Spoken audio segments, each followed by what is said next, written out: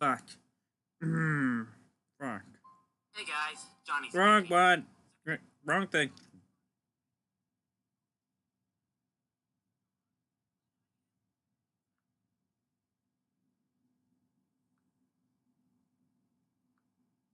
There we go.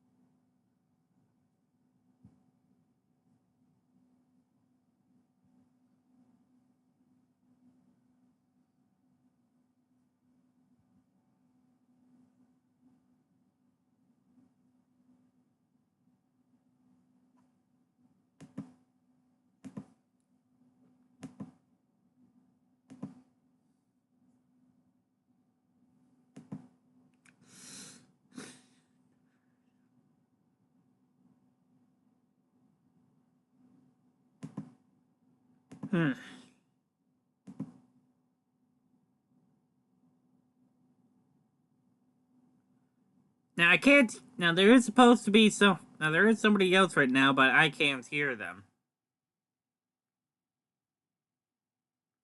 Oh, and you can't either.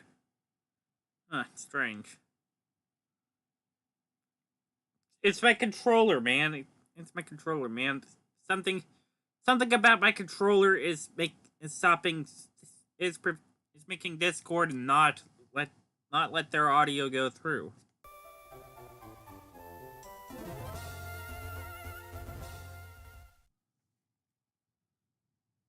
Oop, that's the wrong thing. Ignore that.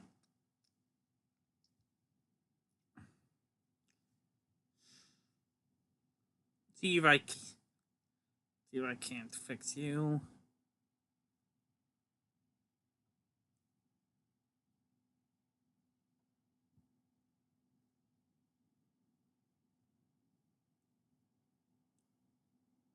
See if that worked. No, doesn't look like it.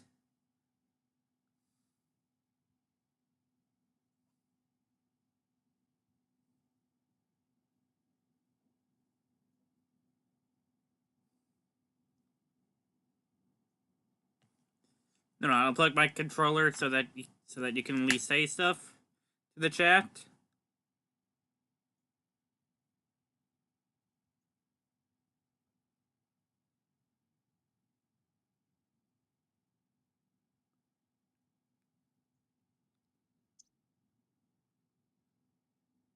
I unplugged my controller so you can say stuff.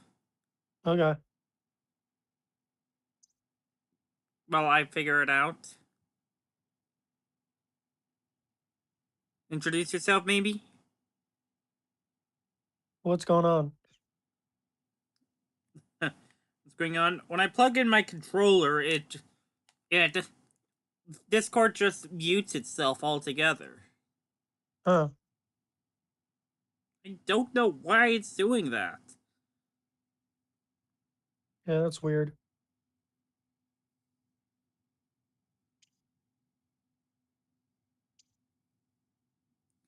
Well, maybe if I go into Discord settings, I'm gonna plug in my controller. Yeah, okay, it's just defaulting to the. Yeah, okay, it's Discord that's defaulting to the headphone, to the controller. Change that to speaker/headphones. There we go. Now you should be up on chat, or not chat, but the stream. Oh, you're streaming? Yeah, I sent you a link in the chat, in the group chat. Oh. Oh, I didn't realize that's what was happening. Oh, well. It's the professor. It's a Professor Oak challenge. I desperately need some company. On screen now is the end of section 1. Total of 49 Pokemon in the Pokedex and a time of 41 hours and 39 minutes. That's the most we can have. That's the most we can have with 0 badges.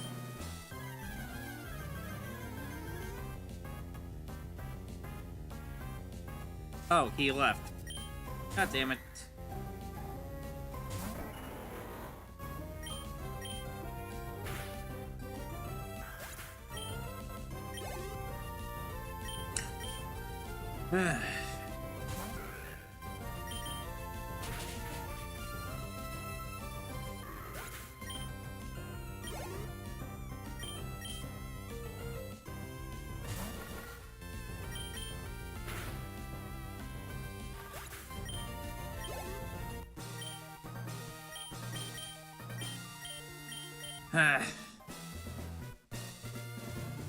And we got this. Alright, Stone Badge! Woo!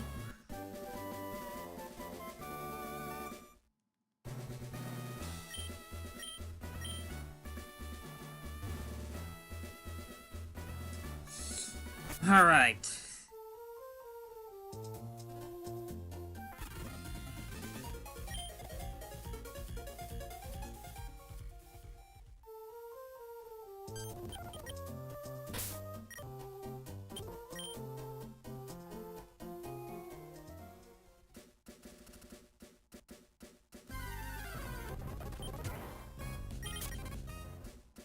Wait, I have a shit ton of repels.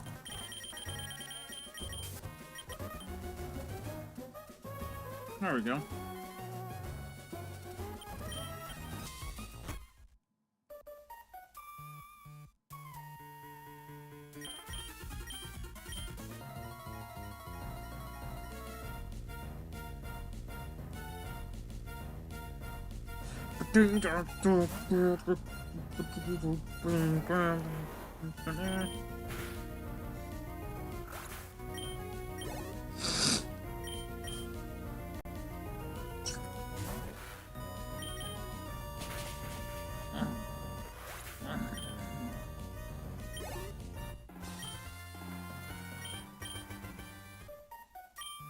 I'm mashing the button here.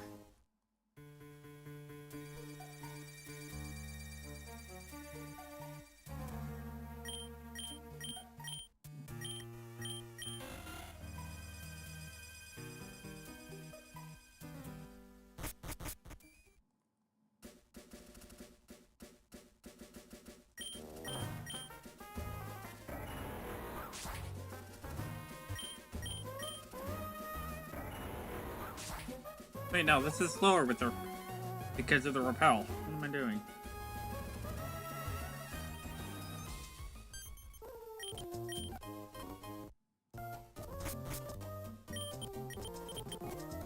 Yep,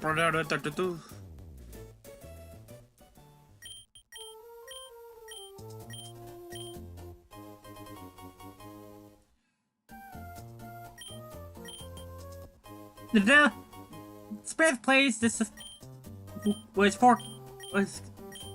Smith Place didn't make it so that you can't actually. Smith Place didn't make it so. Blah. Smith Place kept the ability to skip Raleigh. So next up is going to. So our next badge is going to be Watson.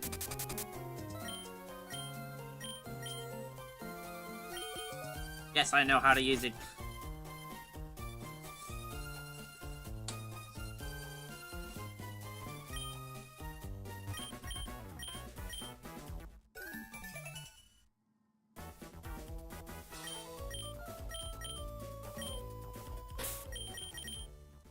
I'm gonna save the game real quick.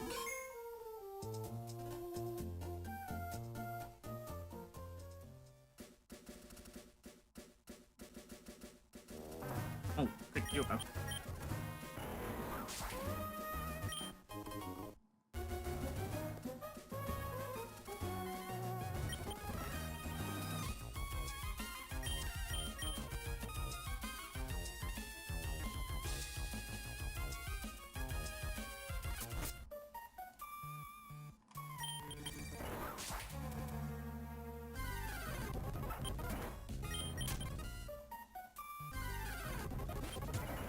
God damn it, I need to put on... Why am I not putting on the new super repel? There we go.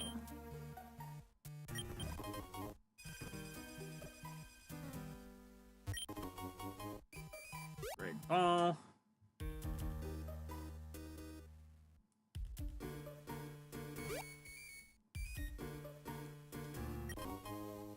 Another tiny mushroom. Let's attack. Alright. If I recall correctly, apparently the Ravel should appear here now. Yeah!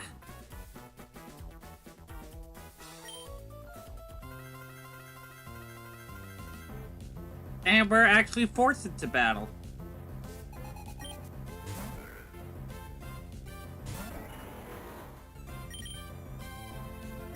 Wait, no pickup. Just thought I checked it. Just forgot to check that before.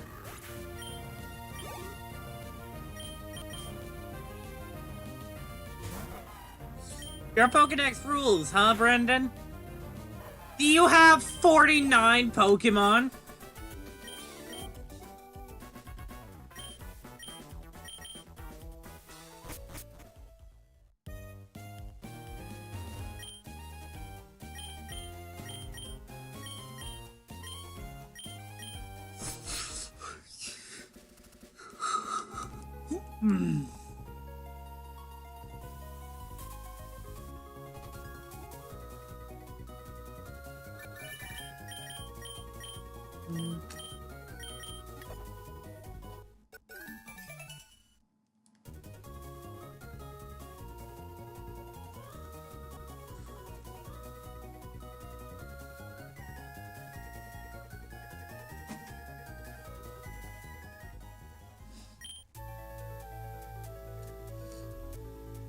Hey, talk to me.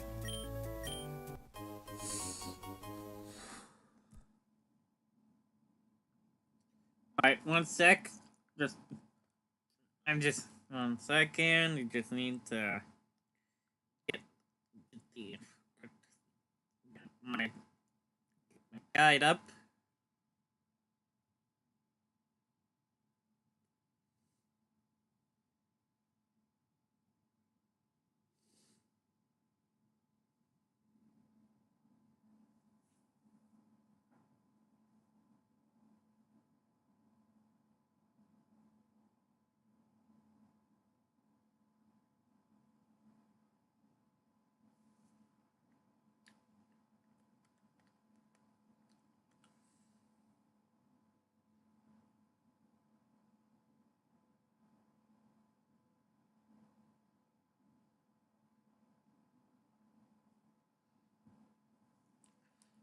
Oh.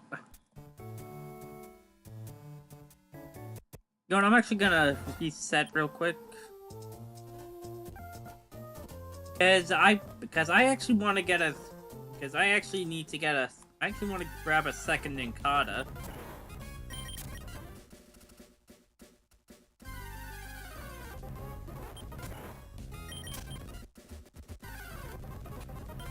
Thank you.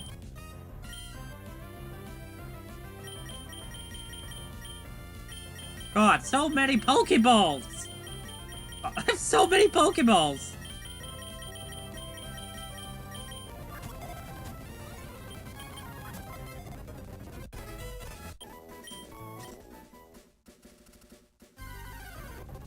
No, let me go!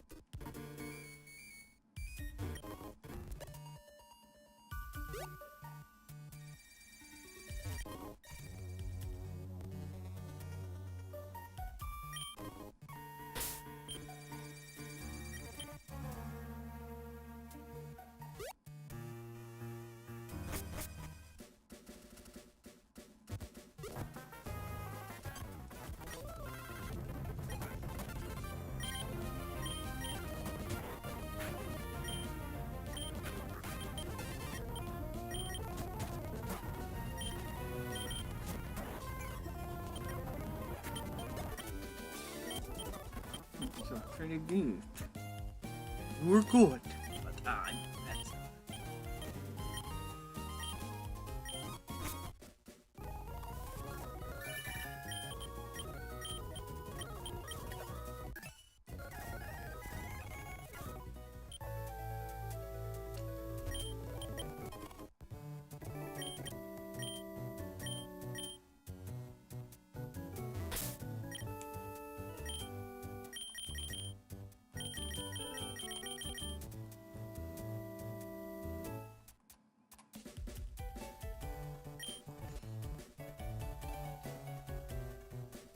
Come on.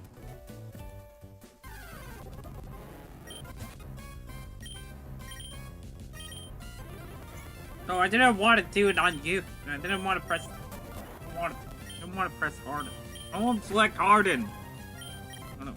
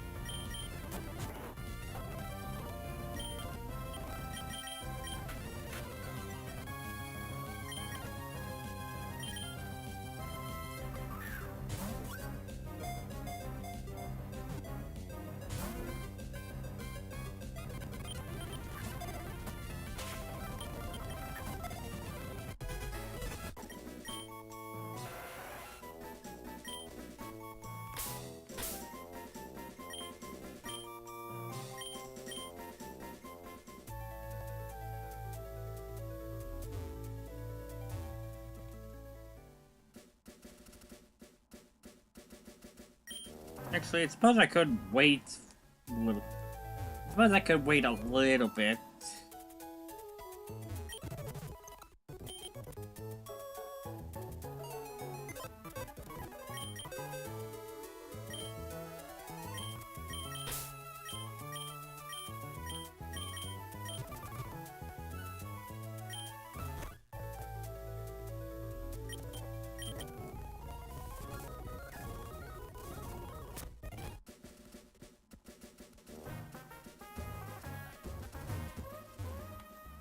Right, over here in Petalburg.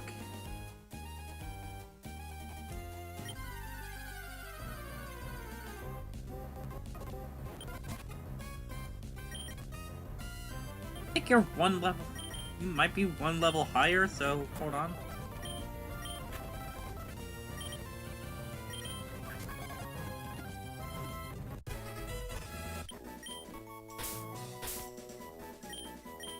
Maybe even 2 levels.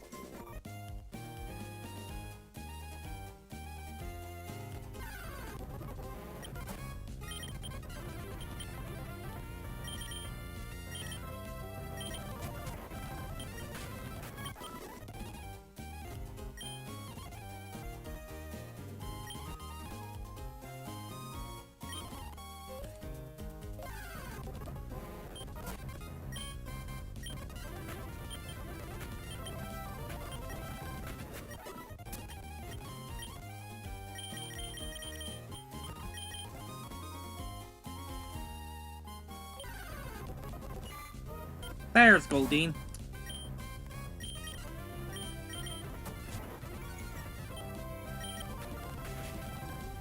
Ow.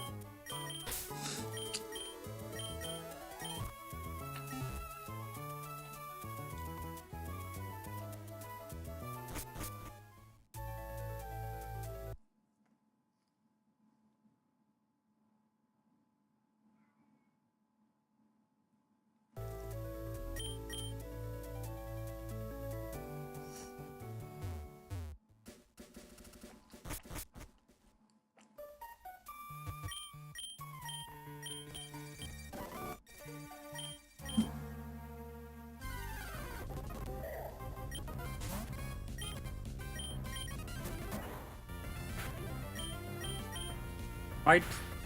There are three more. There are three Pokemon that we need to get here. Four, but no, five. But three of them are up here. Akihita. 24.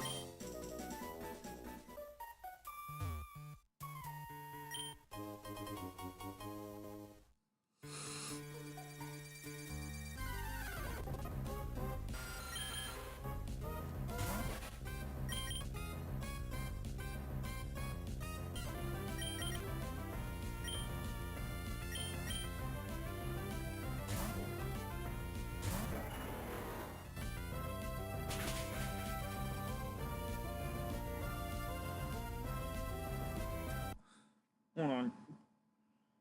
We're at 117.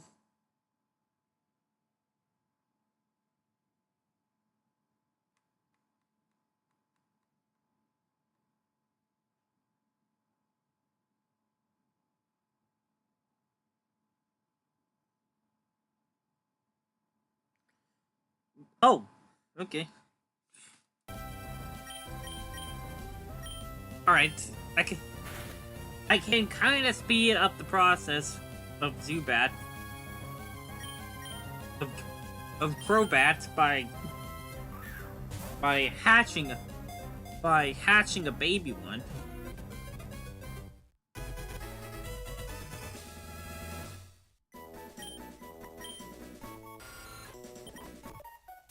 So let me find a female as well.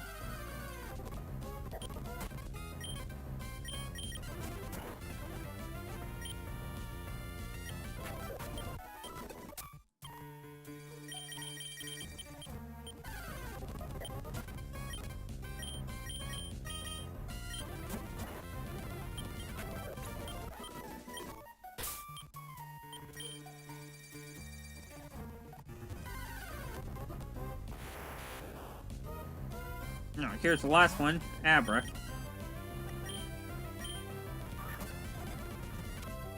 Nice.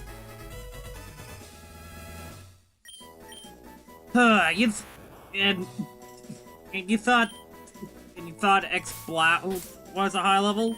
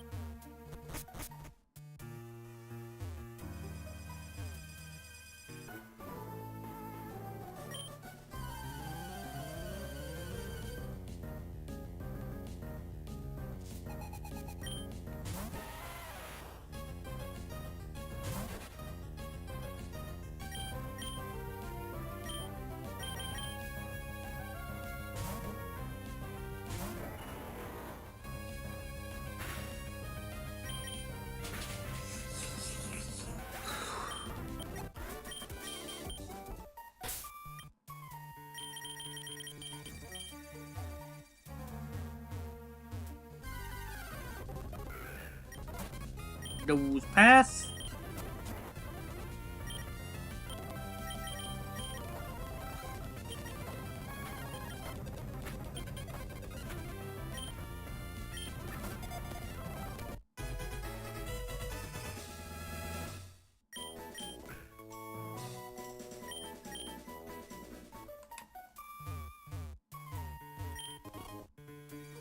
Basic Pokeball.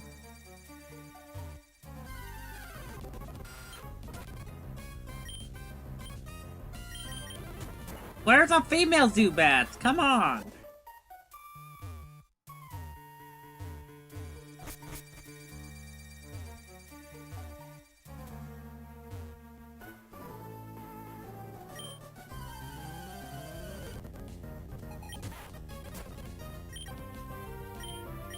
Oh, back up again.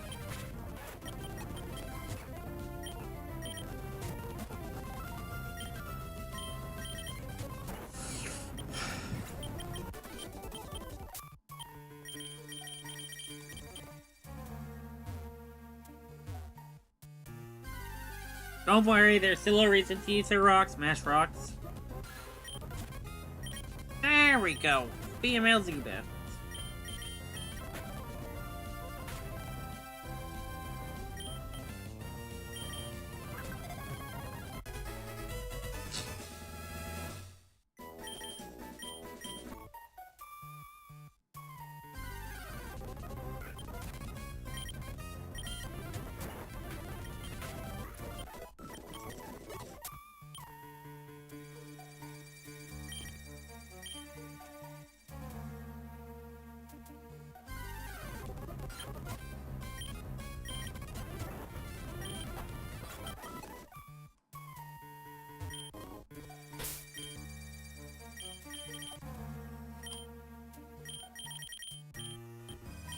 Actually, no. Oh, no.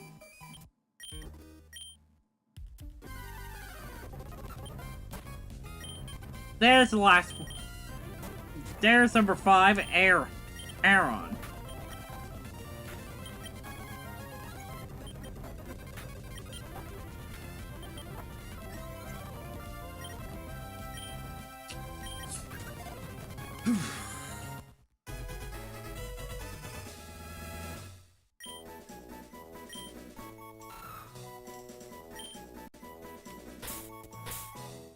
We will evolve it to Lairon at level 28, and then into Aggron at level 42.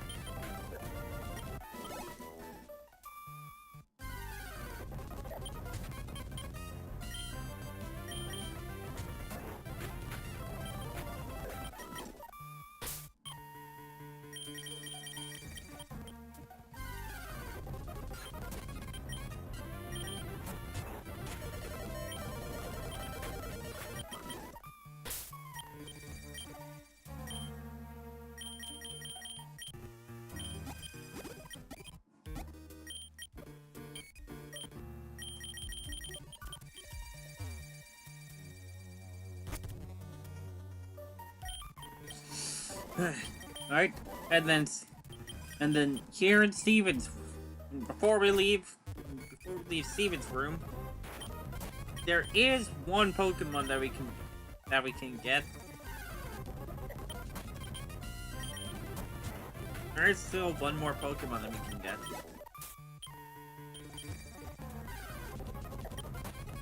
Which is a 1% encounter.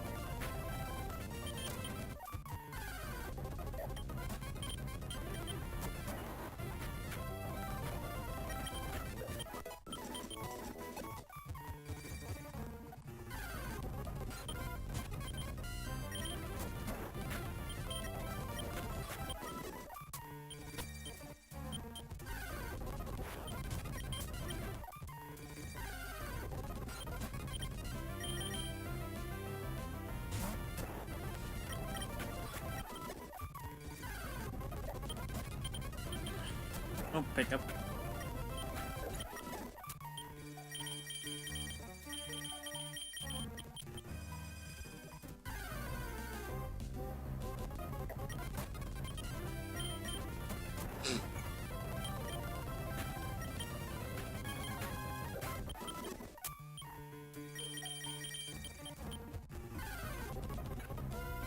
There we go, build them.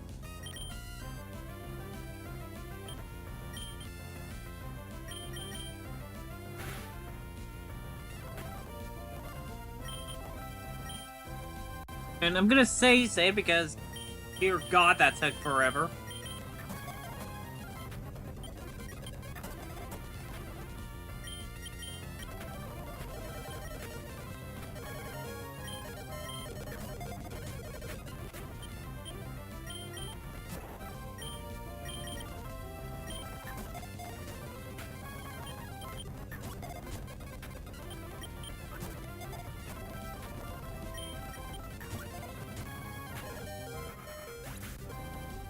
See why I save Zeta?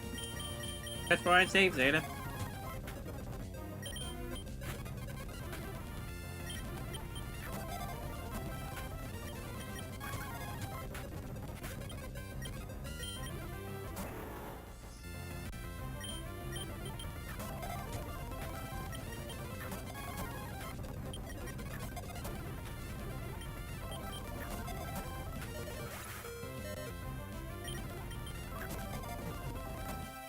God damn it.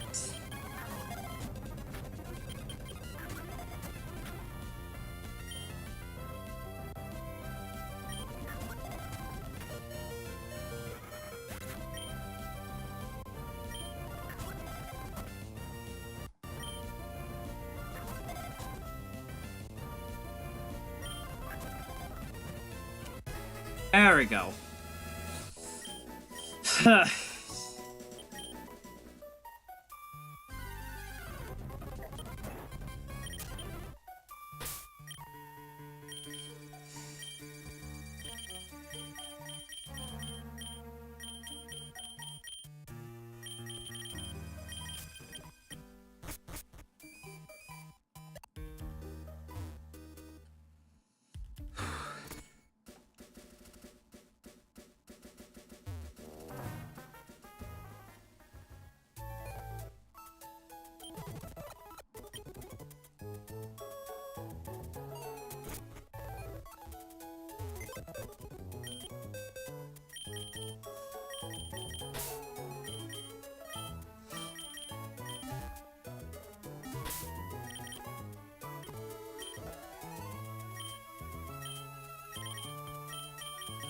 And here is why I saved up so many rare candies.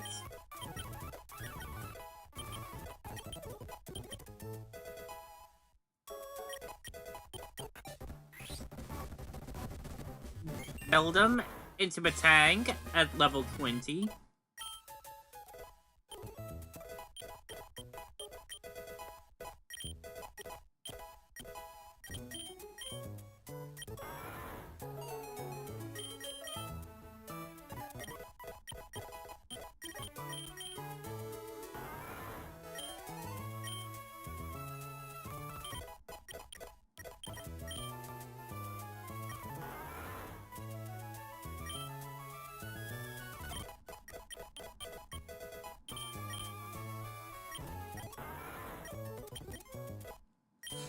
And then into meta growth at level 45.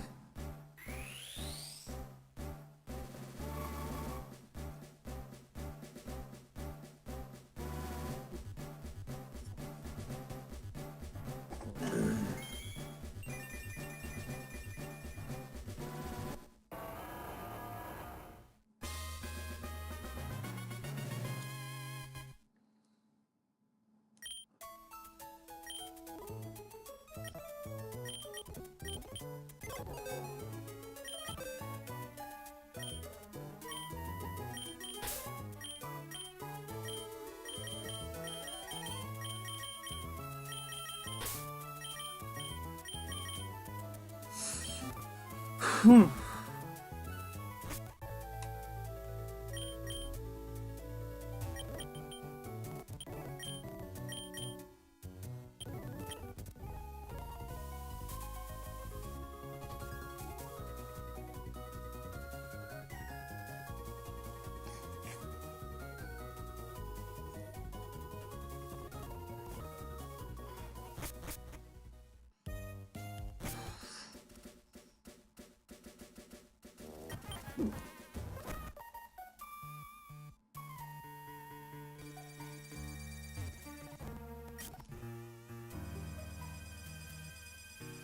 And now that we have delivered the letter,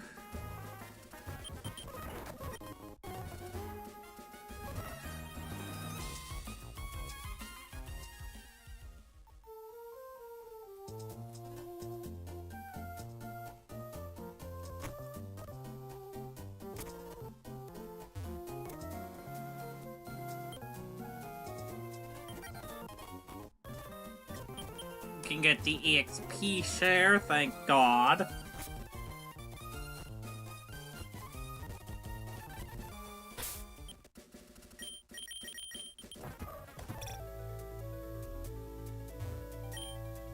There's Mr. Brownie waiting right there, waiting there for us.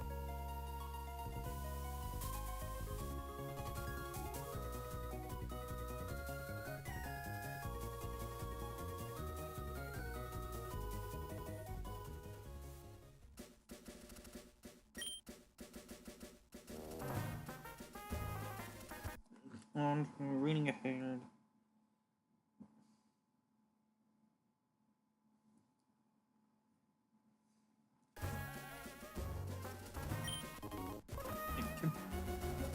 Thank you, little lady. Ah, crap. Right.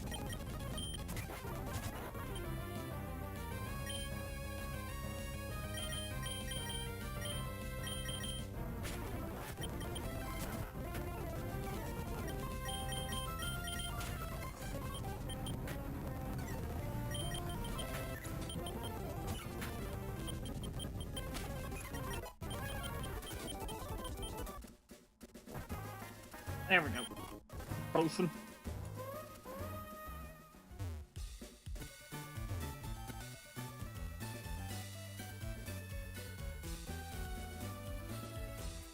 I'm actually able to fish right here.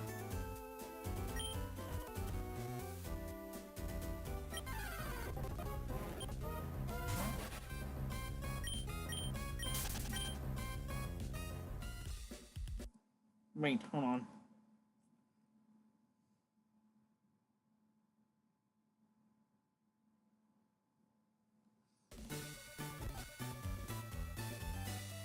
One of the There are two Pokemon I can get. Or two Pokemon I can get right now. Would you let me go? Christ.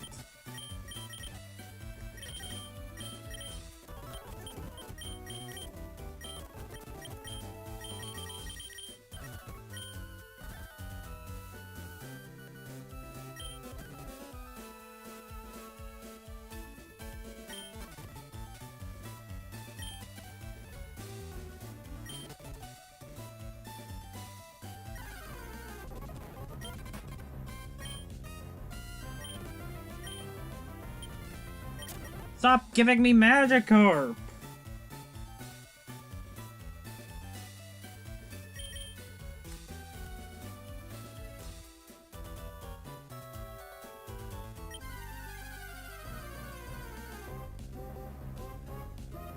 There we go. Corsola. There's Corsola. There's Corsola and Slaveport. There's Corsola and Slaveport.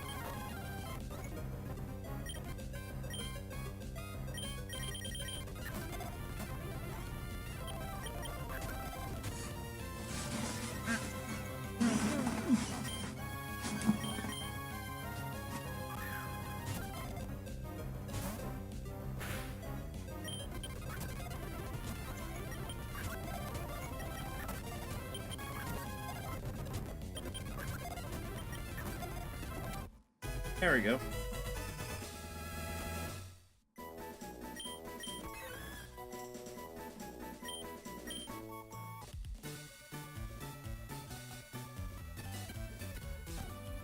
Oh crap, I should...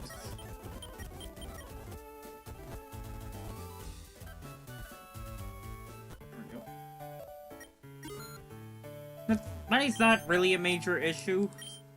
And as it turns out, there is a soft lock prevention.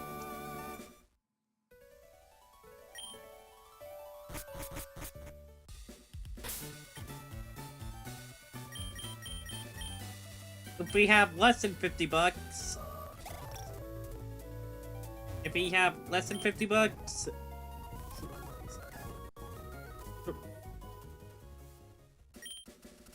The person behind the register will assume that we are with Team Aqua.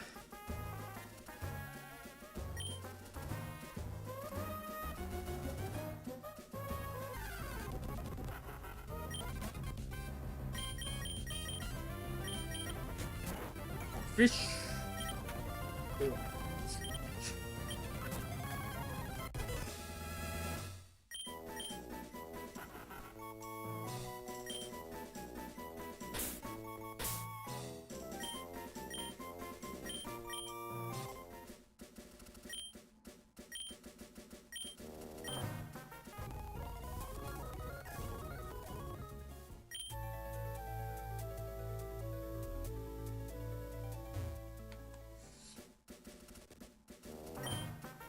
Oh, crap.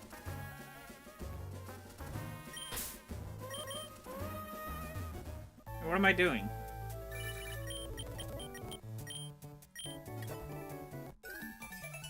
Wait, what? Huh.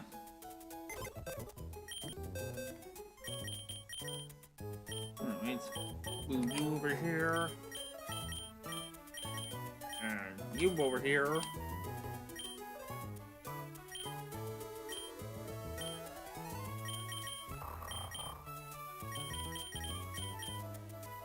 I don't know why I left you up.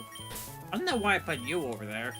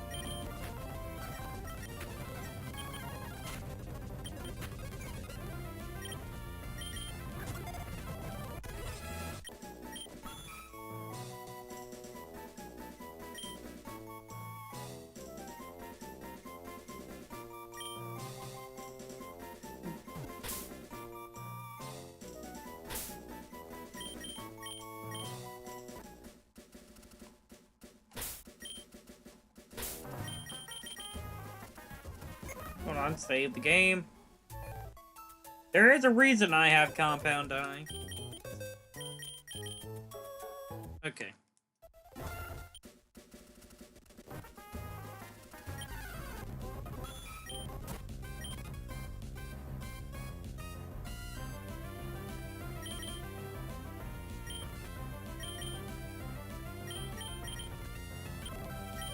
You're a higher level, I gotta try.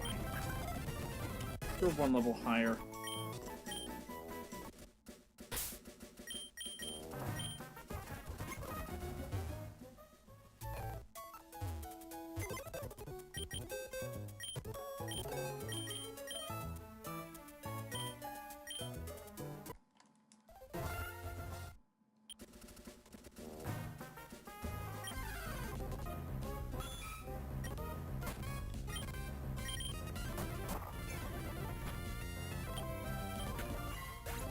Nope.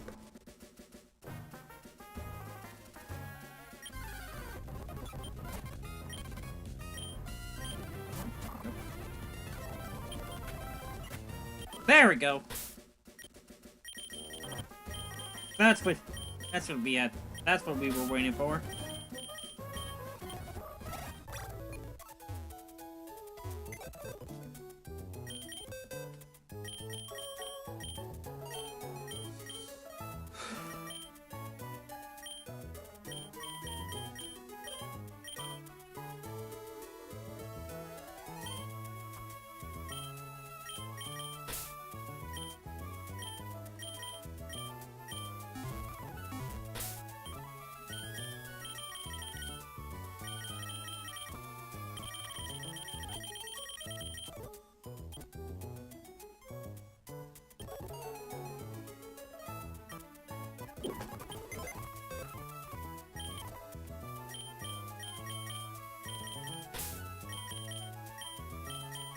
No.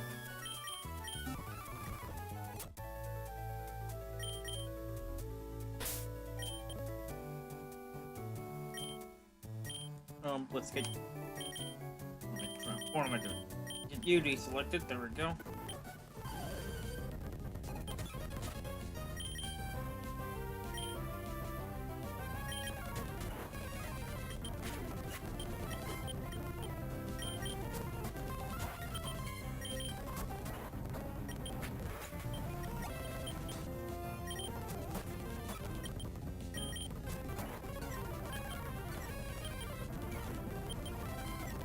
Stop!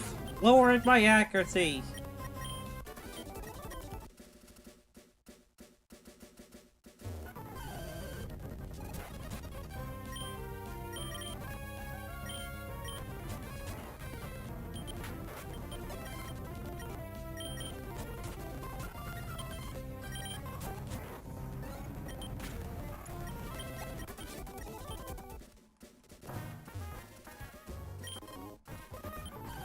Another rare candy.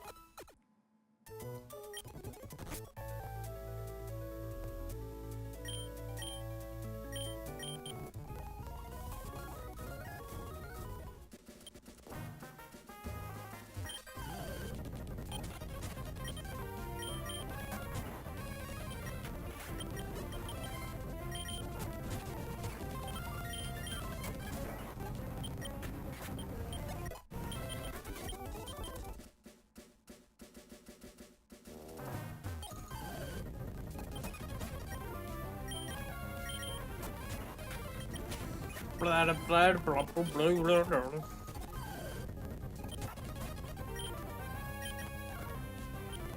Okay.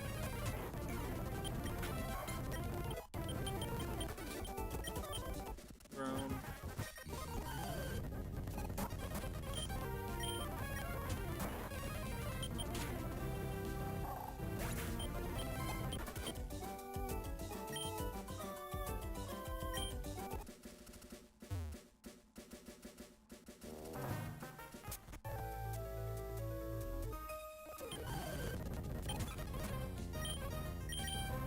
Oh, pick up.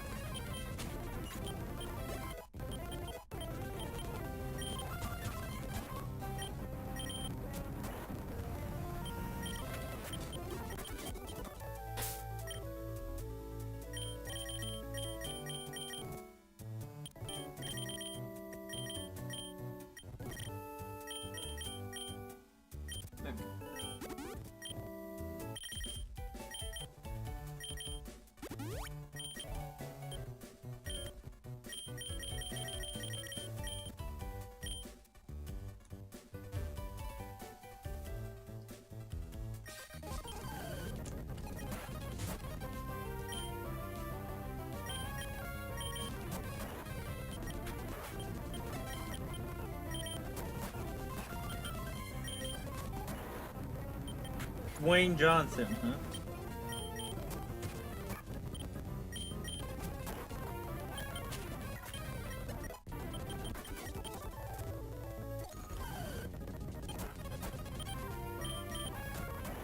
Up again.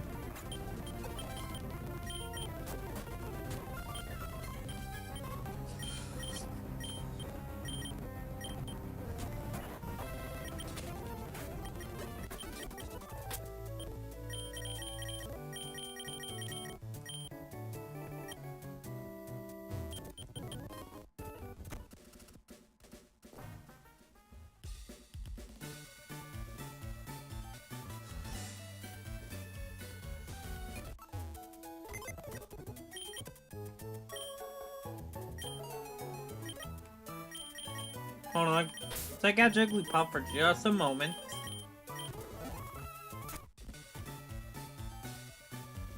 And also dip in here.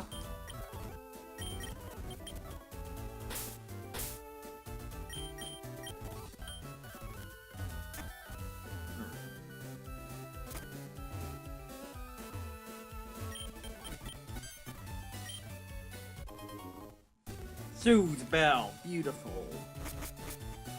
Soothe Bell, beautiful.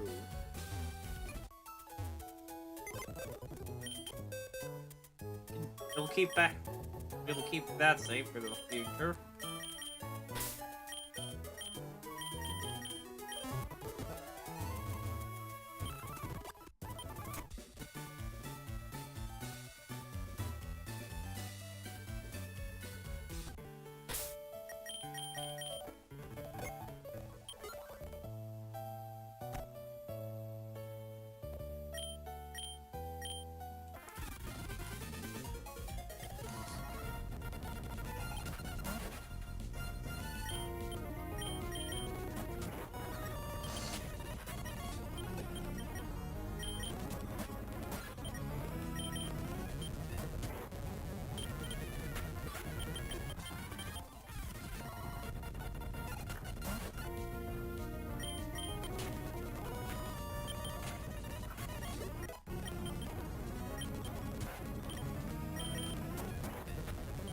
Pick up again.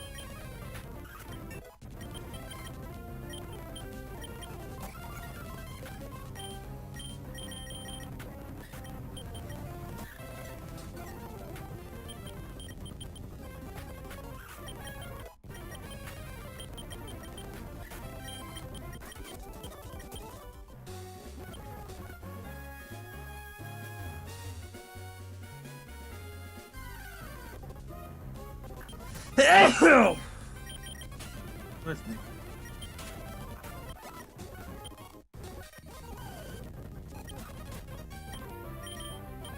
Back up.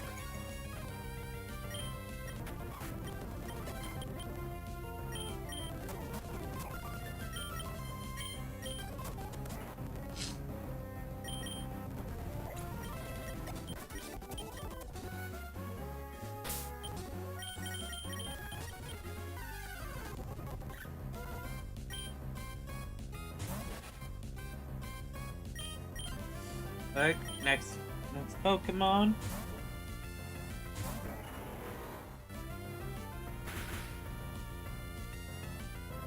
We're 6.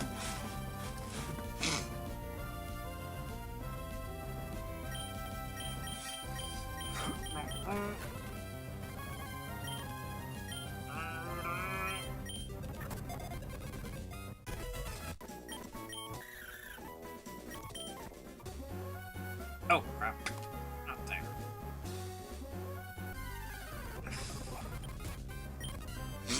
Open.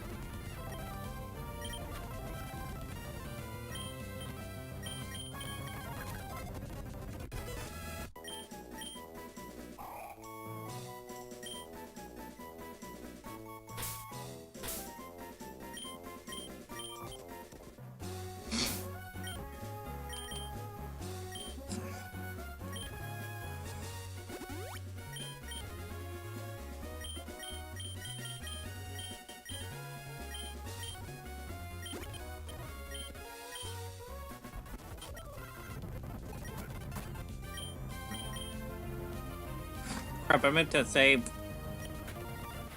Alright.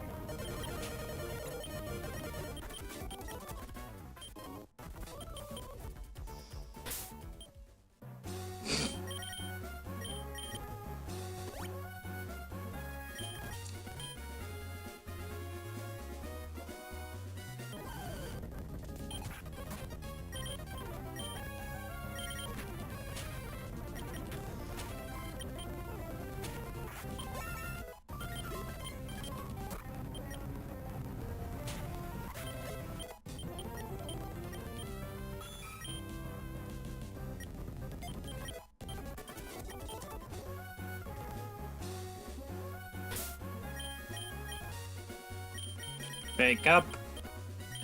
Where candy?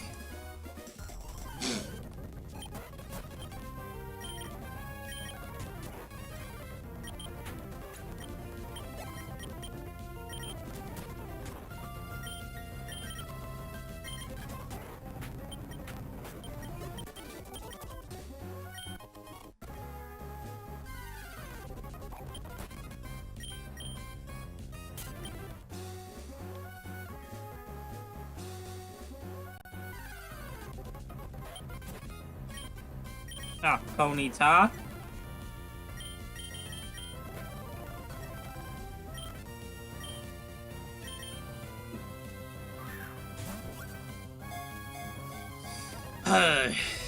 Level 40.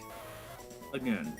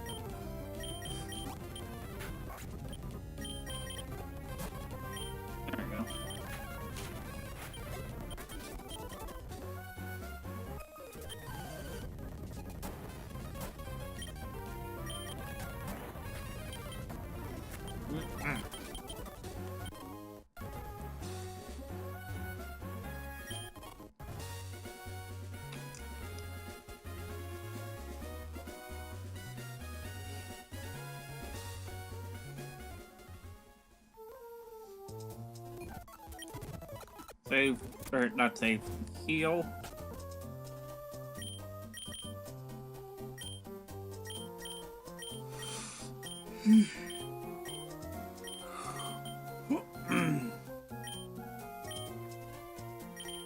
Take the acro bike for now.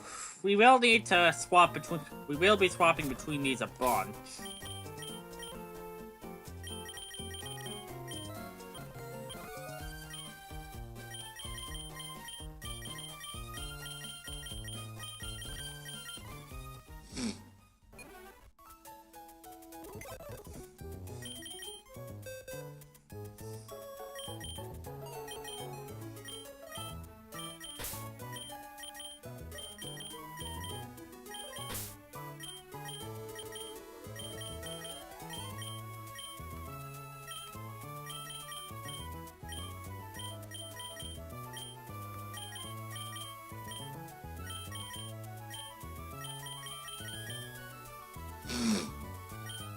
There we go.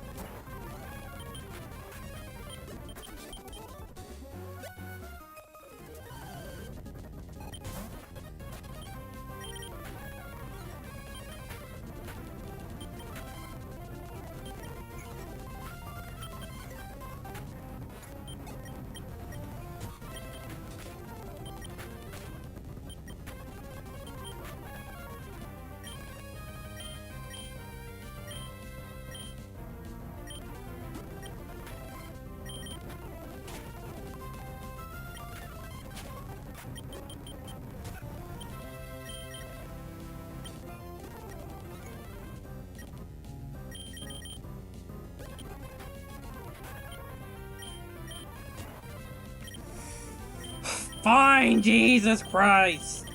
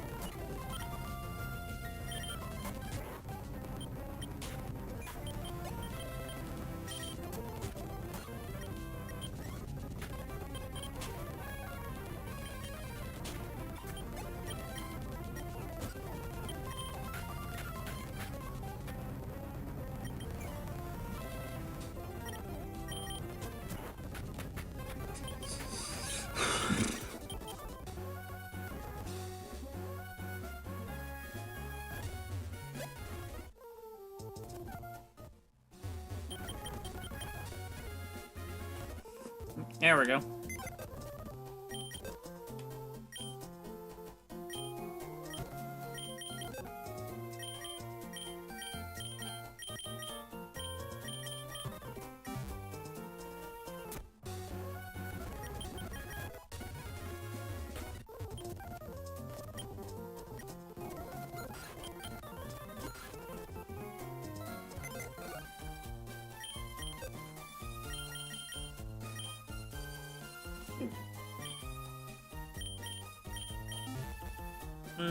There we go.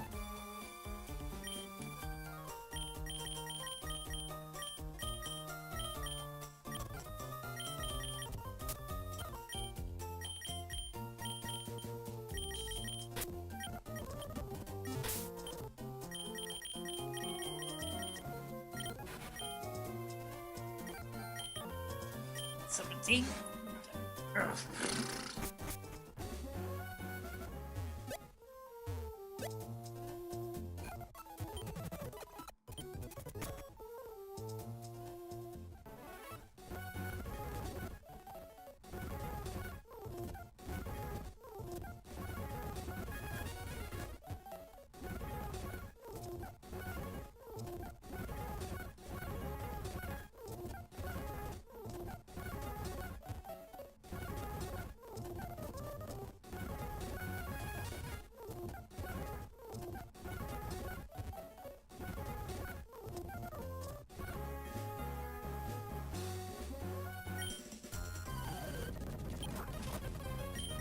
Next one.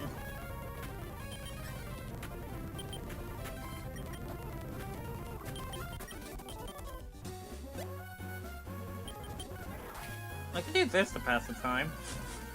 Can you grab the Pokemon up here?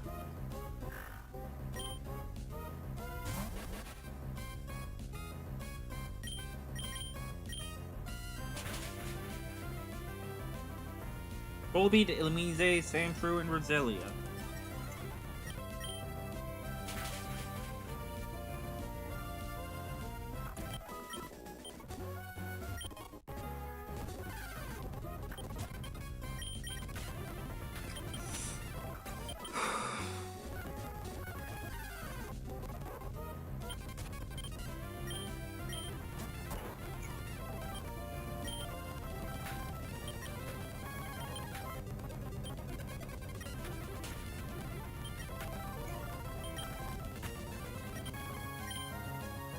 Oh my god, why are you being difficult?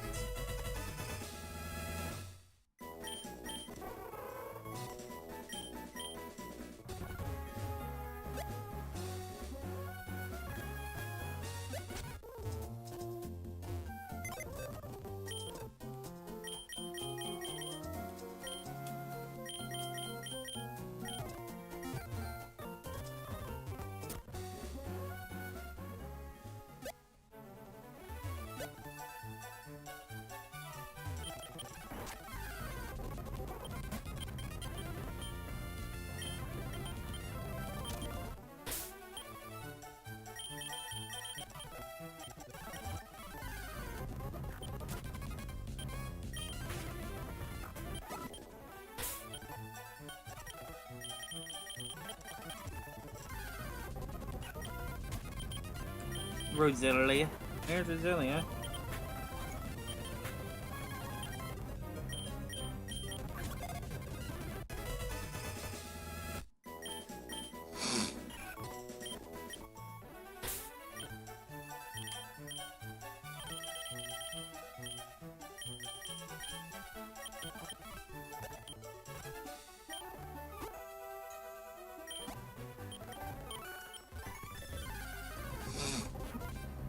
Oh, honest. Honest. I actually had to pick one of you up back on Route 110.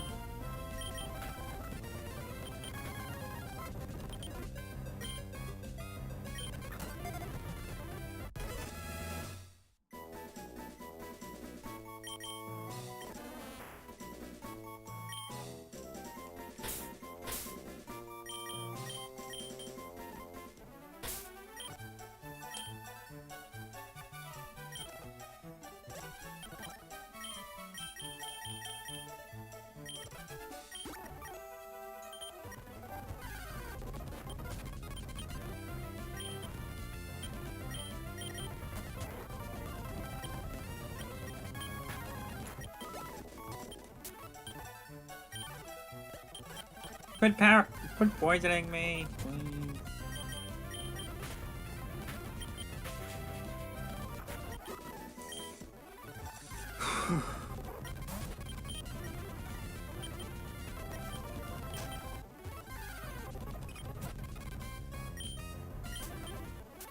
Here got Meryl. Here got a Zoomerl.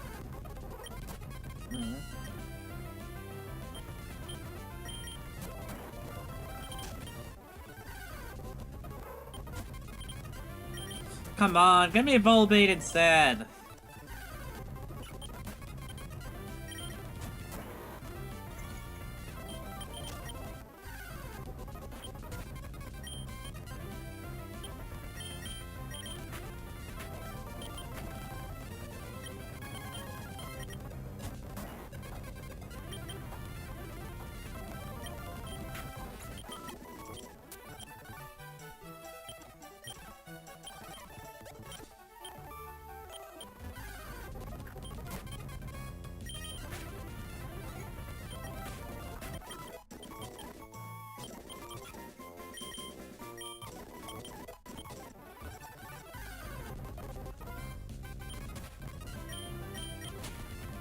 Hey, Dots.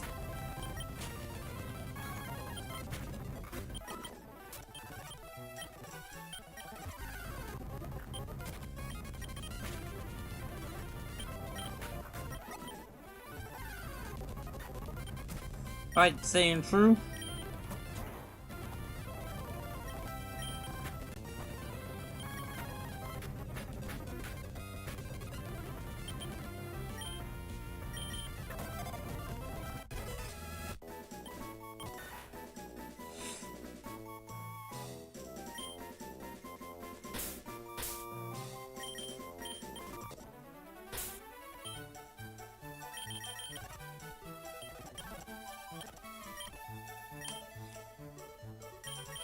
Need you beside me, may I make it move?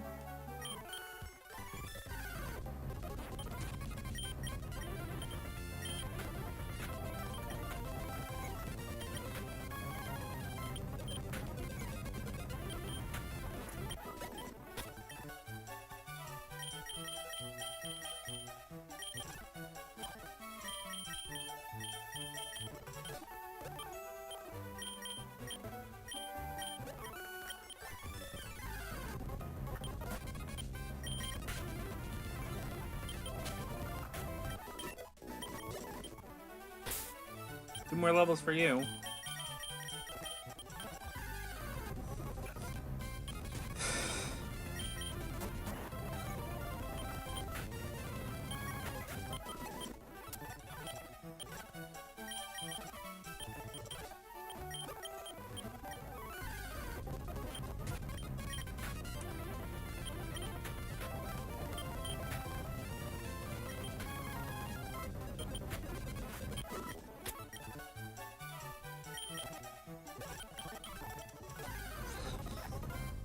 Bulby! There we go. Last one. Last one here.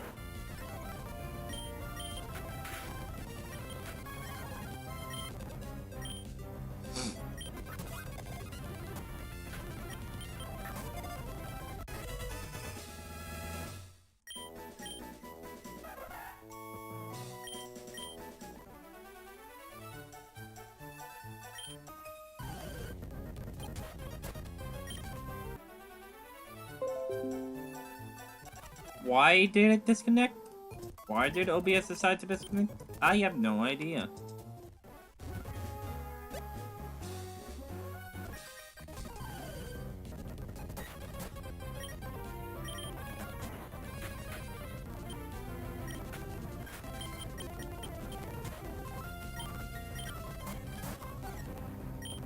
There we go.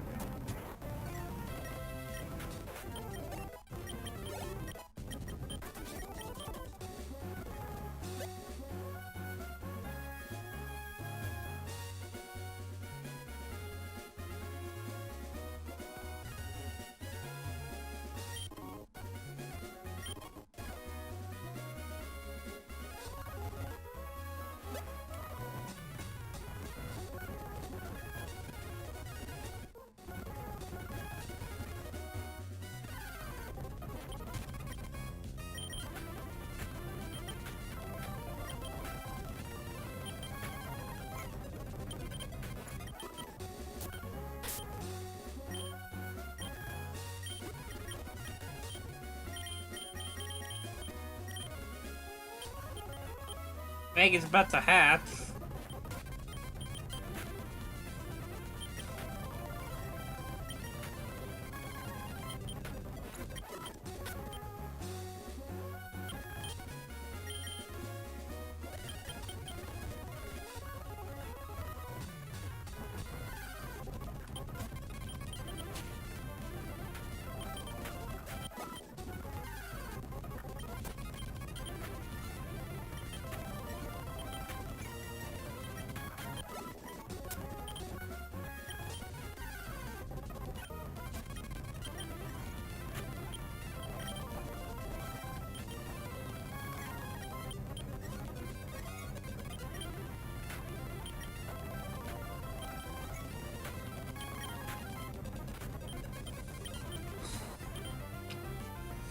Can I level grind? Can I get this fucking... Can I get this fucking god to level 20, please?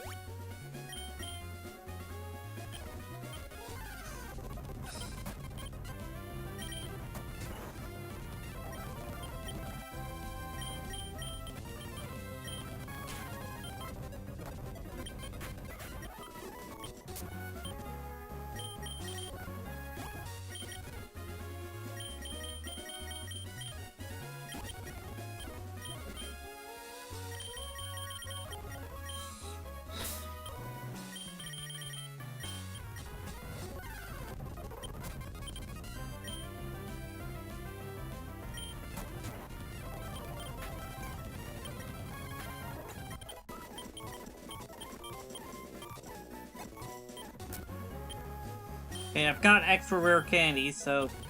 There.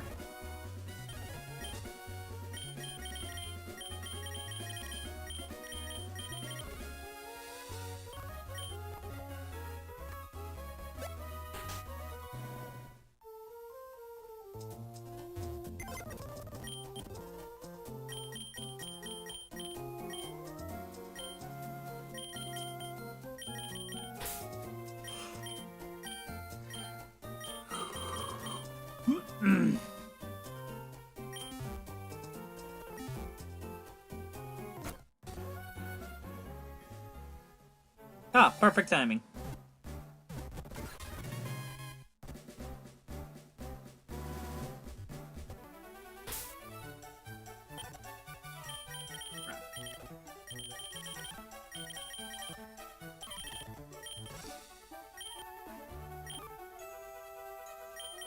Hey.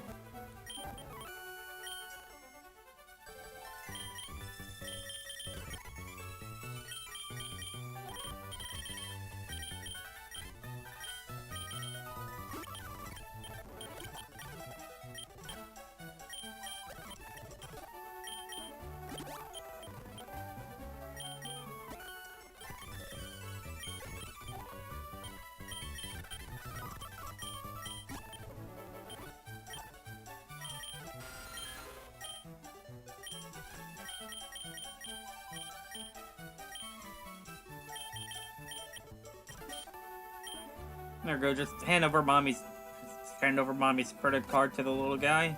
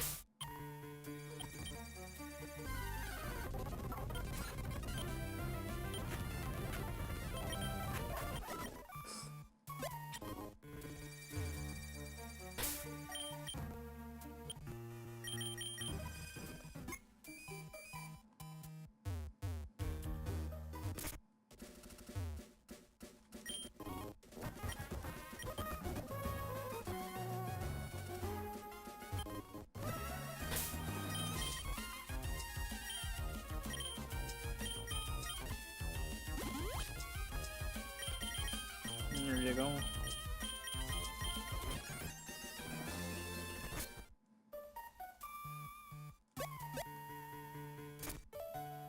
Ah,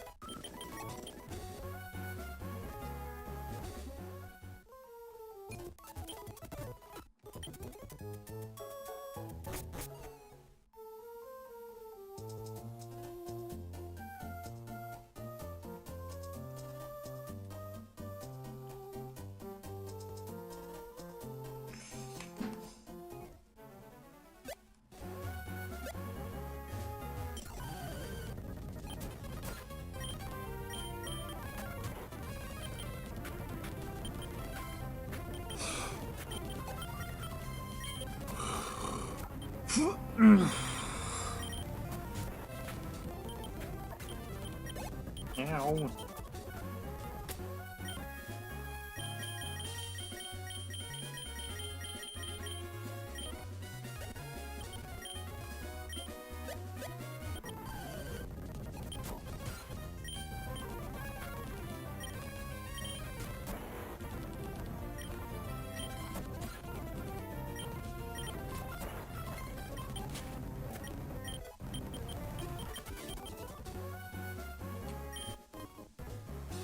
There's another hidden heart scale. I gotta remember to collect all of them. Actually, I think I need to go back and grab some more.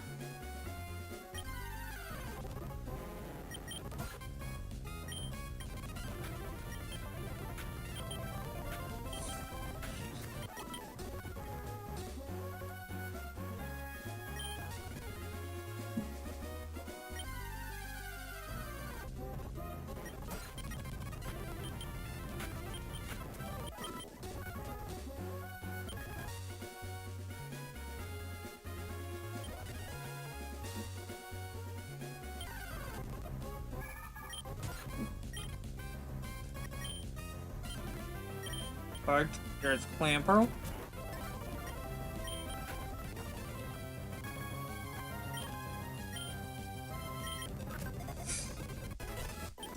Clamperl.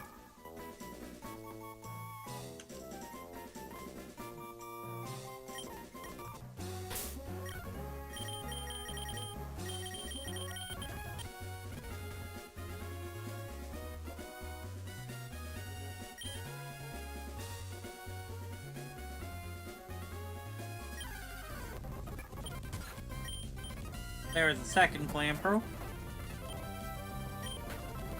Might as well get both now.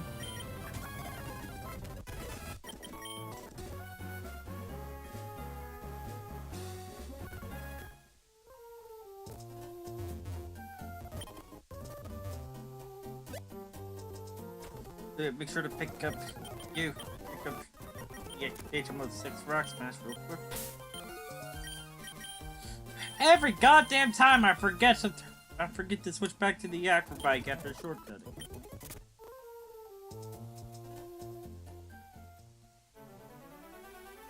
Whoa, wait, hold on. It's been from Route 110 to reach the home of the third or separation.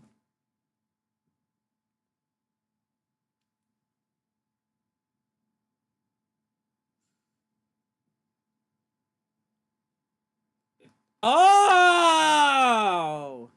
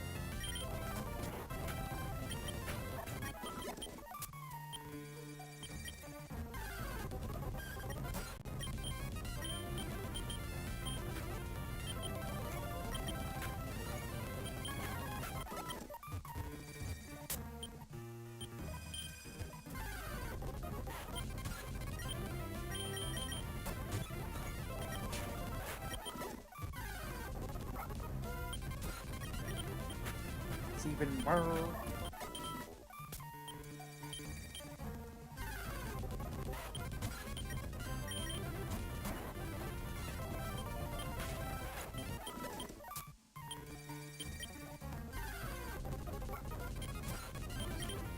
Come on, you appear at.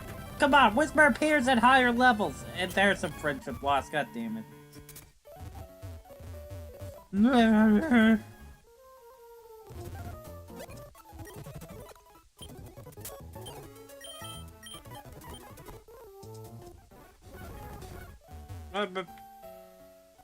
Get on the bike.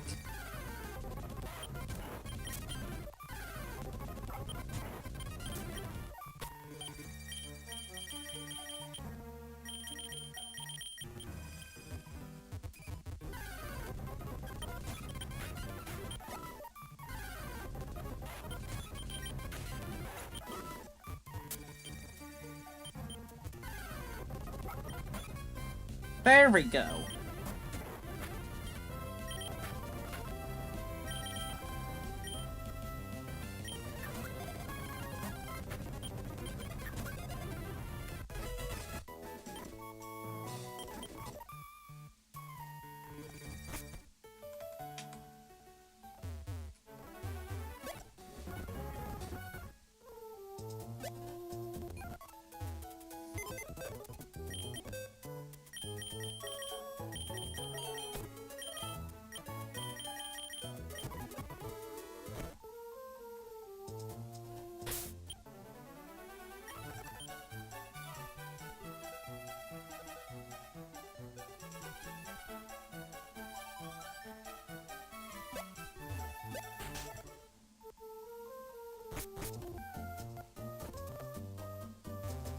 I should probably go pick up a harbor meal, huh?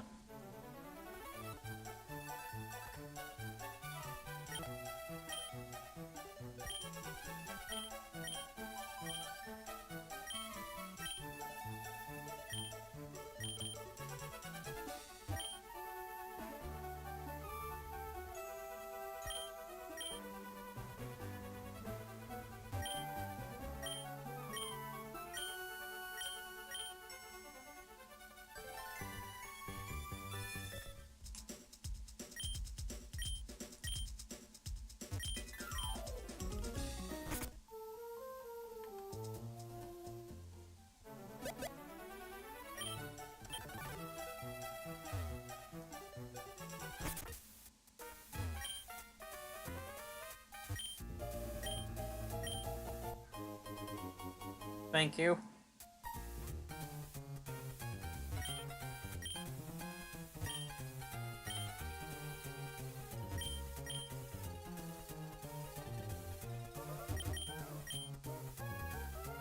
Come on.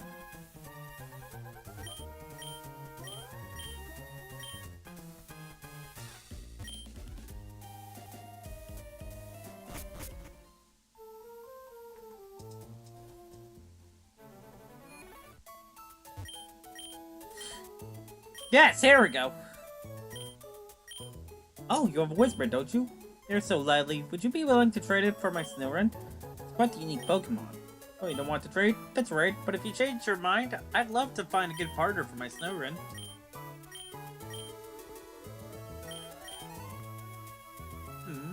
Wait a moment. That's not the Whisper I was hoping for. Are you teasing me? They added an in-game trade, guys! There you go, Daniela.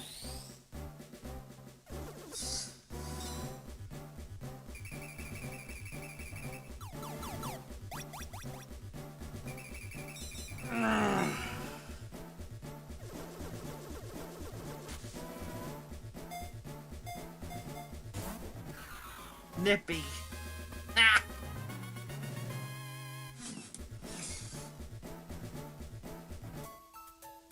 Taking care of Nippy, okay?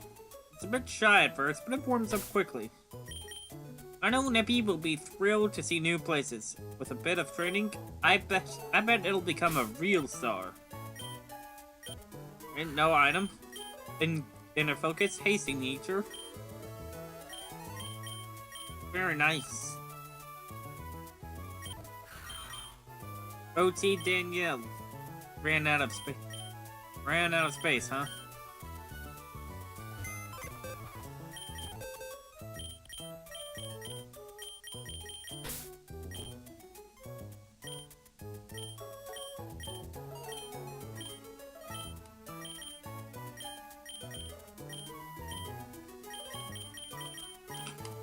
Hold on. There we go.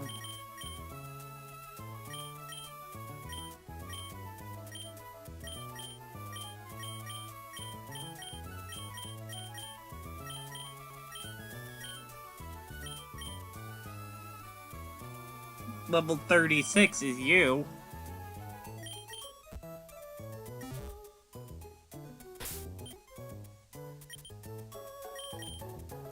Hold on.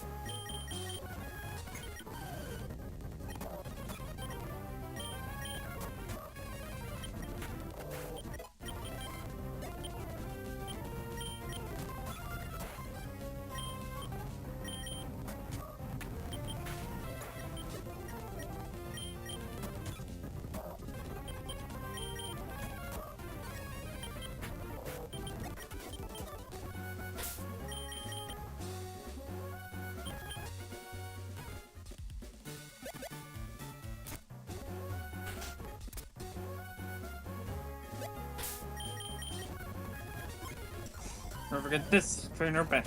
Get this trainer hiding back here.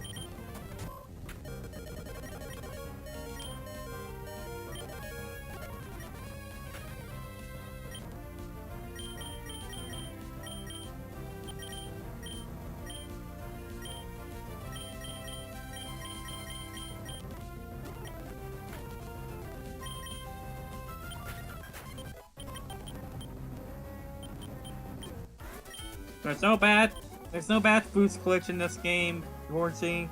Sorry.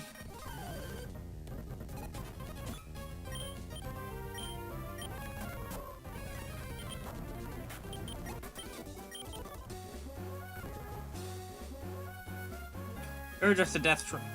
That dude down there is a death trap.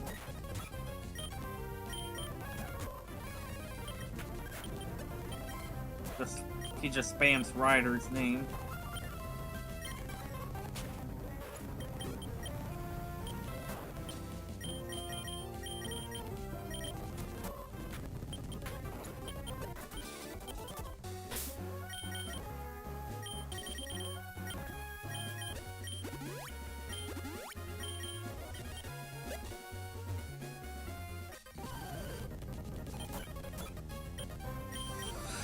Whew.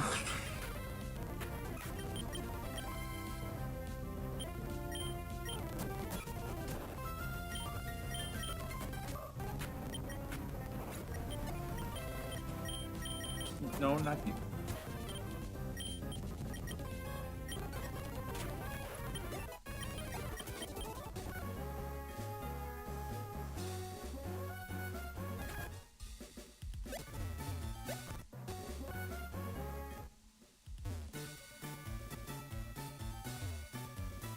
Nope, not in there.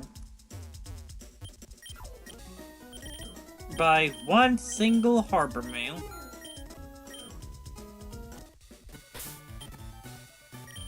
And teleport back.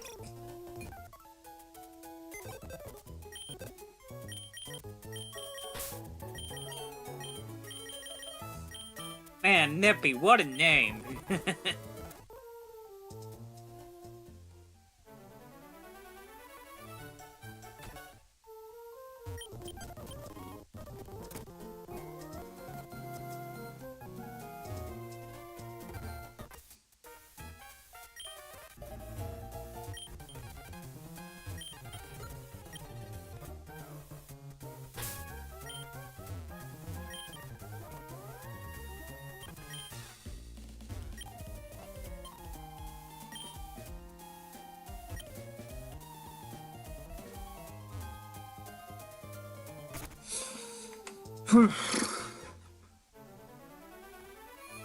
Yeah, I don't need to worry about coins right now. But you know, preparing for the future.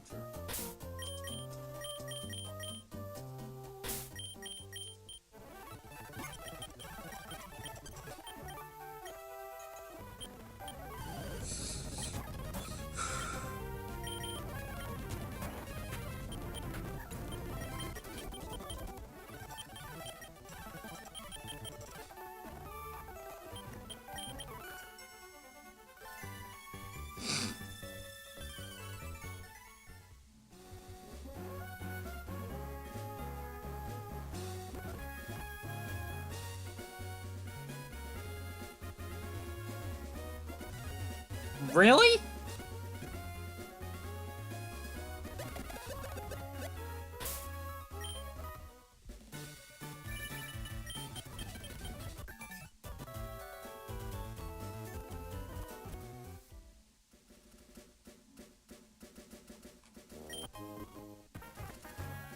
Great ball.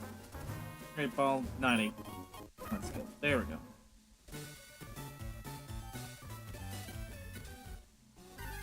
There we go, Jesus. Here. You need to get a Fossil and Electric.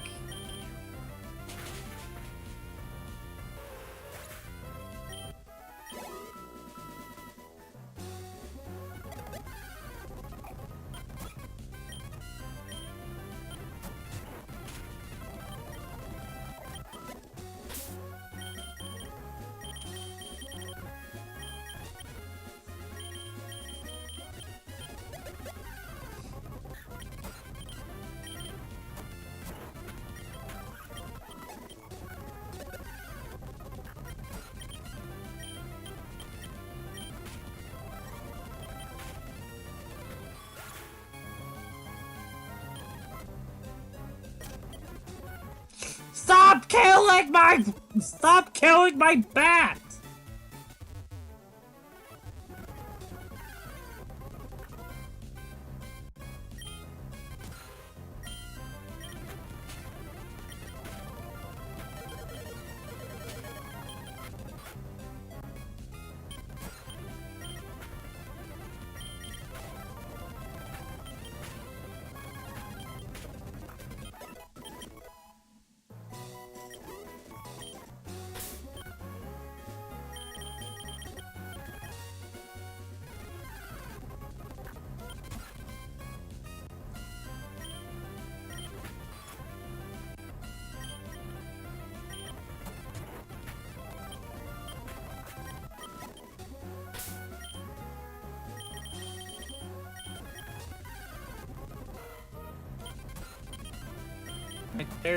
There's electric.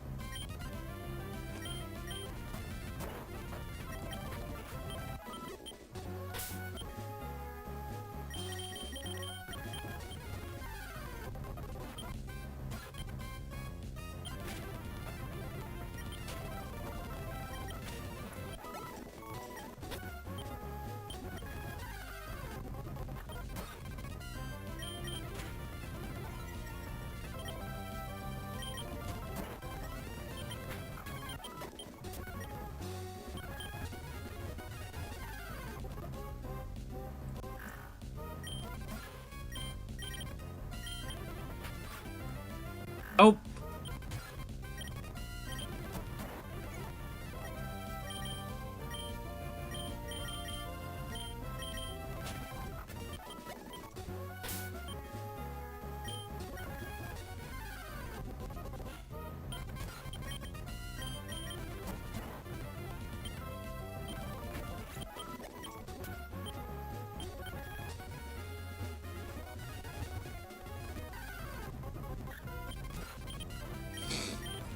Come on, why is Plusle always so elusive?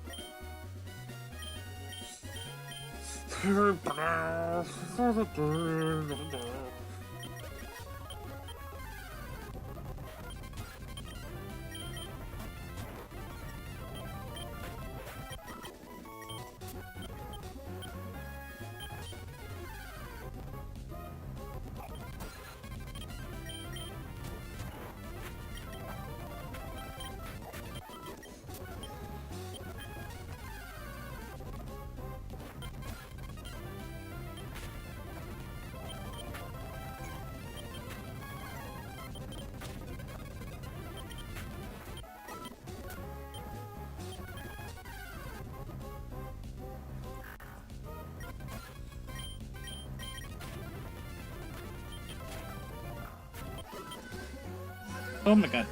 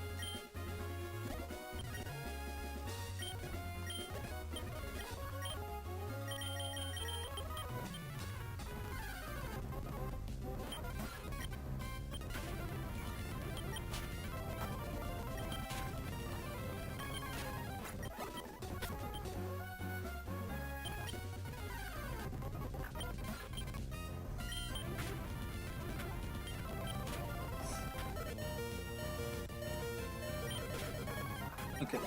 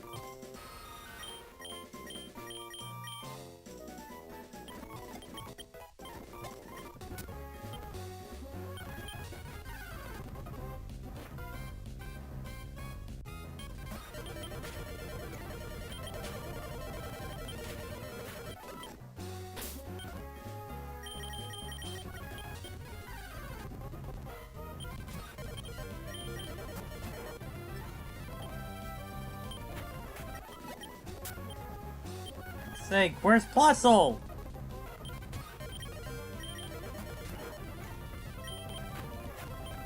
Where is Plusle?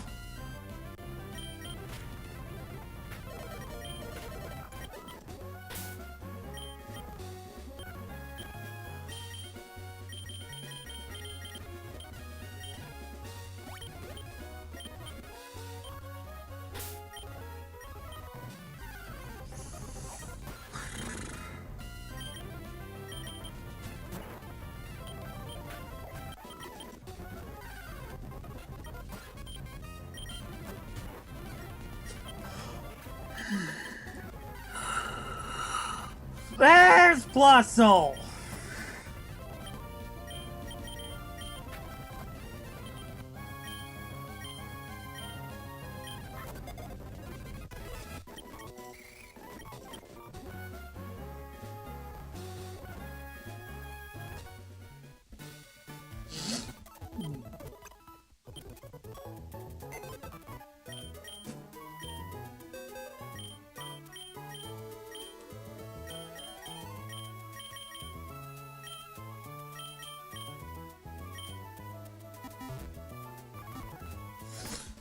That's alright, that's all the catches, and that's all the catches in the section.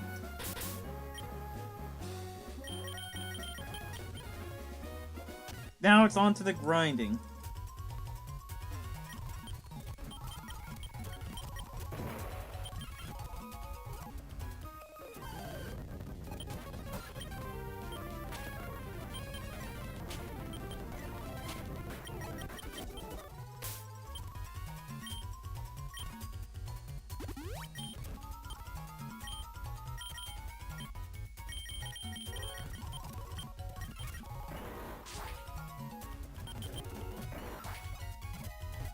Nope, nothing there.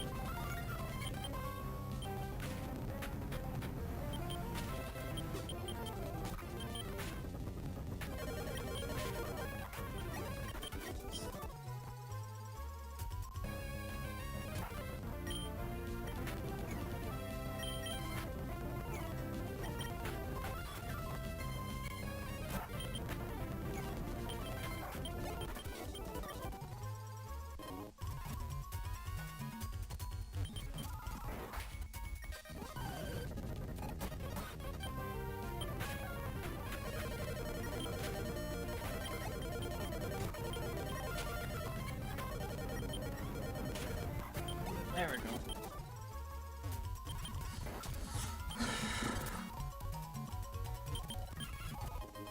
Alright, extra rare candy.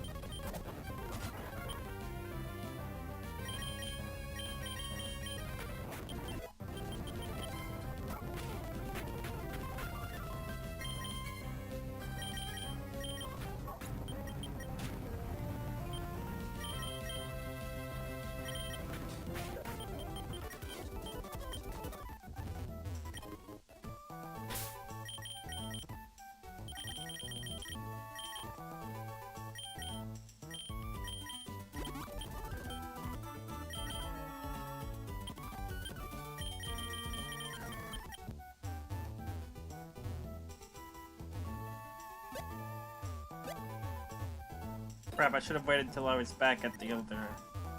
back at the main area.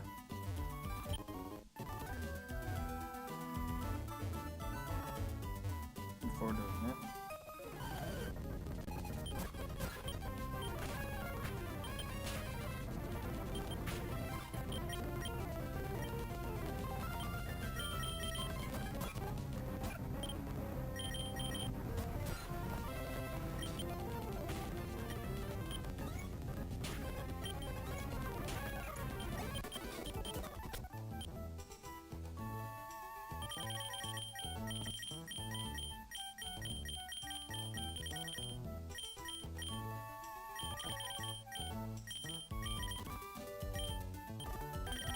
No, I need a full heal. There we go.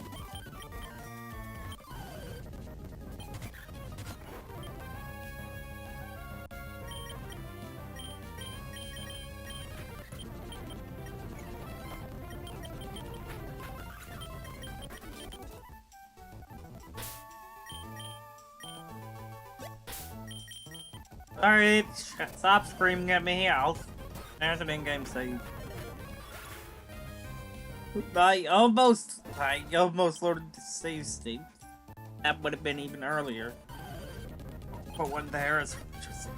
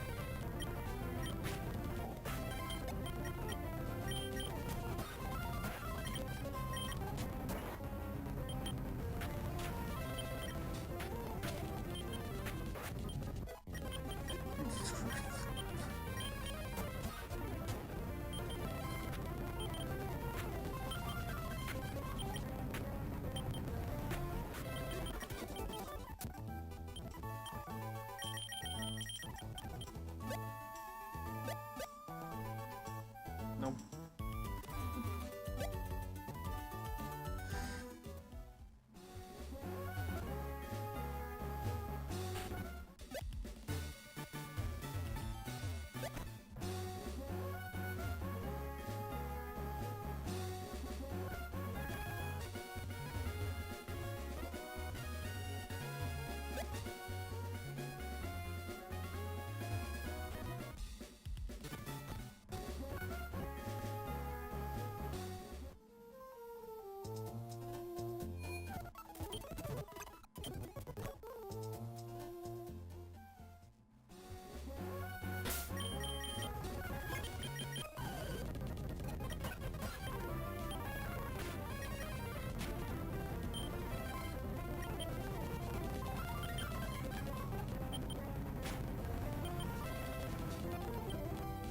Just stop being paralyzed.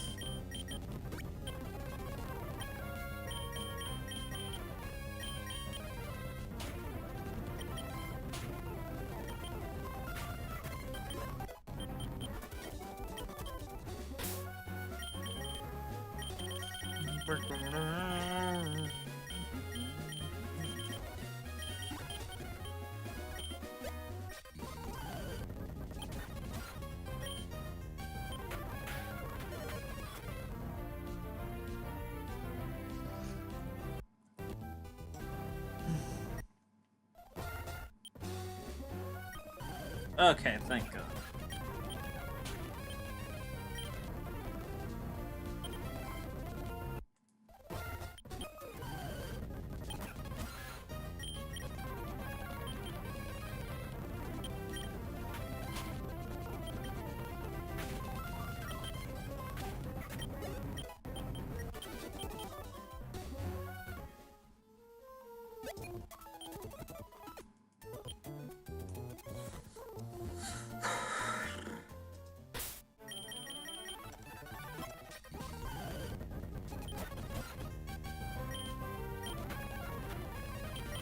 Ow! Ow! Fine.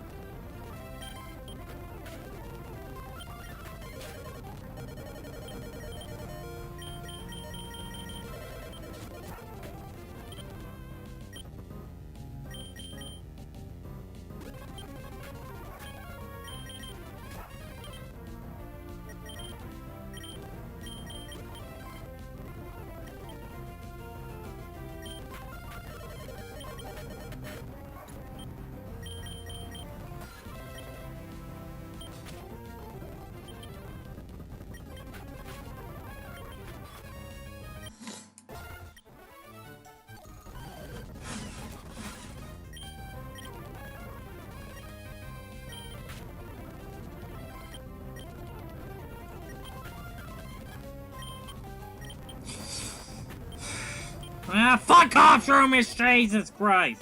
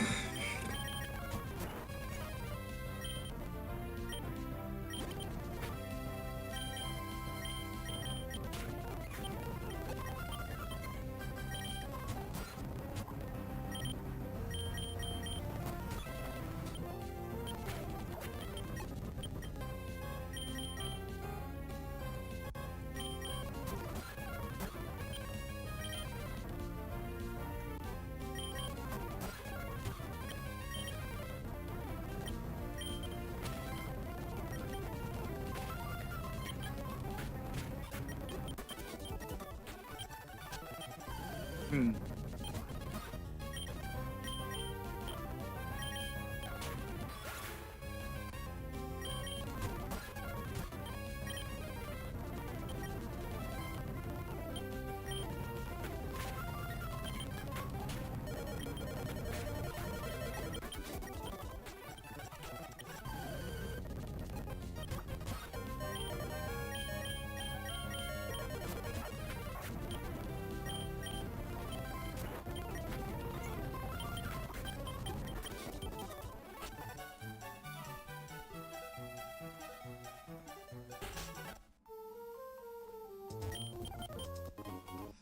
I'll definitely pick you up for Hitmonchan and Hitmonlee in the future.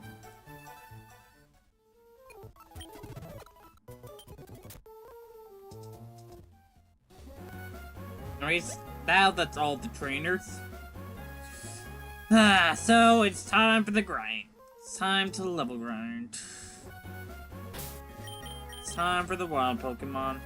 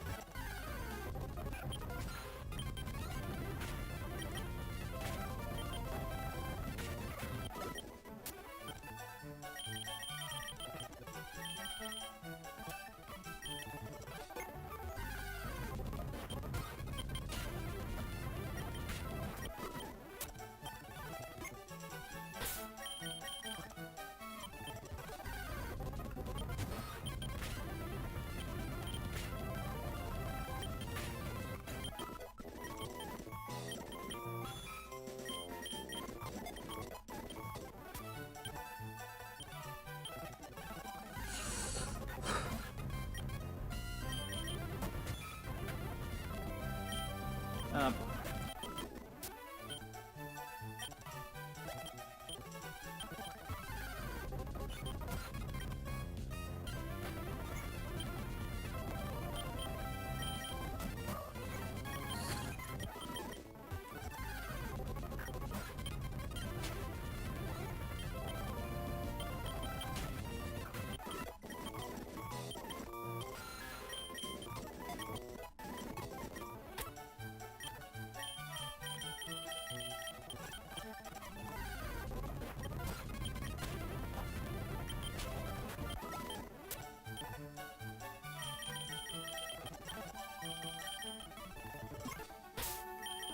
$75 already?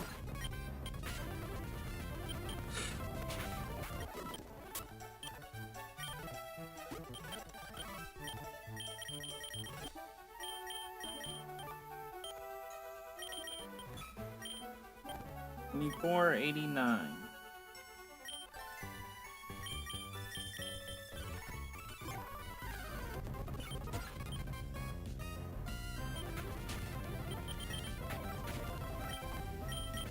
Yikes. Of course he missed.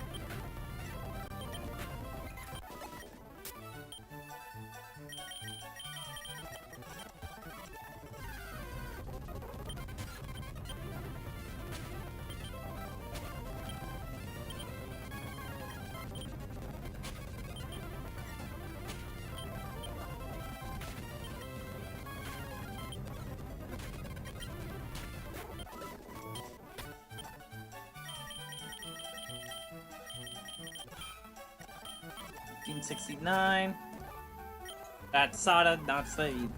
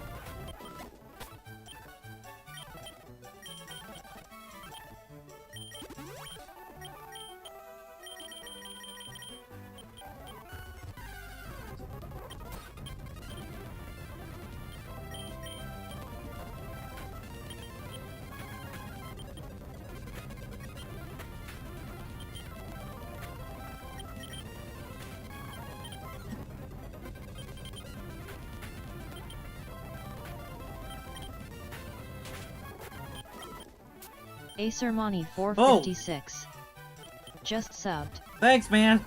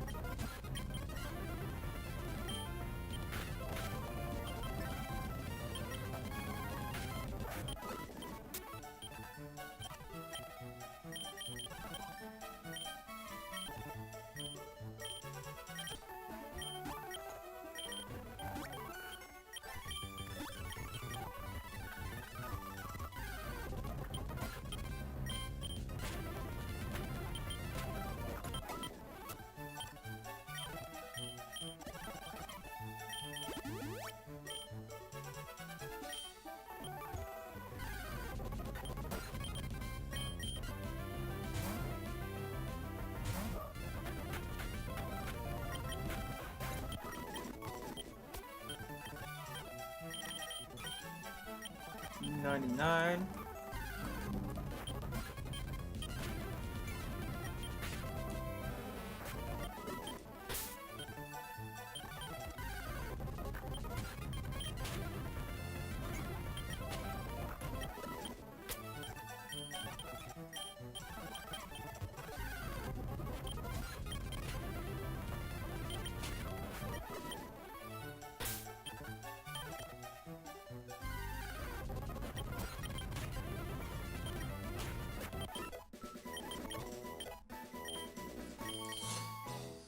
There we go.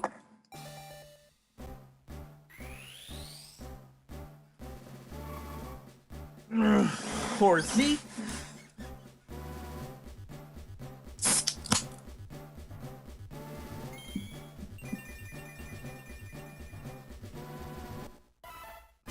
Into Cedra at level 32.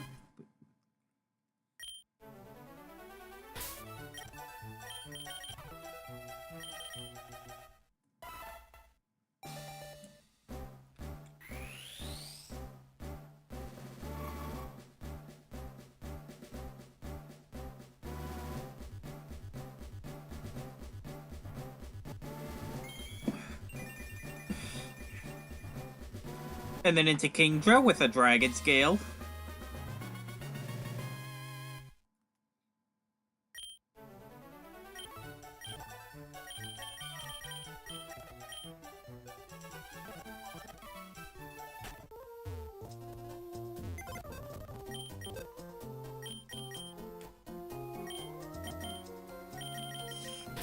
Yeah, definitely start working on Nippy.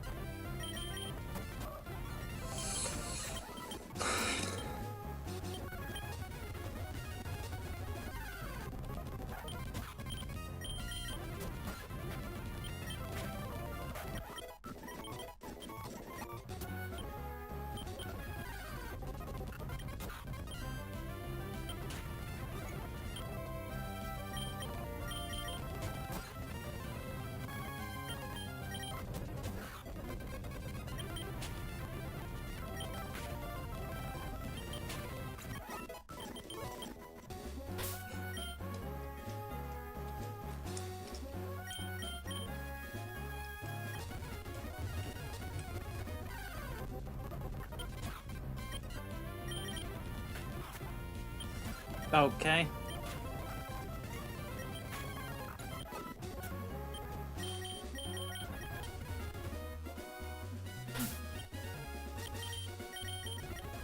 At least it wasn't too bad. It wasn't too bad that time, so I'll pass. So I'll let it pass.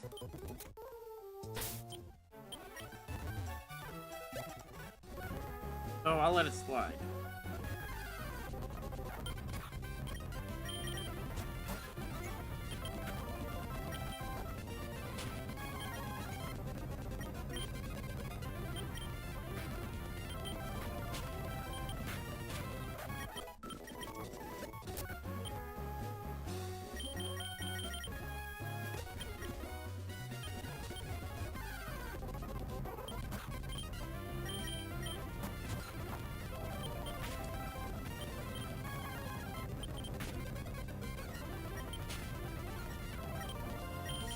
Don't!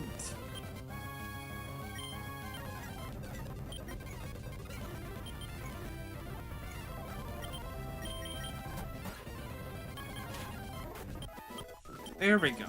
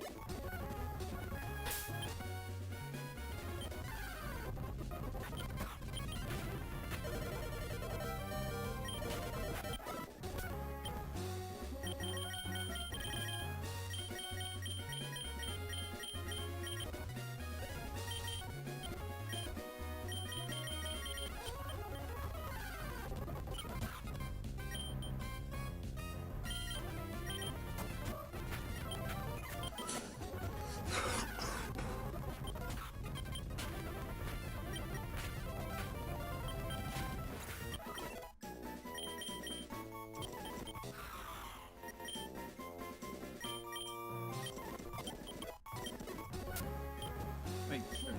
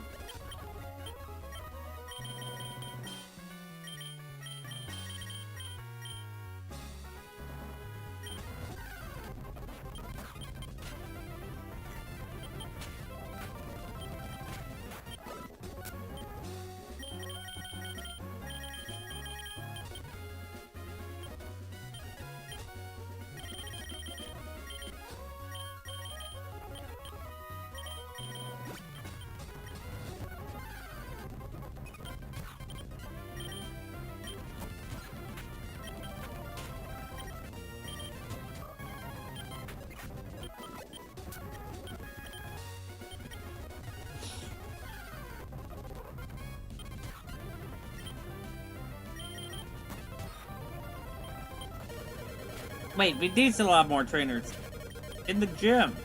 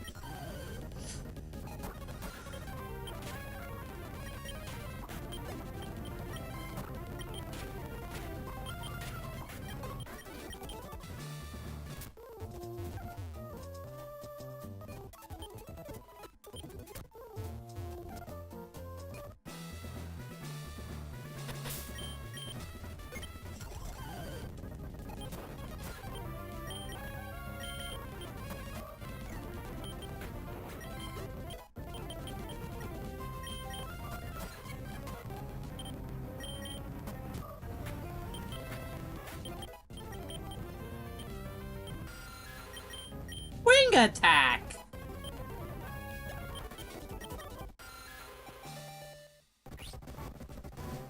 Alright, Zubat. Into Golbat at level 22.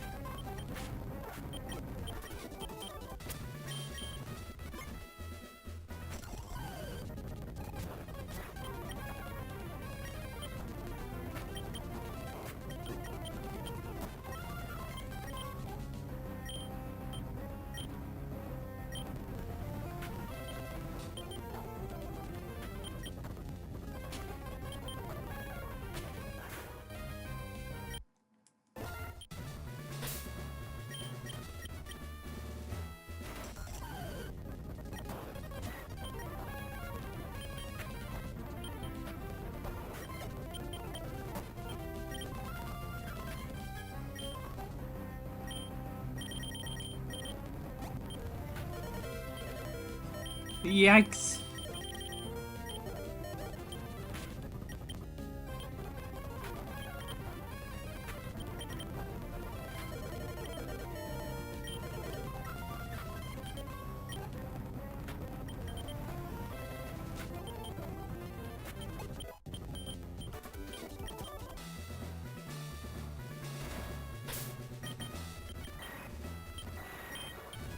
$168. No, great ball.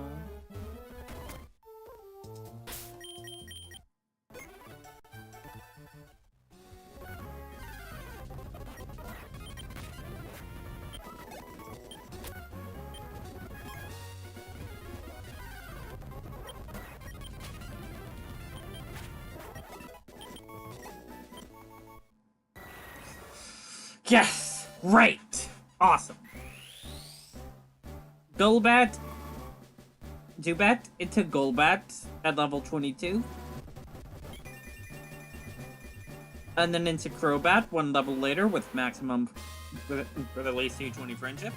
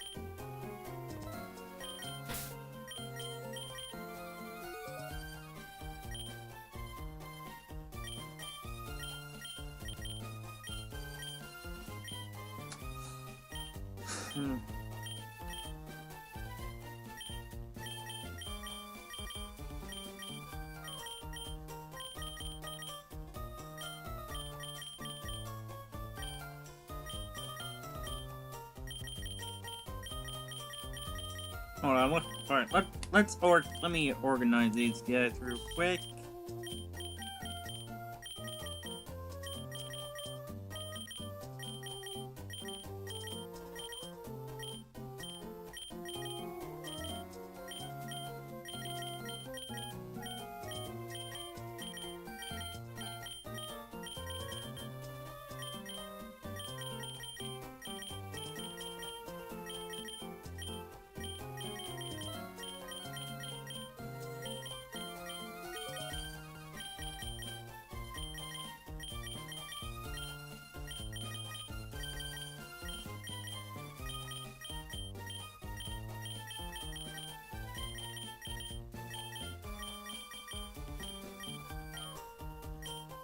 There we go.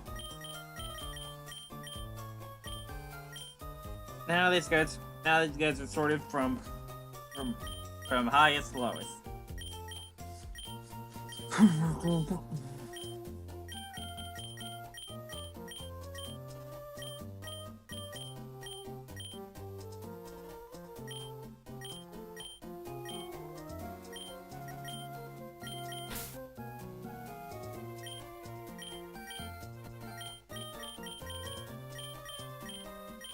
There we go.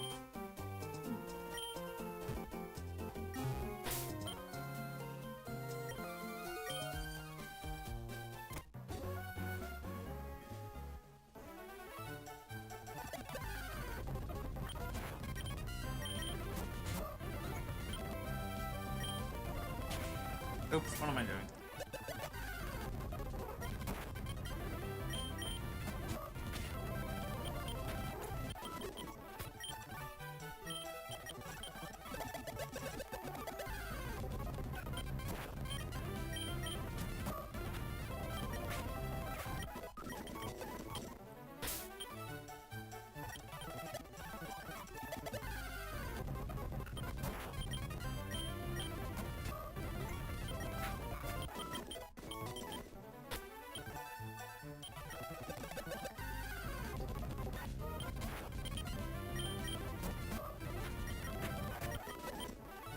Oh.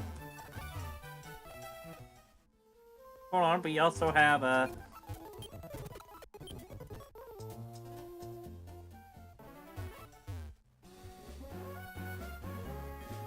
also have 2 for gym. You can also clear out 2 for gym for a little bit more experience.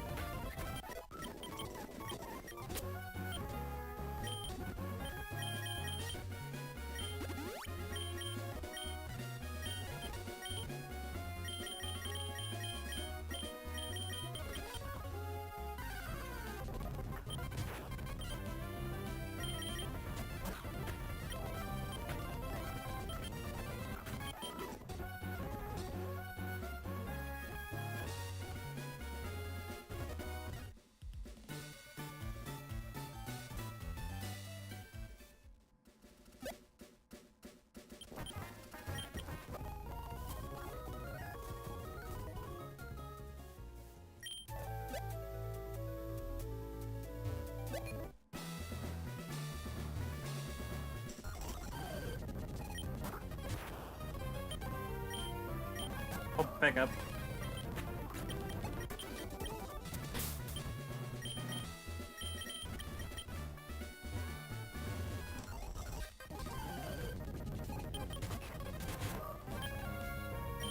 Hi, Mickey, what's going on?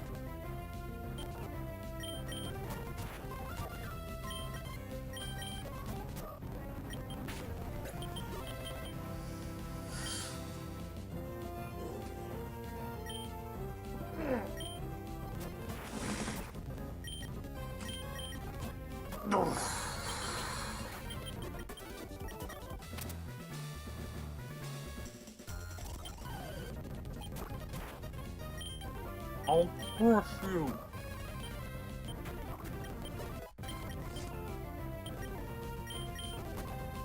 Shroomish, huh?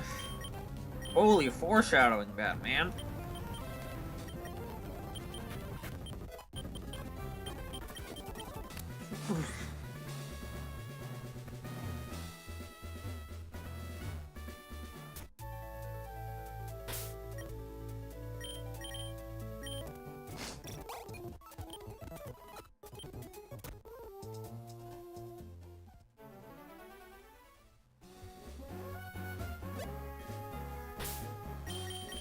Alright, I'm gonna save right here real quick because I gotta take out the trees real quick.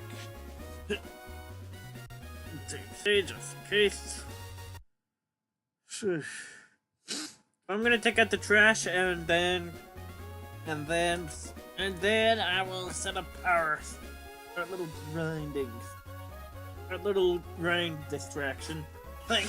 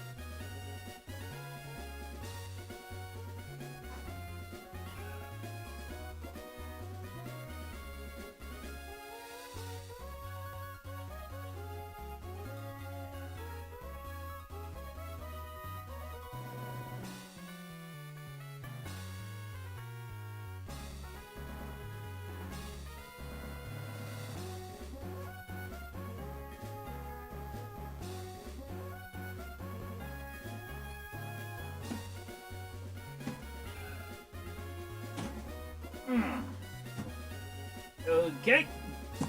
Ow!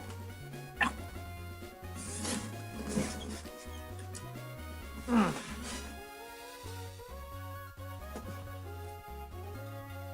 Whew.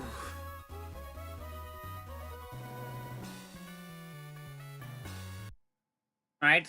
Now I need to quickly lower the quality so that the stream will actually function.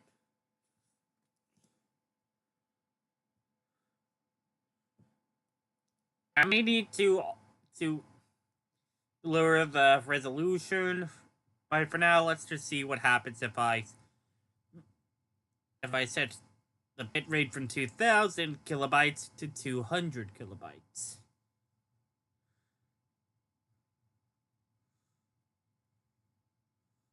I didn't mean it like that. Hey, Knuckles, I'm sorry, buddy. Okay.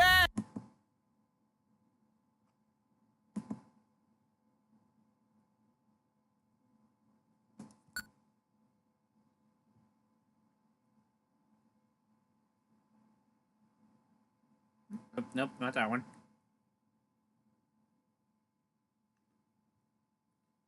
One.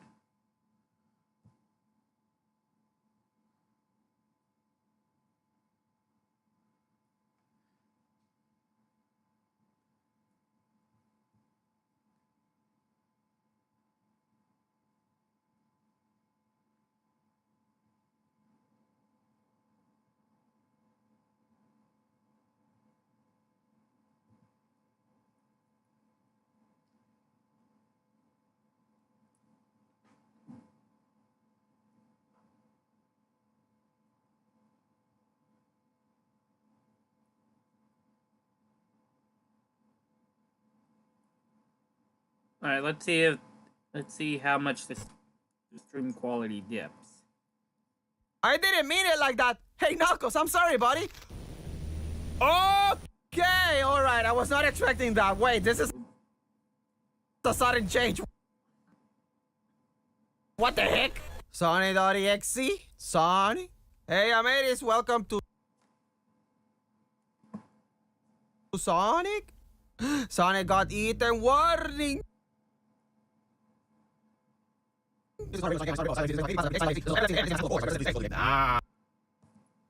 Ow. Sonic, do you see it?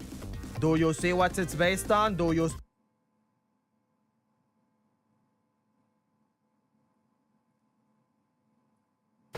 see it?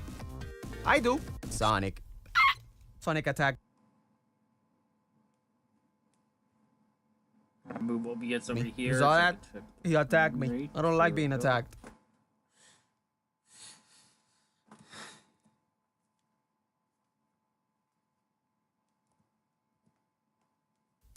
Makes me sad.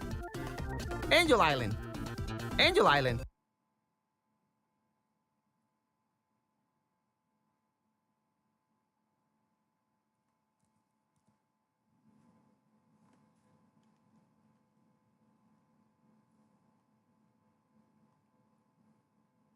How do you jump? How do I perform the jump? Spacebar. Of course it's spacebar. Ah, yeah, ah, yeah, ah, yeah, the quality. Ah, yeah. Beautiful. Truly magnificent. Hitting that.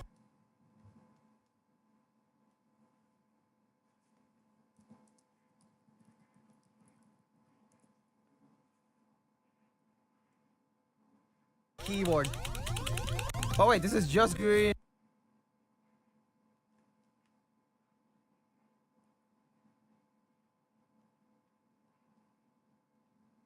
Island. The bat ring. Seems alright. Let's go into the bat ring. Seems alright so Sonny, far. what was that about? I saw that. My eyes! Sonny, you're falling.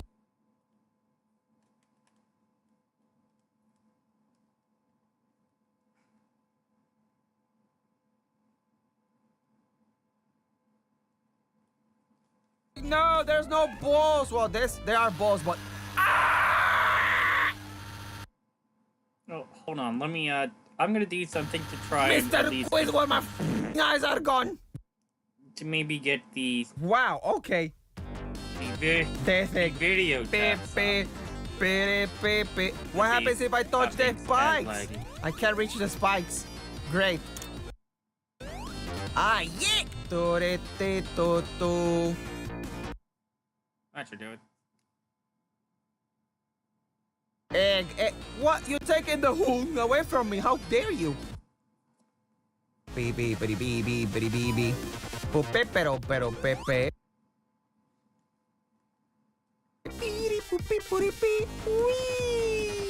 Oh, okay, cool. Go.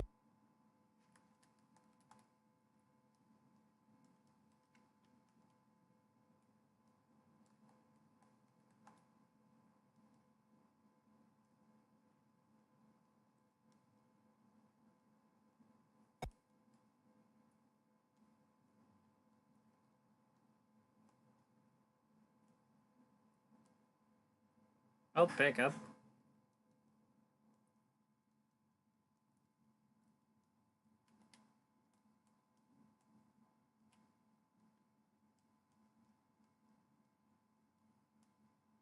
Oh, okay, let's go this way then. Is that gonna burn me? No, it's not. Okay, am I even supposed to be here? Oh!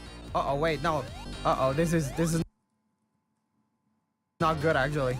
Oh, well, bye. The throttle to 300 real quick. He exploded.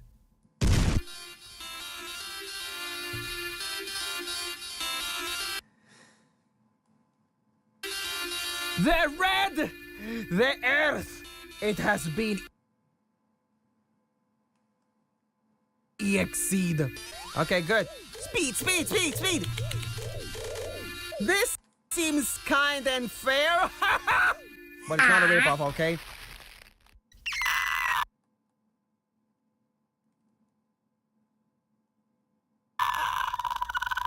Sorry, good day.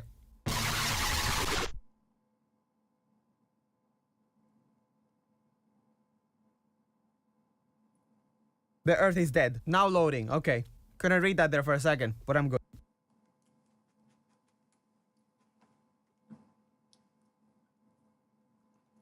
We're good. We're fine. Lava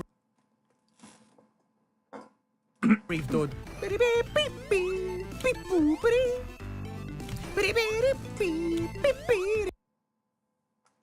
Would you stop lowering my accuracy? I'll lower your accuracy.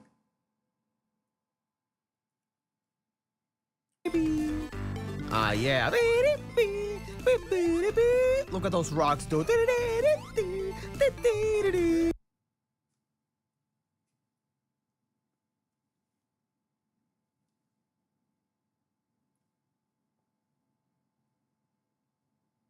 I love Ravelry. God.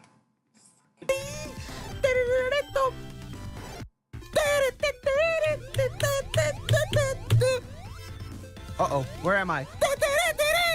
What is this, Mega Man? Bye! What?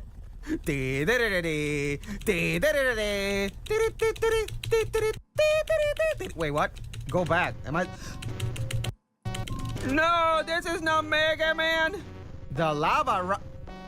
The fire rises. Is this a reference to the hit game? Is this a reference? Is this a reference? Is this a reference?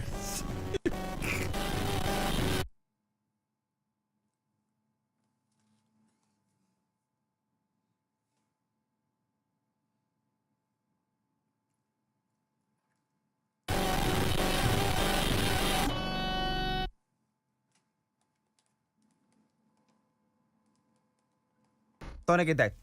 Terrible when it happens. Sonic is dead. Terrible when it happens.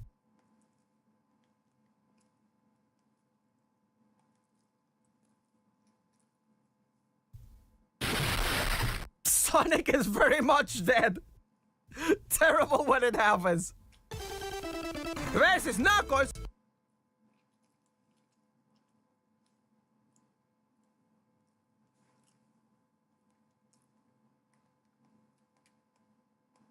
Let's fight. Let's punch Knuckles. Kill the Knuckles. Where's Knuckles? Punch him. Yeah.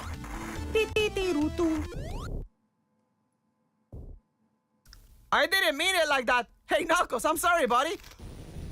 Okay, all right. I was not expecting that. Wait, this is a sudden change. What the heck? Run, Sonic! Run from... Bless you, Mom! Whatever the f that is. It'll be beautiful.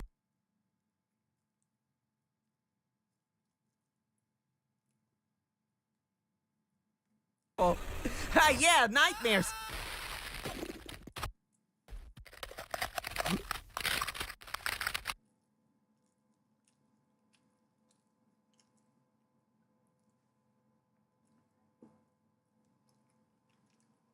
He's eating Sonic. Sonic, get there!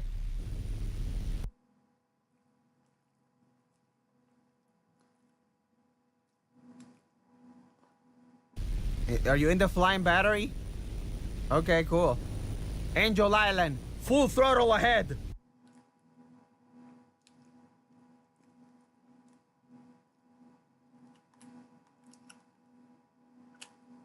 More pickup.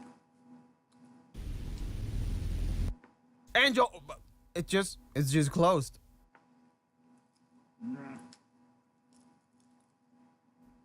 Huh? Huh?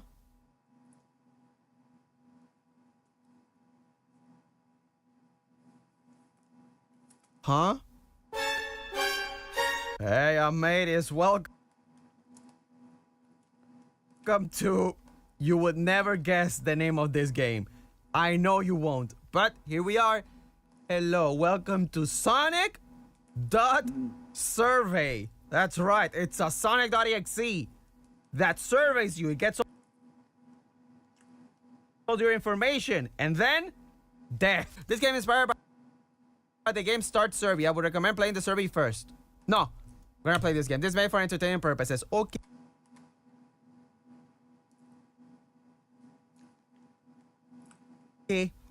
Hello, Sonic. Are you gonna survey me? Sonic team. Beautiful. I saw that. I saw that. Sonic! Stop poisoning me!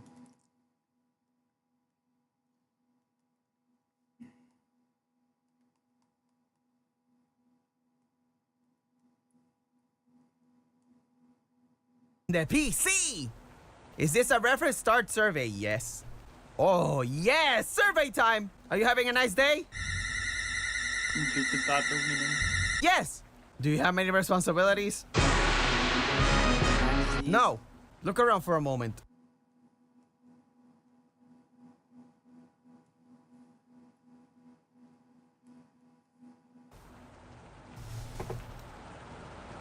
Okay. Oops. Did I press something? I'm fine. Are you familiar with your surroundings? Yes. Do you know where you are? Yes. I'm in my house. I'm in my room.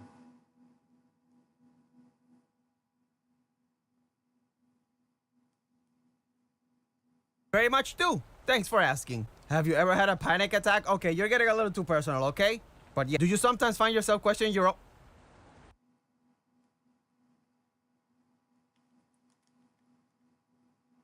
I'm gonna need you to stop. Are you answering these questions out of free will?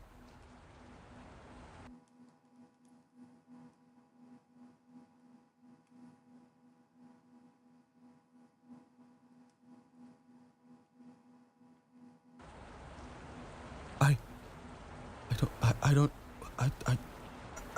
don't know. I don't know.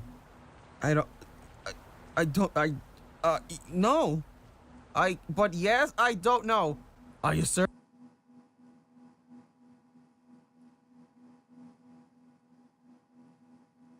No! Stop! Stop doing this! Do you feel comfortable in your room? Yeah?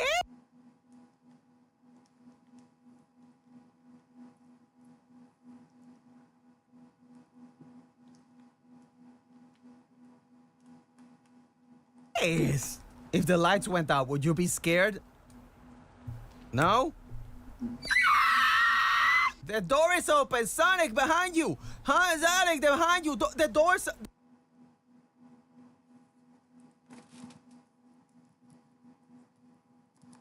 Why is my thing slowing down? The door, Sonic. Have you ever wondered when you will die? Yes. Is it gonna go, is it today? Is it right now? Have you cleaned up your desk lately?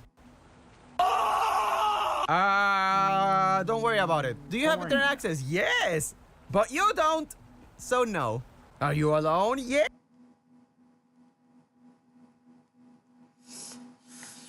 Yes.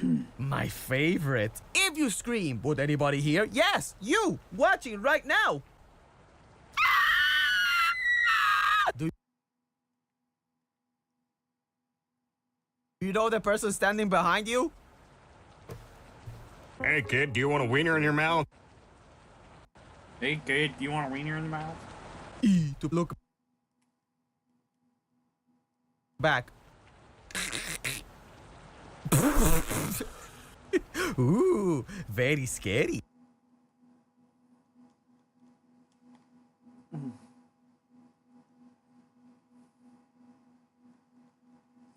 Hey kid, do you want a wiener in your mouth? Are you alone? Oh, I get it. I am not.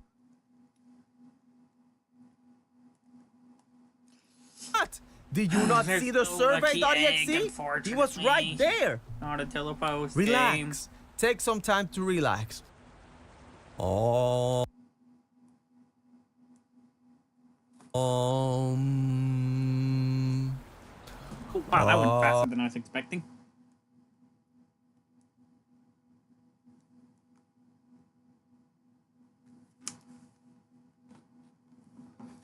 I'm relaxed. Are you relaxed? Yes. Did you not hear me? Is there a meaning to life? No.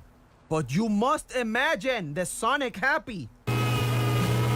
Do you know who you are yet? I am Lady Mike, YouTuber.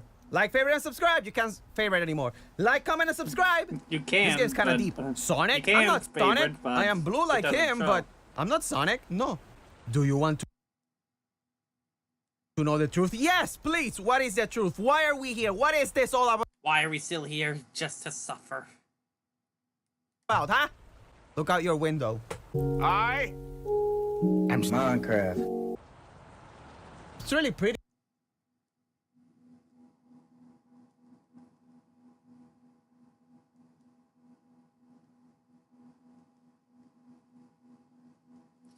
You stop missing. Outside. To look out your window. Yeah, it Is is. he gonna start walking? Start walking, Sonic. Give me that beautiful walking cycle. Oh, he just started running. Oh, that's a wit. He's so tiny. He has to get on his steepy toes to look out the window.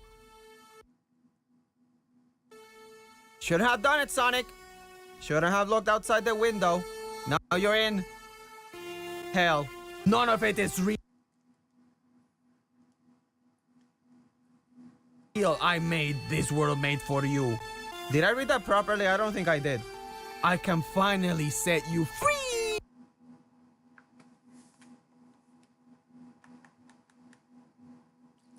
Level 36 for this guy. Just like that, you're gonna set me free for free?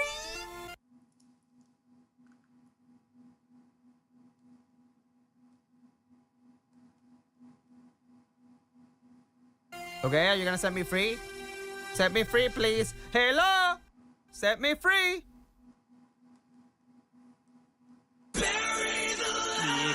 Hey, no.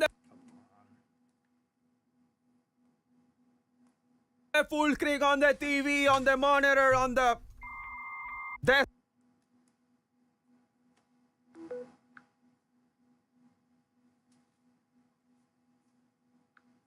desktop. That's the word I'm looking for. Warning, this game will be disturbed by other...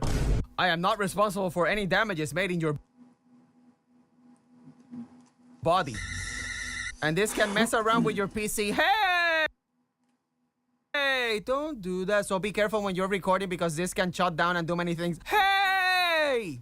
That's fine. Two PC setup. Recommended. Absolutely. Press enter to continue. Thank you. Hey, Mike the Creator presents. No, Mike! Ah! Mike is dead! No!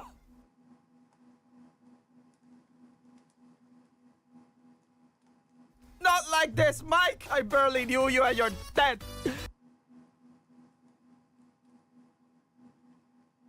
Hello, Sonic. Hey, mateys. Welcome to Sonic.exe. Why is the stream playing an ad? .exe. I don't have ads on.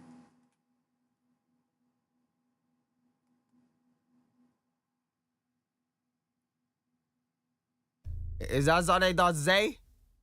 Okay.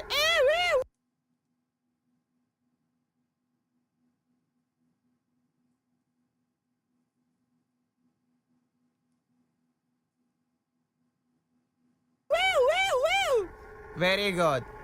Can you stop? Can you stop that? I just want to play. Can I just? Okay. You cannot resist. You are now dead meat, Tails. Okay, Yexi. Get into the ring, Tails. Very nice. I like it. Look at that tree. Look at that flower. That was a red tree. Nothing is worth the risk, idiot. Yes, it is. Everything is worth the risk, as long as you don't die. Okay, I get it. Very funny. Ha ha ha ha. Hua. Hua hua hua. Hua hua hua hua. Wait, is that it? Is that it? Got it. Don't touch the red tree. You touch the red tree, you die. And the game is over. Quality. Oh, wait, if I get that ring, that's bad. Hey.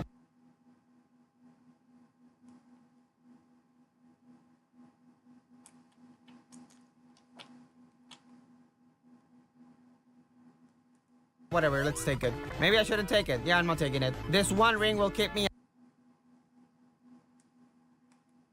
alive. Okay, just whee.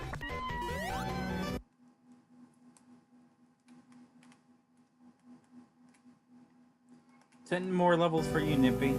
That's terrible. Terrible, Tails. Terrible. Oh no! Dead animals! Who could have done this? When it happens. Oh no, the ceiling. Sonic, hello.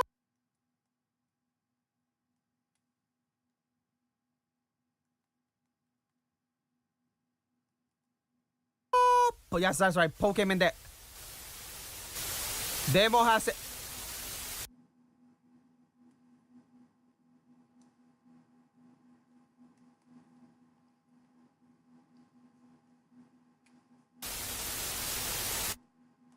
Oh, there's a surprise? Okay. Wow.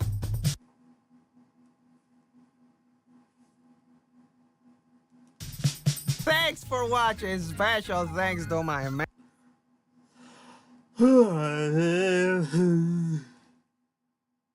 members. And even more special thanks to my matey.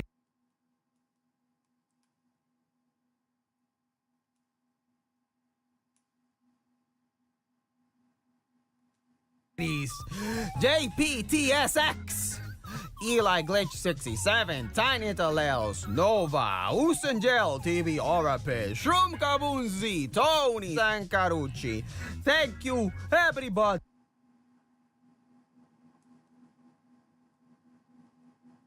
And I will see you very soon.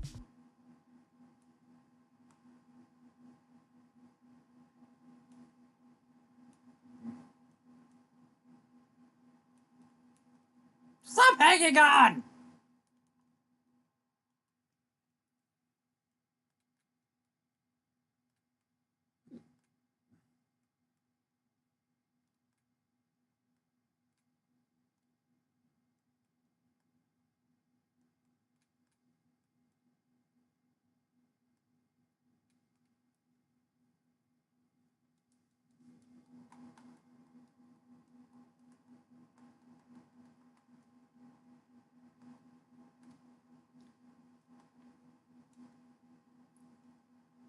Hey, mate. Holy.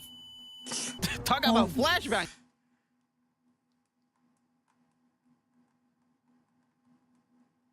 Hey, ya mateys. Welcome to Green Mountain. I'm doing it. I'm playing.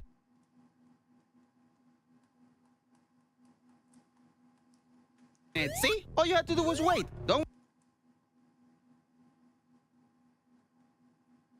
worry. Everything good happens when you wait. All right. That's very nice. Sorry, it's super hot in here, so no VTuber on this round.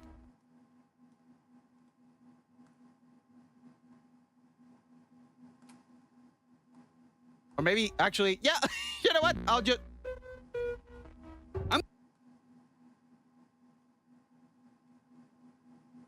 gonna shut up and play this. I actually died, but there was a floor there.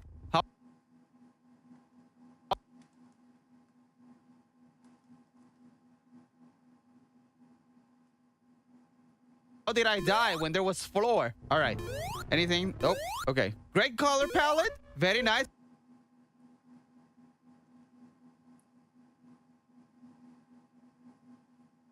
It's very pleasing to the eyes. Speaking of, Sonic has no eyes. I wonder why.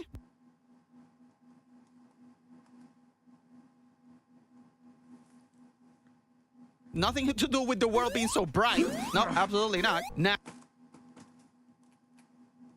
Now, where is Sonic without the face, with a hole on its face?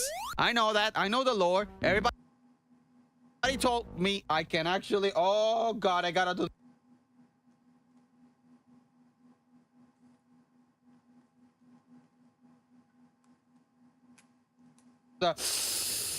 Okay. Apparently, the green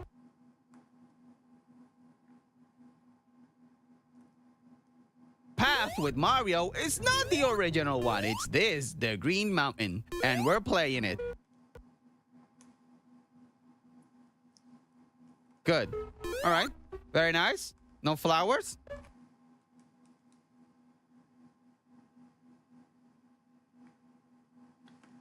Yep, this proves why Pokemon have That's no cool. AI. Looks great. Sounds great. Listen to that music.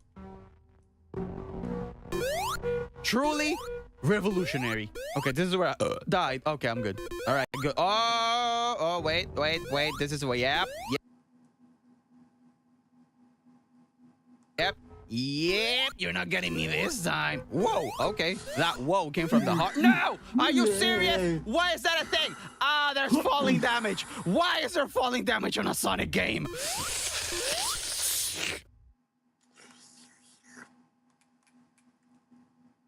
I'm fine. I'm fine. All right. Now I gotta be careful because there's falling damage on the Sonic game. All right. This is where I died. Oh, that's solid. That's solid. No!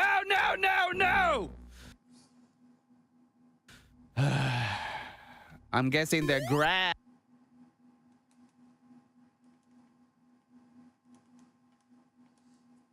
is soft, but the slope is hard, just like real life. Ha ha. Okay, it's fine. Everything is fine. Listen, it's fine. Okay, very nice. Very good. Truly amazing. Okay. All right. Okay. There we go. I did it. Are you proud of me? Let's make sure I don't die. Oh, God. I almost... Okay. I gotta be careful while playing a Sonic game, which I hate. Sonic, it's about speed. It's not about being careful. Here we go. We're climbing the mountain. The Green Mountain. Okay.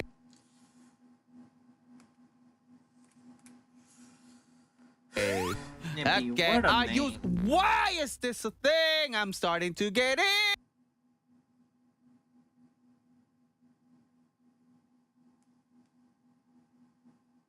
angry, and I don't like it when I get angry.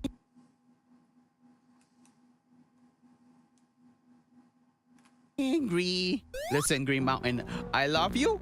I respect you?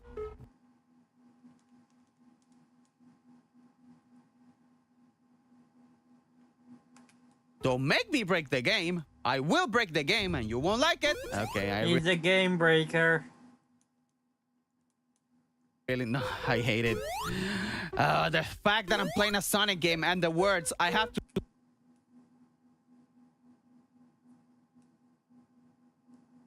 slow down comes out of my mouth. Disgusting. I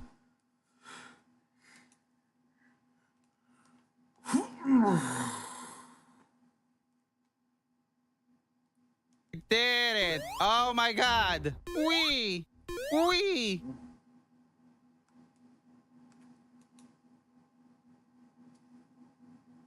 Wee. Yeah, what it is. What it is. What it is.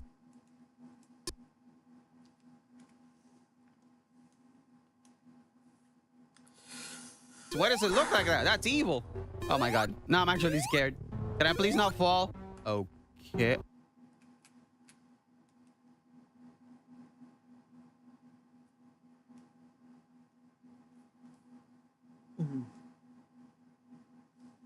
Oh. Oh god, really? Ooh. Okay. This is a tall mountain. How do I keep going up the mountain?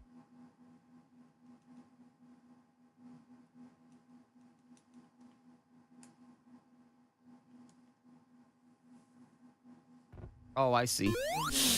Okay, I did it. I got up here. I'm in the... No, I'm probably not in the top hill. Here we go. The green mountain. Oh, my God.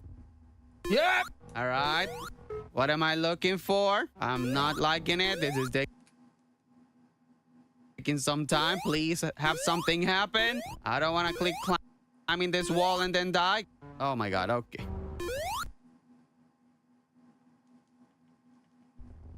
Why are we doing this?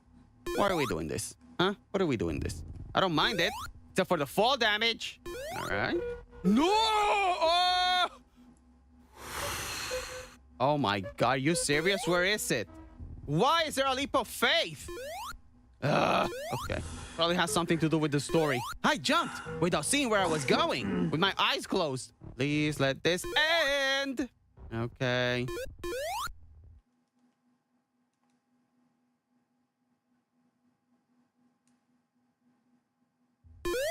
And there it is. There you are. Hey!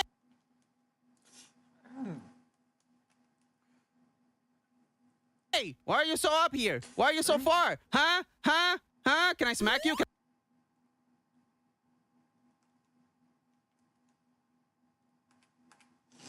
Can I smack him? Boss battle! Yeah, let's go! Wait, but I can actually die? Hang on. Die! I got hit twice. I don't know how many times I got... Okay. Just gotta hit him with the spin. 10 more levels before layer on. Why are you pushing? Wait, what? What is that? What is that? Maybe? Let me just smack him. Boom. Oh, he's trying to escape? Wait, am I the evil one? Wait, whoa, hang on. This took a turn.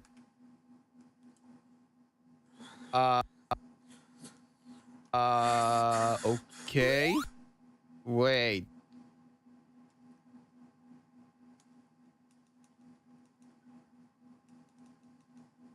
I'm starting to regret actually doing the thing. Wait, is this when the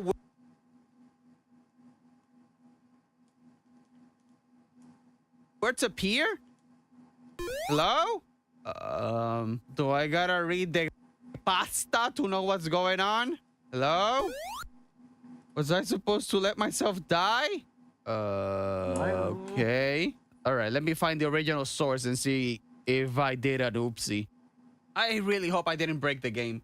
That would suck. Oh, apparently I have to wait 3 minutes? I'm the mountain without any... Yeah, upon reaching summit, okay. Yep, I did all that. On last hit, the entity disappeared to sludge. Yep, with Sonic stuck at the peak of the mountain with the music cutting out. It's so cut off, it's not even playing. Well, that seems to be the ending at first. After then, like 3 minutes, the game starts to deteriorate. Oh, okay, along with Sonic. Okay, so we gotta wait. My favorite! Let's wait. Sonic starts to turn like his... Oh, wait, you're spoiling. Stop! I did see something about game file, so Sonic, you're breaking apart! You're becoming the doppelganger, which apparently his name is End. Okay, you're becoming the End. The game breaking. There we go. Water, gone. Trees, Gone. dying. Hey, just like real life. Water goes, then the trees. Well, first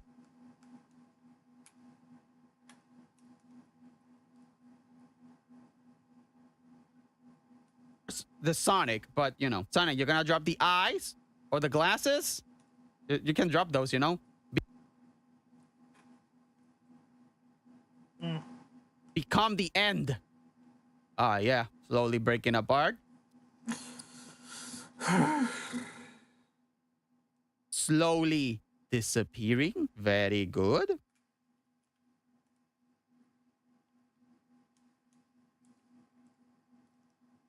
The grass is gone. It's no longer a green mountain.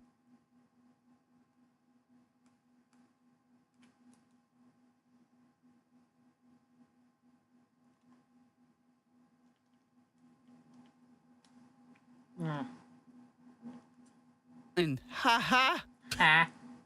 the totems are dying. You have become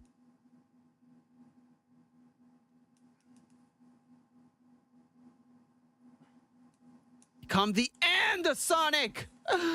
You didn't stare at me, right? Was that the thing? Well, you can't stare at me. You got no eyes, but you know what I mean. You had to look towards my direction. But there it is. It's Sonic. But it's the End. Hey, look, the clouds have eyes now. Whatever. Ah, the eyes are gone.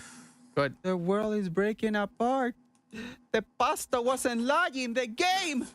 It's true to the story. Hey.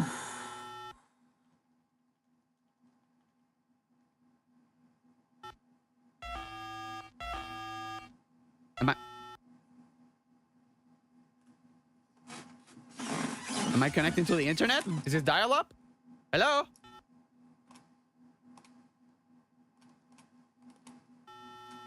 Feels like I'm typing numbers, you know?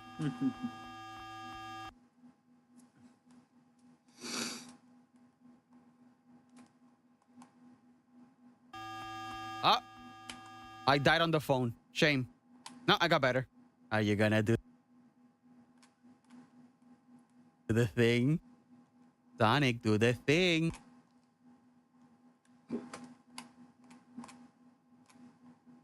Is there a thing? I'm gonna read the story again. Let's see. Oh no! Accompanied by distorted delayed dialing sounds. I got that right. With the cycle presumably repeating with another Sonic. Oh! Oh, I get. It's Sisyphus. Ding ding, get it? It's a green mountain and Sonic is pushing something, and then but it just keeps repeating. I get it. Very nice. Okay, now basically the tells us digging through the game files. All right, let's do that. Let's check out the game files. So we done, Sonic? You dead? You dead? You dead? But you're not really dead. The cycle is just repeating. The cycle is just repeating. Forever. Good. I Forever feel and that. ever. All right, good. So the game files, tile data. Huh? Am I supposed to open this? I'll open it. I'm not scared.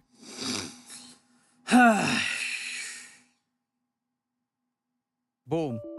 Oh no, I can't open it. Let's see. Can we open bins? Let's open a bin. Oh no, I can't open anything.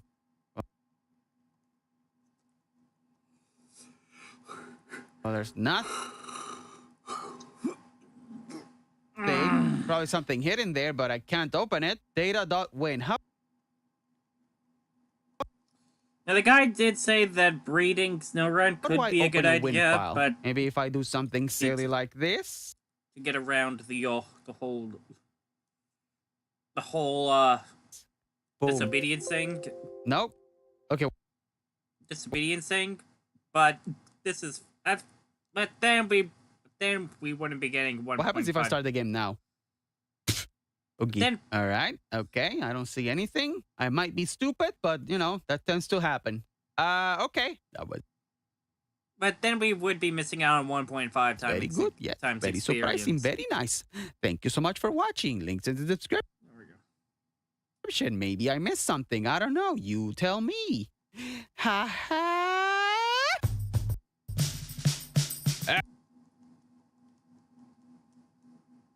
Everybody, thanks for watching. Special thanks to my members, and even more special thanks to my mateys. I'm not even gonna do them in order. Shum Kevin C, Tony, Dead Hero Games, Dova, Karuchi, Usungel, TB Orapit, and Robotic Fox. You're not gonna pop up as I say your name, but it's fine. You get the point. Right? Thank you so much for watching and your support. Goodbye.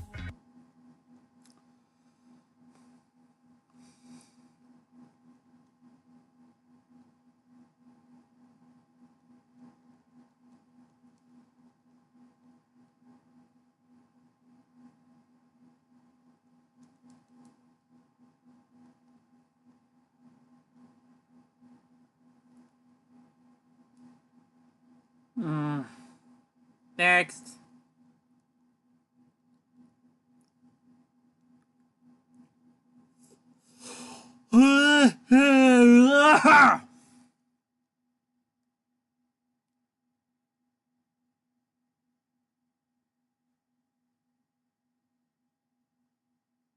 Here we are. You requested it. Everybody requested it. It is time.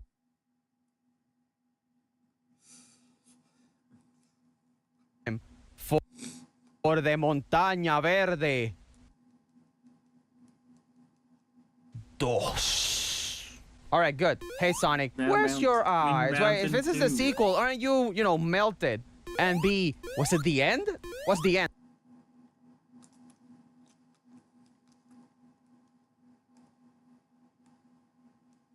Right? Dude, I forget things like that. It's amazing. Wait, what's going on? What was that?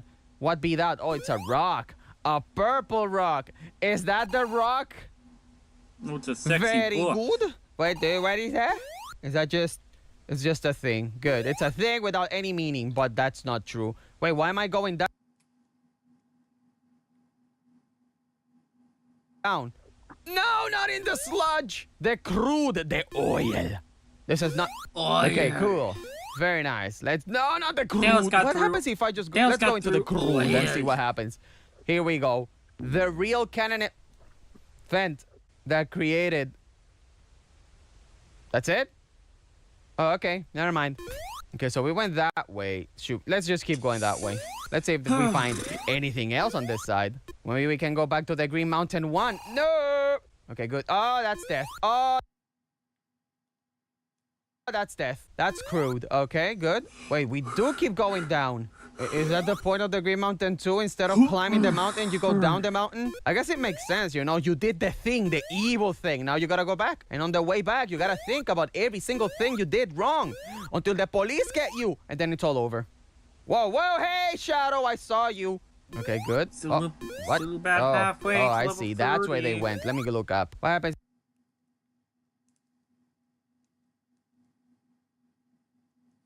Kind of just glad that they don't have roar yet. Did we look up? Even when they don't have any eyes, we can still look. Ah, it's nothing. My favorite. All right, cool. Very nice. Not cool. Very nice. At least the crude is survivable, Oh, ooh. There we go. It's all good. It's all fine. We got it. Whoa. Okay, that's pretty steep. Hey, don't get away from me. Double pickup. Over here. Benches. Can I sit down? I want to sit down. No, no. Okay.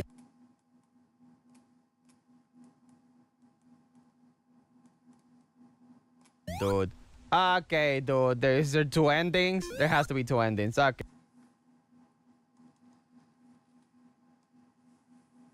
Okay, that's fine. All right, we're stuck on this ending now. Unless we die. We can do that. Nah, let's not do that. Let's keep going. Let's find ending.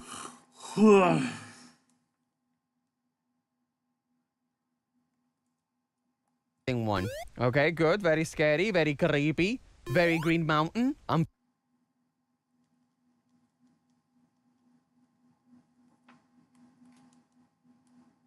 feeling it. Even though the mountain looks a little purple, the grass is green.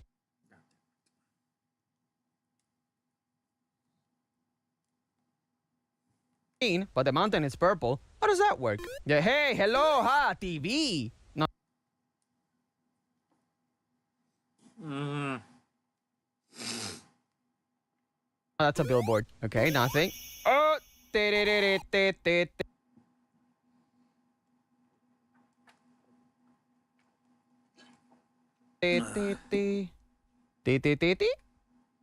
Bye, Sonic.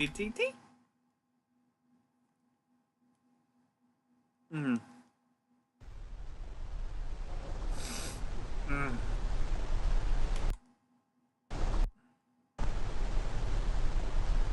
Yeah? Hello? Oh.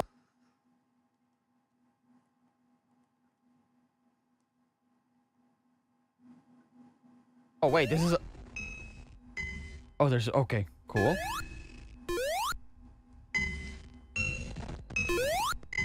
Yeah, I don't like that song. I don't like it at all. Wait, what? There's two... Wait, there's a bunch of... It's a motor bug? Let me kill the motor bug. Hello, motor bug. You don't have any eyes, motor bug. Bye, motor bug. Whoa, oh. Oh, oh, oh. Oh, I did not enjoy that at all. Oh.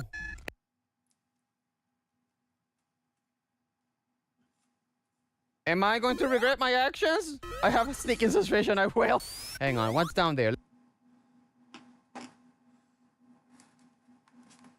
Let's check this way first. Here we go. Okay, cool. A spring. Wait, there's more way. Oh God, there's multiple ways to go. Karate. Oh, is it gonna be the same thing? Oh my God.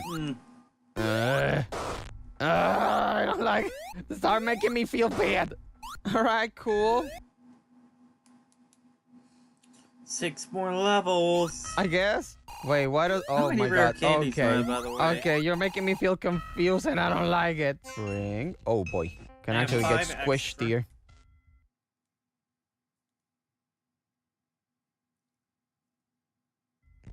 Oh God, come on. Come on. The thing I said was gonna happen happened. Do I gotta kill them again? Should I kill them or should I just hurt them? Oh, no. You're dead. No, you're dead. Okay, there's 2 paths.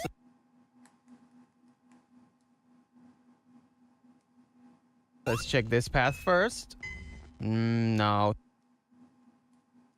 Thank you. Let's check this path then. It's based on Sonic 1, so I can't spin dash. You gotta grab some spring. Just send it. Yep. Got it. Too good at the Sonics. Okay, that part is difficult. Therefore,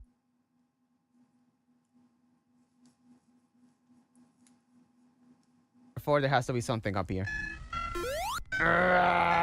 Okay. This is gonna take a while. Wait, what? Oh, I can kind of see what you're... Yep. Okay. The little bomb. Oh my God. Oh, come on. I feel terrible. Did that open that thing at the bottom? Do I go back to check? I'm gonna go back to check. I might regret it. Oh, there's an enemy. Okay. Okay, so I did have to go back. Dude got fast. There we go. Now the dude dead.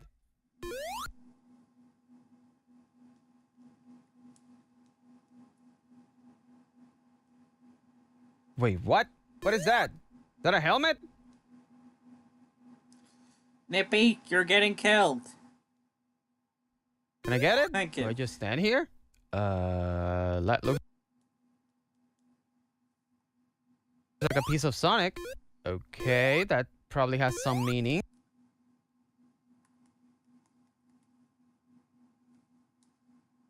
But I don't know. Open up this. It did open it up. Okay, cool. I think. All right. Bug. Die, bug. Bug. Die, bug. Okay, the bug's dead. Oh, God. Am I going to miss one? Oh, is it all the... That's a... Wait, how? Houses. Oh. Oh, no. I think I'm the baddie. Maybe I got to destroy every enemy that appears in Starlight Zone, but I don't remember them all. Hopefully there's a sound or something that lets me know that I got them all. Maybe sad music, something. It still works. That still works, Snippy. Thank you. The phone number! I heard that! Wait,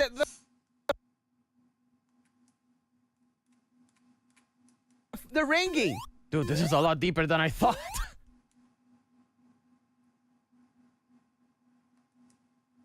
Couch?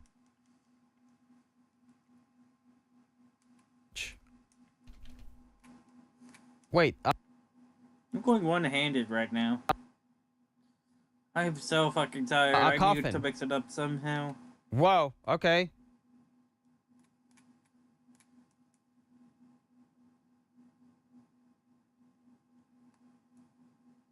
Coughing. Is End in there? I think that's Hello? more of a couch. I actually see a couch.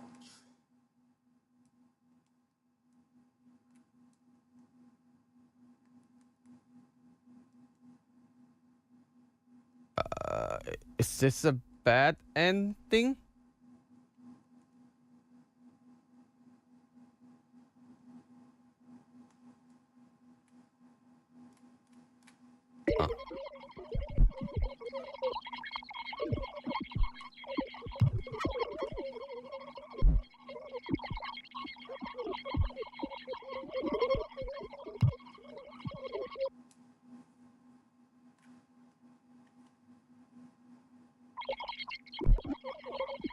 Poochiana, can you stop showing up?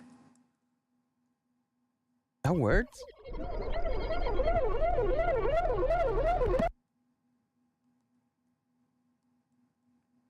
Ambulance? Game over. Thank you. Jesus. I really doubt this game has a good ending, but... Is this a true ending? Are you supposed to...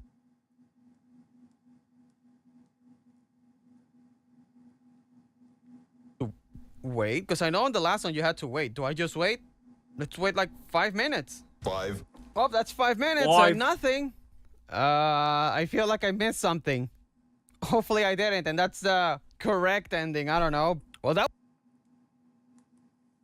was an experience. I feel incomplete. And if that's the point of the game, 10 out of 10. Thank you so much for watching. The links not in the description because apparently the original creator uploaded it, then removed it immediately. But I also read that that's not true. I don't know what the truth is. Just go to Game Jolt, type in Green Mountain, and you'll find one. Thank you so much for watching. Bye. Bye. Thanks for watching.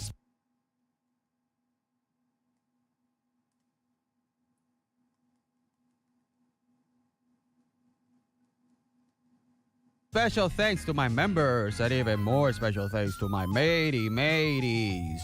Tiny Talaus, Shroom Kaboomsi, Tony, Karushi, Nova, Dead Hero Games, Usengel, TB Orapit, Eli Glitch 67, and Later Hater.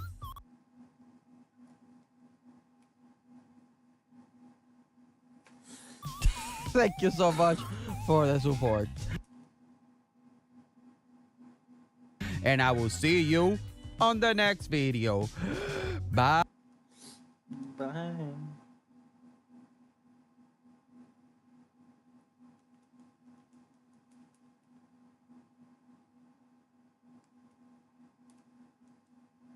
Yikes.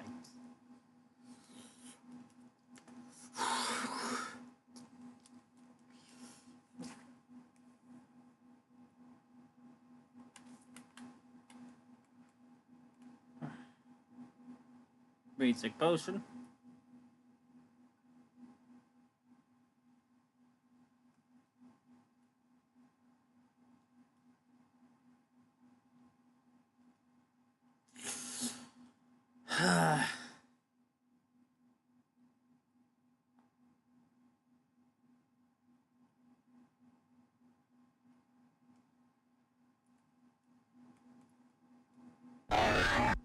Whoa, whoa, whoa, whoa! Ah, Eggman! No! Don't do it! Holy, that got loud!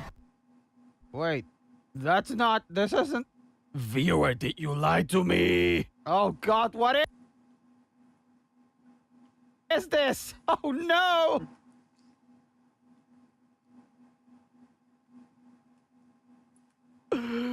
Well, bye, computer. Oh, wait, this does look like Green Mountain. 3? But it was just called... like development. I don't know. It doesn't matter. Hey, I might as well...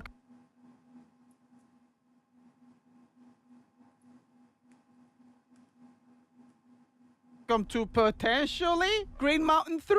Ah, great!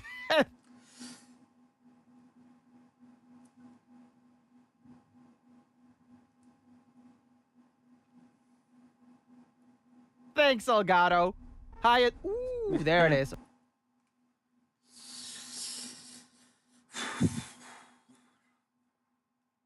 Okay, yep. What happens if I just... Oh, that's right.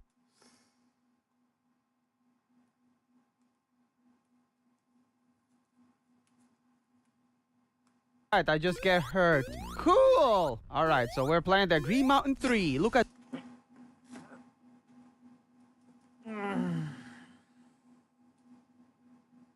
those spikes. Look at those brambles, but purple. Okay, cool. Okay. Go. All right. Everybody wanted me to play this, and I'm playing it. Ah, Cool. Wow, stop. fantastic. Wait, I don't die, so... Thank you.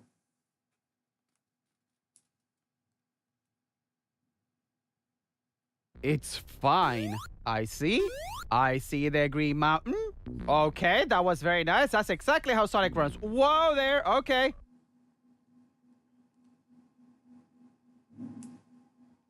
I mean what the... That's water. That's water. Okay. I wasn't scared. Those sudden spikes didn't scare me. No. No, not at all. I didn't think Sonic became hyper evil. No. Everything is fine. Oh, I can drown though. Hello?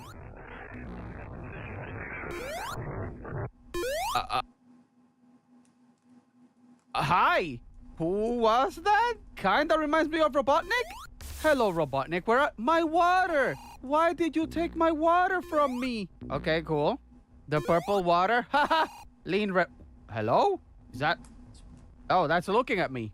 Cool. Okay, the things are looking at me. That's pretty nice. Oh crap. Decisions! The only decision I want to make is drink this coffee. I love coffee. Okay, cool. No, that's death. No. Do I have to do... I can actually die and have to do the whole thing again. Cool. All right. So this is why you wanted me to play this game. Because it's gonna cost me 5. to rage. Cool, chat. 5. I'm glad to know that you enjoy my suffering. Is it funny to you? 5 more levels for Snow. Sorry, for Nippy. Am I a joke to you? Is that it? Okay, I'm gonna... Okay. There has to be something up there. How do I... not glitch it, but... You're not gonna beat me, game. I know how to, Sonic. This game's gonna beat me. Never mind then. Again, no fun allowed. Wait, but can't I...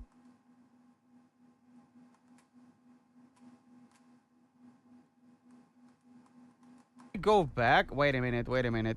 Let the water drain. Sorry, that was the coffee coming out. All right, cool. All right, nice. All right, cool. No, this is the... I am relaxed. Everything is fine. For you see, viewer, I have coffee. And if I have coffee and Sonic, there is nothing to be mad about. Maybe I should practice not getting hit. Because I feel like all these games do, there's gonna be a bam. Wait, that's accessible. What's up there? Oh, come on.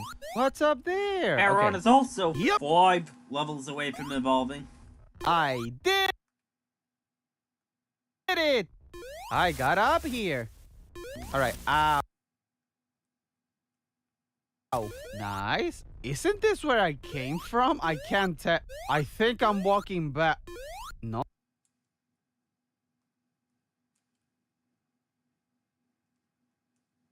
Oh, no, I'm not walking back. I can't tell. I can't tell. I'm gonna keep going. Aha! I knew it! I knew I saw something. The room.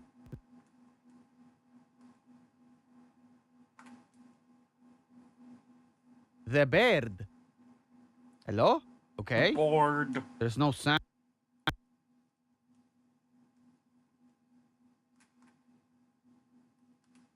Sounds.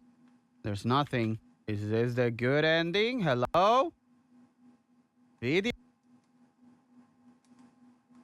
game. What's happening? Am I supposed to read the creepy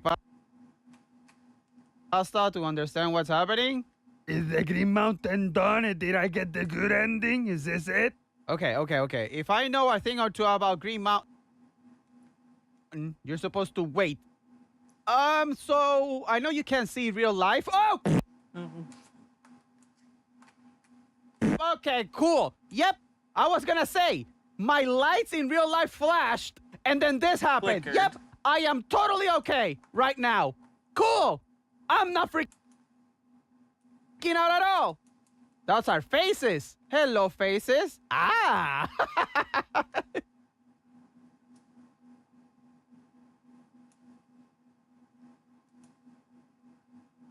Oh, they're just a little silly.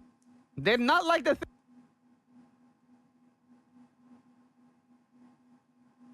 thing that happened, but it's okay. All right.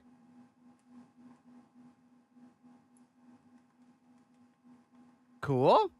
And do I have to wait again? I don't want to wait anymore. I didn't. Okay. Game over. Oh, this is the bad ending. Is that end back there? Hello, end. The game is over. Ooh. Okay, but who are these two entities? And I'm assuming that's end back there. Okay. Good.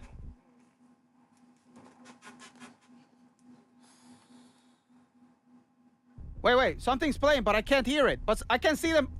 I can't hear anything, but I see the audio volume. Wait. What's that? Hello? What is happening? I don't like it. I don't like when the game gets a little too eerie. Hello? Are we good?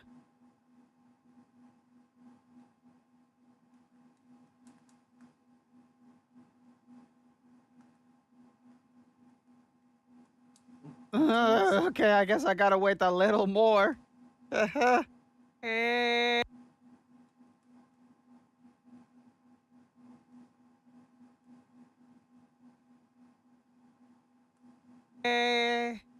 Hello? And can you become start? Get it? Because I want you to start. All right, I can wait a little more. It's fine. Let me just get comfortable. I am comfortable. Now I just wait until, I don't know. Left face. Left face is gonna do something. I can see it. Look at that face. They're onto something. I see it. You see that smile? Don't trust that smile. Nothing is happening. It's been long enough.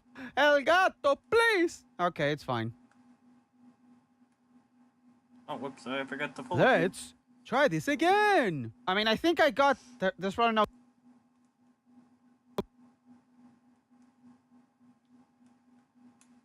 Good ending, but I got an ending. No, there's another path. Let's find the other path. Oh, what am I doing? I'm just sending it. Whoa there, partner. You gotta relax. If you send it, you die. Whoa. Ah, Eggman, no! Don't do it! Holy crap, that got loud. Okay, Eggman's trying to kill me. Why? Why would Eggman kill, End? That's not Eggman, that's just the Eggmobile. Wait, did it freeze? Oh. The Eggmobile...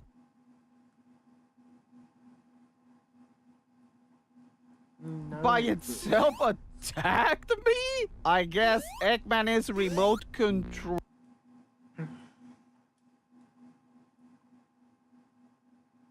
Controlling it? I don't know. Cool.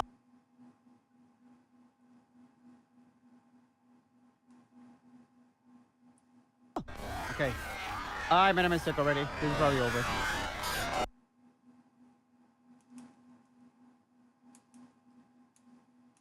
Jump, you fool! What are you doing? Go there, go there, go there. Okay. No! No, what are you doing? Welcome to the stream. And of course it doesn't slow it down.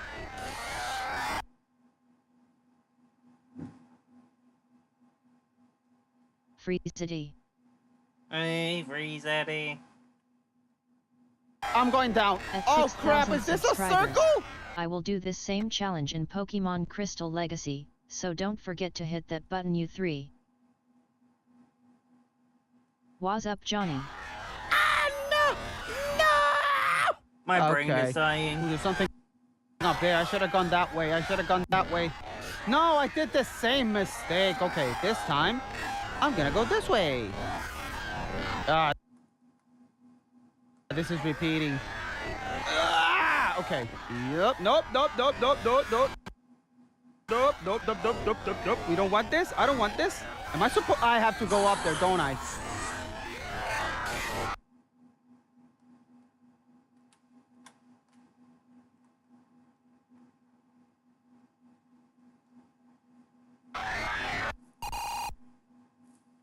Wait, why is it different now? Wait, what?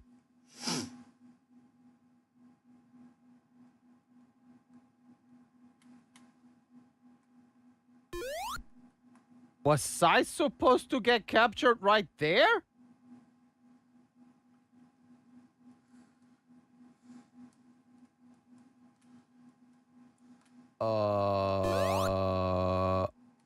How many endings are there? Is this a glitch? Is this not supposed to... It's Green Mountain. This is supposed to happen. Okay, I'm just gonna keep running. I can hold the key and just run. Remember, the golden rule of Green Mountains is just to keep going and waiting, and you'll get some.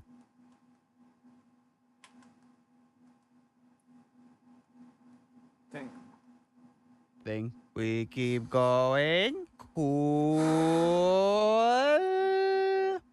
Very nice. Hello. Oh no, I was wrong. Wait, is this like an actual glitch? Did I find the secret glitch in the Green Mountain? Yes, I did, because I am built different.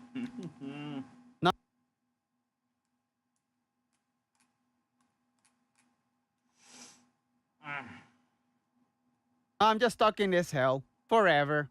Cool.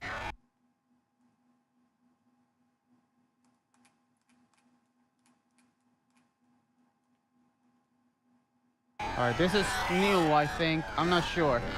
I'm just gonna go. No. Oh, crap. 2 paths? I'm going up. Oh, no. Wait, this is repeating. You're not gonna get me. I refuse. Okay. Oh, my God. So it's a maze. No wonder it's a labyrinth zone. Get up there, okay. And there's this, yeah. Gotta go down. Wait, this is the loop. Oh, I remember. I'm gonna go down. Because I went up and everything. Oh no, please. Okay. This is repeating! Wait, there's no good ending then. Oh! This is the end! So I already got it! Okay, so running does nothing. So let's just sit and wait this time. And see if anything changes. I tried this whole thing again and already got it. So you're telling me you got two endings. Nothing and bird face. Scary. That made the lights in my house flash. What are you doing, and what are you doing indeed? But I think that's it, yeah. And if there's something I miss, it's okay. Listen, we learn as we go. But for now, thank you so much for watching. Links in the description. If I did miss anything, let me know. I'm trying to get better at finding things that I miss. But anyway, thank you. Bye. Thanks for watching. Special thanks to my special thanks to my very ladies. Rivka CD Andromeda. What a goofy guy, you know? Artemisa, Joaquin Olariaga, Elliot Marquis of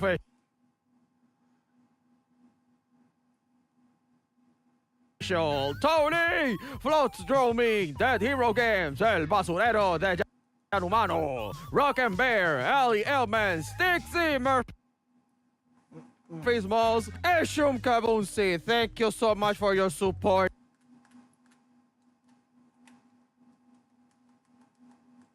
And I will see you on the next video. Bye!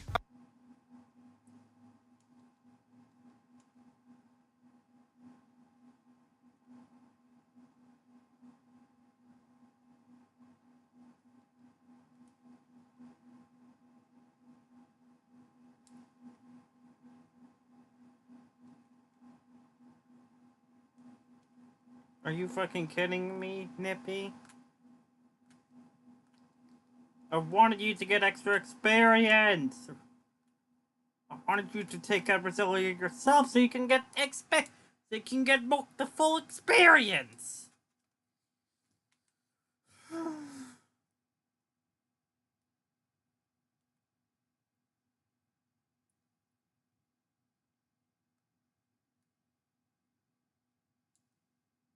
Can you get a nyok in Donkey Kong Bonanza? Of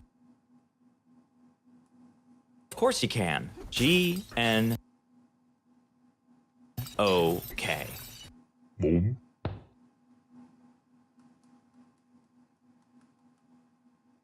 Particular. Machine.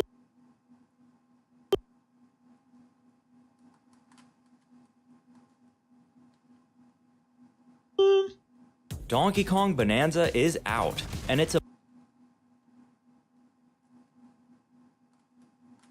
bonanza of crate crashin', ground gnashin', batty bashin' mayhem. We're really back with a new 3D platformer boasting signature Nintendo EPD care and creativity, with a smashing style that separates its identity from Super Mario Odyssey while retaining the core exploration principles and strategic challenges that make running around open-ended levels and grabbing collectibles consistently engaging. It's got good level design, is what I'm saying. And people have taken notice, like, wow, the amount the community has already deciphered is astounding. I noticed the potential for sequence breaks here and there on my first playthrough, only to find nearly the entire game had been cracked open by the time I logged on to see post-game discourse.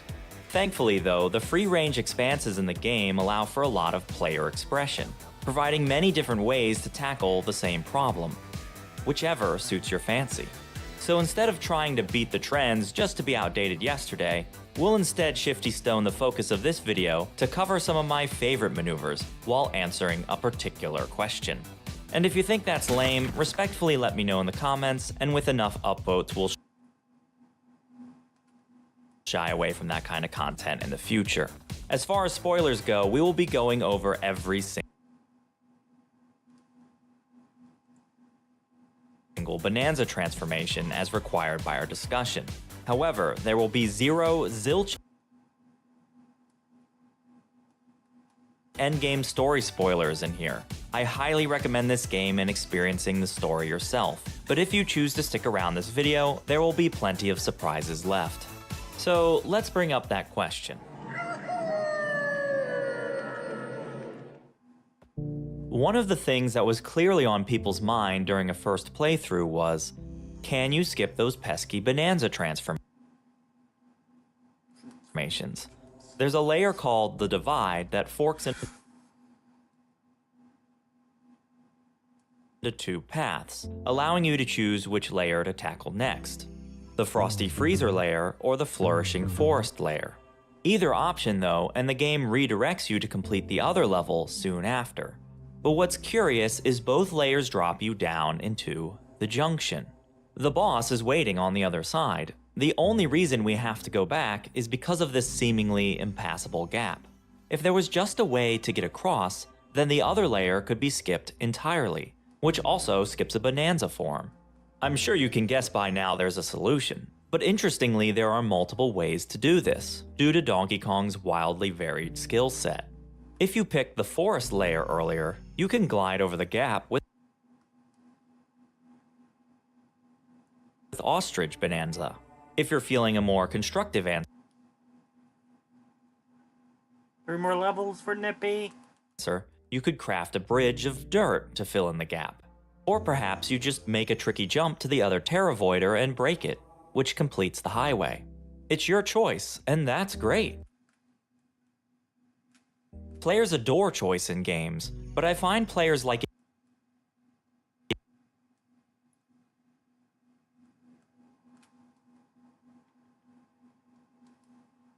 even more when that choice allows you to skip stuff. An out of bounds glitch is cool, but it's really cool when it skips an entire area in the game. Bonanza provides creative opportunity in copious amounts here, not just for sequence breaks, but for hundreds of Bonandium gems, the main collectible, throughout the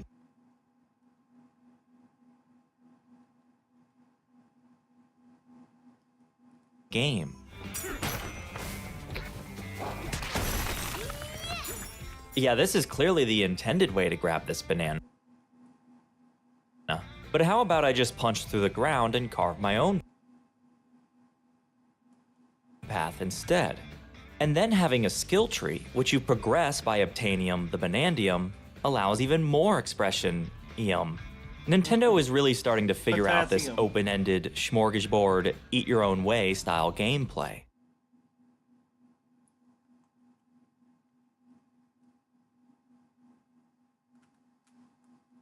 But there's still something that doesn't quite make sense. For all the skips, sequence breaks, and other funky stuff in the game, there are still 2 Bonanzas that no one has figured out how to skip. Maybe those blockers will be shredded sometime in the future, but it doesn't seem likely. And regardless of if that happens, these 2 Bonanza forms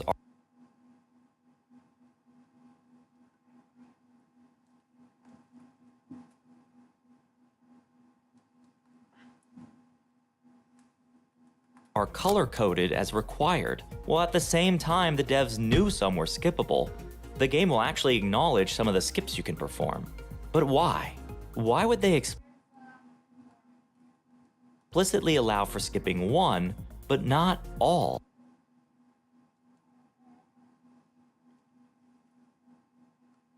This is the question I want to answer today. So let's start this discussion with Ingot Isle.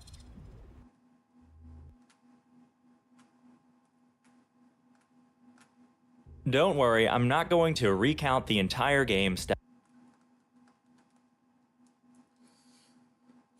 by step, but before getting your bare feet wet on this theory, we should quickly familiarize ourselves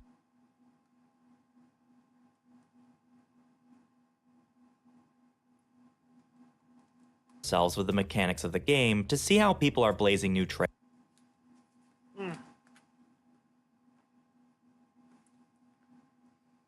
in the first place.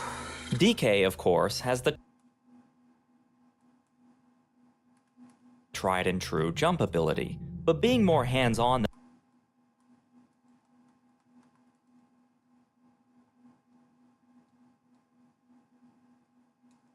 than Mario, has 3 individual punch moves: up punch, down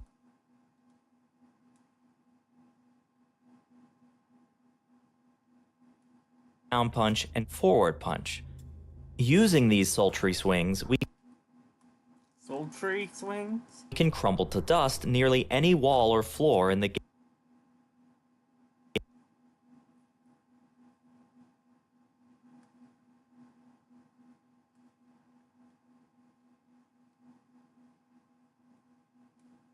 game. There are some materials we can never break, usually some sort of metal. Neptunite? Oh, I get it, 'cause there's tunes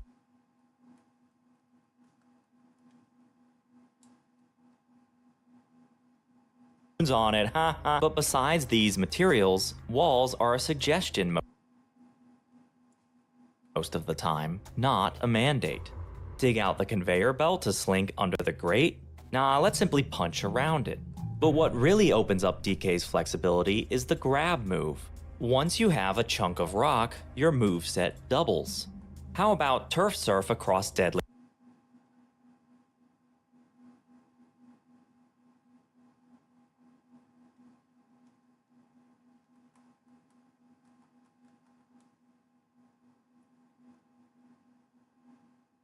terrain, or chuck the stone at an enemy to bring it down to Mother Earth. But then each type of stone you grab has unique properties. Regular old stone can be swung around to break otherwise impenetrable concrete,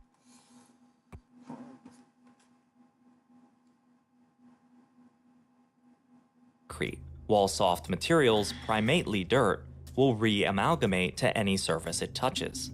This last play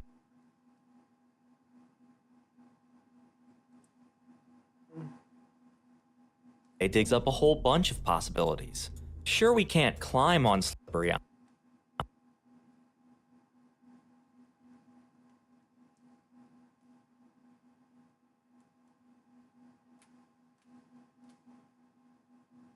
iron, but we can stick dirt to it, allowing for a Frankenstein stepway anywhere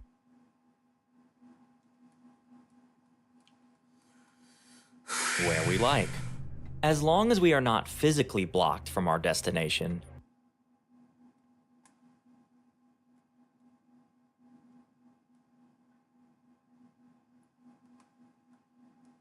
any wall, no matter how tall, can be climbed with serious enough gall.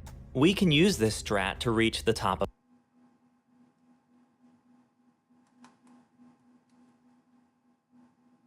Ingot Isle before rescuing the odd rock. But then, unfortunately, we do get stuck. This buried bone bum is holding the key to the next area, and won't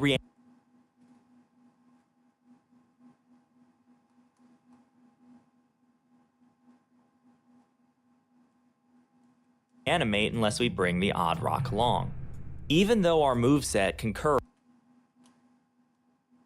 a lot of freedom, there's a constant blocker in Bonanza that can never be sidestepped. We can only travel from one sublayer to the next through designated sinkholes. The very next area, the lagoon layer, has a banana bunch of places to explore on the top sublayer, but we can skip most of it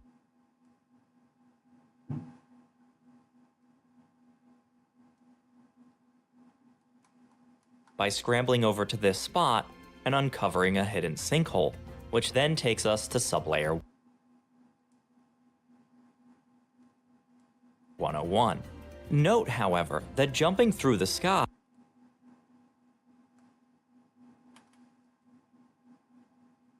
right next to the sinkhole loses a life instead. Thus, any trick, no matter how large or small,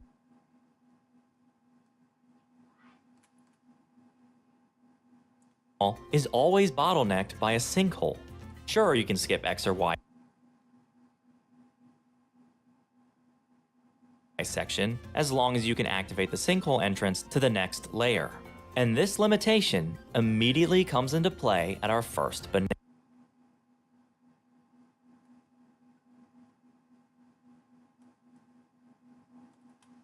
bonanza. Before continuing though, let's take a quick fossil detour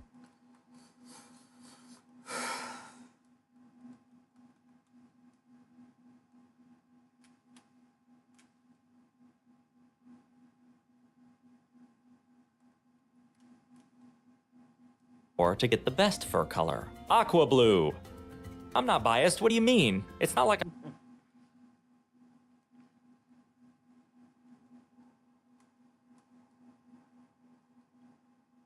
I'm colored the same or anything. 10 fossils will do.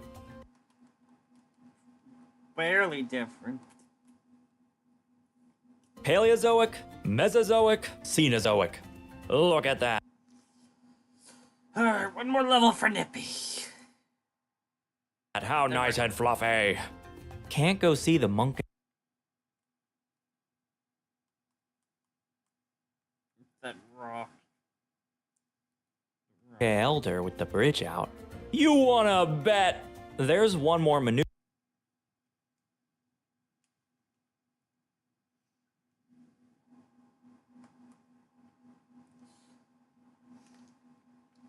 We have to learn the jump combo.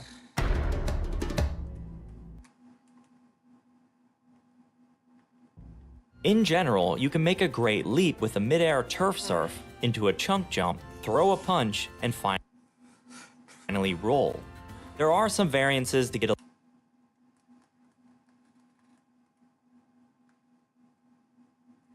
little extra distance, but research is still ongoing. Now sure,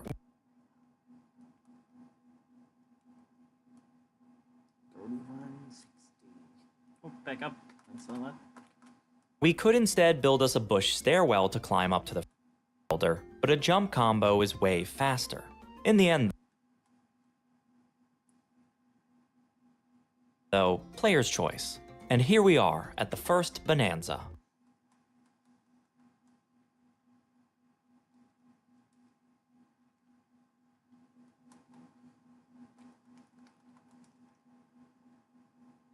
The reason we get restricted here is because of the metal door blocking the path to the next sinkhole.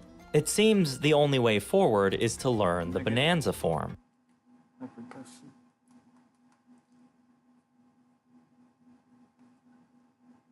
Right, so the way we learn the various bonanza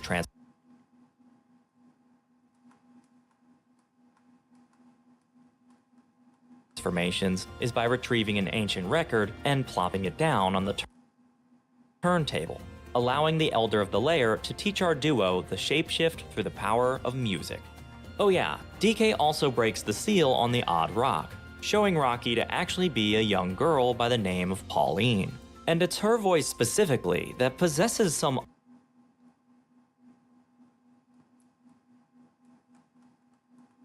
unspecified power to transform DK into Kong Bonanza.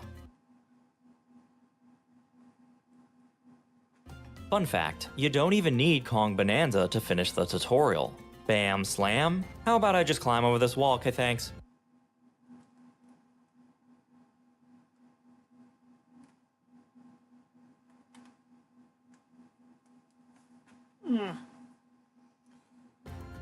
So we learn that, the Elder opens the door, and we're on our way. The game will recommend we use Kong Bonanza to break the following walls, but that's just a suggestion. Would you stop charming? Would you stop spamming charm? DK can't break the walls himself, but instead of Kong Bonanza, we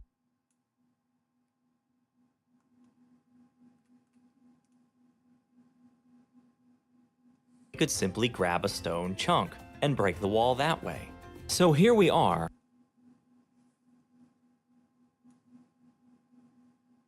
Immediately after learning our required fancy new ability,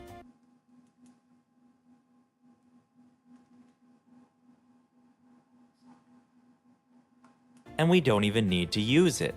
This could have easily been a special Kong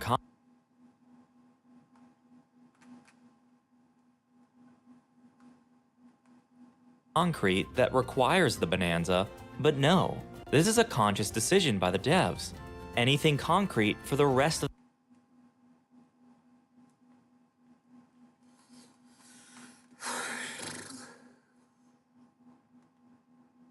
the game, we could use Kong Bonanza to break, or just go grab a stone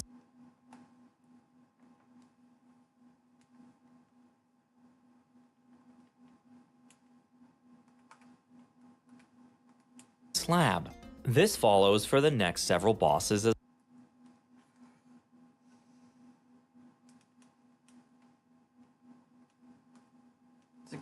well. Pika Bruiser, Stomp and Clomper, they're all concrete.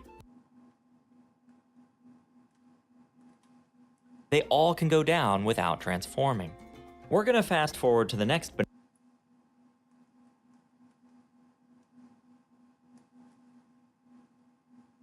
Bonanza now, but don't forget to grab the Rustlin' Canyon getup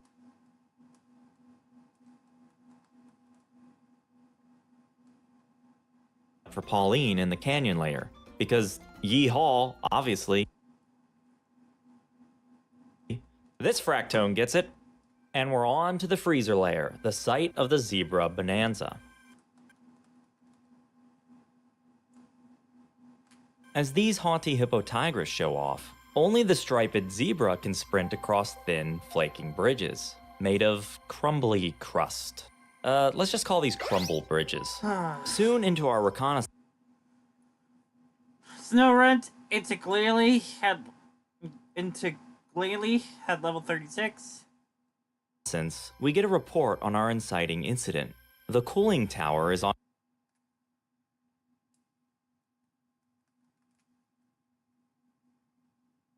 overdrive and needs to be repaired. And no surprise,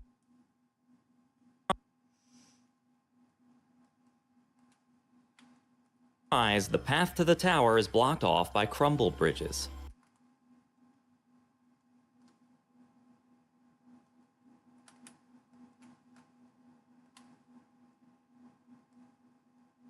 Okay, so we actually need to use the Zebra Bonanza this time.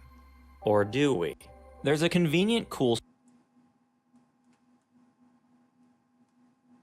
striped caverns nearby, and while the cave itself does nothing, a cave necessitates a mountain to hide it. Unlike most slippery surfaces, ice walls can be punched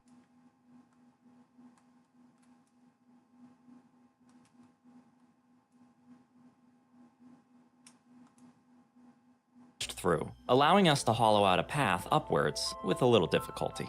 Once atop the cliff, the gap is still too wide to cross, but we have plenty of snow. Soft material sticks to crumble bridges as well, and with enough crumbly coverage, we can reach a lower section of the bridge with a jump combo.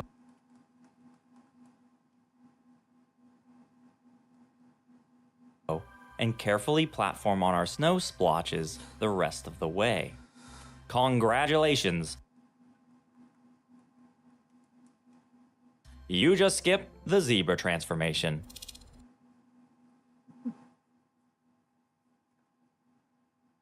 There's still a couple bosses to mow down, but again, there's nothing we need the transform for. Sure, Inflamonite creates a crumble bridge as it scurries away. Just throw something at him. This works for all three phases. And with the cephalopod down, we're 1-to-1 for Bonanza skips. Let's see what happens in the forest layer. Forest locales have always been my jam. Just trying to embody the essence of lush, vibrant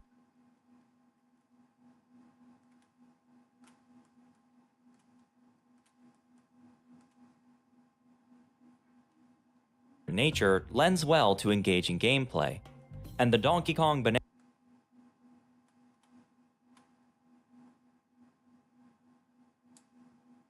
Bonanza is no exception to these expectations.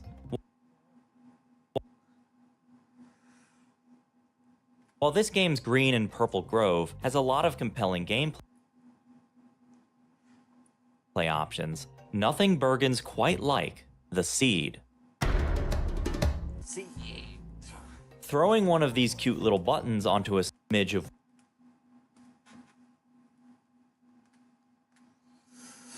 wood blossoms it into an extendo creeping vine. This entices many fun platforming maneuvers.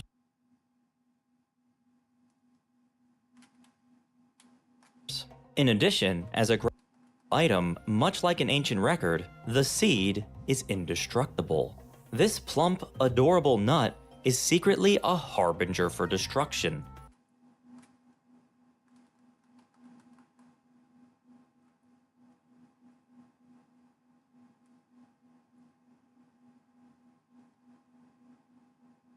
Almost nothing on this layer can challenge the seed, making for an invaluable companion.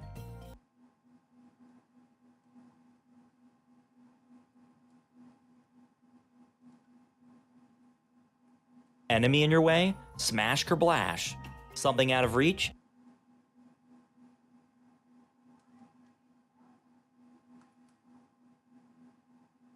Toss across and grow a new path. Additionally, with the Surf skill, Surf. What a silly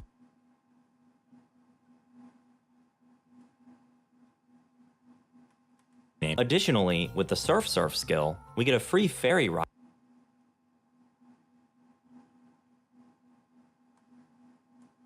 to absolutely anywhere on the map.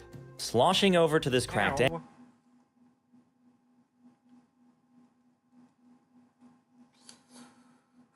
egg, this is the one place the seed struggles. Up on this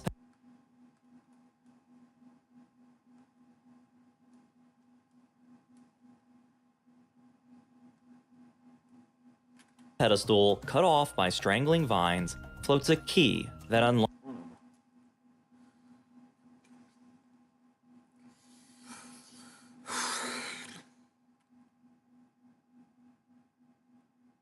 the only sinkhole on the entire sublayer.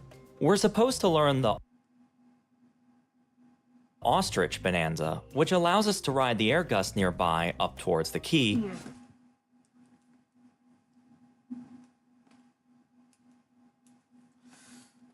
One more level for honest. But don't count the seed out just yet. The devs thought through the seed well.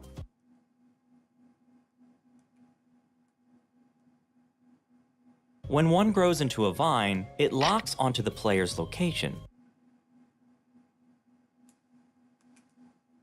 This makes it useful for crossing gaps, but not an on-demand service to stretch anywhere you want.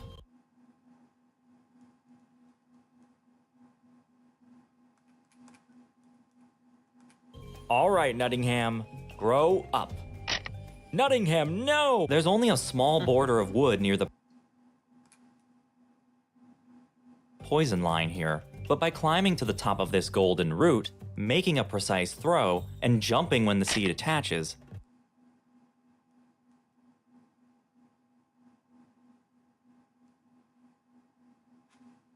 the resulting vine grows upward just enough that a jump combo can reach the key without the ostrich transform. Excellent! But this level ain't done yet. Descending deeper, Moss Plume Marsh is a bit tricky without the ostrich, but because the swamp starts submerged in poison,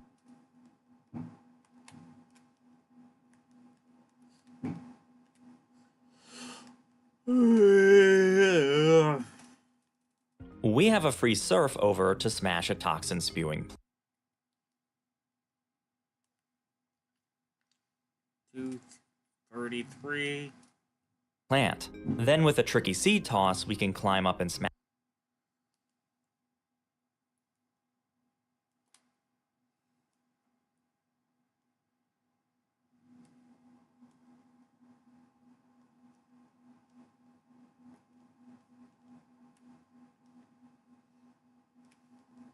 the next one, and for the last one, we simply chunk jump from this decorative arch to pass over the thorns and destroy the final poison plant.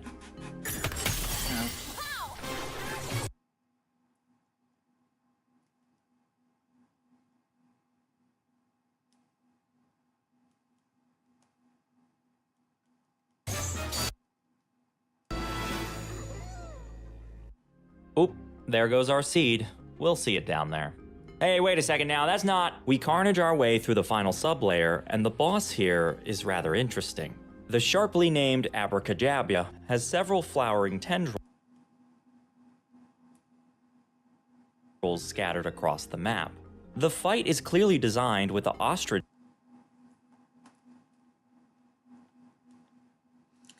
flight in mind, with long, stretched distances and myriad of fans in strategic locations. It's a Glide over to the boss at level 21. Don't have Bloomer Blossom yet,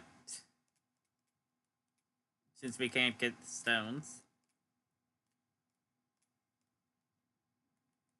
and take it out. Except, what does the Abracadabra do? It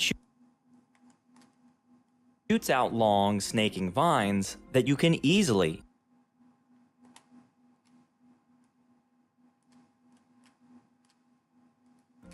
traverse across with a vanilla DK and take it out that way instead. What?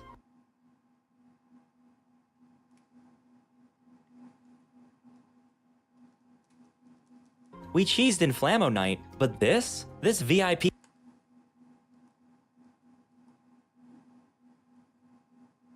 access vine is in direct opposition to the philosophy of the ostrich bonanza, which doesn't need to use the vines at all. Crossing the vines feels like the intended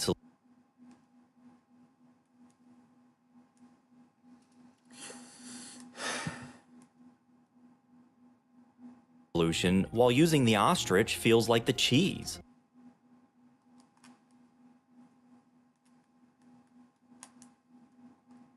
It's not just me, right? We've got ourselves another design contradiction.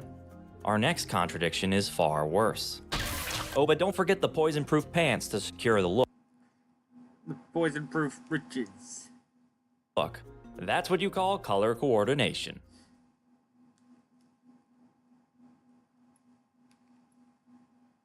As cloud cover forms over our hypothesis, it was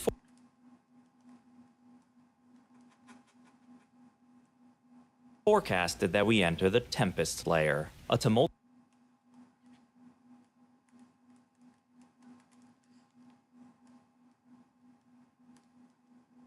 land blanketed in rain and darkness. Seeking shelter from the storm, we brush against the main adversary for the stage, the sinister Bluster Wing. This fight acts as a tutorial of sorts.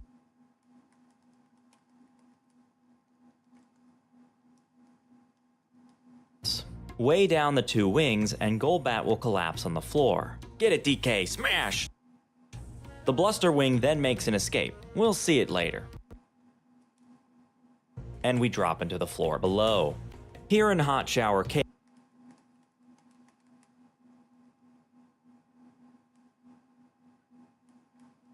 we are supposed to hunt for the ancient record pieces to get the Elephant Bonanza. Again though, the entrance to the next sublayer is guarded by one of those locked contraptions.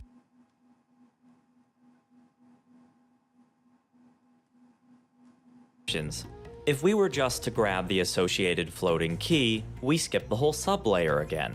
But this time, the Curious Curio is trapped inside a windy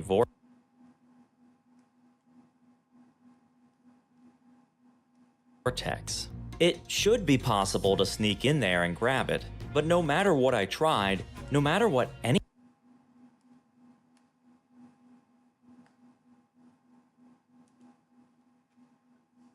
anyone's tried, no one can seem to grab this key. It's unfortunate, but you must get the Elephant Bonanza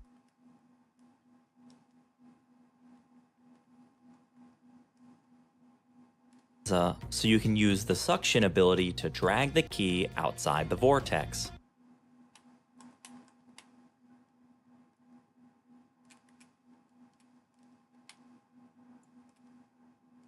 Unlocking the path to the next sublayer. Then we now have 7 extras. face off with the Bluster Wing again. This time, the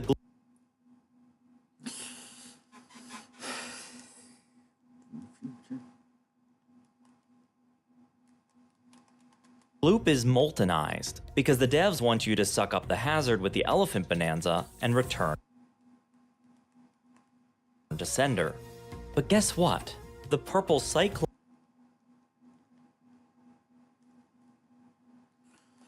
move randomly drops stone cubes.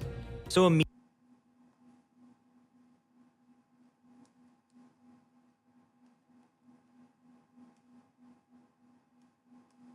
immediately after we were forced to use the elephant bonanza, we had another opportunity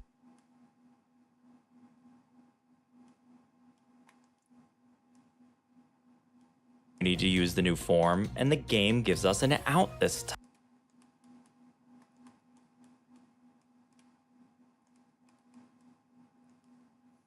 time. Huh?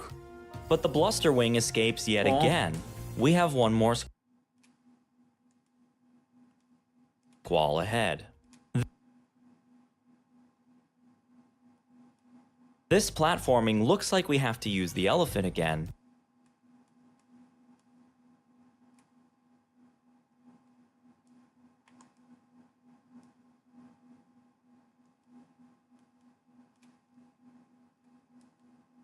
But every single one of these obstacles can be skipped as regular DK. This section stumped me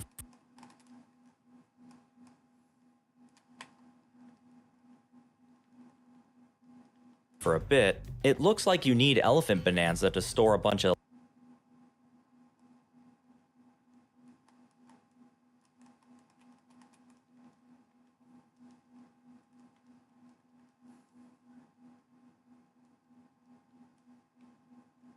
liftoff ore, as one is not enough to rise to Stormy Station.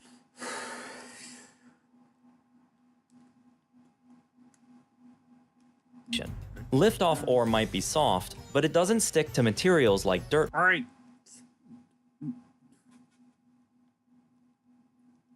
Does. However, everything sticks to glue gum. Now.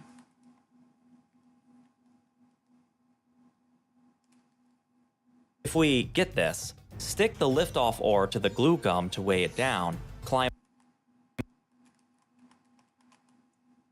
up to the platform, shave off just enough ore that the platform rises, while still clinging to a tiny morsel, we can grab that small sliver and barely reach the station.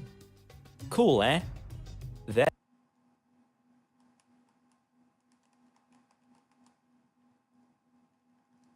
Then the final showdown with the Blusterwing takes place. God damn it.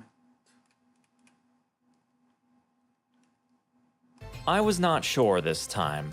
There's no grabbable rock in the arena at all. You can't take any down with you. The only stuff I could see is unreachable, flying off in the surrounding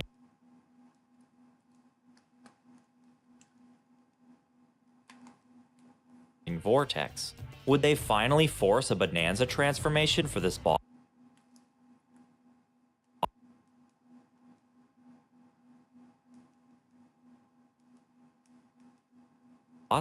Well, I ended up dying trying to figure it out.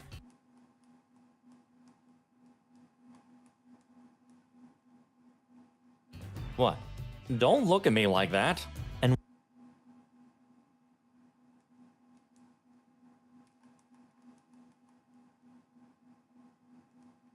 when you die, you leave behind a golden DK statue. Spawn 2 of these DK statues, and you have just enough ammo to weigh down the sinister Blusterwing and finally destroy the malevolent mask. This is a super fun layer to postulate solutions without transformations. Then why are you forced to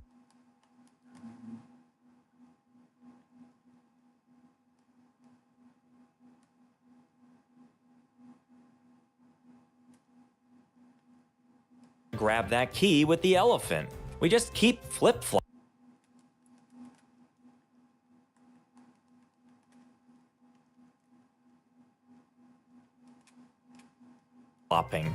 I'm quite confused. Well, let's round out our investigation.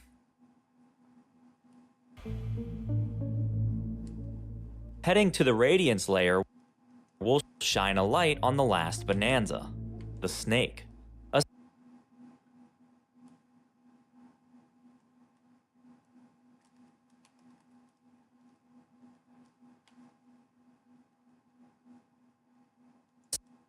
Essentially, the transformation allows you to jump really high, and again we have a key that asks us to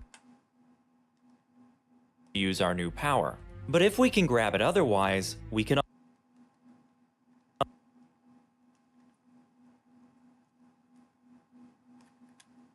unlock the sinkhole and skip the entire bonanza again. This time,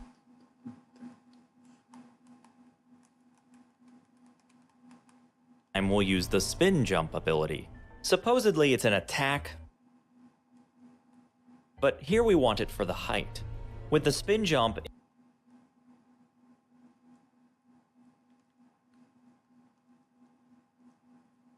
into a rapid turf surf, chunk jump, and roll, we can barely loft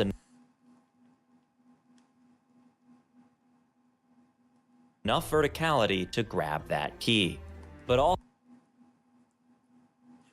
again, we have the rest of the layer to contend with. The tower climb looks rough, seems pretty designed for the Aeron into Laron at level 28. snake. But whenever we're stuck, we can always pull out the good old dirt bridge. Well, I guess it's sand this time. It is a little tedious to run back and forth for more sand every time, though, so I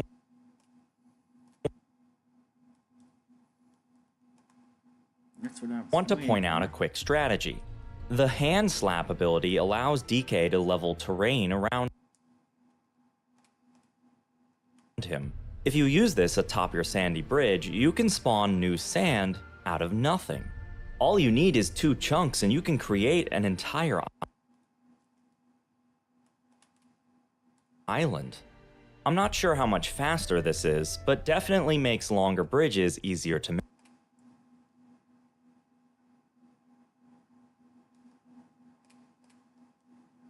manage. Anyway, after this, the rest of the level is easy enough. Oh, this part requires the snake? Nah, just use a fractone chunk. What?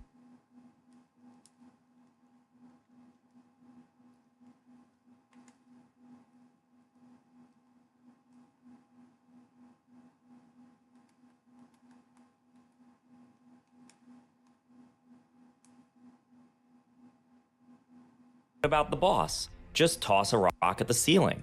Thus, every single thing up to this point, minus the exceptions we showed, is bonanza-less. What's going on here?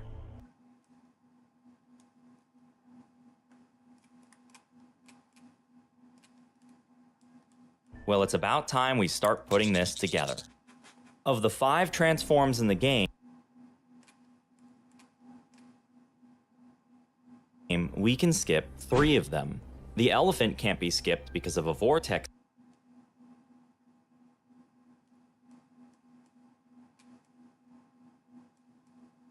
key, and the Kong can't be skipped because of a metal door.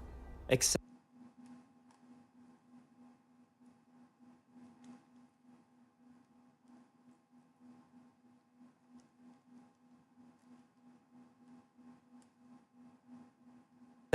I've been hiding something from you.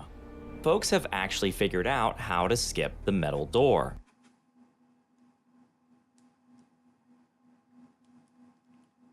By abusing physics and the photo mode, we can glitch inside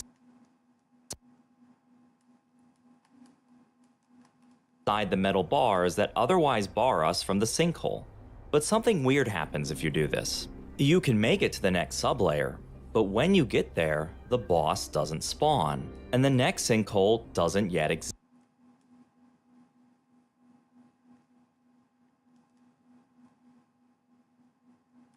exist. In fact, Pauline starts talking normally. That's them! They turned me into a rock!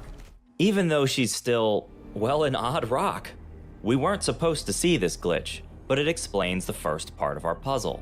The reason we must grab the Kong Bonanza is because the game would break without it. From a game design perspective, this makes sense. Further parts of the game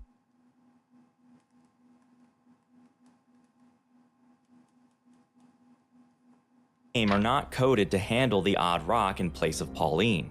We actually need to unlock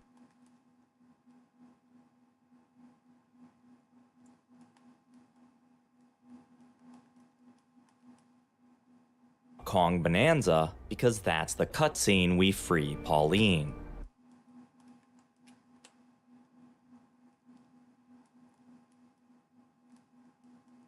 So that explains the first contradiction, but not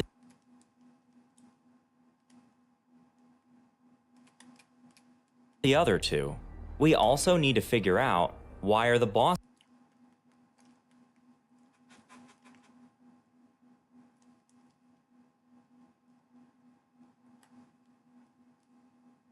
designed to be bonanza-less? And if so, why is the elephant bonanza required when nothing else is?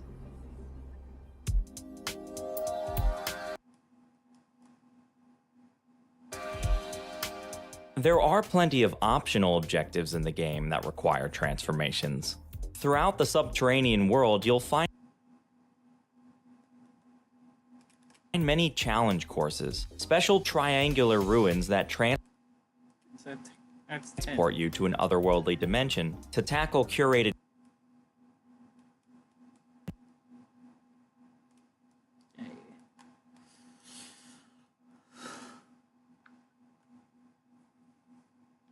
jungle gyms centered around a certain gimmick. These are my favorite parts of the game, by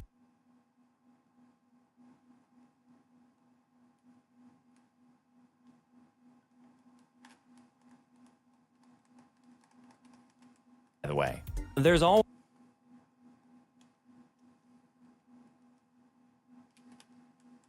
a specific skill set being nurtured here, whether a puzzle or speedrun or raw platforming. But the ice shave on top is that every single challenge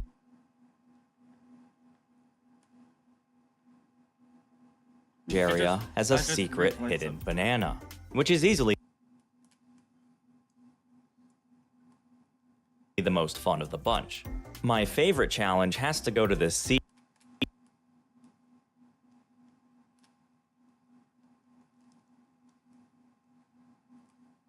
room. Did I mention I like the seeds?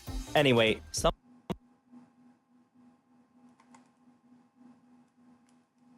of these portals require a certain bonanza transformation just to be able to enter, locking you into a trial surrounding that specific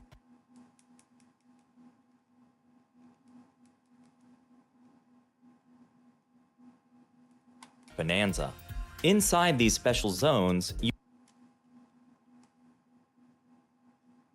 you can't switch bonanzas and you can't lose Banergy. Wait, say that again.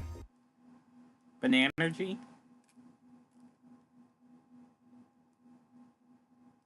That again. No, the other thing. No, the other thing. No, what you said before.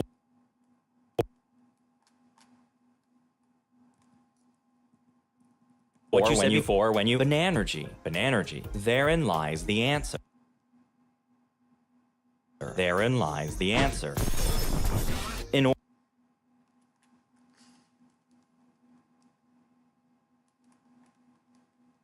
order to use a bonanza transformation, you first have to charge your Banergy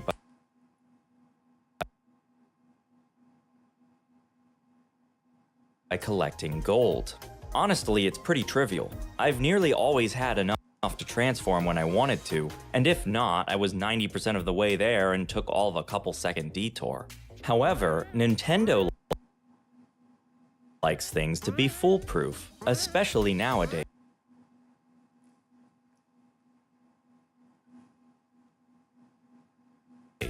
If there's even a possibility, a smidgen, that someone could get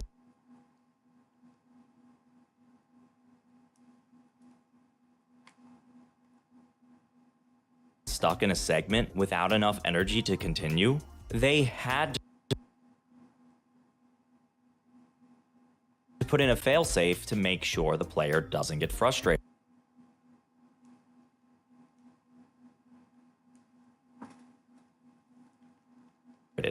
In the overworld, the solution is simply a melon.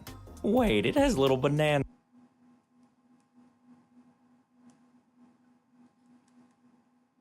on it. Are you kidding me? Melons restore your Banana-G to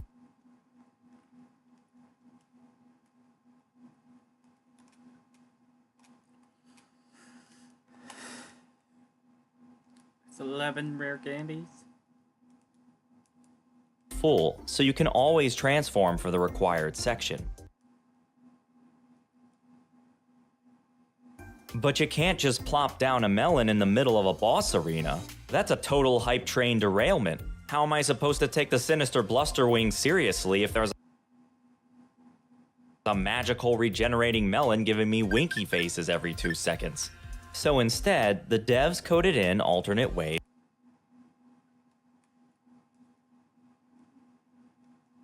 to damage the boss, which by proxy makes them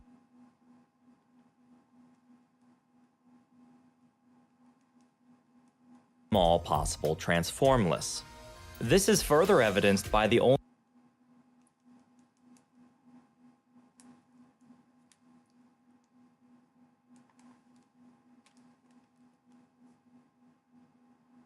boss area with a melon being the Abracadabra, because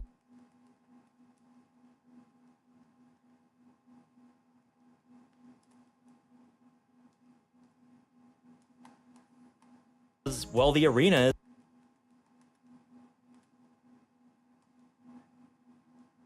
is a massive sublayer. You only even notice the melon if you fall down below. 2 contradictions down.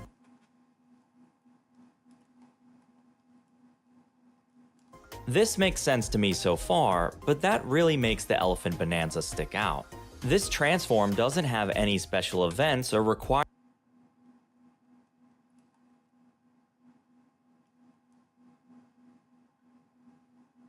associated with it. If we could grab the one singular key, we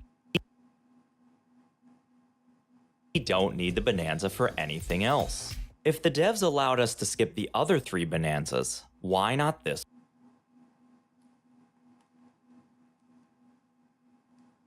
one also? Well, I can't confirm for sure. Confirm. But I think I have it on the gold money. As I investigated various skips and learned how to supervise the construction of soft stone bridges, I noticed sometimes we hit an odd snag. Back in the Yeehaw layer, I was working on a bridge that would skip half the level when suddenly I hit a dead end. The bridge wasn't able to build further out. Studying this phenomenon, I realized I could build in the other directions. There's an invisible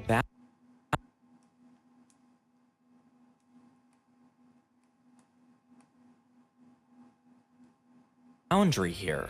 I initially thought this was to prevent a sequence break. But what's weird is building the bridge vertically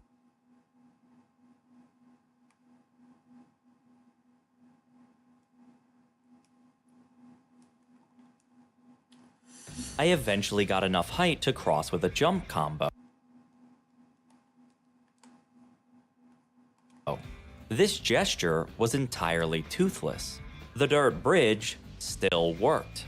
I think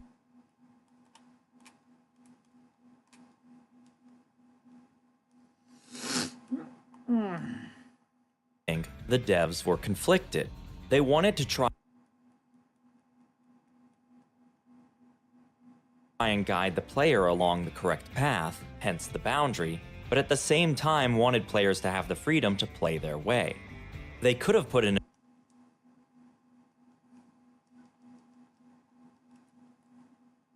invisible wall here, and invisible walls do exist in this game, but they chose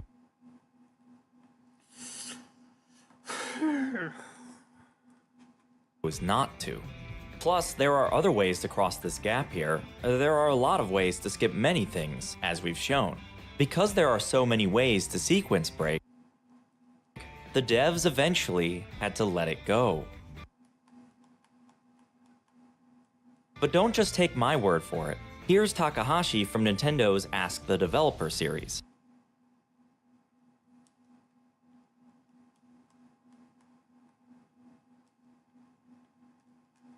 There's a lot of leeway in terms of progression in this game.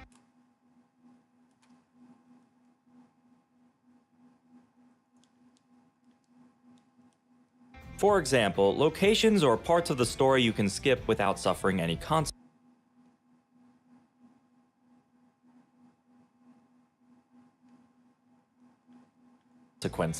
When the game progresses in a way we hadn't intended, we call it a sequence break in development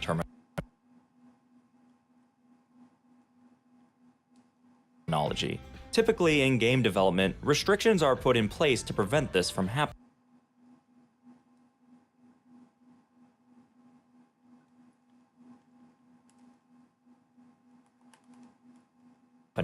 But since this game is all about destruction, we wanted people to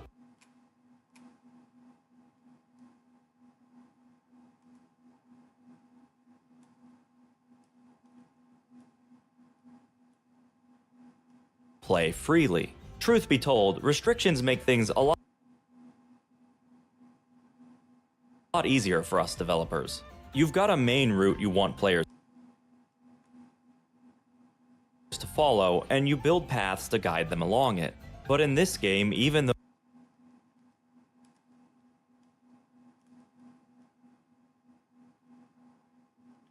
those paths can be destroyed. For example, the correct way to get a golden banana, aka Banandium gem,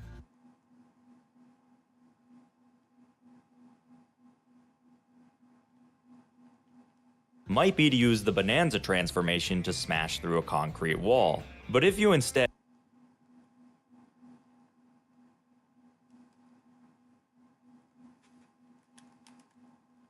dig a tunnel and sneak around to grab it from behind, that's equally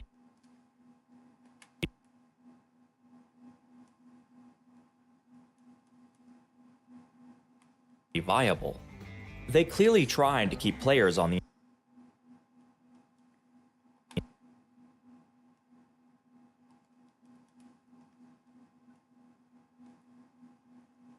intended path, but they probably realized complete insulation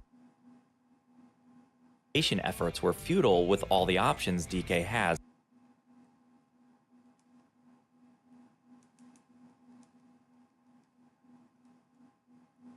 in his toolkit. But we still need an answer for that key. The devs clearly allowed for alternatives. Where's the alternative for the key? Well, that's the key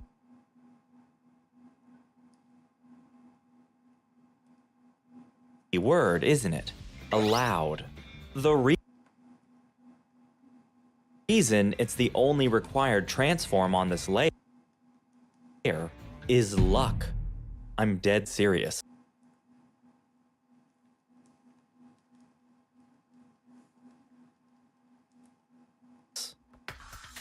The dev's main concern is if a puzzle or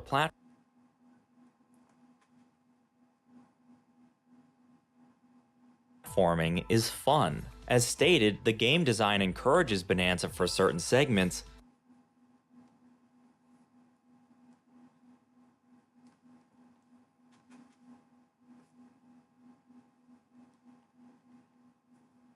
but if there was some convoluted set of jumps and moves you could do to beat it without the intended solution, who cares?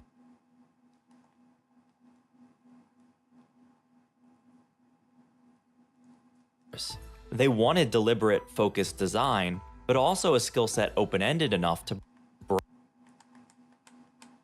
break that design in creative and unseen ways. That one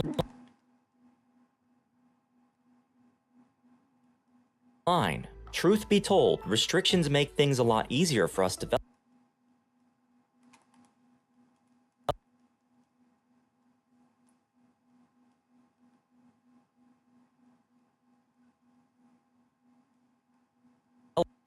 Is the most telling, I feel. We can infer with that candid admission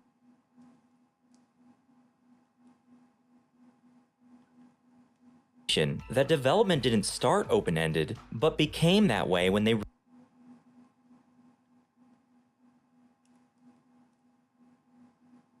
realized that sequence breaks were embedded in this game's DNA.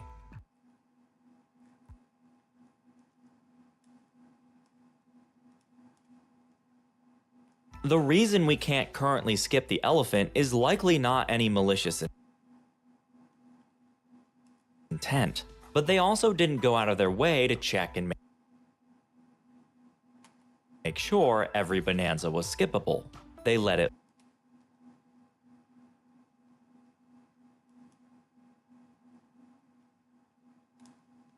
lie as it was. And it just so happens that this vortex key is the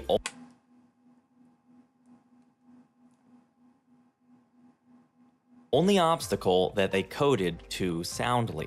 The logic is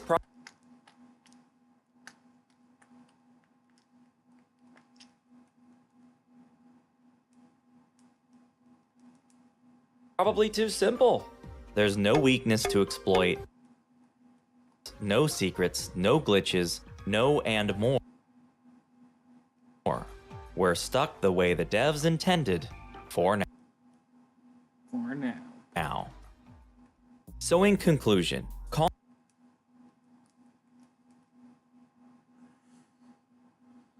Bonanza is not skippable because it's required for the game to function. Zebra, Ostrich, and Snake can be skipped because the devs were expecting unexpected sequence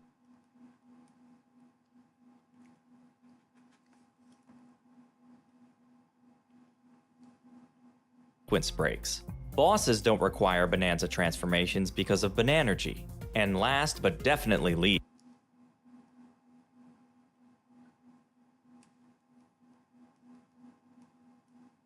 the elephant is not skippable because we got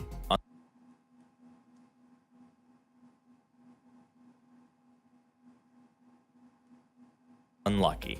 If we excuse Kong Bonanza because of the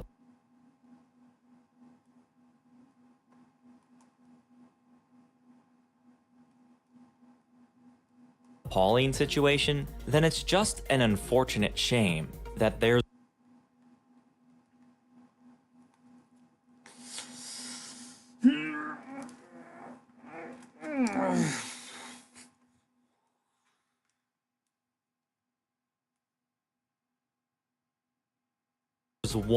one obstacle that was accidentally too impossible to skip. Well, this community has done a lot already.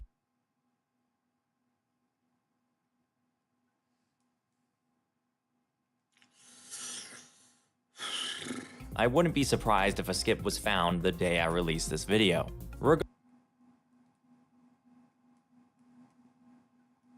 Regardless, the seed is awesome. Best item ever. So if you can't tell already, I like this game. There are a couple of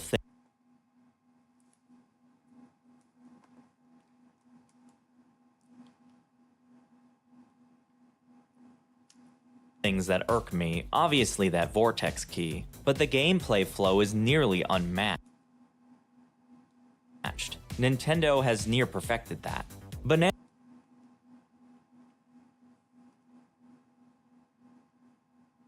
aren't just the main collectible, they're skill points, which unlock new moves, which you can use to find more bananas. But if you get tired of a layer for any reason, you can just fight the boss and go on to the next one. There's no B locker shooing you away if you didn't grab enough stuff.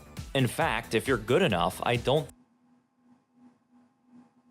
think you need to actually collect a single banana, yet you naturally want to. The reward is intrinsic. Now obviously I could say way more. The endgame too Chef's kiss. Excelente. But I hope you enjoyed this video. It's a little different, but truthfully, this is the kind of mindset I aim to bring to the channel. All these challenges I do are primarily ways to wrap game design and analysis into a fun and approachable journey. I would no doubt go full-on dry professor, and the formula is illustrated here by this box, if people would actually watch that. I know someone watching right now would, but I want these videos to be accessible to the average gamer. So hopefully this one was entertaining enough to keep a good chunk of ya. I'm always looking for ways to peel back more layers on our favorite games. Thanks for watching. Speaking of peel, I'm kinda hungry.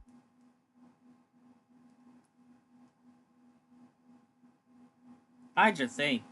I could use a big, juicy red apple right now for absolutely no particular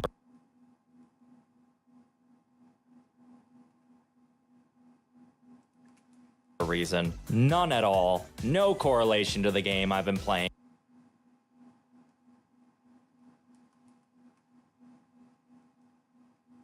the entire month.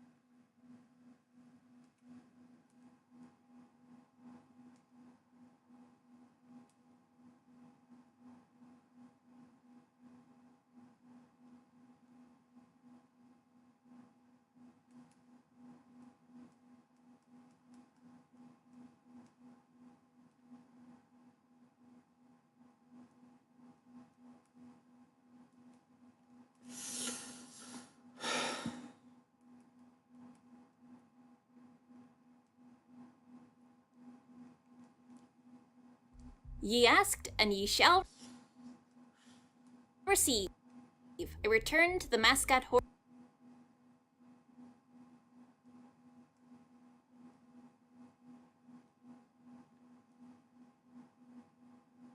horror minds to talk about something I've actually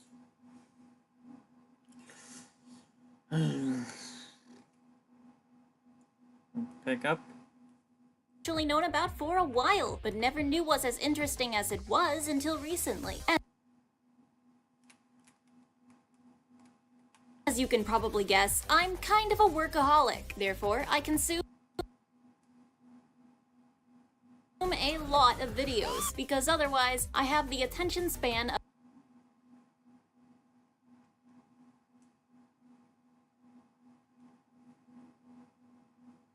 of a gnat. A lot of those videos are from the big guys who will kinda just, you know, play everything. I'm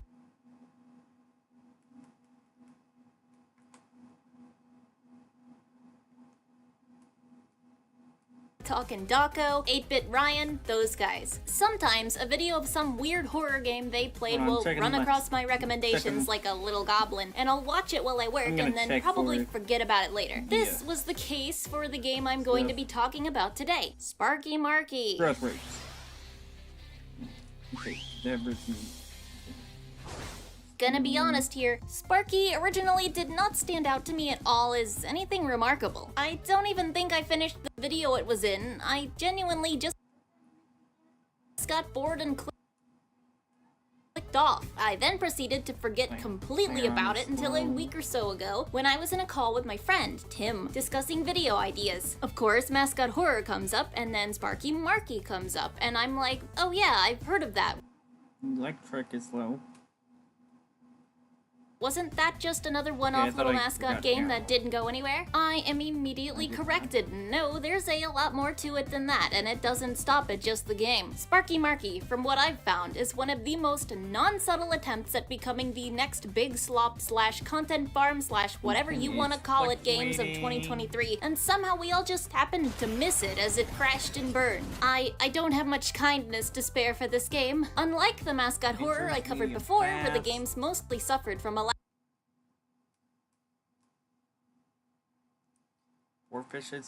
of game development experience and were otherwise made with genuine intentions, Sparky is very evidently deliberately crafted to take the least effort to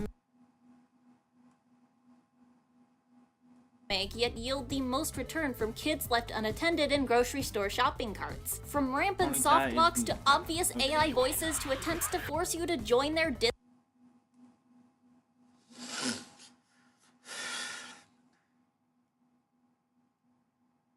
Discord server to beat the game? Let's get right into this mess and take a look at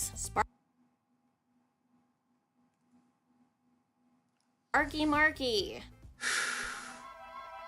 Episode 1, Alright, before we get into the gameplay itself, let's go over a little bit of this game's backstory. Sparky Marky has 3 chapters, with all of them having been published as separate games on Steam, which seems to be the usual these days. What's nice though is that unlike other games following this formula, all of the episodes are free to play. Well, 2 out of 3 of them anyway, plus the Dead by Daylight clone, which isn't gonna be included in the video because it's been locked up since May of last year and I can't play it. The game series was developed by Clapperheads, with Episode 1 coming out on April 14th.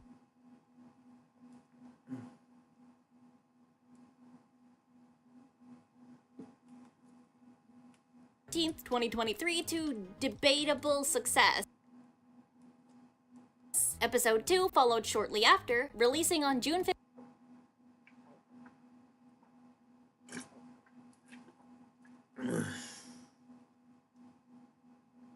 That same year to a slightly more welcoming audience. Episode 3 is in limbo, unfortunately, and it's probably not coming out. Why that is will probably become apparent as this video progresses. Clapperheads seemingly had no social media presence before Sparky Marky, so episode 1 was their first impression on the mascot horror scene. Was it a good one? No, it wasn't, and let me show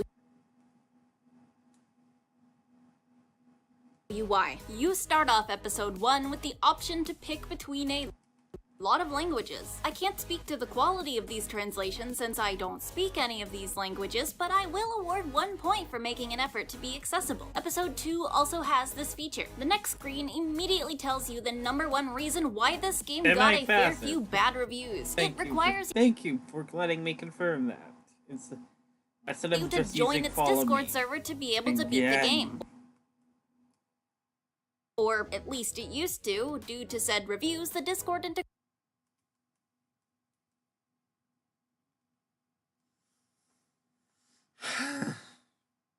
was removed, albeit pretty sloppily in my opinion, but we'll get to that. In the interest of not getting too distracted, I'm gonna put my rant about why you shouldn't tie your game's functionality to an app you don't have control over a little later in the script. With little fanfare, we're then plopped into the middle of a forest with only a flashlight to our name. Therefore, the only thing to do now is wander. Walking along, you'll see generators, broken vending machines, doors, but none of it is usable yet. Instead, what we can do is make our way all the way down the road here until we find a wall covered in decals of Sparky. And if we look at it from a certain angle, we get given both a Discord command and temporary blindness. While all the game's commands are made non-essential now, this one was lore related, and we'll just give you a picture of one of the game's monsters alongside a note telling employees never to use the term.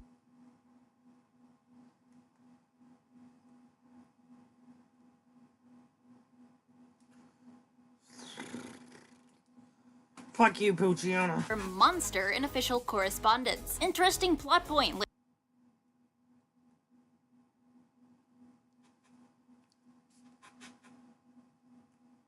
Let's see if it comes up later. Continuing forwards, we find the titular Sparky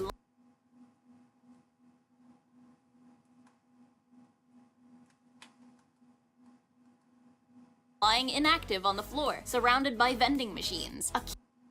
With him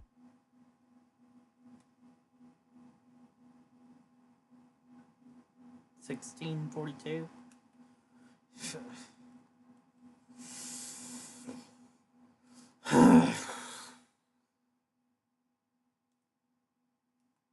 Him is that his color is random. I got a green Sparky, but you can have blue, yellow, Ah, thank God.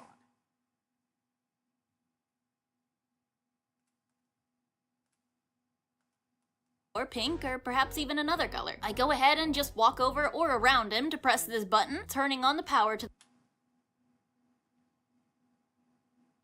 the surrounding area and also to all of these vending machines, which proceed to all play different jingles at the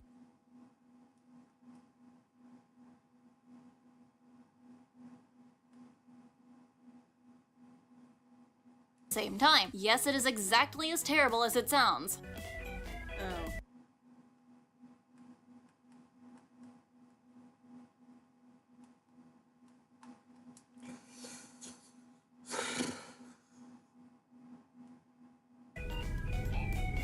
You can escape the area through the right side, and now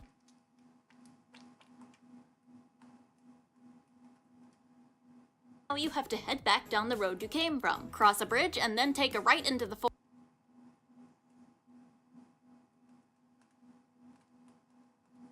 forest to reach a door with a green hand sign on it that you can open. Let me be clear, this game is not clear about where you have to go at all. I only knew what to do because I had a quote-unquote guy in the chair telling me. It's been an honor, Spider-Man.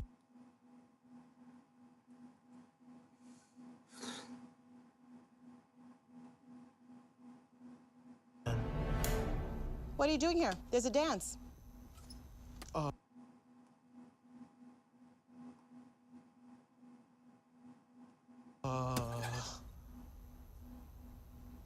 I'm looking at Sparky Marky. This thing gives you absolutely no direction or objective, and it isn't even clear about you needing to turn the power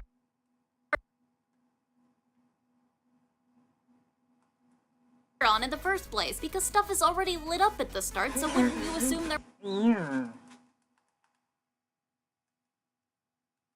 was already power? Who knows? Anyway, we can go in here now and find a computer that we can turn on using a button on the wall. Weird way to do that, but okay. And on the computer screen is a code.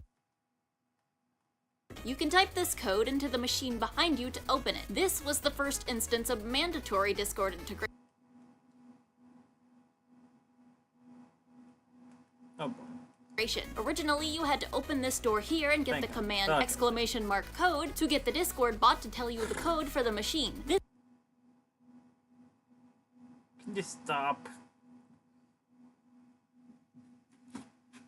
Stop at the text on the monitor wasn't there before, but now it's kind of there all to grind here. the time. Kinda wish they'd tried to implement a new puzzle here, because this way of changing it is just kinda boring. Inside the machine, there are a bunch of flare guns. These are a doozy all on their own, and the first instance of real bad game design.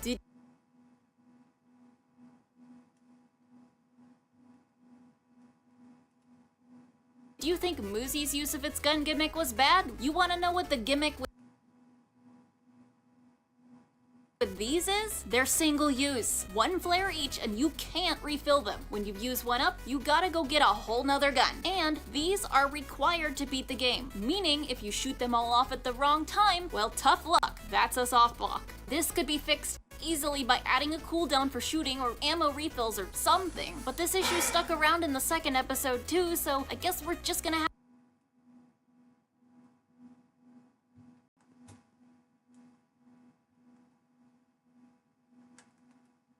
to be careful with using these. Those guns were all we needed in here, so now we're supposed to head out and back down the road until we reach this specific purple vending machine. Not any of the other identical purple machines, this one. Because right next to this one, there's a cave, and inside that cave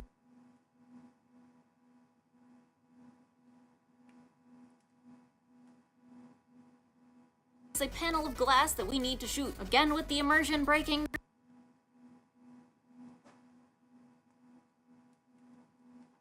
graffiti. There's also another code on the wall here. It's just more lore, same with the one inside the room we find.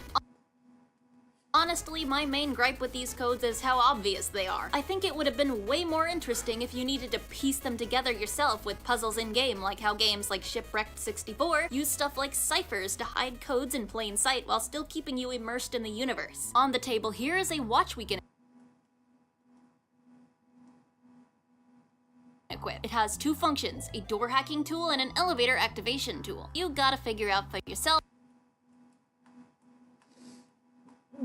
that you're supposed to go to the road again and use the hacker tool to open this locked door, which lets you into here. In here, you need to shoot the window with your flare gun. What window? That window. What do you mean you didn't know that was a window? It definitely doesn't look like a wall. Oh, and I hope your gun still got ammo. If not, get your ass back to that other building for a new gun. But this is the last time we need the flares because now we're switching to tasers. If you want, anyway. This collection of tasers actually never has a purpose, and neither do the flares from this point onward. What's with mascot horror and just forgetting to use its gimmick? Open the door here and Sparky appears for a split second before vanishing and making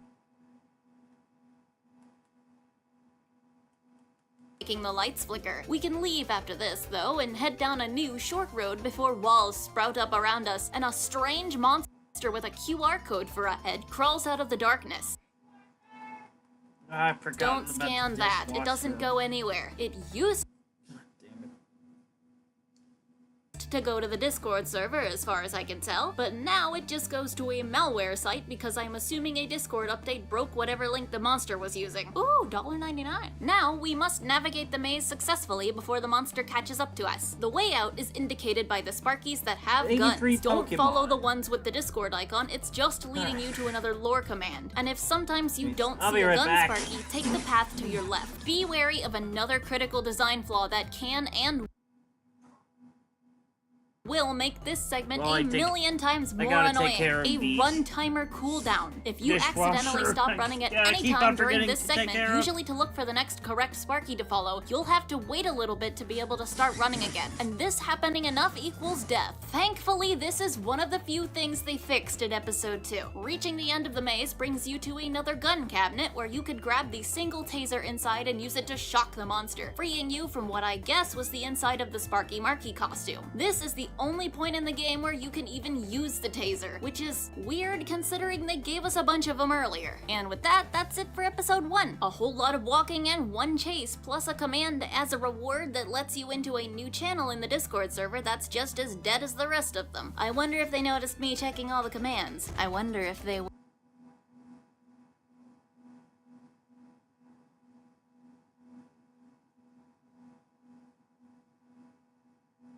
worried. Anyway, that wasn't a very exciting game. We barely even saw the titular monster. He kind of got overshadowed by Mr. Social Media promotion over here. There really isn't much positive I have to say about this experience. It just feels shallow and it barely lasts 10 minutes if you know where to go and what you need and don't need. But is episode 1 enough to warrant a whole video? No, it isn't. Despite its flaws, it's only meant to be an introduction. I can excuse issues with a first go-around as long as things are patched up in later installments according to criticism. So, were they? No, they weren't. They actually got a whole lot worse. Episode 2 starts off with a language selection like Episode 1 does. This time, though, the title screen is a lot more graphically interesting, and unlike the first episode, we actually have a sort of introduction as we find out we are playing as Dr. Barlow and undergoing some sort of monthly assessment led by Susie, an AI. Dr. Barlow doesn't seem too happy about it, though.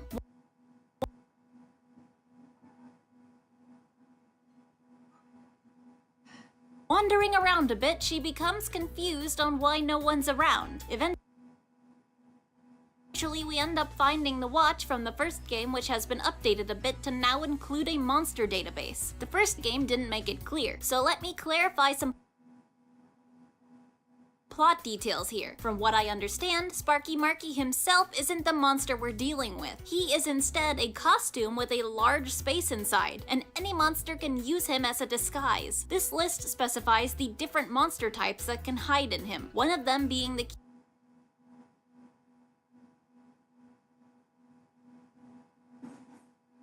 QR monster from the first episode, explaining why we saw ourselves exit Sparky when we beat it. Sparky's behavior betrays what monster is inside, sort of like how you'd use behaviors to determine the ghost type in Phasmophobia. This thing even has a bunch of other attributes like the color of its ooze that I guess Sparky would leak while walking around. It's an interesting idea for a monster, but it's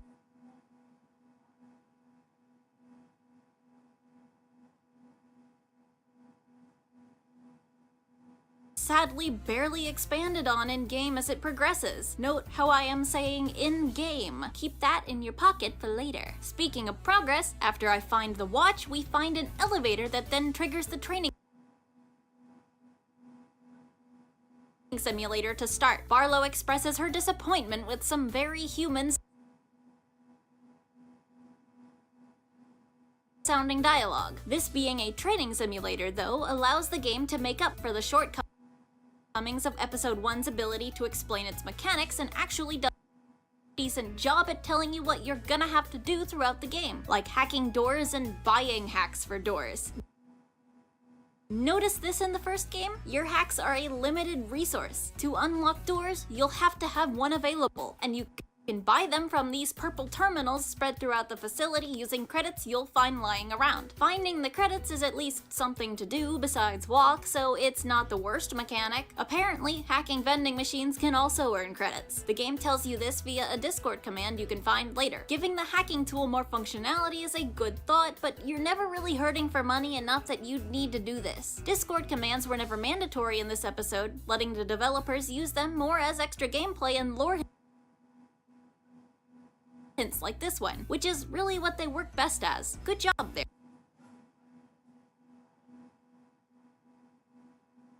When we buy our first hack, Susie to a perimeter breach in the 4B zone, but when asked for the location of an exit, she's silent, prompting the ire of Dr. Barlow, who I then spend too long driving in circles before I finally make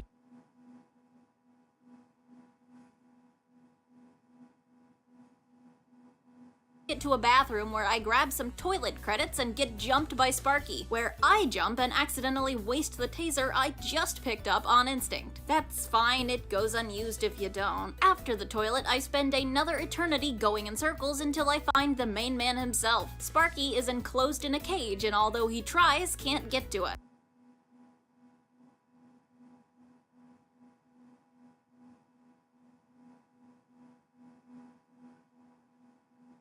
Susie informs us that a marker has been placed on us to attract him, and that we can tell if the marker currently is on us if we can't see him. He apparently accomplishes this invisibility with psychic abilities, which I will say is not something I've seen a mascot enemy do before, or at least recently.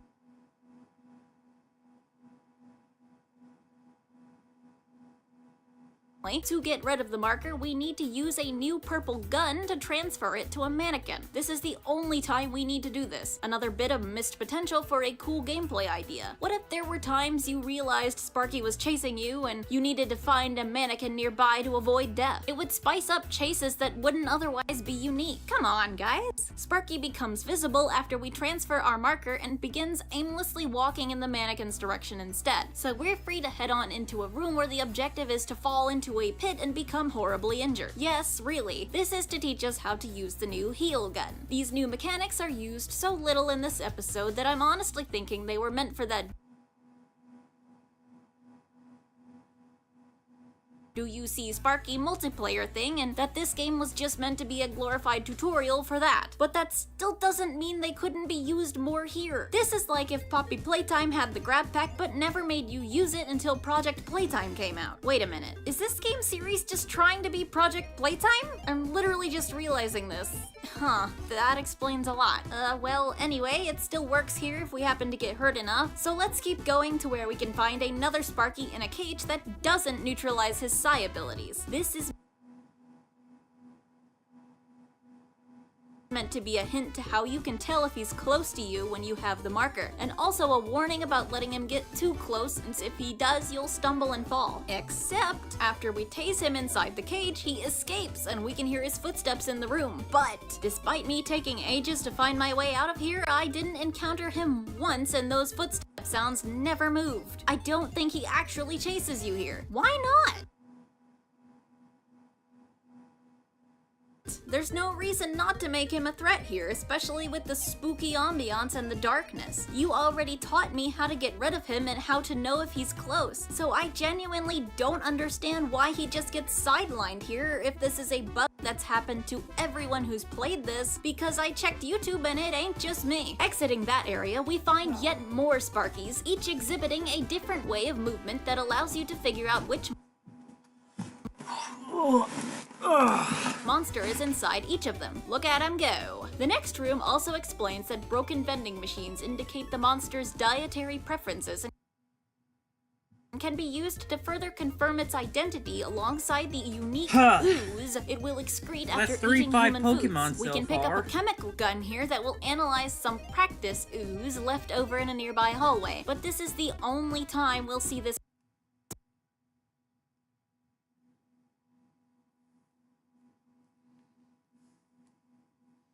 It's a weird battle. Mechanic, and I feel like I'll be beating a dead horse if I say once again why it's annoying to see this gimmick go unused. Alright, a quick aside, this room here betrays something that I hadn't wanted to assume right away, but now have a pretty definite opinion on. This game is using AI voices for all of its dialogue. There are absolutely no voice actors listed in any credits anywhere, and a lot of the delivery feels very unnatural and stilted. How do I know for sure now, though? Well, this guy sounds the worst out of all of them. Entry 3,502. Price is like a dog with a bone, wasting resources on his rune obsession. In fact, he gives off the vibes of those weird content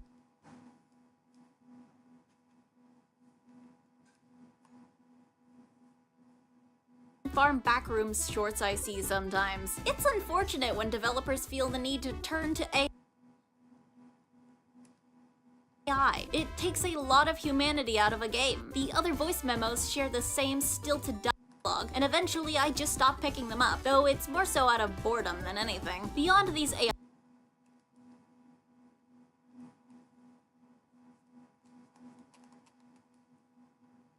AI voices lies a room with a big sonic anomaly in it. To pass through, apparently we need to use a sonic gun, but I found who the fuck gave Sonic a just gun? doing so normally yields pretty much the same results, so it's yet another random mechanic inconvenience that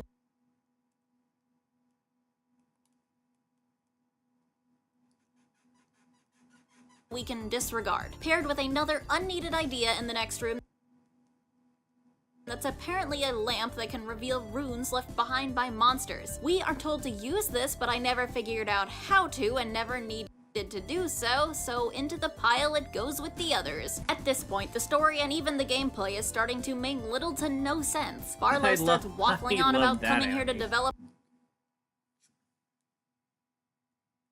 a cure for all diseases, which literally does not ever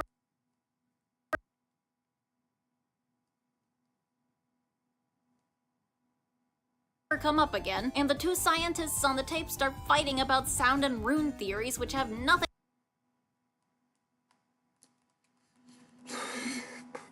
to do with the game, since it's already stood its ground on never including any mechanics related to those things.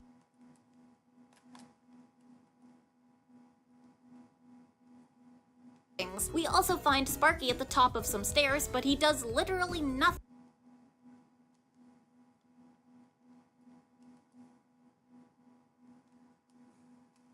when we approach and even trample all over him, so I don't know why he's even here. Then we finally make our way into the last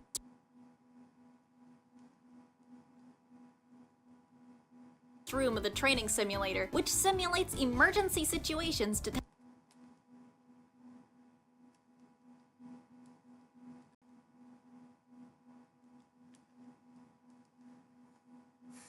test employee knowledge. Terminals are located around the room and we need to use them to get recover. Yeah, a key light, which can be placed at another central terminal to neutralize whatever monster is in Sparky when he's in the room with us. We can figure out what monster it is with our previous behavioral knowledge and request the right key light based on that information. Viewers are also stationed around the room to let us see Sparky while he's invisible at the cost of staying still. All of this would certainly come in handy if Sparky was even doing anything. Instead, there's nothing. We need to insert the right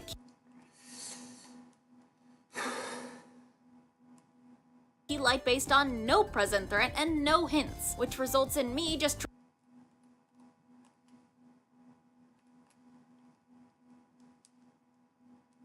trying all of them until it works, and then the threat is released. So now do we need to analyze the monster now that it's active? No, we don't. We just gotta get a Sorry. Oh, wait, what? What the hell? flare gun, shoot these screens, and book it. Awesome. The one time Sparky is actually after me, and it's only a problem for like 10 seconds. Barlow babbles some stuff about coming home to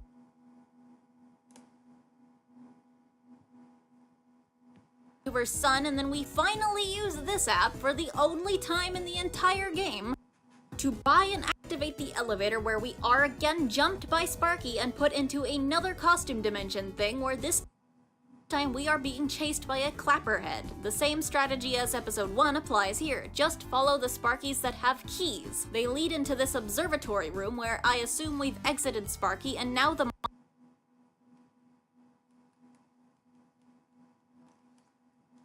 monster is coming out of him after us. You are apparently not supposed to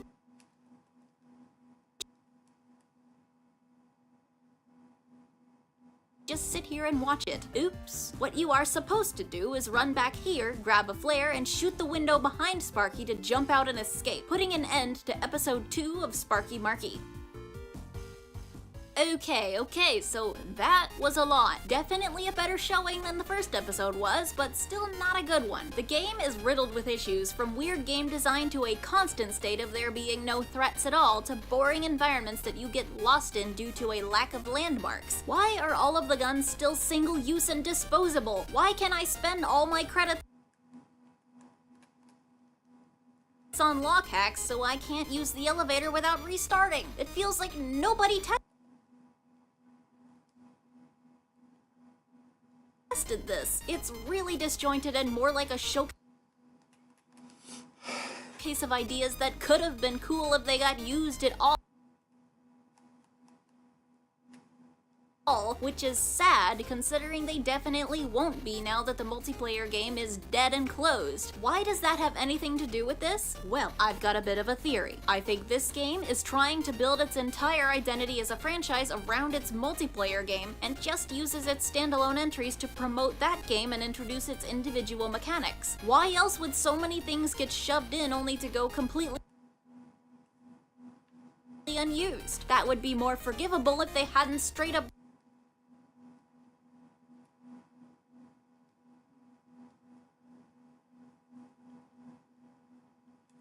removed access to the game almost an entire year ago, leaving these 2 other episodes to rot as unimpressive showcases.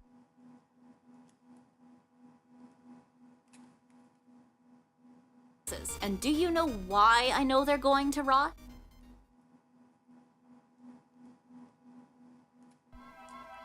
Sparky Marky, link to the algorithm. Before and while making this video, I did a lot of research on Sparky's developers and their history in the gaming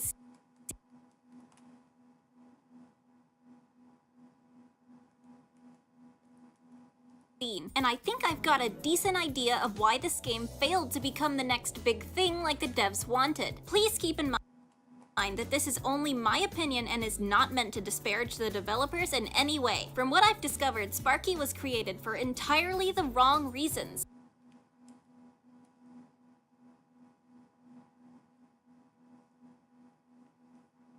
Rather than making a game they were passionate about, clapperheads tried to burst onto the scene with an eye-catcher mascot they didn't actually care about, one they were quite possibly only using because they thought he'd be their ticket to fame. And since most other mascot horror games release in small experiences at a time, they probably figured that for Sparky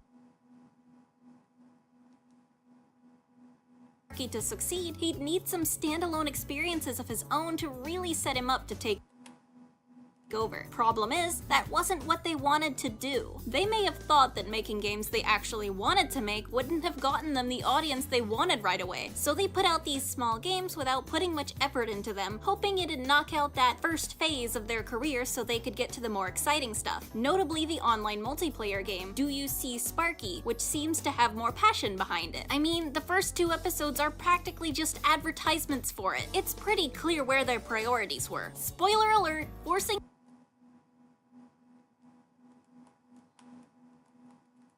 yourself to make something that you couldn't care less about just results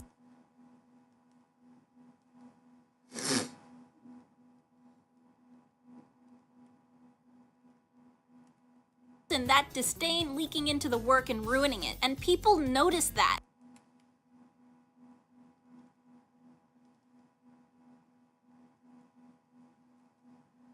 Which led to Sparky's popularity quickly dying off, and to Do You See Sparky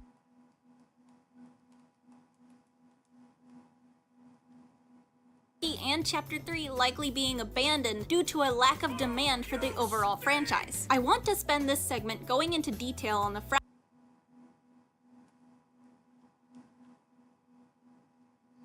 Crap, maybe I should have actually put on fragments of Sparky left behind, which all serve as evidence towards the lack of because I don't think they fixed the thing where it doesn't passion I feel went into the franchise. Let's start with the monsters. All of them, even Sparky himself, were created by the artist Leo Vincible. And by themselves, they're great actually. But they don't do anything besides dance around for promotional footage. Their real moments coming again in the online game where you do actually have to identify and counter them. 2. Quickly going back to gameplay, there was clearly a lack of polish or testing done. Soft lock this, soft lock here, soft lock that. Surely if anyone who wasn't a dev had run through this before release, somebody would have found these, right? It stinks of a rushed product. After all, there were only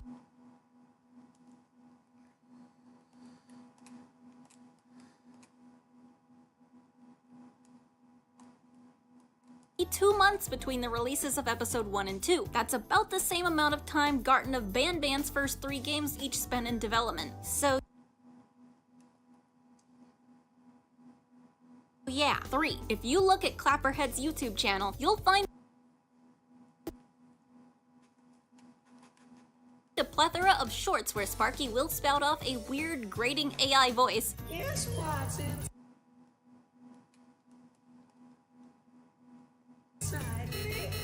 And then reveal one of these 16 monsters from the series doing some basic haha spooky movements.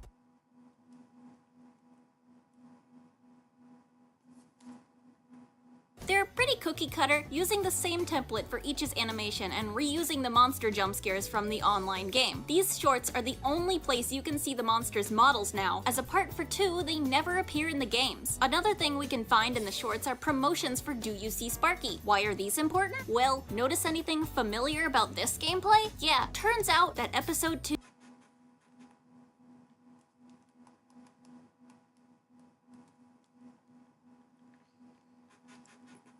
is literally just the tutorial from DYSS being reused with minor changes, and this is backed up by reviews and community members that actually got to play it. That explains why all the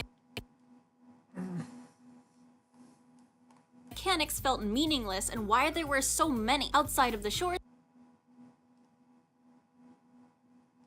Checking the main channel reveals that it's been dead for 8 months, coinciding with the release of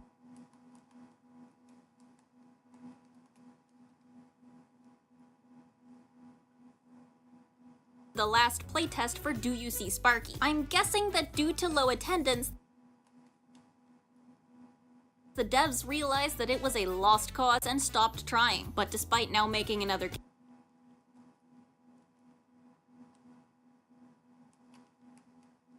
game, they won't admit that Sparky is dead, so they stopped posting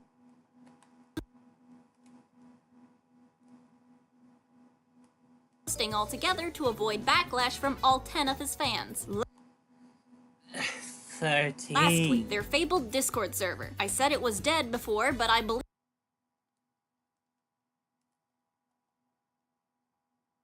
I understated how dead. The devs have left this server to rot. They are only obligated to keep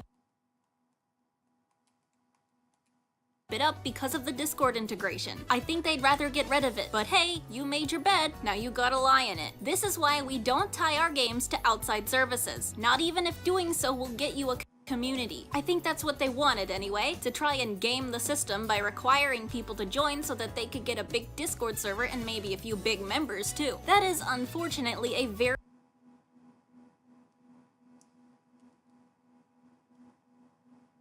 artificial way to gain a fan base though. Nobody is there for Sparky. Everyone is just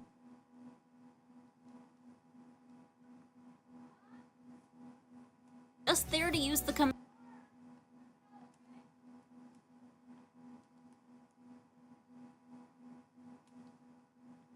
Some don't even bother with the rules, so the place is now a glorified wasteland of users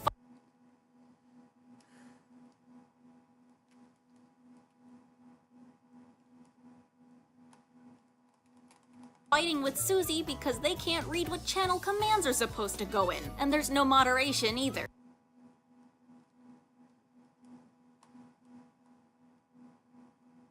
It's not even a suitable place to talk anymore if by chance you genuinely like the game, nor is it completely safe either.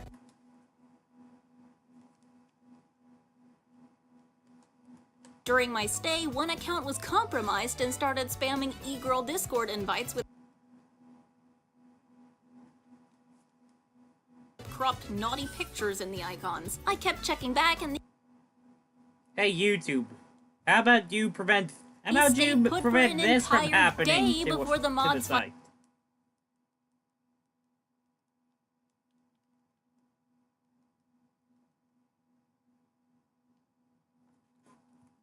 finally got rid of them. Nobody even bothered to ping said mods either. What would have happened if kids, the ideal audience for Sparky, joined and fell for that? It is irresponsible. So, is all hope for Clapperheads truly lost? Well, absolutely not. It looks like they didn't have the best first outing, but you know how I said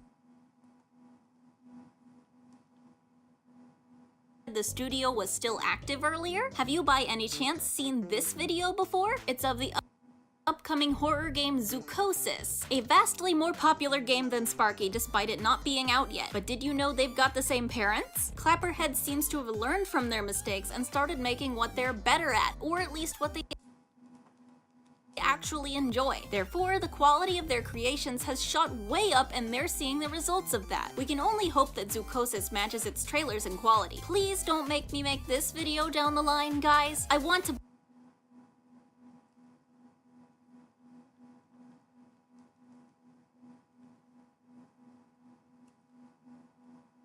believe in you. But with that being said, that's all the input I've got on this. Sparky bad.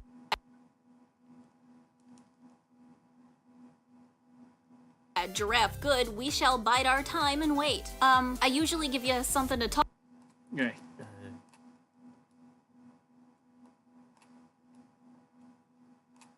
about in the comments. Let's see.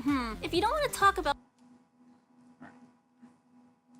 Sparky, tell me about your cat. My cats are named Coco and Francis. One's a pissy shelter runt and the other was in a gutter near a church. They both have severe RBF.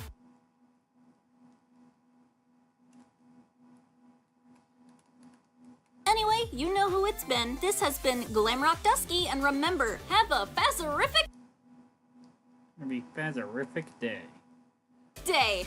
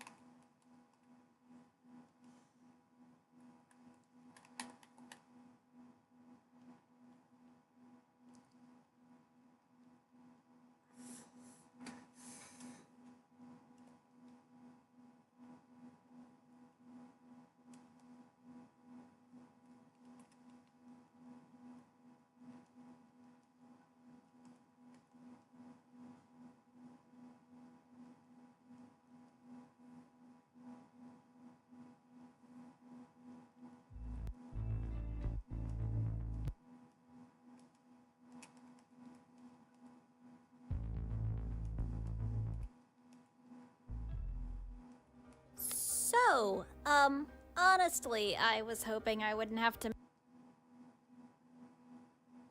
make this video. So, as you may know, I made a video a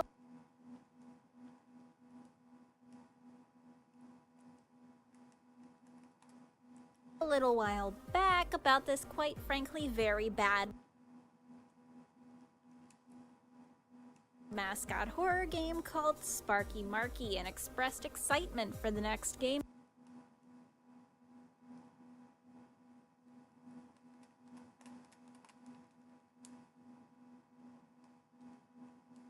that its developers were working on, one called Zoocosis.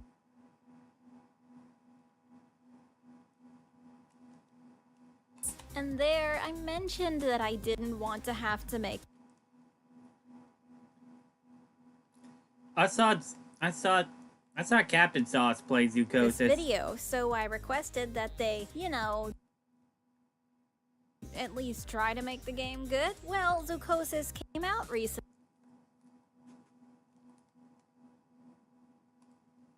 and, well, you're watching this video, so you could probably guess how it turned out. But believe it or not, the state of the game has vastly improved since release, and I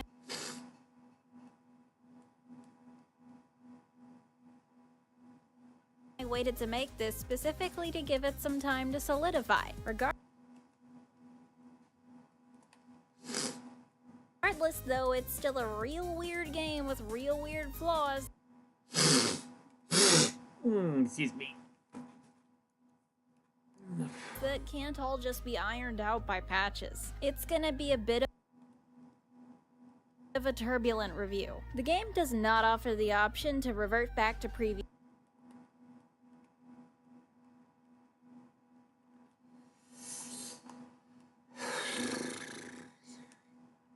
patches, probably for good reason, so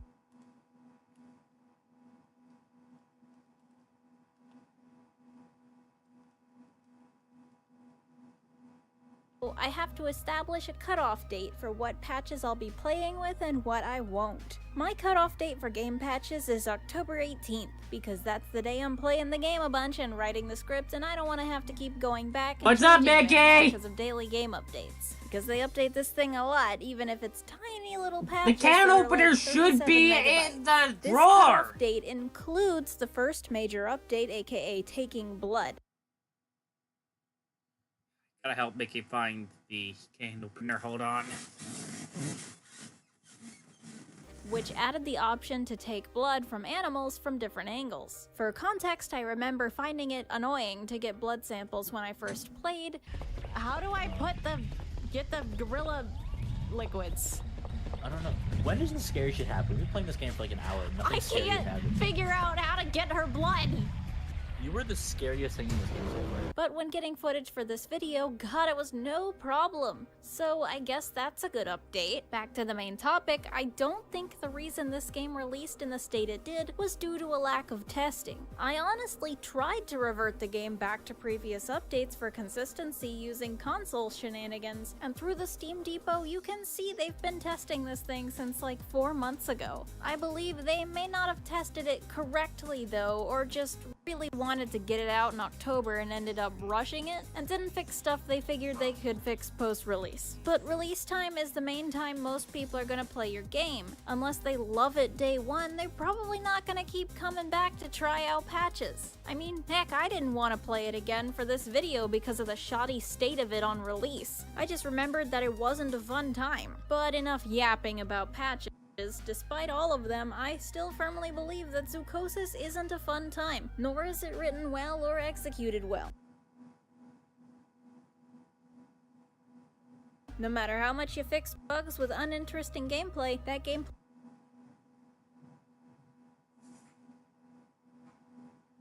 stays the way it is. It just functions now and doesn't blow up your computer. But what is that gameplay? Well, here's a quick background. Zoocosis, subtitle Rescue the Animals, is a 3D body cam horror simulation game, their words not mine, about working as a zookeeper in the world's least OSHA compliant zoo. parasite runs amok in the animal enclosures, and it has the ability to mutate any infected animal into a horrifying monster. Your main task is to identify the mutated animals and cure them before they're turned into shells of what they should be. Plus, you gotta make sure that if they do mutate, you prevent uninfected animals from being eaten by the monster, whether that be by reverting mutation, Strange, it's not actually there, or just straight up euthanizing it. While handling all that, it's up to you to see if you can figure out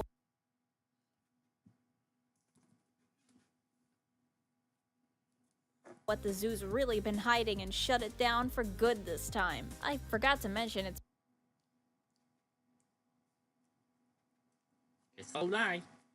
It's been shut down for 2 years already in universe. You play as Paul Connolly, and your first task is to sign an NDA. I'm Simple, Paul. right? Well, you can make Swear that I've not heard so that simple by just I swear I recognize that, but I don't remember where. not doing it. At least, so I've been told. Doc should speak to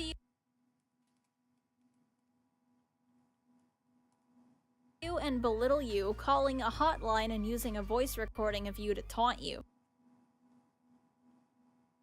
All right, I didn't want to do this, but it seems I have.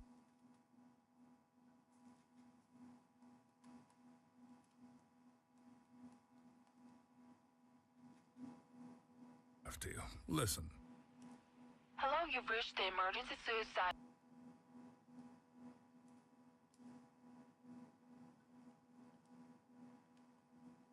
helpline. How can we help you?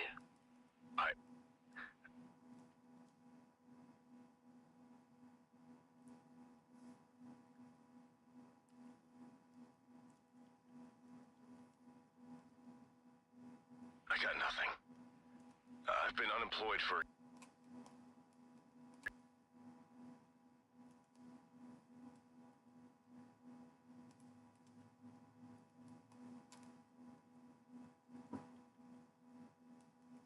a year. I lost my house. My money is gone. No life. My family...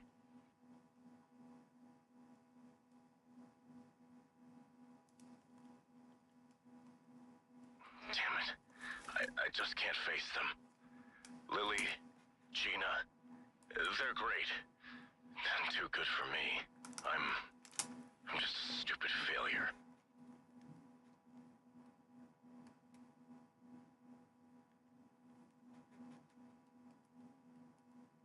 Pick up.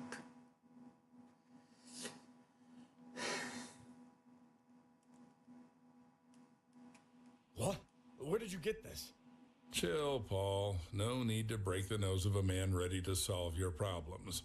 All the problems. Push his patience longer and he'll inject you with something that knocks you out, proceeding to then throw you in the meat grinder. I myself sat on the screen for like 30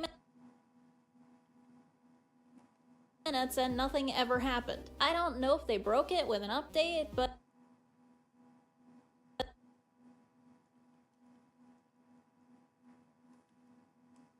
this does completely lock you out of getting all achievements, so maybe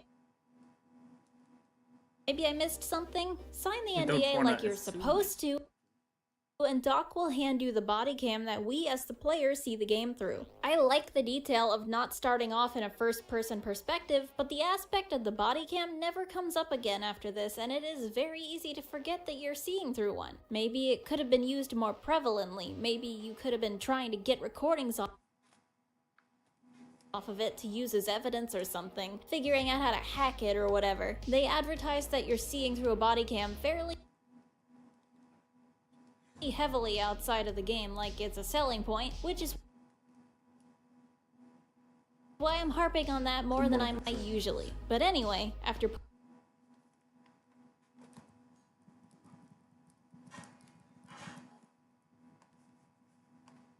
putting that on, Doc hands you a PDA, injects you with something, and you pass out. Here is where I want to quickly mention this game's extremely stilted dialogue. Now, there is no hate meant towards the screenwriter for this game. May he rest in peace, but the script for Zoocosis is quite frankly one of the weirdest I've heard in a while. It feels like an alien wrote it. I think it may Maybe in part due to a language barrier. Nobody in this game talks like a human. They sound like they're trying to meet the word count for a high school essay, but verbally. A lot of the jokes don't land at all, grammar is super funky, and there's a weird amount of unnecessary swearing. Mobile fecal extractor. In simpler terms, a shit sucker. A shit sucker. 100,000 a year, Paul. 100,000 fucking American dollars. You just have to collect the shit. Not in combat or...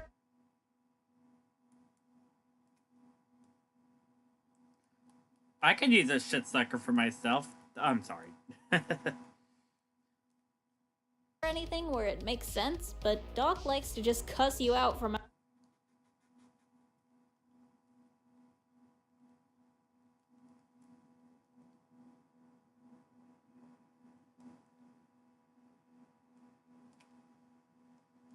outside the enclosure during the tutorial, and I imagine this could be a bit of a nuisance for people trying not to be slapped by YouTube policies. In fact, the strange way that Doc speaks was one of the key reasons people thought and still assume that this game's voices are all AI. I can confirm that none of the voices are AI. It's all the fault of the voice direction, or perhaps a lack of it. The poster child of the dialogue is Doc, aka Oliver Metzger, voiced by Tim Stevenson, mostly because he talks the most. But checking on Tim's YouTube channel, he can clearly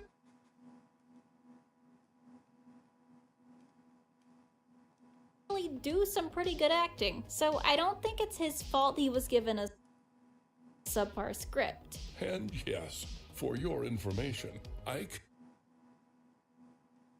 can read too. Like that sign up there. Feed the bears, they're friendly, the bear said, reading the sign wrong.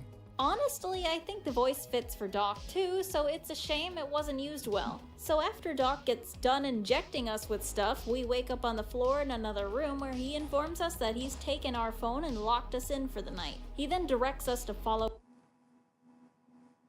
him to learn how to do our job. So we meet him at the hub's cold room where the ingredients for animal food are stored. Don't make him wait very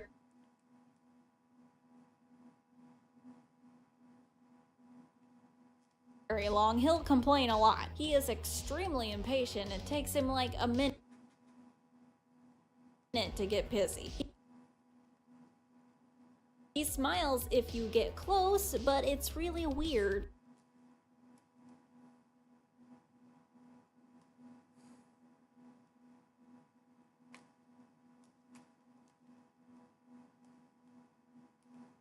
He just kind of bares his teeth at you like a chimp. Very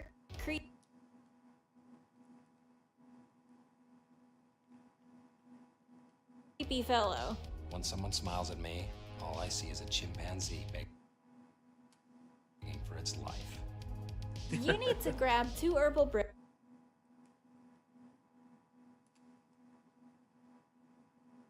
and 1 vegetable brick and load them into the brick trolley, which, by the way, is required for this room to open. Sometimes during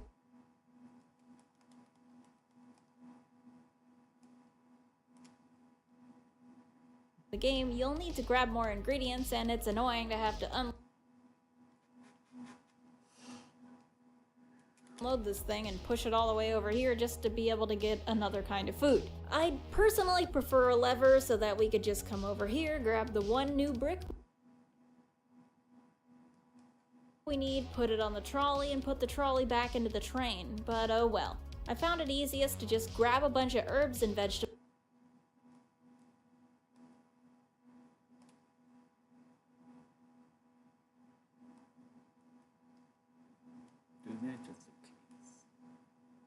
and 1 fish block if you're going to the penguin enclosure, and then never have to come back to the fridge unless you're using a strategy later on that requires meat, but you don't have to do that. It makes more sense later on when we get to the mutant animals part of the game. For future reference, if you somehow run out of herbs or veggies, there is a lever next to their storage units that will drop more. For some reason though, it is limited, so if you are an exceptionally bad cook, well, there is a very weird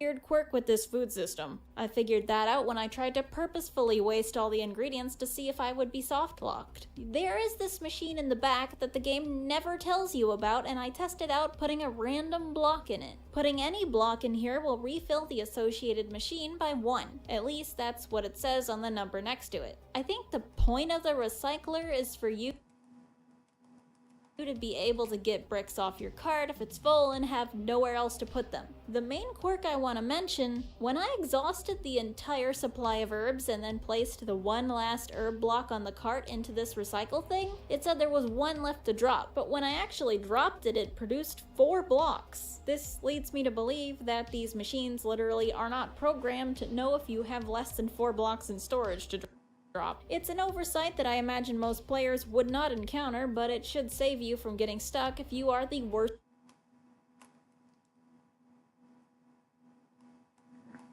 cook on earth. Take us 3 minutes until your doom. 3 minutes. Yet the game not saying When the monster anything when the monster giraffe is out and we out of meat. about the recycling machine means that most people would just assume themselves to be stuck anyway. Lack of instruction is gonna be a big thing we keep running into, trust me. Also, removing the limit on food would just solve all of this at once, in my opinion. Get that trolley loaded and Paul will be startled by a slam against the door nearby. Doc shrugs it off and we head over to Katie, the train we'll be using to navigate the zoo. It won't move until the trolley is loaded into the refrigeration compartment. Do that and we can head inside where we are instructed to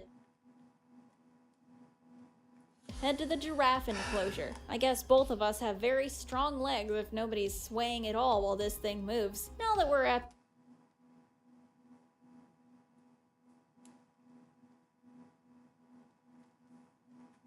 the giraffe enclosure, Doc explains the basics of caring for the animals and determining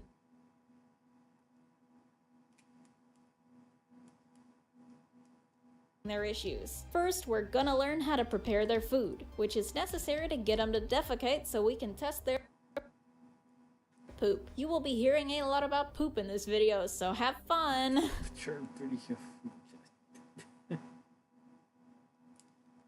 Ow. Anyway, we gotta select the giraffe food and cut the bricks the correct amount. The game does not give you a measuring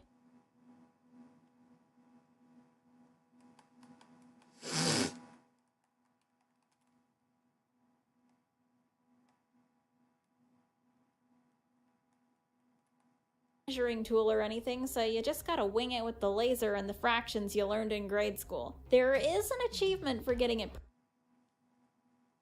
perfect, so I guess it isn't supposed to be straightforward. That's probably why they haven't allowed deviation from the recipe if you don't get it perfect. The deviation is listed before you get cooking, and usually it is pretty generous. Once the giraffe food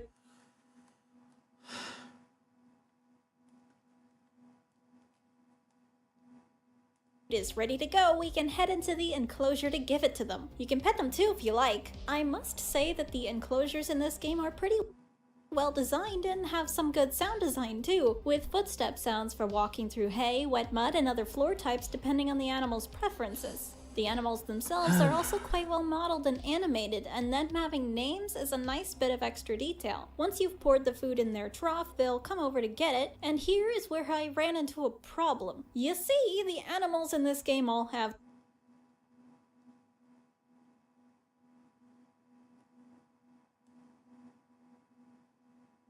collision, which is normal for games, but they can also collide with each other, which in this case caused 2 of the giraffes to get stuck under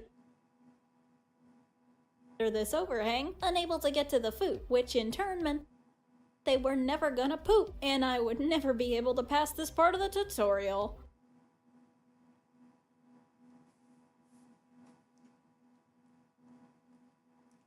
So I reset my progress in the giraffe enclosure, and this time they didn't try to merge, which was great, and I was able to get them fed and steal their poop with the glamorously named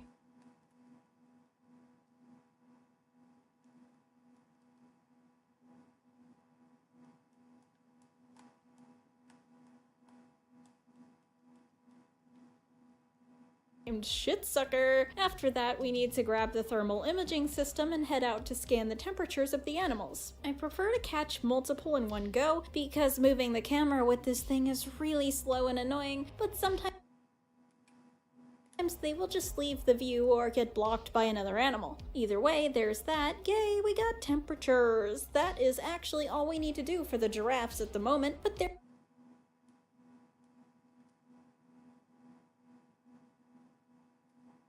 is more to do when you're handling things on your own. Doc instructs us to head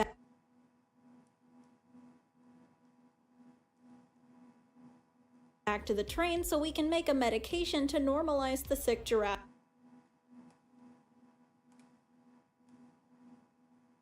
temperature. When we get back, we need to put the shit sucker. Never mind, I'm not calling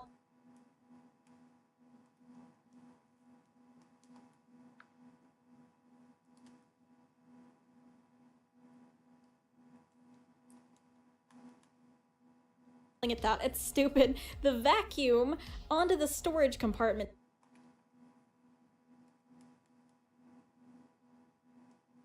thingy for analysis. The train doors won't open until you do this. Once you can enter the train again, it's time for doctoral duties. Currently, we need to select the Temperalax medication and make a dose. That dose then needs to be loaded into the dart gun on our cart. Remember to press R or whatever key it is for you. Dart is ready. You to actually load the gun because I keep forgetting to do that. You should be able to see it with the name facing up inside the gun's chamber. Once it's loaded up, you don't have to take the cart back to the enclosure. You can just take the gun and head in to dart the sick giraffe. This instantly cures it, and this enclosure has now been completed. Awesome. With nothing more to do here, we now have to take the train back to the hub where Doc then takes his leave. Before doing so though, he gives us a little preview of what rewards we can expect from working here. Like this sick sports car, which he may not have for long if he keeps driving it like that. Oh god, no, Doc, look out! Oh, he has AirPods in! Oh, and you might have noticed the lady standing outside that we just kind of ignored. That is our lovely wife, Lily, who doesn't take well to being shafted since she starts banging on the door after witnessing Doc break every speeding law in existence. You can answer her or continue ignoring her. It's usual to answer her, so I did this run, and she'll show concern for Paul being locked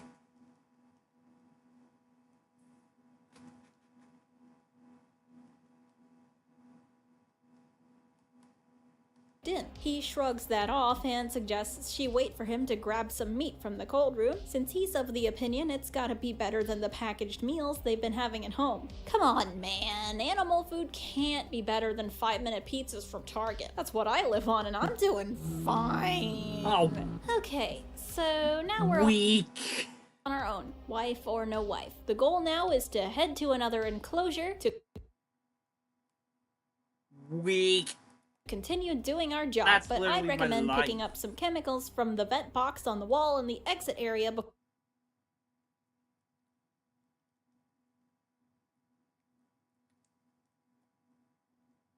I'm you practically do. And bait if you up need to refill the a brick frozen trolley, which pizza. you will if you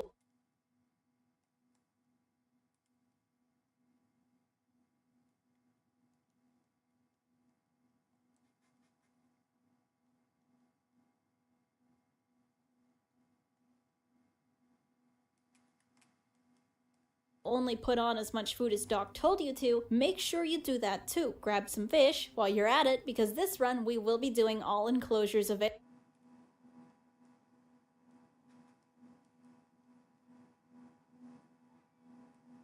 Available to us. I say that because when we don't start the game in tutorial mode, you'll usually only be doing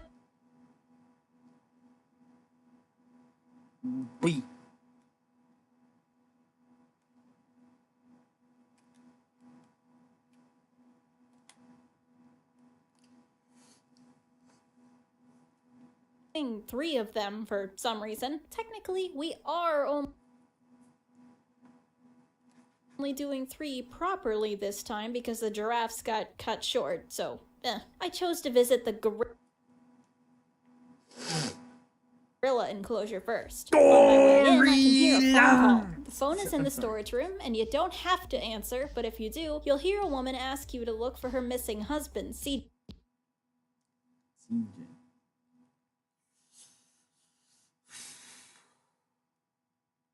We can do that right now, but I don't, mostly because I forgore. But if you do want to, then you're able to just reverse course back to the hub, where you can find his locker. But you can't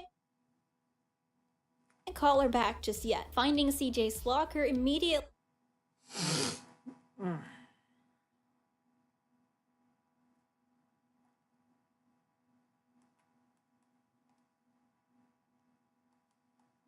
is actually required to get the best outcome in the enclosures, as it unlocks additional medicine recipes that allow you to heal infected animals without having to send them to a farm up north. But perhaps you like violence. Or you don't realize this because the game is, once again, incredibly unclear about this new development. It is at least a little more clear than usual about this one because you can read CJ's logs in your PDA, but you never get urged to do so, honestly, so I never knew to. Okay, gorilla time. After whatever this was. I don't remember my thought process here. At any time, you can check out the storage rooms outside the enclosures for additional chemical complexes and some other floppy disks you can insert into your PDA to read entries from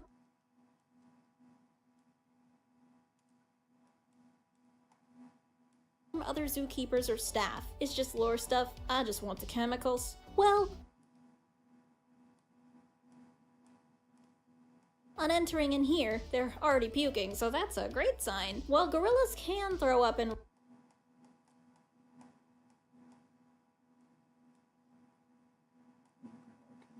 real life, did you know what they can't throw? Fastballs, apparently. They can throw balls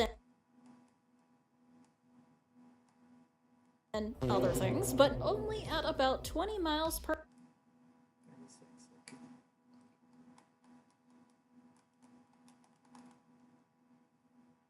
hour. I don't know, it came up while I was looking to see if they can really vomit. With the gorillas, we follow the same steps as the giraffes, but you'll notice there are additional symbols next to the gorillas' names that don't stop at temperature. We still have poop and temperature, yeah, but we also have this noise symbol and a water droplet. These signify noise spectrum and blood. Both of these are required for a full analysis of the animal's symptoms, and we cannot accurately determine their ailment without them. When I tell you they hate this noise thingy, they will run full speed away from you when you try to get their measurement. It is very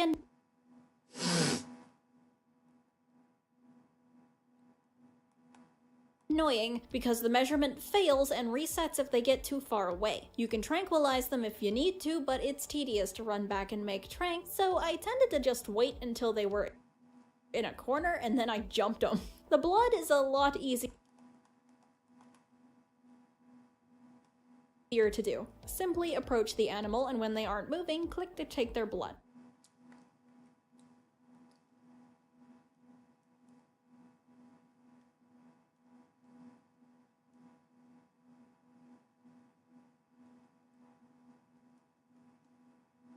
Make sure to get measurements of the noise and blood for every animal. You can see if you have an animal's samples by the symbols near its name. Ones you have completed will be green, or red if they're sick, and ones that require submission for analysis, such as blood and poop, will have a question mark, meaning you got them but you haven't analyzed them yet. When we have everything, we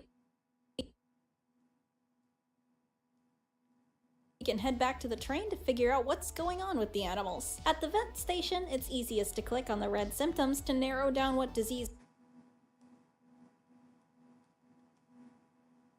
is present in the analysis instead of scrolling down looking for a match. The gorillas have bad temperature and bad noise spectrum, so it's apparently meningitis. Therefore, now we gotta navigate to the crafting menu to create the necessary medicine, which we can determine by checking the definition of the disease with the description of each medicine.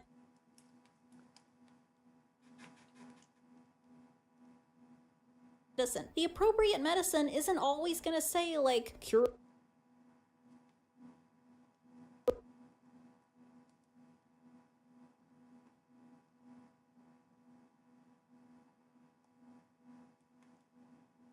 for meningitis or whatever disease you have, so sometimes you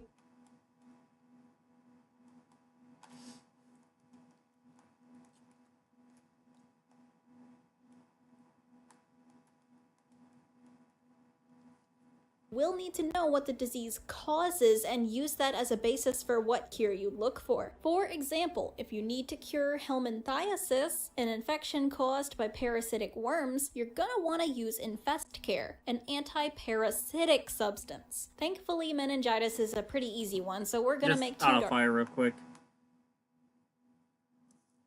There we go.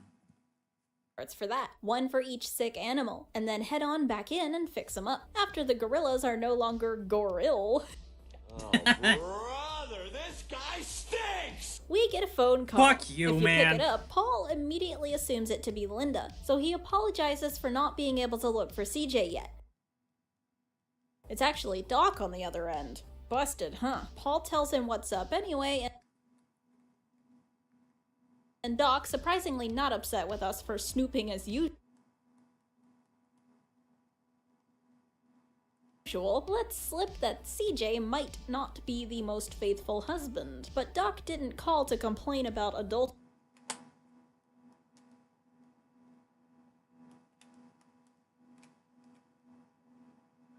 He called because he's got a delivery of new food ingredients we gotta take care of. In this case, it's meat that we need to grind. But not before Paul loses his lunch in the hallway on the trek back to the train. Something's not right here, but this zoo didn't offer medical insurance, so we're pulling up our bootstraps and rolling up this meat delivery. Yeah, so this game has a warning at the start about I'm just gonna turn this off for now. Wondered where that came in? Here is where that comes in. Thank goodness the game has a nudity filter, but perhaps it's a little unclear. I thought on meant like the filter was on.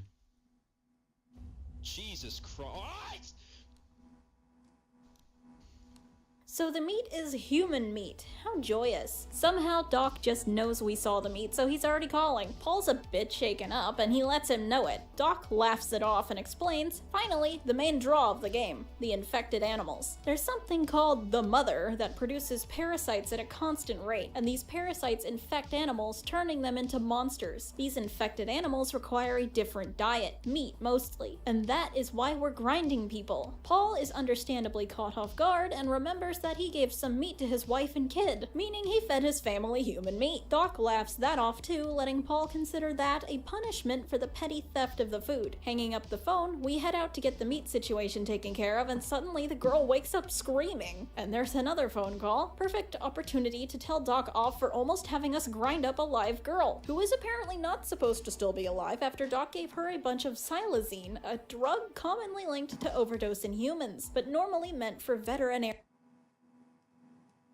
tranquilizers. Either way, the fact that she's still kicking is a small miracle, but we're still expected to grind her. Well, I like being employed, so in she goes! So, you know, the whole feed the infected animals meat thing wasn't just exposition. It's actually meant to be useful information. One of the few later game things the game actually bothers to explain, but the actual timing of doing this is still weird, despite it being very useful now that we are going to start dealing with the infected animals. Now that we know about the mutant animal problem, they're gonna start cropping up. From now on, when we visit an enclosure, one animal will be infected and will transform if you don't correctly identify it or pacify it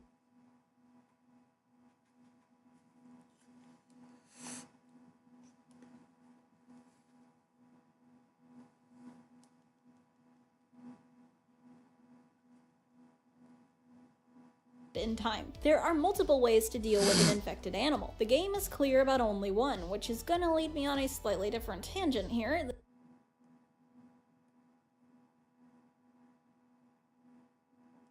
The vagueness of the solution for a mutated animal led a lot of negative reviews to appear, dogging on the game's repetitiveness because the most obvious way to deal with a mutant is to shoot it with lethal injection, leading people to believe that that was the main and possibly only way of doing so, causing the gameplay loop to stagnate pretty quickly as go to this place, find symptoms, uh-oh monster time, shoot monster, go to next place and repeat. When you actually know what's going on, it gets a little more interesting, although it is still a little repetitive.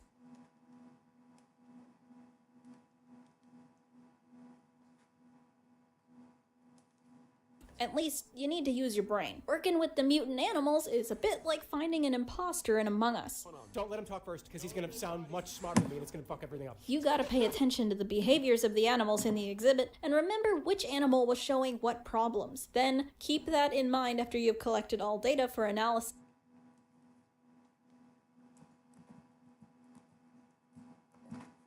If an animal returns a clean bill of health, aka all green symbols, but it was still throwing up and acting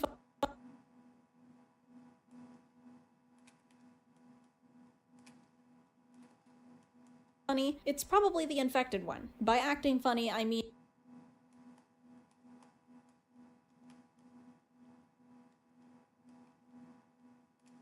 exhibiting symptoms of zoochosis, a disease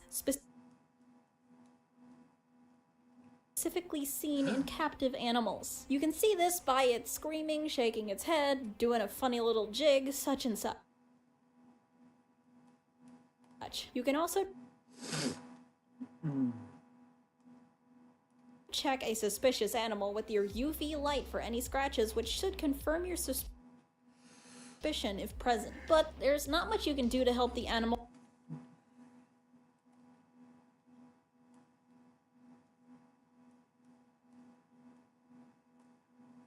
right away. So I'm not sure why there's a way to tell which animal is bad immediately.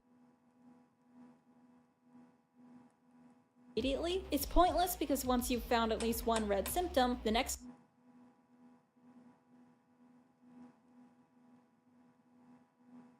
time you enter the enclosure, the infected animal will mutate. So there isn't a time when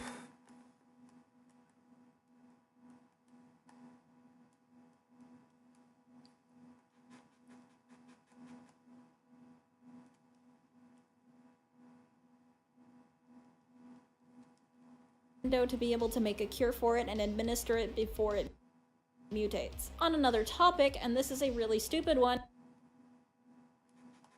the mutant now has a chance to eat any of the non-infected animals in the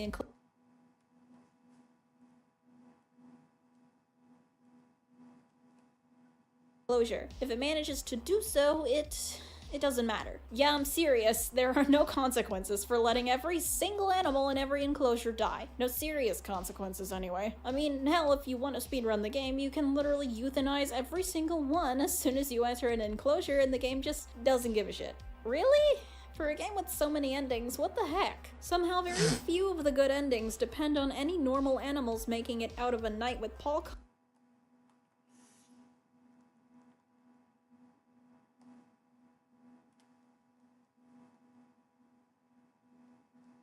Connolly Zoo Cop alive. It is actually easier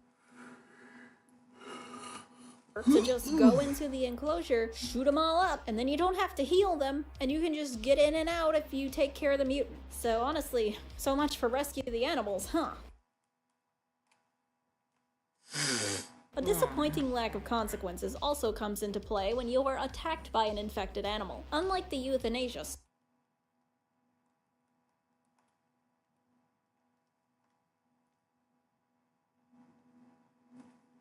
stuff, it's not entirely free of punishment, but you can't die from being attacked by a mutant. Your punishment is an annoying cutscene where you vomit, say hi to the then stream. it's back to chasing around the mutant. Every tackle and vomit combo is a progression of Paul's mutation, though. Yeah, by the way, Doc injected you with the mutation at the start of the game. So let Paul be hit too much and you'll get locked into one of the bad endings. How much too much is pretty unclear, though. It's Peter and Paul's infected hands only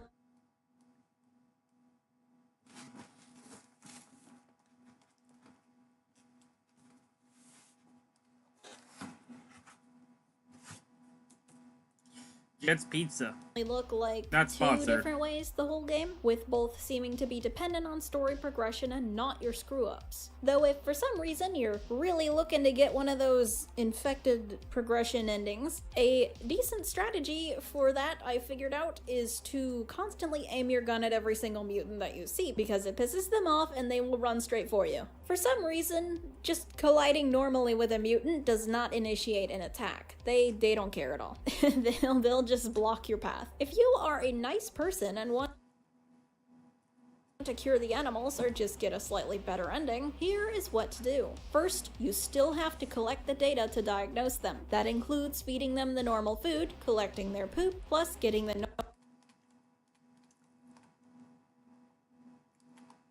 noise spectrum and their blood. Make sure you get all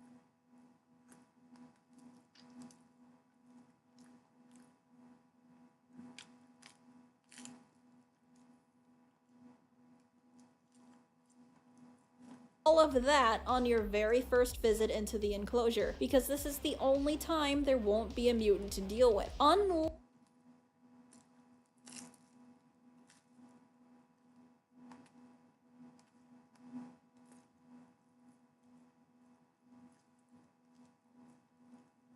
Unless you make a meat meal when you head back to the train. Doing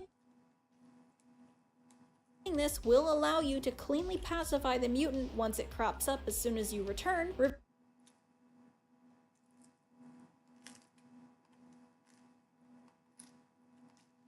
reversing the mutation temporarily while you get more blood from the animals without you having to worry about any of them getting eaten in the meantime. Do make sure you remember which animal was mutated though. I forgot, and then I forgot which one I was supposed to be shooting with the cure. If you shoot the wrong animal with the cure, it'll throw up. So that's your cue to notice that, oops, maybe I should, like, write that down next time. Thing is, making a meat meal messes with your endings, because to get meat, you have to grind people.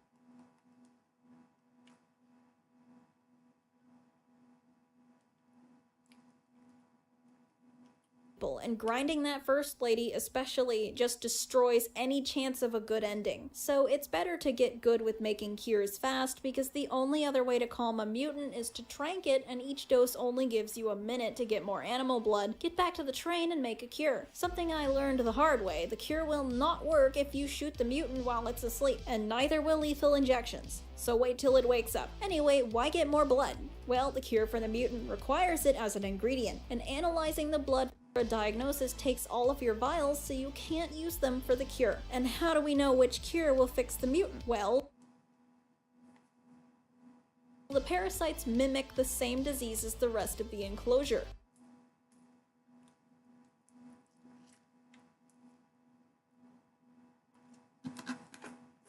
So we need to make the cure for, quote, the parasite mimicking whatever disease. If it was in the gorilla enclosure from earlier, we would make the cure for the parasite mimicking meningitis. You'll get 3 doses of it, but don't waste any. The 3-segment health bar for the animal indicates it's gonna take 3 shots to fix or dispose of it. Each shot with a cure dart will turn a segment of it green, and each shot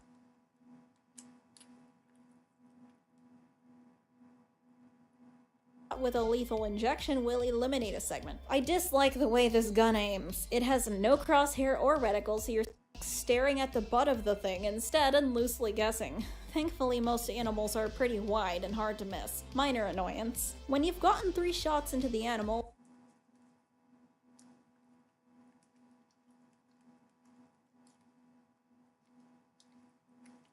whether it be with the bye-bye juice or the cure, it'll fall and spit up the parasite. If you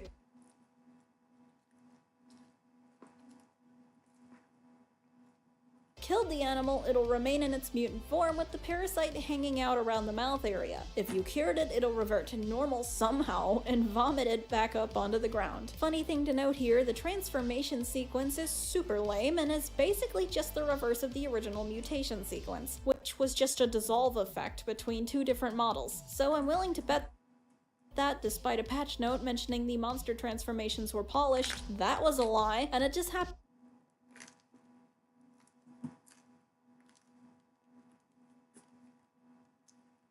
off screen now, so you can't see that it's lame. Instead, the monster blows the door off the hinges before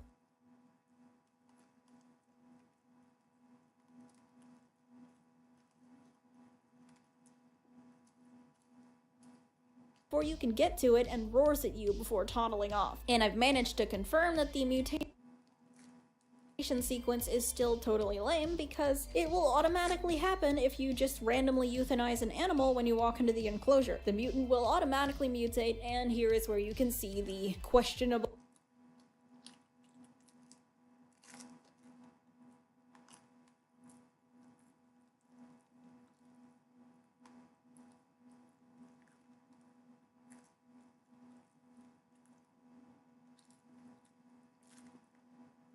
animation. So let's just jump to after we get the first mutant taken care of. We ground up the girl in this run, so we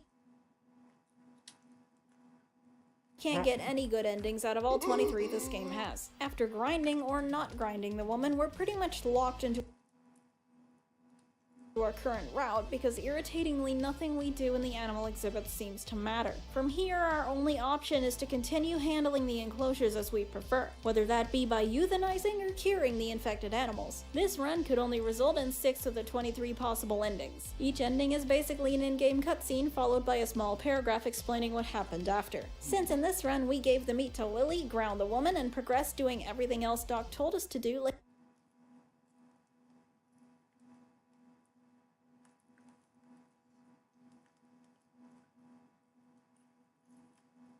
a good little boy, the infection progresses through Paul to the point where he's too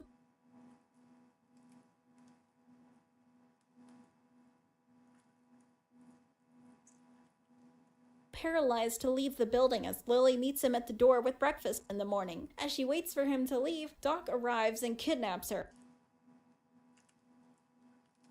then opens the door to knock Paul out with a swift kick. Paul wakes up to be greeted with Doc opening the door to where the mother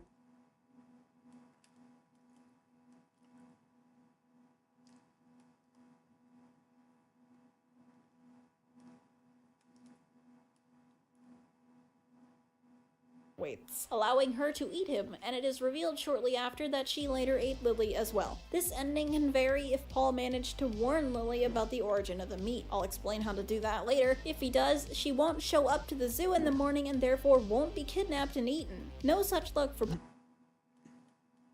Paul, though. An additional variant triggers if you don't give Lily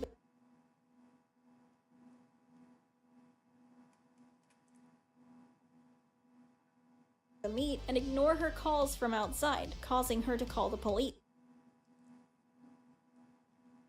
But Doc has friends with the police, so this doesn't end well for Lily.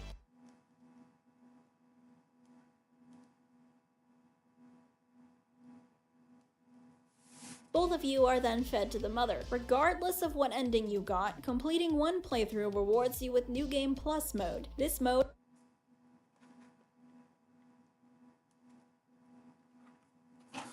is free of any tutorials, so all enclosures will have a mutant animal right away.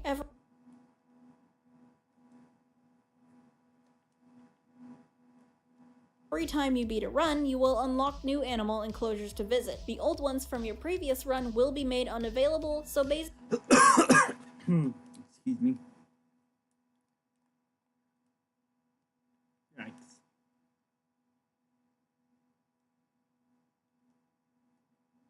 basically you have a random set of animals every run. This is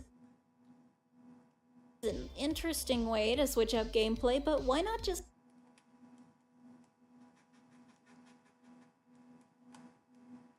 have all animals available in New Game Plus and leave the left half locked for the base game? Not being able to go to any animal you want in what I'd consider the true mode of the game, the version with no hand-holding tutorials, feels odd. New Game Plus gives me the opportunity to move on to the better endings. You know, the ones where you don't become food for mommy. Ugh. Why did I write that? Everything starts off more or less the same, up until we get our meat delivery. Instead of throwing her in the grinder, help the girl down and Paul will lay her on the couch to wait for her to wake up. Skipping ahead to after you're finished with the next animal enclosure, she's recovered and gotten the axe out of the emergency case near the big locked door and is now using it to try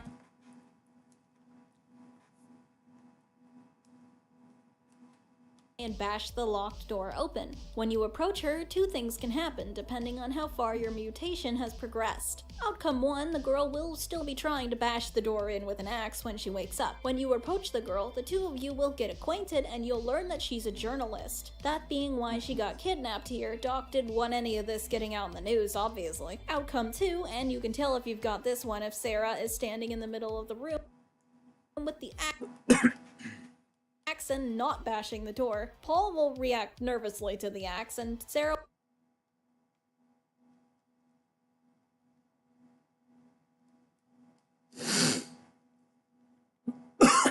Excuse me.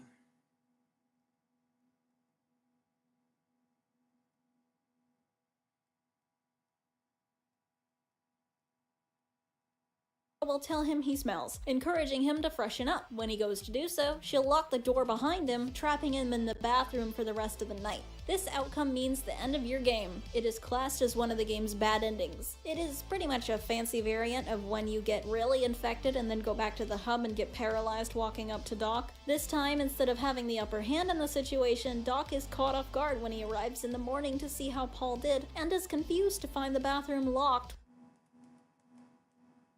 with him inside. The mutated Paul gets the jump on Doc and is now free to go after Sarah, who's still here, likely due to all the doors still being locked, to keep Paul inside for his probation. It's not specified what happens to her after, but it's probably nothing good. If you avoid these pitfall endings, there are some other things you can do to spell a better future for your compatriots. The true bestest ending can be obtained by setting yourself on the path after rescuing Sarah and doing what other method you want for eliminating the mutant animals. Cure them, lethal injection, doesn't matter, just make sure you vacuum up the parasite they had. You need every parasite from every enclosure, cause I bet you didn't realize we were actually collecting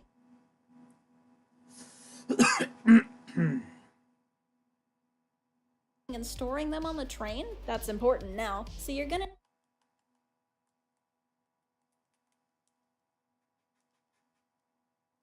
need to do all the enclosures however you see fit, and at some point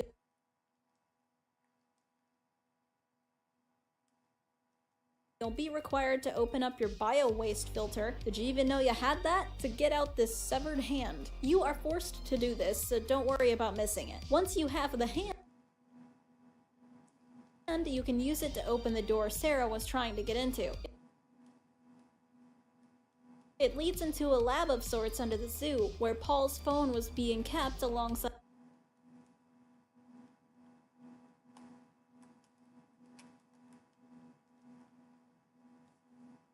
doctorates of Doc's, revealing his real name to be Oliver Metzger. If you didn't rescue Sarah but still wanted to rescue your wife, this is how you would warn her not to come to the zoo and not to eat the meat. Use the hand to get down here and get your phone to call her. With Sarah with you though, you're able to use a floppy disk found in CJ's locker. But she doesn't know the password since she can only guess it if she knows who came up with it. Thankfully, it turns out she's been sleeping with CJ, so she absolutely does know the guy. And we're in. It also turns out that the little adulterer's been cooking up a recipe for a poison that can kill the mother, and Sarah finds it on the floppy disk. With this information, we're good to make that poison. The crucial ingredient, however, is a female parasite. This is where the parasite storage comes in. I goofed this my first time, but what you're meant to do is deduce which parasite among the 4 you've collected is the female. That's why it's important to grab every parasite. To view the parasites, you can open a box in the train, and for more information on the possible female, you can read the information panel to the right of the canisters. Different species of parasites will act differently towards their female. One will try to break out of the glass to get to her, and another won't care at all about her, with she herself doing all the moving. That one's easy to tell, but with the ones where the males try to get at the female, you can use the detection screen to swap them around to see where the female probably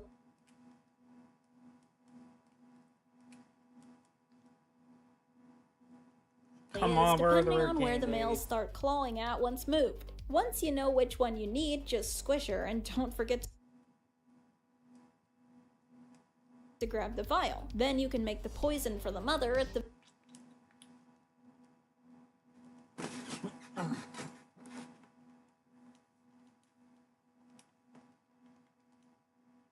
vet station, and bring it back to Sarah, where she reveals the only way you can administer the poison is with food, and that food has to be alive. You can choose to inject the poison into Sarah or into yourself. For the sake of the best ending, we're gonna use ourselves, but Sarah doesn't let Paul go through with it, and Paul can't do the injection himself because he's becoming paralyzed. Sarah lies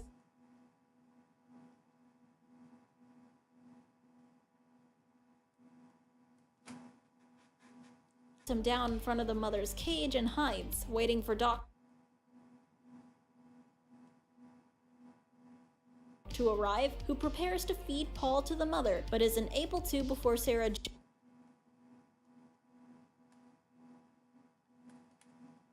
jumps him and injects him with the poison. If you got the right parasite, the mother will notice her dinner immediately and eat Doc right up, falling victim to the poison. As the mother dies, any currently infected organisms are cut off from the host and are cured. So Paul vomits up his parasite free from the paralysis. He and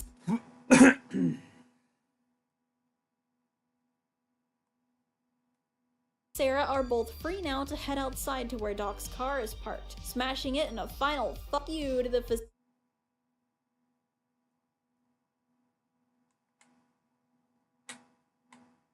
facility, but only if you didn't cure all the animals correctly. If you did, you get to keep the car. Cool, so it gets you something besides an achievement. Clean run.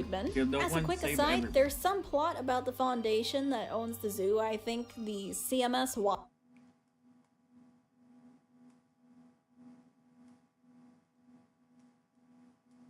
Watkins Foundation. Sarah's dad runs it. She'll mention after the mother is killed that the body cam footage will serve as evidence of their wrongdoings.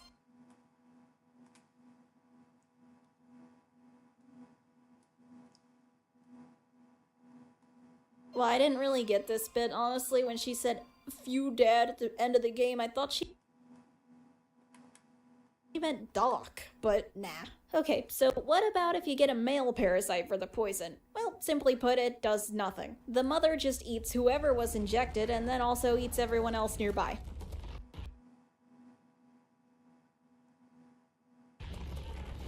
Yeah! Oh, everybody! Everybody goes in. Which I have to admit,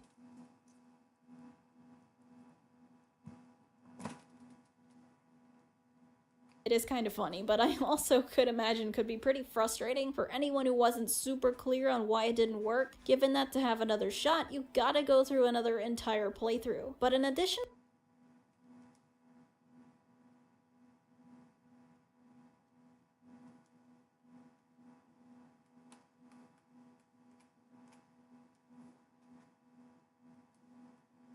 variant of both male and female poison endings can be gotten if you inject Sarah instead of yourself. This is the final choice for who gets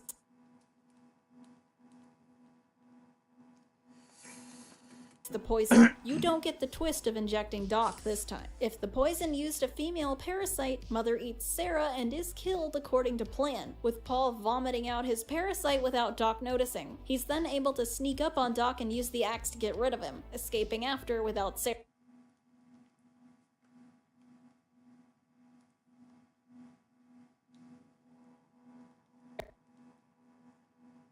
The end yet. Gonna cover the game's initial reception and why it was so poor, but first, Zoochosis does have some pros, and I can't in good conscience just ignore the effort put into this thing. Hey, disclaimer, I'm recording this part. I got sick again. It's great this time. This time, it's a cold. So that's awesome. Anyway, I mentioned this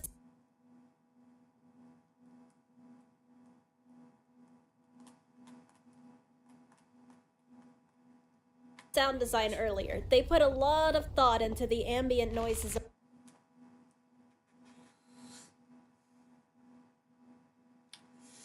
of the zoo, from the rumbling of ventilation in the hub area to the animals walking around and vocalizing. The place feels alive, even if a bit grimy and not really like somewhere I'd want to spend my weekdays. I think that's the point.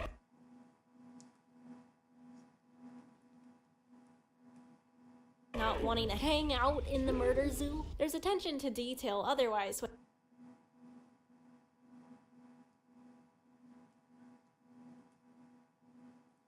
when you look for it. I didn't even notice this at first, but it's present in some animation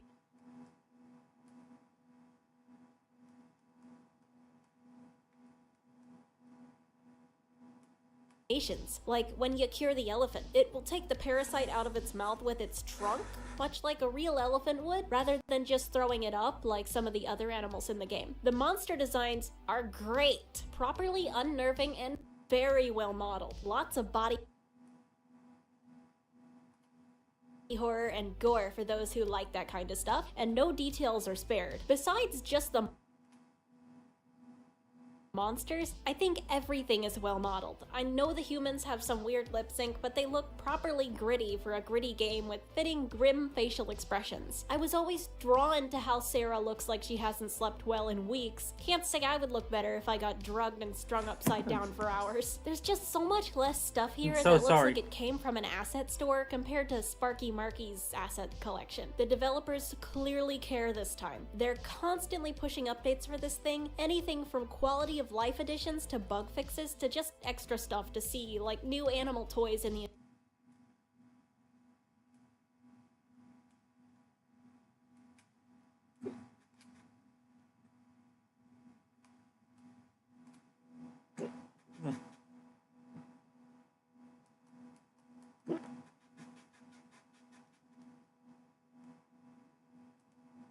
enclosures. They're also very active on the forums for the game, and I see them apologizing and trying to help anyone having issues quite a lot. I'm confident that they weren't trying to scam anybody with this, they just messed up. Okay, so it's not all bad, but what pissed people off when this thing first came out? What's still pissing them off? Yeah, the game's still pretty mediocre, but it isn't criminally offensive. Well, let's take a look at all of it. It's an adventure of false promises and lofty goals set by a team that wanted to do so much more than they could. The music isn't all that interesting in many points. I think the only track I liked was the title theme.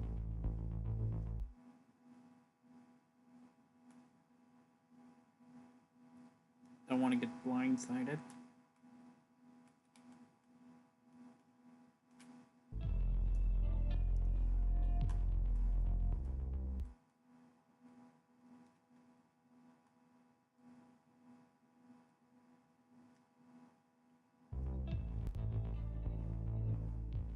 The chase theme is really repetitive and gave me a headache.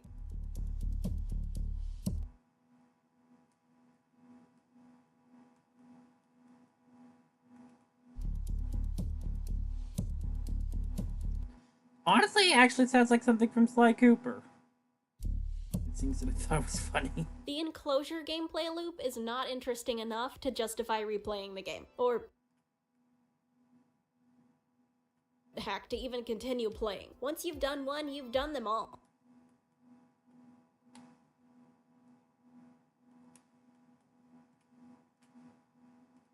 Basically. The only difference is in aesthetic, because you're seeing new animals and new props. But besides that, you do the same stuff over and over. Food, poop, temps, maybe a UV scan, blood. Okay, let's diagnose. Oh, now there is a monster. The monster is the only time the enclosure changes. And while the monsters are interesting, especially given their differing abilities, like the moose's psychic powers, you could just play every enclosure just to see what the monster does,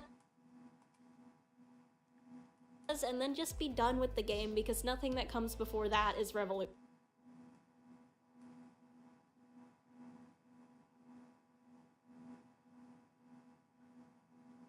I've been working my most recent part-time job while making this video, coming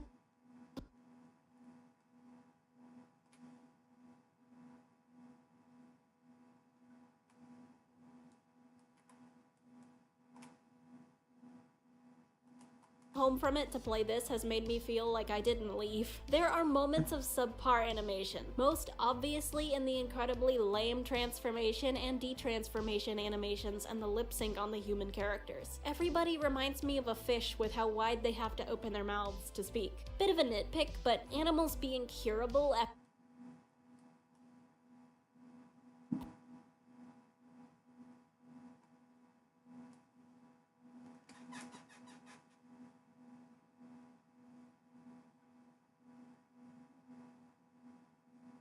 after mutating makes, like, no sense. Literally how? The zebra was biologically reversed. You don't just get better after that. I think it would have made more sense to have emphasized curing the animals before they mutated, because it's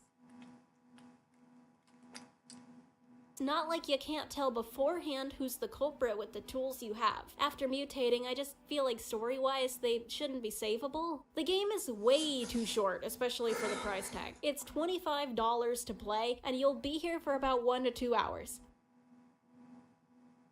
I've played much longer games for half the price. This was alongtobeat.com.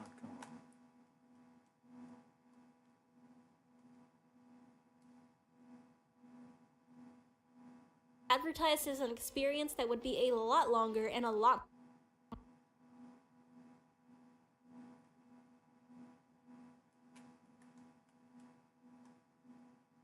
more involved. This isn't a great horror game. It's a good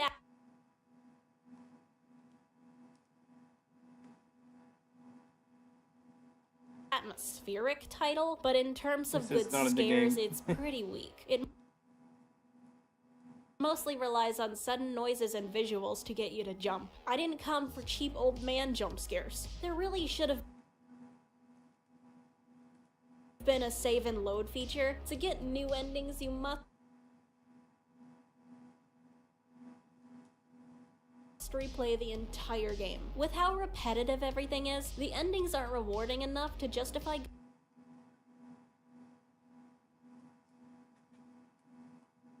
going through the same tedium over and over and over. I get that determining choices are littered throughout the experience, so allowing the player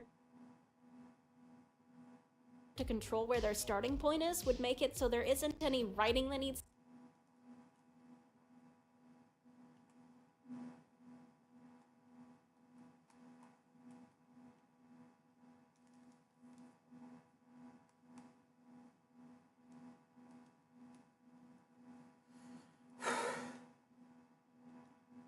to accommodate such a feature. The New Game Plus feature is completely pointless when it's literally just a restart button, but without the tutorial. 4 more levels for Kadabra. And just leave it called New Game Plus. It does not need to track how many times I've been through this. I mean, that's kind of embarrassing. The monsters are far too predictable. There's no nuance to their behavior besides their different powers. They don't do anything where you'd need to dodge or do something cool.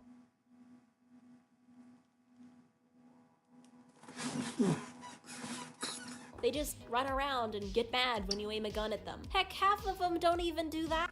The fear of the mutation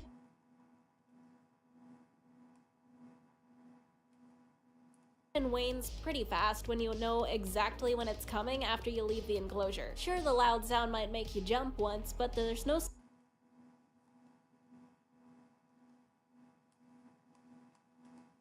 substance to it outside of that. I think the suspense could have really been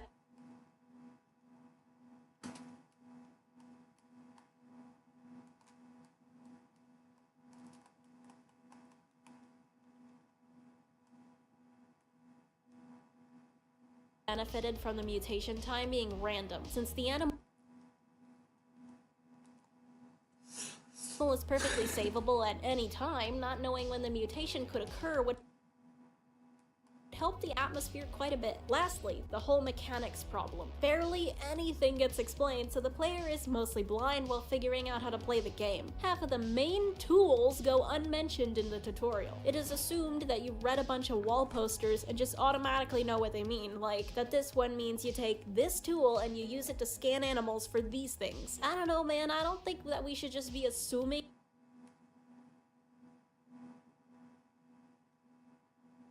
you'll get all that from one picture. Overall, the main con of Zoochosis is it's just not the game the trailers promised.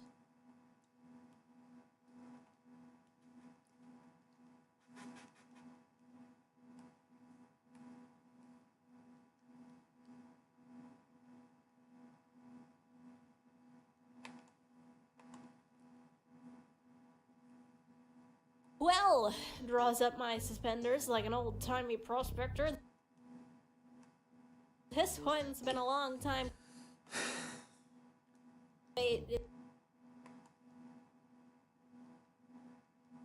It's been quite the weird few weeks for me. First I get employed, yay! But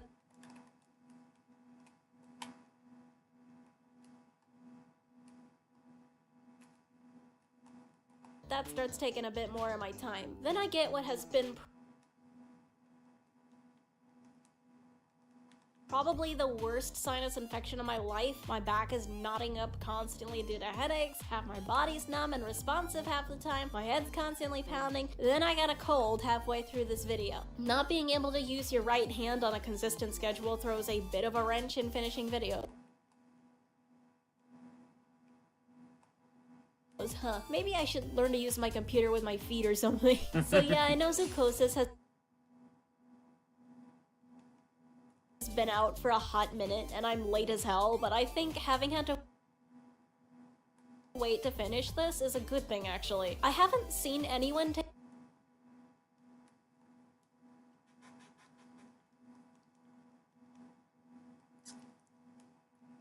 take an honest, in-depth look at the current state of the game, since everyone kind of just forgot about it after they were done playing off how bad it was at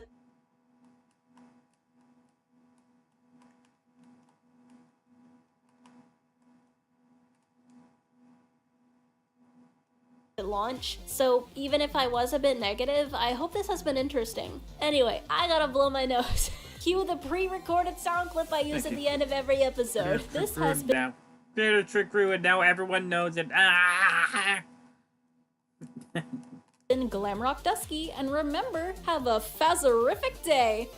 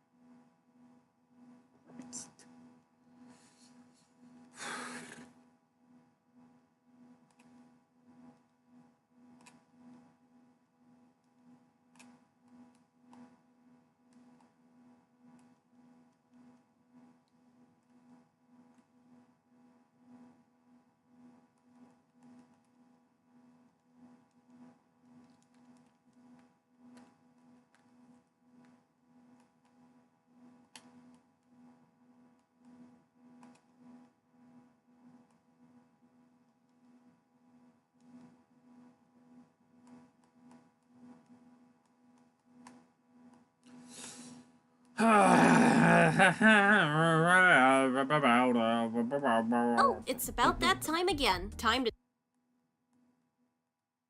talk about the big brown bear again. Or at least a few of his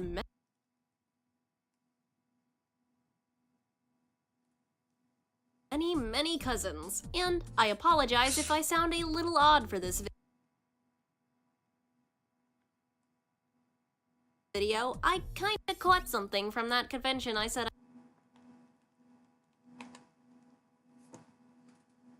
I was going to.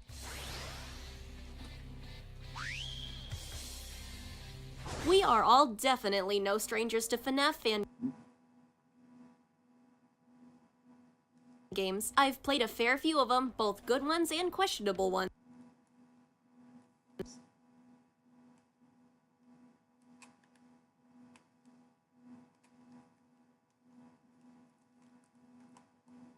There are more than 10,000 of them, both in development and already released, and that's just on. But because of the sheer scope of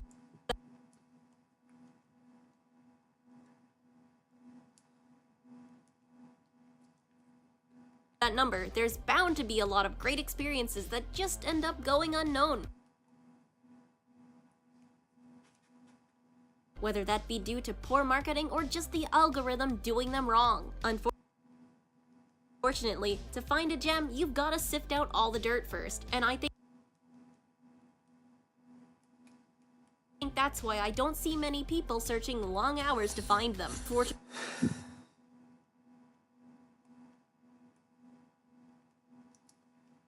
Yeah, how about you take that TikTok scroll? For you guys, Take that scrolling for TikTok hours is scrolling my technique specialty. And so and off I actually went put to it to Game good Jolt use. one fine evening looking for some shiny rocks. And find a shiny rock I did. Amidst the piles and piles of 3D styled fan games, one entry caught my eye, a game called Miradora Network, appearing to sport a 2D pixel art aesthetic as opposed to 3D renders. That already had my interest piqued, as I barely ever see fan games done in a 2D art style, let alone a pixel art style, simply because it can be so much more time-consuming to do. Sure, 3D is hard, but in the world of 2D, hand-drawing things like jump scares and even just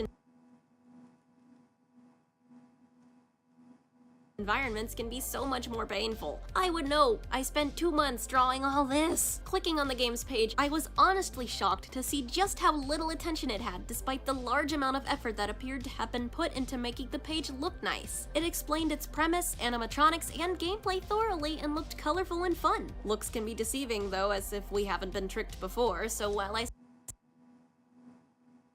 still downloaded it, I went in with caution, and I was met with one of the most charming little fan games I've played in a while. So without further ado,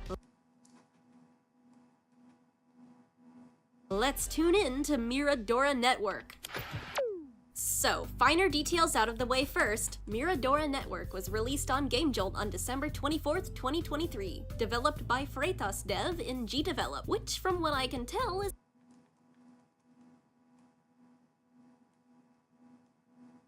an online no-code game development software that works similarly to ClickTeam Fusion. The game takes place entirely within the television station known as Miradora Network, located in the fictional city of Miradora, New Mexico, which roughly translates to the viewpoint. Focusing on family entertainment, Miradora Network uses animatronics to present its programs, featuring 5 shows. Flavors of Home, a cooking show presented by Lily. Night in Party, a game show starring Blade. Together in the Afternoon, a fashion advice segment featuring Billy, an unnamed interview program presented by Princey, and Sunday of Lion, a comedy and action show headed by Lion himself. Founded in 1977, the studio is owned by a man named Edgar Kenneth. We'll talk more about him later. Miradora Network is a classic sit and survive fan game, but with some added sister location charm in the form of mini-games that break up some nights to further develop the game's world building and the animatronics' roles/personalities, giving them dialogue and showing them in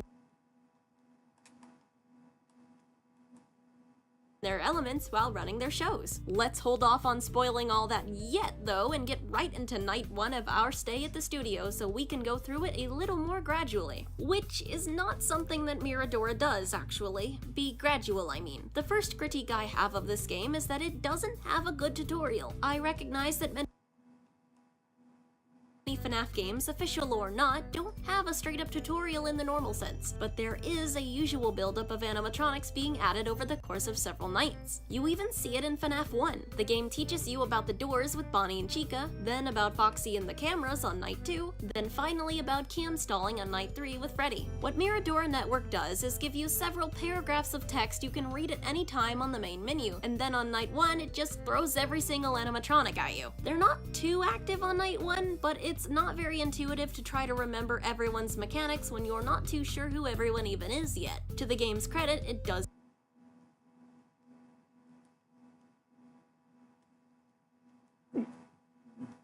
tell you everyone's names on the animatronics section, but it still takes a minute to remember, and I still mix up Blade and Lion. Okay, enough harping on that. I do find it interesting that this game chooses to have everyone come out right away, and the fact that I never wished for anyone new to be added is honestly worth praising the game for. However, it is gonna make talking about individual nights a little trickier, so I think we'll still go night by night, but we will explain everyone as they become problematic, because not everyone starts attacking at once even if they are awake. On night 1, we get introduced to all of the resources we have to keep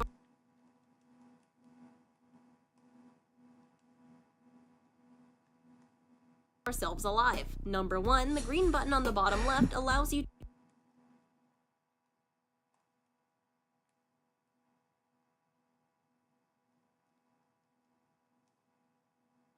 to access a kind of camera system. Although unlike a usual cam system, you can't see specific rooms, only specific animatronics.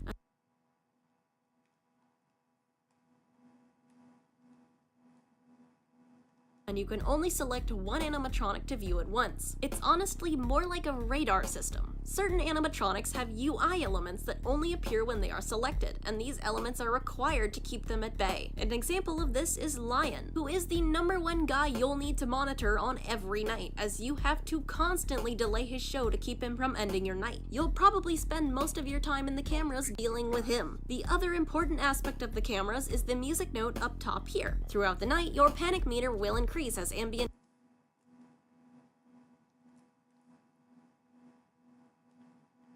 noises play, like robotic talking and stomping. Your panic will also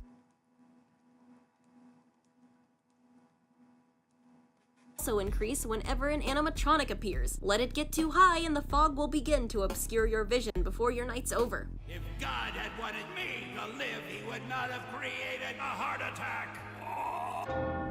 You can decrease your I think panic the dev by is a clicking big on and holding the TF2 music fan. note, which plays jazzy music to help you calm down. However, you cannot access your cameras during the frequent blackouts that the studio experiences. They happen once about every 6 to 7 seconds and last for about 3. I'm not sure how I feel about this mechanic.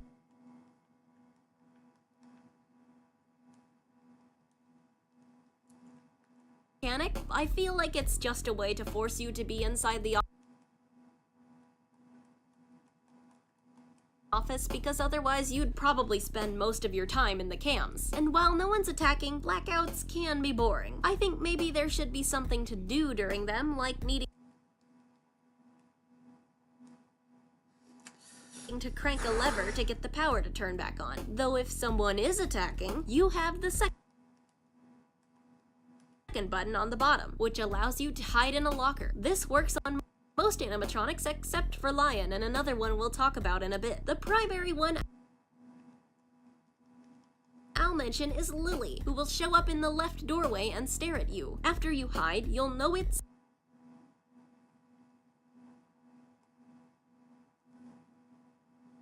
safe to exit when you hear her walk away. You can also tell if Lily's shown up while you're looking at the cams by the music that plays when she appears. But successfully defend yourself and you'll pass night 1 to receive a phone call from who I'm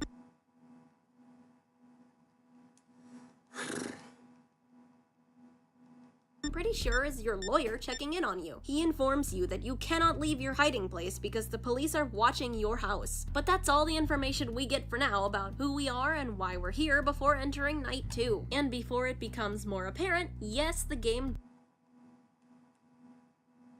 does have some broken grammar here and there. I'm not going to comment on it much, since the creator's native language is not English, and I think it's actually very cool of them to have translated it into English for more people to enjoy. On night 2, we start having to worry about 2 more animatronics, Princey and Blade. Neither of them are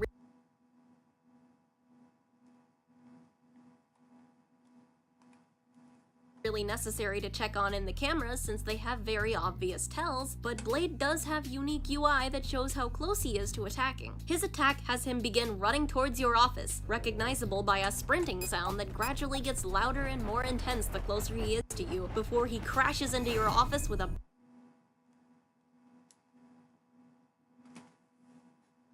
bang if you're hiding. If you're not hiding, you can probably guess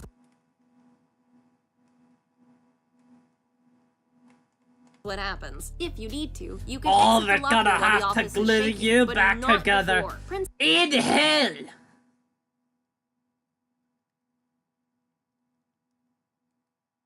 Princey is a lot quicker to deal with than Blade, but is also a lot quicker to attack.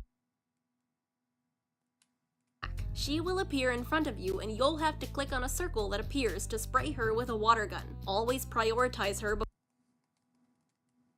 before dealing with anyone else because her timer is relatively short. She often can still appear if Blade is in the process of attacking, so it's not a good idea to hide at the beginning of the running sound because you've got to be ready with your water if needed. Something cool the game does is it uses the same music for when Lily and Princey appear, but Lily's uses bells as an instrument and Princey's uses synth, so you can tell who it is even if you're looking at cams by listening for the difference.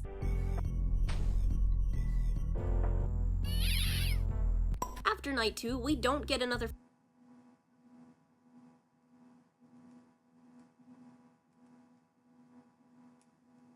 phone call. This is instead where those mini-games I mentioned come into play. We get to experience the show hosted by Billy, and we're given the task of designing a dress for a viewer. Although we can't use an eraser, we're drawing with a pen. Do you like my dress? I worked very hard on it. And what do you know? Billy loves it, telling us buen trabajo, meaning good job in Spanish. Fun fact, the animatronics and their shows are based on real Brazilian TV show personalities. Billy, in particular, was based on the late Clodovil Hernandez, a fashion designer popular in the 60s and 70s. After our stellar dress is complete, it's time for night 3 and also for Billy's moment. He's going to be a problem now, and a big one at that. He will be the second most necessary animatronic to check up on, because while he does have a sound cue unlike Lion, he has a very quick kill timer, so it's best to know how close he is to sounding his cue lest you end up being caught off guard. Billy will gradually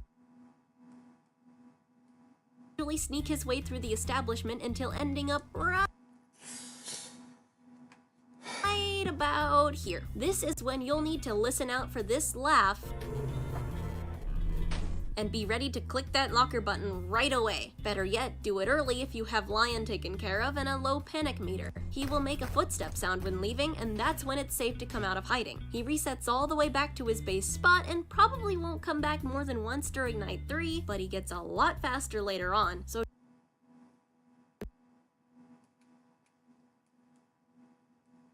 don't forget about him, because he does not have a music cue or a visual cue when he shows up. Successfully deal with Billy and it's on to night 4, and then the next minigame, this time with Lily. Lily, oh! Based on the Brazilian personalities Ana Maria Braga and Palmarinha, hope I said that right, and Lily doesn't have anything to say, merely staring at you as you're expected to drag the ingredients into the pot to make a wonderful meal. Splendid. It's not too hard to be fast enough, but in the case you do sit around too long,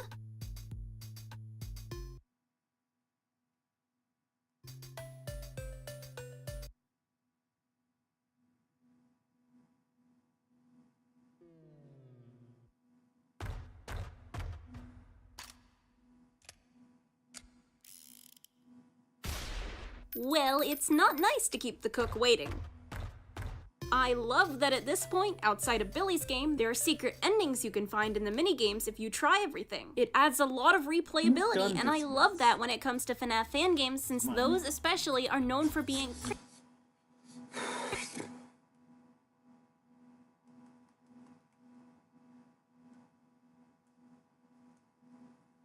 linear experiences. We've already covered the animatronics and the mechanics, so let's just go on to the next minigame, which has a bit more to it. We'll be meeting Princey on the set of her interview show. Princey in particular is based on the late Hebe Camargo, a Brazilian singer and actress. You can ask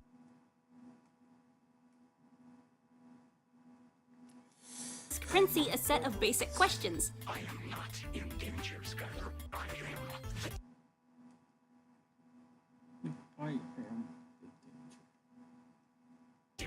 Although, since the timer keeps running while she answers, and she takes a bit to get through a a sentence, you won't be able to get to them all in one session. She has info to give like her name, her occupation, and her opinions on her animatronic coworkers. Scroll up far enough though, and you'll see a red question? Oh, look at that, we're out of time. Darn. Nah, just kidding. Let's go in here with a fresh timer and ask her the red question instead. She'll get shy about it, but you can push her to answer and get her to reveal that she is actually a ghost possessing the Princey animatronic, and that her real name is April White. You can now ask her her age, how long she's been here, and about the others possessing the other animatronics. You are still time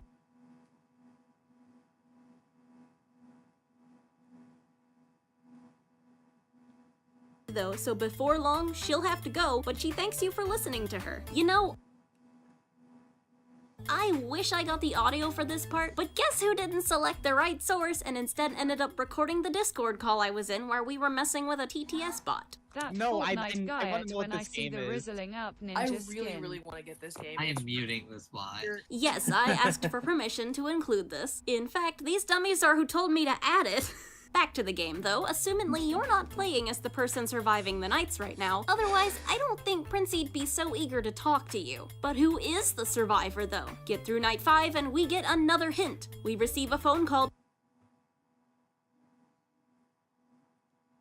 that reveals we are playing as Edgar. If you don't remember, he founded the studio. His lawyer is cutting him off due to all the trouble that Edgar is causing for him, and warns him that soon the police will discover the illegal lab he's been hiding under the studio. Sound familiar? Edgar attempts to explain the evil animatronic situation, but to no avail. Also get it? It's a hidden lab, the lawyer's name is Paul. So is this the end for Edgar? Nope, the game actually has 6 canon nights. So we've got one more to go, and this one's the hardest yet. Everyone's on max difficulty and constantly attacking, so you'll need to be on your toes. My strategy went as follows. I start the night parking the camera on Lion and just hold the panic note until the power goes out. Then, when it's back on, it's back to delaying Lion, but I periodically flip over to Billy to check how close he is. I repeat this and try to keep staying in the cameras for as long as I can outside of dealing with the other threats like Princey and relying on sound cues and listening very closely for Billy's laugh. Thankfully, this night actually ends at 3 AM as opposed to 6, with us taking what sounds like Let's get Alakazam and Aggron before calling it a night. a pan to the head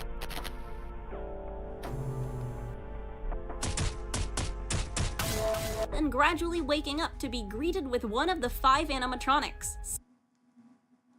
Said animatronic gives us a monologue, evidently not too happy with us, because guess who was responsible for all these possessed animatronics? That's right, it was me!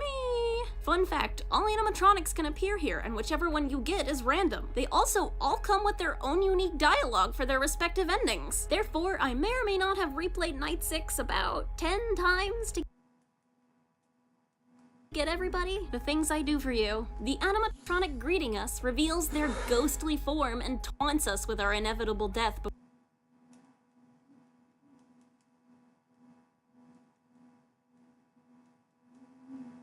before promptly bringing it to reality in whatever way they see fit. And everyone's got their own definition of that. Oh, grand.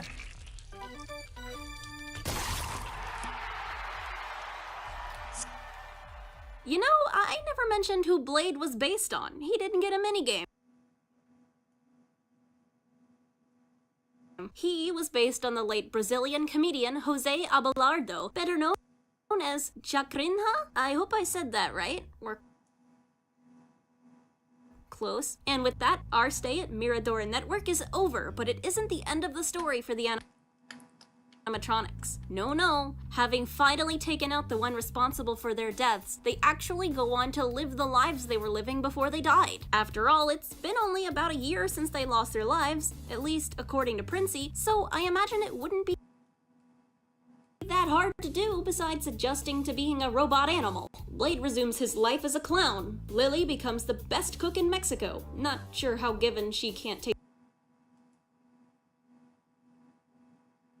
Mr. Food, but what do I know? Billy goes on to become the fashion advisor of Queen Elizabeth II. Lion owns a taxi fleet, and Princey marries the Walter White and adopts 2 children. Seeing this absolutely destroyed me when I was playing this the first time. Princey White, after getting married, opened a flower shop and adopted 2 children. Oh, she adopted kids?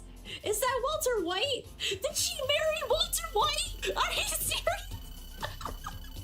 If an animatronic canonically marrying Walter White isn't enough to get you to play this, I don't know what is, man. I don't play many FNAF fan games that have feel-good endings like this. It's a nice change of pace for the characters involved to come out of the tragedy with something to be happy about. But with that,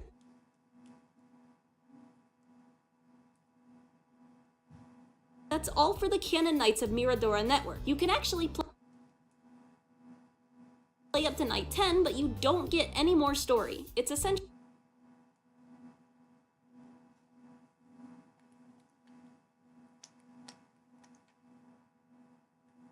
just a challenge mode. We do have more we can do though. One of the reasons I wasn't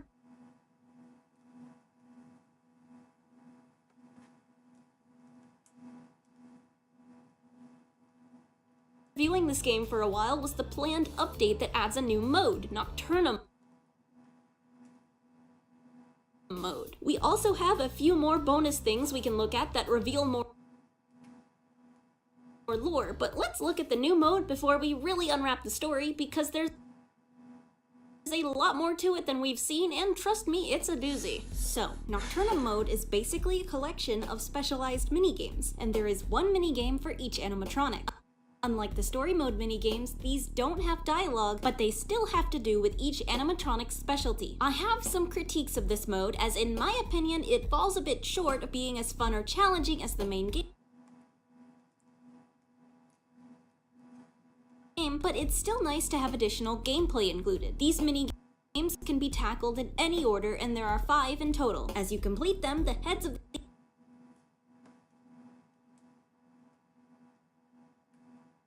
the animatronics on the bottom will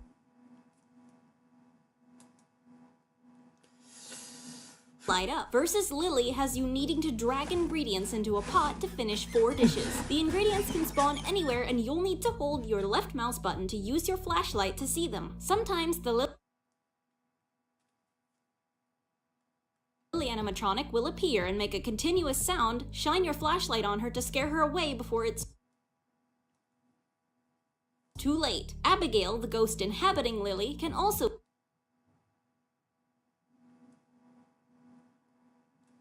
appear, and you must be careful not to linger your light on her, or she'll take away your ability to grab items for a brief period. One big problem this particular minigame has is that items can spawn behind the decorative objects, and when items have spawned, they will never change position. They also do not make a noise when spawning, so it's difficult to tell if this has happened. Grabbing at the decorations will usually reveal the hidden item, but if you really can't find it, you'll have to restart. I think an easy fix for this would be to have the items change locations every 30 seconds or so, since it usually doesn't take that long to find one. Versus Billy has you holding your cursor on a sewing machine to get your sewing progress to 100%. You still have a flashlight here, and sometimes Billy will appear and play his laugh. It's much quieter than Lily's sound cues, so always be listening. He is also harder to find given that he's tinted blue and can blend into the darkness. Like Abigail, Billy's ghost, Clovel, is here as well, and if you linger too long on him, he'll make it so you can't make any sewing progress for a bit. Sometimes he can spawn directly behind the machine, which is annoying. Something I hadn't mentioned in Lily's game is that when a ghost disappears, they'll make a little whining sound, which lets you know the area is completely safe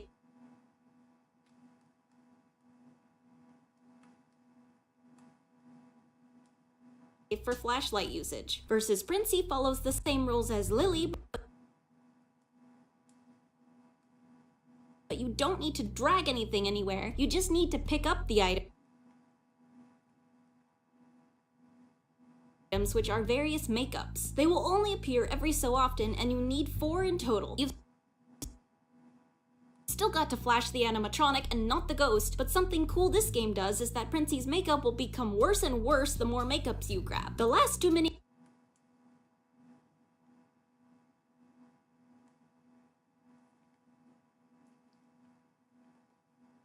games are a little different. In Versus Blade, you need to blow up and pop 20 balloons by holding your cursor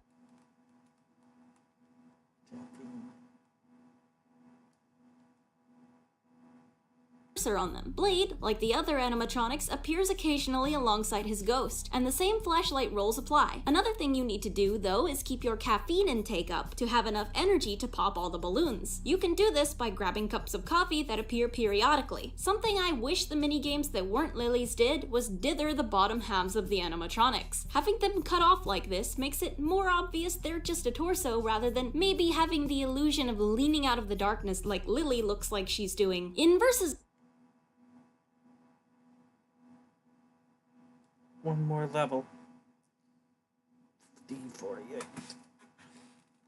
And then we're moving Lion, on to you don't have to collect anything. Instead, you must choose violence. As soon as you see either Howard or Lion show up, you gotta punch him. Hitting Howard doesn't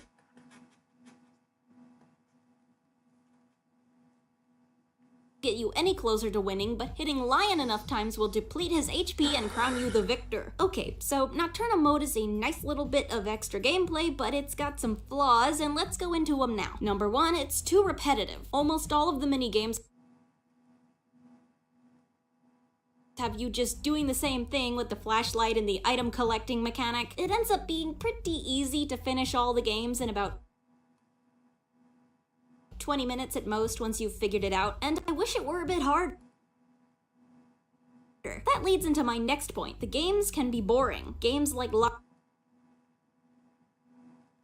Lions and Princes, where you're just sitting and waiting for the thing to happen that lets you do something, just don't feel engaging. I think that as the minigame progresses, animatronics and items should spawn faster to keep you on your toes. Despite this critique, I do appreciate that completing all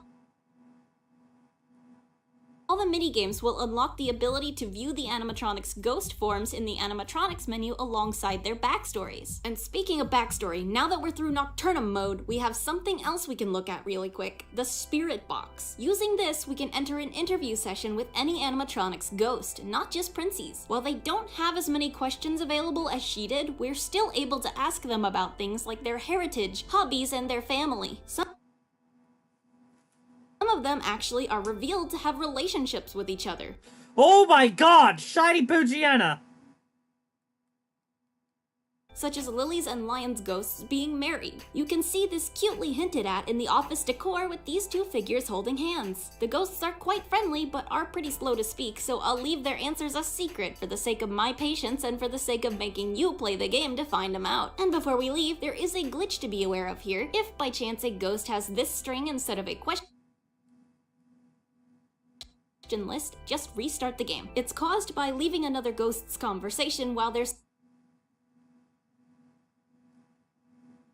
still talking. Alright, now for my final, potentially longest point, the real story of the game. We have a few resources at our disposal to help us better understand it, documented by the characters themselves. The MN Gazette, Prince's diary, and Edgar's documents. They're long though and kind of complicated, so I saved them for last. You'll understand why when you see how weird this gets in a minute. In the year 1974, one Edgar Kenneth is brainstorming a new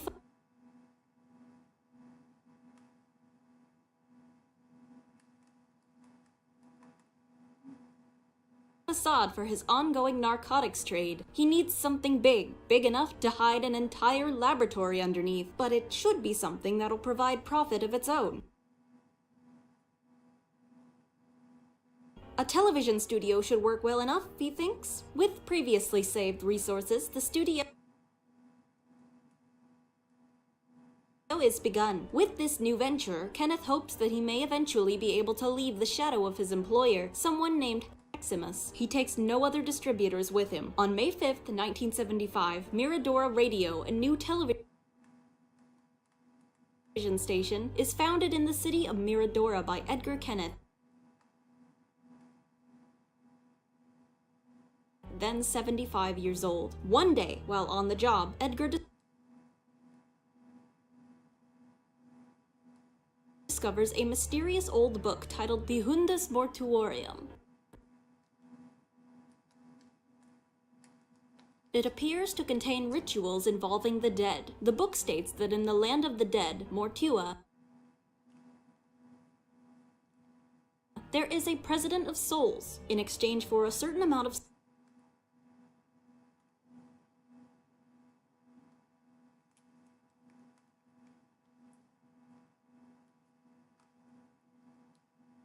souls, one can demand a wish from him using a ritual outlined in the book. Edgar realizes that he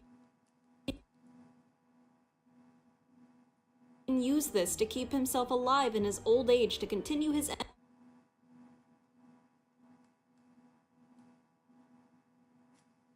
empire and potentially become the chief trafficker. While there is a rule against directly wishing for immortality, Edgar plans to wish for rejuvenation,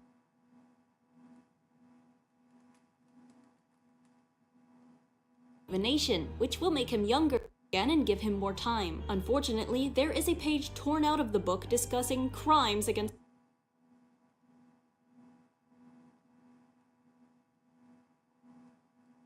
the power of Legalis Mortuorium. He dismisses the leftover scrap as unimportant. In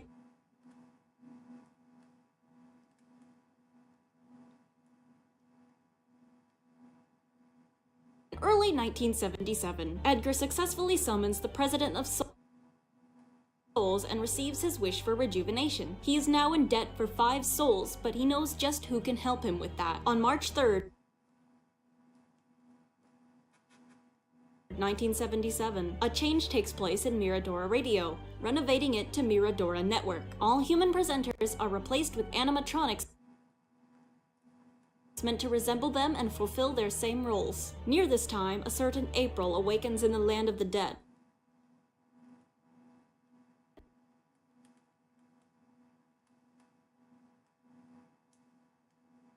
Within the land's main city, she is able to purchase a diary in which she writes her thoughts. April meets Death, who informs her of a way to return to the earthly plane through a reported individual who has violated the laws imposed in the penal code of the dead. This person must be found in the living world and eliminated, with their soul being returned to the President of Souls in exchange for a new life on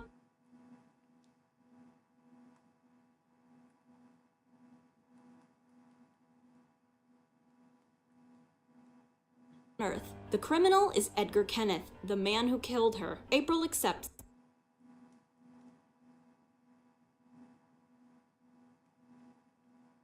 the proposal. She and the others are shown suitable physical bodies to possess, as their old ones cannot be used. These happen to be the animatronic presenters at a place called Miradora Network, each serving in the roles she and her friends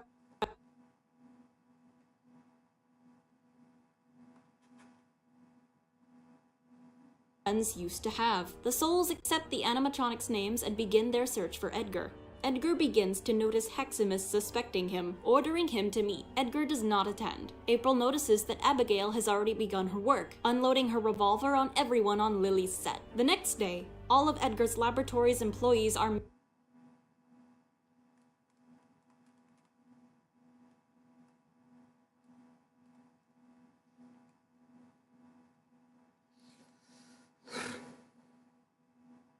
missing. The most notable of these employees is the chemist Werner Rosenberg, whom Edgar now suspects of being a traitor as he had gone missing even before the others. Werner is now taken care of,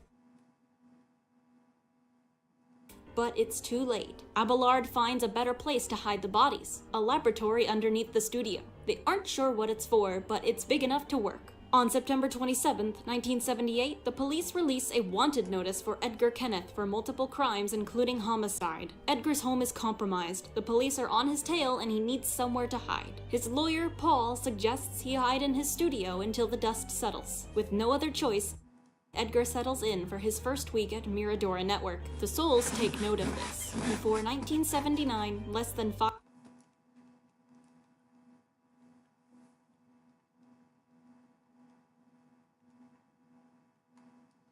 Stop charming! 5 years after the founding of the studio, Edgar Kenneth is dead.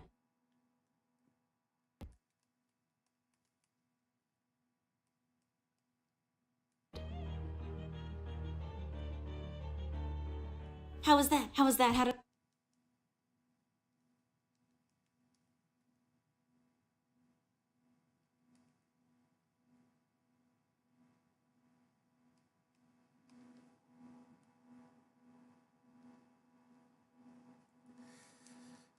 I do. I wanted to try something different for the story synopsis. I hope I did it justice. It was fun to work on, and this story is fun. But with that being said,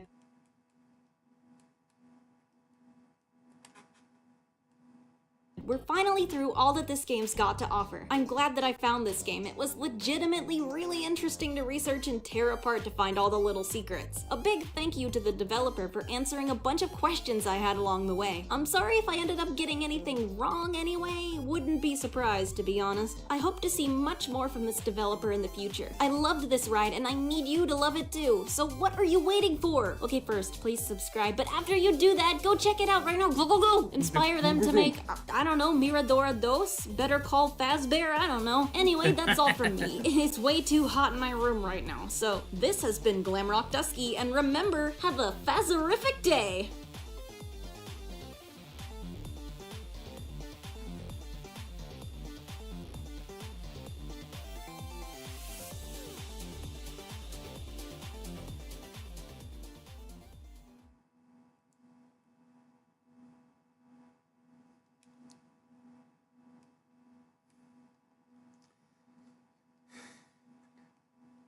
You're still a ways away from Agron.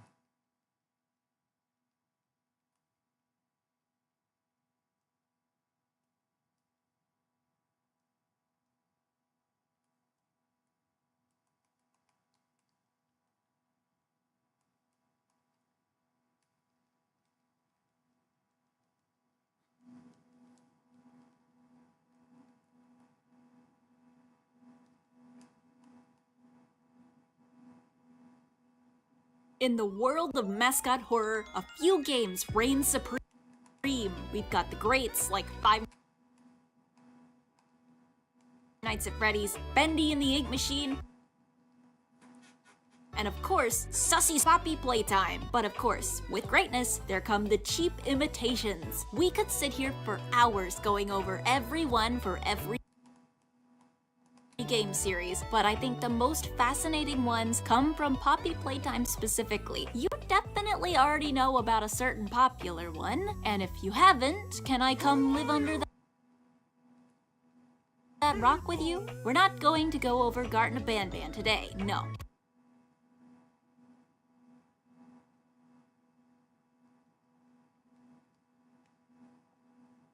That's honestly been done to death, and I'm not sure what more I can add to the conversation. I've been seeing YouTubers touching on some new releases that stuck out to me.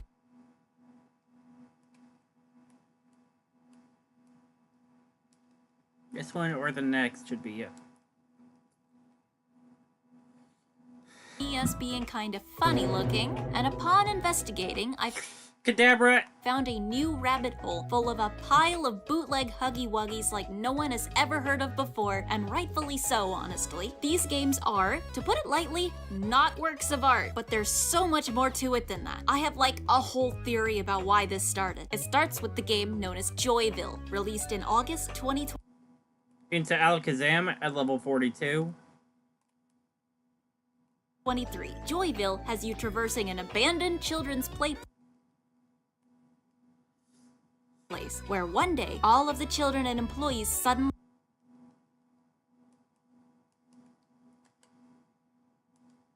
went missing. Sound familiar? This game, I will clarify, isn't bad at all. The environmental design of this game definitely has thought put into it. It can let's go with controls well, and the monsters, while a tad unoriginal, make sense as children's mascots and did have the ability to look threatening when used correctly. I especially liked the use of the worm that gradually looks hungrier and hungrier as you screw up its wheel puzzle, given that it doesn't follow you with its eyes until you've made a mistake. I like that it could have been mistaken for a statue. The game also has decent puzzle design, my favorite puzzle being one with blocks, where I needed to determine which to place down and when in order to have the right doors open, allowing me to eventually gather all blocks to one side of the room to open a door. The game uses a teddy bear as its tool gimmick, which, albeit weird, is harmless. Overall, Joyville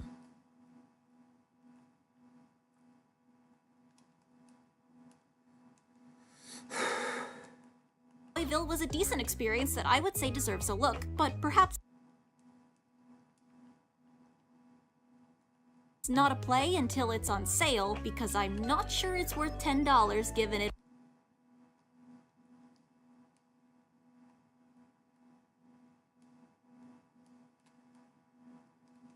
only lasted half an hour. This game got noticed by the bigwigs, Dawko,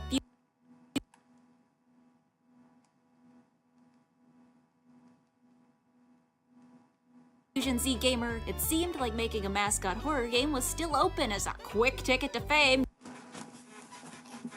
Just by looking at how Wooly Bully here looks so close to Huggy and yet was still getting views. Therefore, a bunch of young devs with starry eyes got to work in their engine of choice to invent their very own monster desperately in need of a trip to the dentist. And now that a lot of them are wrapping up development, we're where we are now. Tons of mascot horror game trailers are popping up left and right, looking on YouTube right about now if you search for new mascot horror game trailer.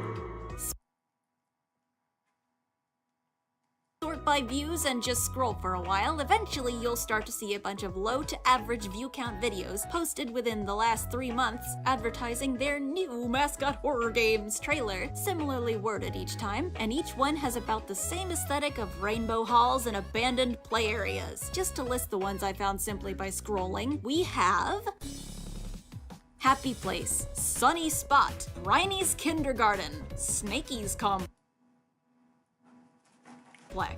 Moozy, Toytopia, Playtown, Circus of Tim Tim, Are You Kidding Me? Teddy's Tangled Tales, Candy World, Funler, Bobo's Fun Zone, and Baki. Probably leagues more I don't know about. I'm genuinely curious to see if any of these experiences are actually good, but if I were to sit here and cover every single one of these, this video would be like 2 hours long, and I'm not sure I'm ready for that yet. Did 3.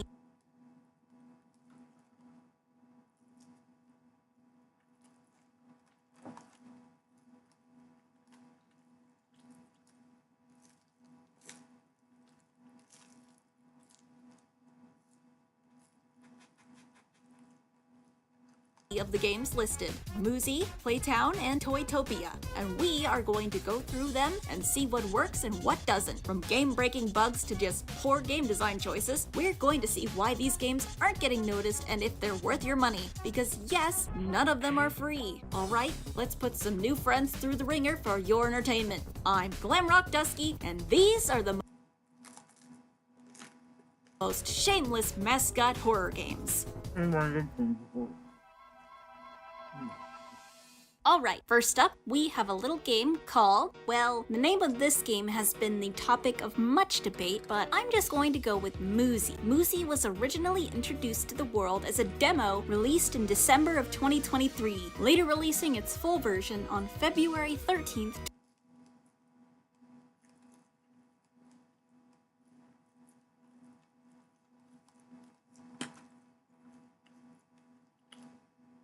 2024, and it costs $5 to play. Developed by Andrew Ribis, Moozy places you in the shoes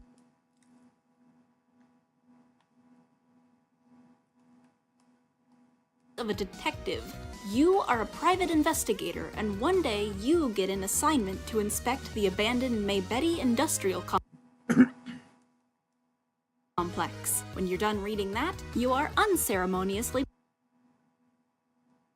plopped down in the lobby of a complex and left to your own devices. We also discover that we are apparently wearing the loudest hardest high heels known to man. So if running doesn't work, maybe we can at least make the monsters go deaf. Flipping a few switches on the wall to turn on the lights, we're instructed to go find a kid's gun. This toy gun is this game's gimmick. Every game we'll cover today has one. It's all presumably inspired by Poppy's Grab Pack and Ban Ban's drone. What's different about this toy gun is that you literally barely ever have to use it. Sure, it's fun to use, but it means next to nothing in the way of legitimate progression. I say legitimate progression because you can use the gun to hit physics objects around, and nearly everything in this game is a physics object. And you also have the ability to jump, so sequence breaking is hilariously easy. Good luck escaping once you're in though. I do like the physics objects here though. You can actually pop the balls with your gun, and different objects sometimes have different foley, aka the noises they make when being pushed or when they roll across the ground, which is a nice touch. It's fun to just kick stuff around while the game gets pushier and pushier about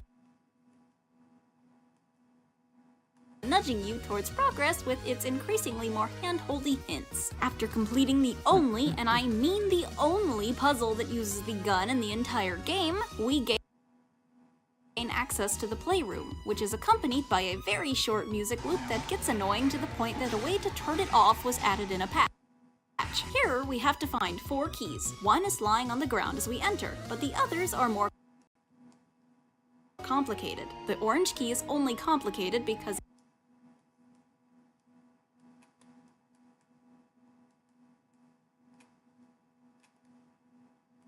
it's hidden, so by default, you'll look for a puzzle to complete to acquire it, and you'll come across this thing that you can get to spit out a flying fan ball. Shooting this ball destroys it, and it can be a massive pain to catch, but when you do, the machine will spit out a star plushie. That's not a key though, so where is it? 20 minutes of ball shooting later, because I swear I thought the orange key was in one of them, I gave up and looked at a guide. Turns out it's just behind this block over here. The next 2 keys actually do require puzzles. We need to step on the correct shapes as indicated by papers on the wall, while this big snake that used to look like Huggy Wuggy makes really uncomfortable rubber noises. On completion of the game, it will then throw up the key and leave. For the red key, we need to parkour up a bunch of pillars and grab it from a ledge. If you fail too much at it, the game will simplify the puzzle for you, but you can go to the panel nearby and fix that if you're a sadist like me. The snake game has a panel as well if you had trouble with it. For the pink key, we need to navigate this maze, which can barely be called a maze as there's really only one path through. That path changes as you progress though, which is kinda neat. At the end, your jumps scared by this guy, who dies after about 3 seconds of making the one noise I would have never expected to come out 18 rare candies to space. with him. On our way out of the maze, we'll see this little guy holding up text I can't quite decipher and seemingly asking for a yellow key. You can find the key in a room later on, and if you get a feature, which is then later confirmed to be called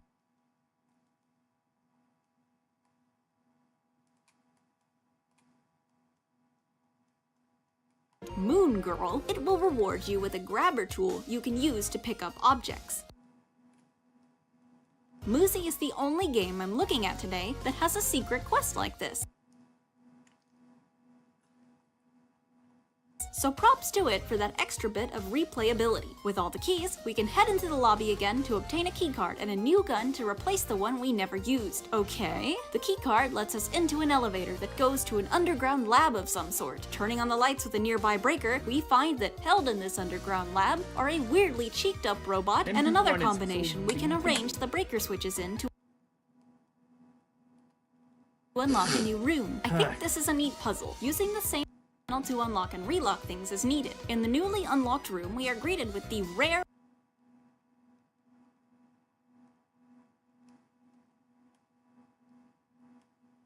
and threatening Alpha Muzi, and a Beta Muzi who promptly rearranges the bones in my face. If only I had Sigma Muzi to defend me. Beta Muzi is easily locked out, as most Beta Muzis are, allowing us to detour into a nearby room to unlock a safe with a set of possible codes that were harder to find than anything I've ever experienced before. They're on the table right next to it. The keycard inside simply unlocks the gate outside that closed on us for no reason 5 seconds ago, but perhaps it's good that it did because Alpha Muzi is back for revenge, and he's faster than us, so maybe don't sit around and try to take pictures for your thumbnail. Reaching the end of the hallway closes the gate Pick up.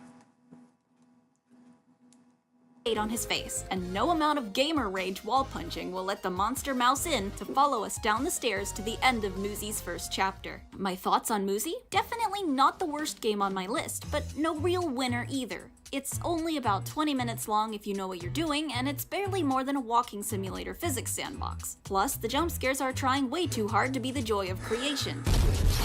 It's more loud equals scary than anything. The ending with Alpha Muzi banging the gate actually clips the audio system of the game itself, it's so loud. That being said, the game does a decent job at explaining its actual enemies, the Muzis, lore-wise, and at making them look threatening. Normally, you'd think you could probably punt one of these things across several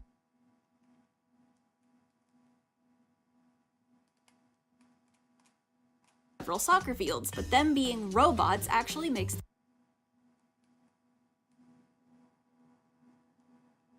their strength make a lot more sense, especially with the aforementioned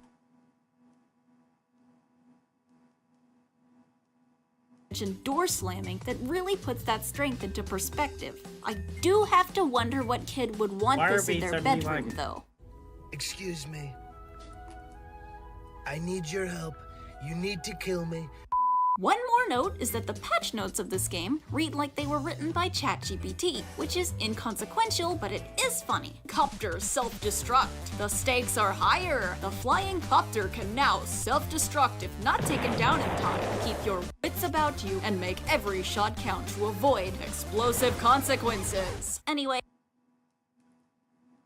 Muzi may have been kinda boring and weirdly designed, and the puzzles may feel largely pointless with their solutions often just lying on the floor nearby, but this developer definitely has potential. There are clear hints that the dev isn't entirely unaware of what makes a good game. You can see that in the difficulty adjustment panels for the minigames, and the controls feel decent. The game has secret things hidden around too, like different colored guns and the Moon Girl's quest, and the models, lighting, and animations aren't bad either. I think the dev just needs some practice, and I believe they're somewhat young. The longer they keep making games, the better those games will get. Muzi has a Chapter 2 currently in development, so I hope to see improvements and I will definitely be checking it out.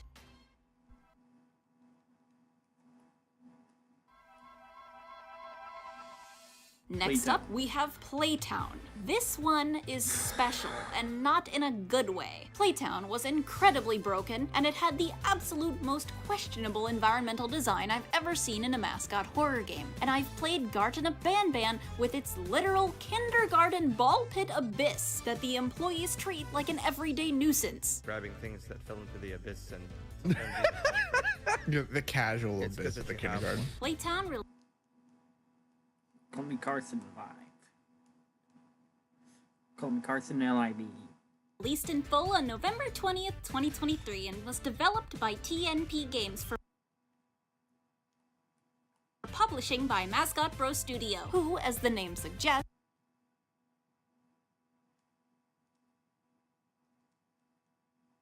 dabbles exclusively in trying to make the next big mascot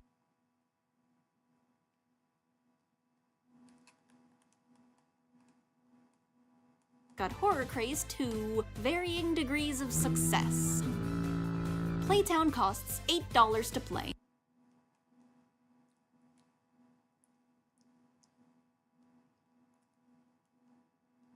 And lasts about 20 minutes, so that better be a damn good 20 minutes. So... Steak. Is it? Let's find out. In Playtown, you play as what is probably a young girl named Claire, looking for a necklace she lost in the now closed Playtown. This necklace having been given to her by her late mother. Her dad honestly guilt trips her into this, it sounds like. What the heck, dude? We start off in what looks like a reception room, and instantly I hate how this game controls. The mouse is very sensitive, and there isn't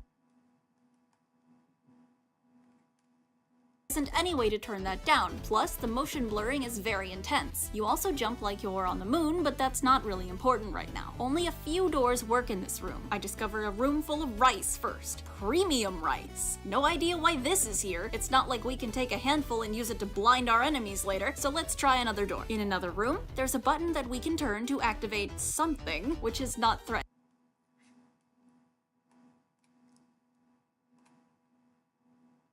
at all, so of course I do it. The something in question just turns out to be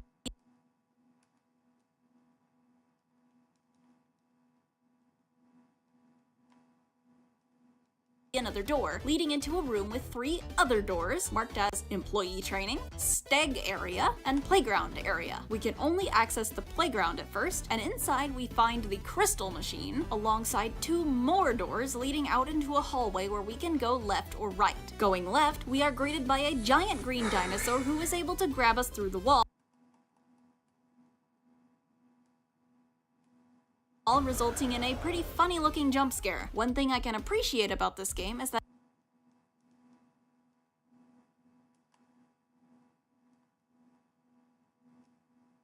it at least doesn't take any time at all for you to respawn after dying.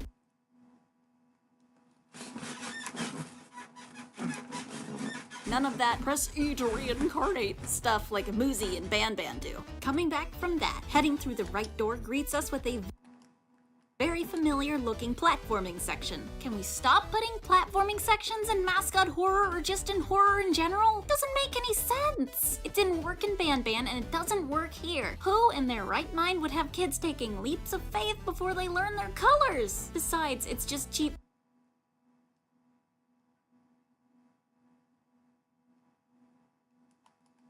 padding. We can all tell you're just trying to get to the 2-hour runtime so that getting a Steam refund is at least slightly harder. Well, it won't work because I love platformer games. I'm the best there has ever been at platformer games. Don't look at that! After only 20 minutes of pure, efficient parkour rivaled only by the gods, we arrive at a very dusty and very small play area. This is the one part of the game that I feel makes sense. This looks like an appropriately sized kindergarten-esque area that I could see really existing, so I'll give them credit for that. On the way here, we picked up a few dino teeth, and this is where they come in handy. In what's just a direct copy of Ban's collection puzzles, we need to find 10 of these teeth, except these teeth are an off-white and not a bright blue, so they are a bit more annoying to find. While we're getting those, I want to say something real quick. Garden of Ban got famous because it was bad. It had bad game design, bad graphics, bad everything. So why are so many mascot horror devs straight up stealing parts of it and then just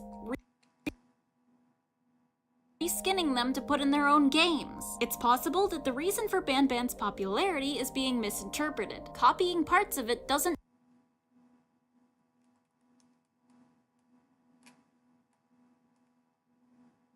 make your game better. It just infects it with the bad that Ban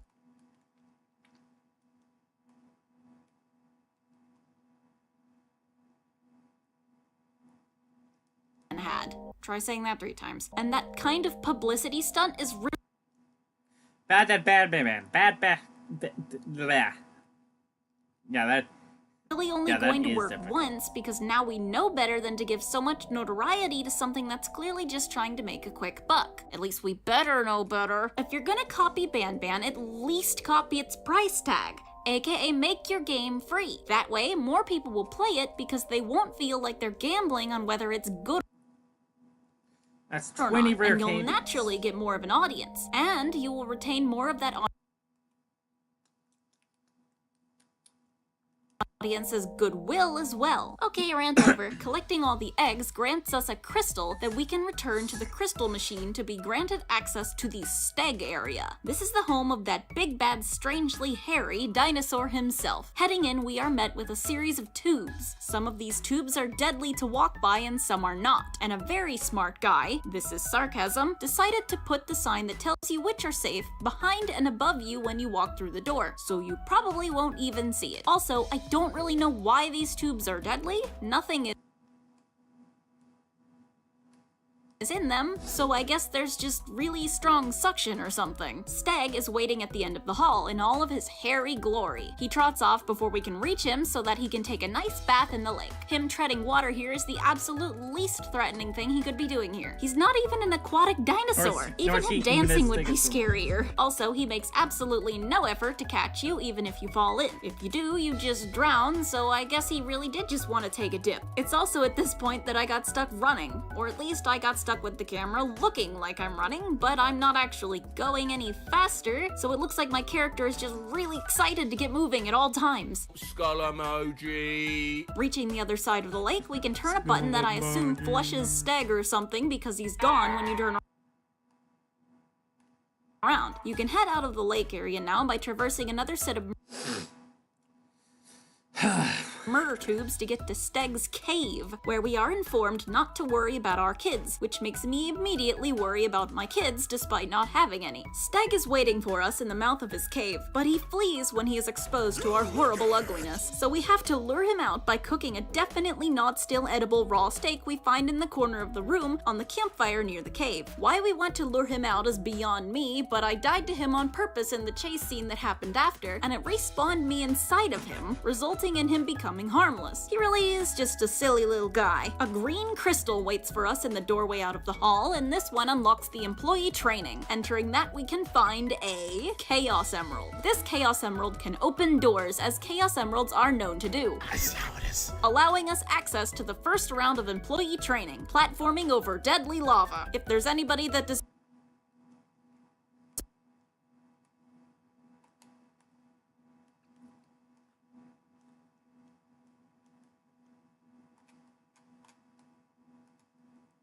serves more than 15 an hour, it's Playtown employees. Jesus. Next up on the itinerary is taking a nice break, then braving the fucking lion pit. Oh look, they're having a nice conversation. Last up is anvil dodging. Not nearly as bad considering you can kinda around their range and they don't even fall on you if you don't.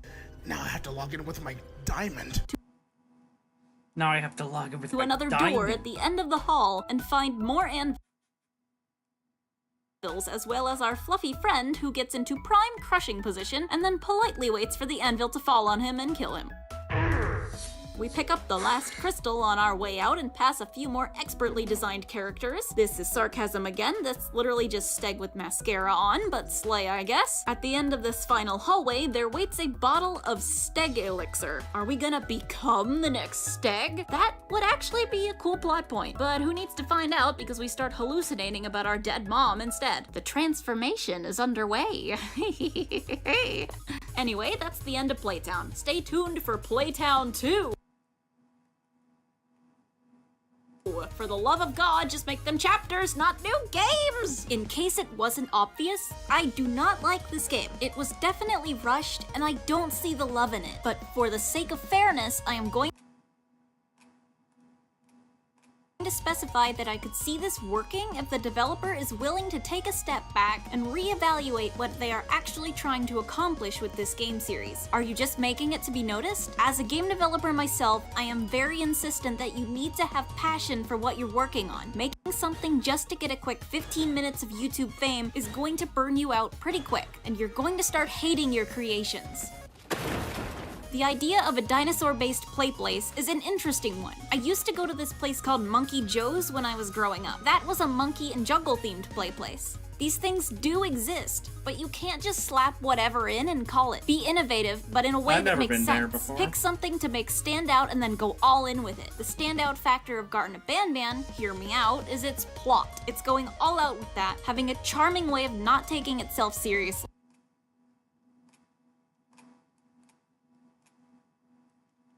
and I dare say it's actually been getting me interested. It is the first popular mascot horror game where the antagonists are not people turned into monsters, but rather monsters that just think they are the people that gave them life. Despite the game's confusing quality, it knows what it wants to be and doesn't stray from the path. This is the one thing you should be stealing from Banban, and this is a message for all mascot horror wannabes, not just Playtown's devs. Know what you want to be and have confidence in that. Sorry I went on a bit of a rant there. I'm just passionate about this stuff. Would you believe the next game is worse? Maybe not, but still, it's time for...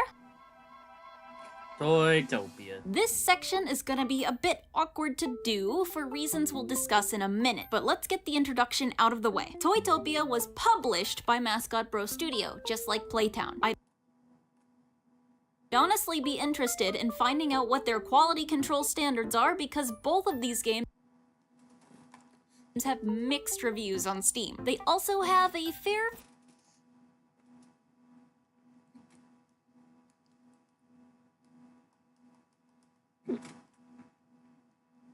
few refunds. As for the developer, this time it was Combo Bomb Games.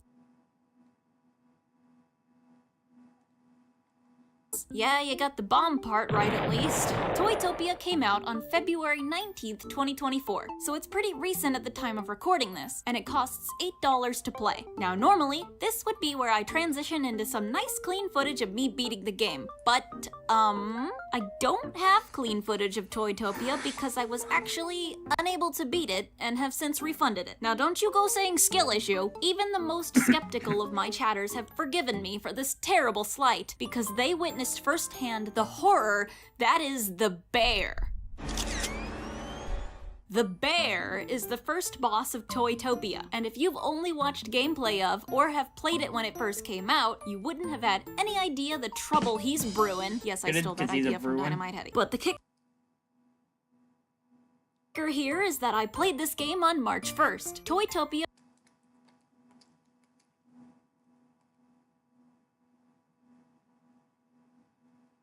received a patch on February 23rd, fixing bugs, improving optimization, and changing brightness levels. Nowhere in this patch note did they mention that they took the bear, injected him with steroids, locked him in a room, taped his eyes open, and then made him watch all 78 episodes of Sonic X. And I figured that out for myself the hard way. Oh my god! Saving. That's never a good sign.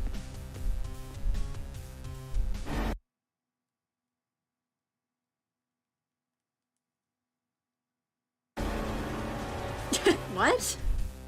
What happened? I don't even know what happened. Is this like a boss? Fuck! What? Damn, dude! Chill! Come on out, big boy. I'm waiting. Come on, don't be shy. There's not really much warning, is there? This game is ass. I don't know if that's what takes. Dude! Get lost.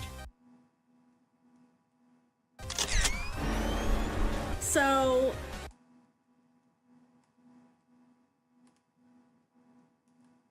Did I or did I not just flash him? Get. Dude. Zero time to react to it. Am I gonna be able to beat this? No. And I can't, like, I'm turning around to try and, like, you know, I'm, like, anticipating, and he just comes from the other direction instead.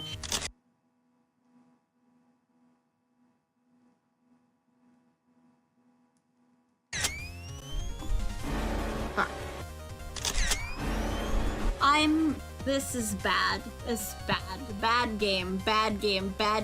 What do the reviews say? Like, is this... How does the person in the reviews do? Yeah, one of the comments says you gave the bear a Red Bull. They made the bear impossible in the patch. Yeah, so that's $8 back in my wallet. Unfortunately, that means you gotta deal with a few more pixels than usual as we trek through analyzing someone else's playthrough of this train wreck. Thanks to the channel Foxplay for dealing with this in my stead. Let's go! You're playing as a reporter exploring the abandoned amusement park, Toytopia, in order to be the first to write an article about it. Therefore, one of your gimmick tools this time is a camera that you can use to flash things. The viewfinder on this camera actually works, which is a nice touch, I'll give them that. I will also give them credit for the voice acting in this actually being decent. Closed down a little over a year ago to catch this.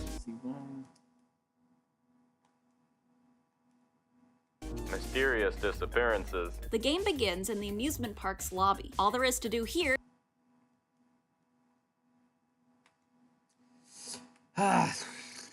is to pull a lever that allows us into another lobby with a large rotating statue of this game's main antagonist, Wallace. Entering the door behind him leads us to a hallway with another Wallace and a small room, in which we can pick up a magic wand, which is the second gimmick tool in this game. Interestingly, with this in Playtown, it seems like developers are attempting to separate themselves by adding more than one gimmick tool. I think this could work if done right, but a trend I'm noticing is that they're really only ever used as glorified garage door openers. For example, the wand we just got has the function of, get this, opening doors if you swing it at them. Come on, you could have made it like Magi Quest, which is a real-life version of what this game tries to be. Swinging the wand at different stuff could be used in puzzles or to fight a boss.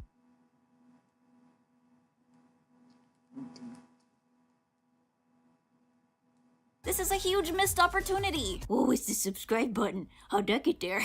That's a terrible take. Also, as a quick aside, don't just explain everything with signs. I want to see a good that. puzzle solution is something the player should be able to come to naturally. Hints are fine, but signage like this can just break a player's immersion. Progressing on, the decoration of this place is desolate as heck. I really don't see any kid finding this comfortable. Heading down a slide at the end of this concrete hallway, we find a decently inviting, albeit small, play area. There is nothing to do here besides look around and eventually flash the eyes on the side of this ball pit as instructed by a sign. The pit opens and we can climb in, only to be jump scared by a fox mascot. We wake up after that in a new room with two things of note: a tape player and a set of large buttons. Playing the tape on the recorder has a frantic employee tell us the order to press those large buttons in, and doing so allows us into a hallway lined with train tracks. If we don't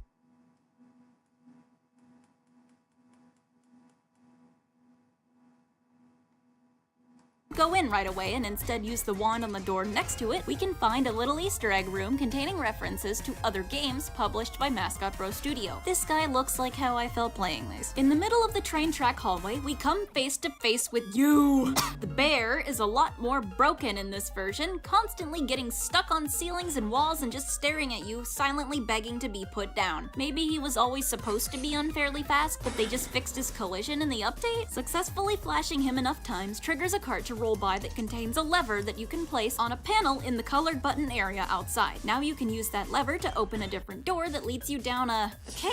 The children yearn for the mines, I guess. There's a puzzle here that the camera viewfinder comes in handy for. You'll need to use it to see a code written on a paper attached to a suspended box. That code can then be entered into the screen nearby to open the door to the theater. In here we meet the fox again, whose name is apparently Ridoon. He can't kill you on contact, but you need to play his shooter game to progress, and refusing to do so by shooting him instead will get you killed if you're persistent enough. Winning opens the curtains, letting you press a button on the stage that opens a strangely placed door blocking a tunnel. In the tunnel is this guy! Give it up for this guy! What am I even supposed to say about this? Finally, we reach the end, coming to our final combat with Ridoon, whose walk cycle has got to be the goofiest I've seen in a while. I appreciate you guys not using a pre-made walk cycle, but maybe you should've. You're supposed to die here, by the way, and doing so drops you into a room where your only task is to open a door again. In the new room, there lies the loudest Easter egg known to man. You can even see the guy playing Jump. We start to see a lot more graphics of Wallace as we walk here, and the reason soon becomes apparent. He's literally right here. I like this guy, mostly because his voice acting is half decent. What have we got here? And his design is inoffensive. He reminds me of Has-Been Hotel's villains. I quickly begin to dislike him when he makes us do more platforming. At least the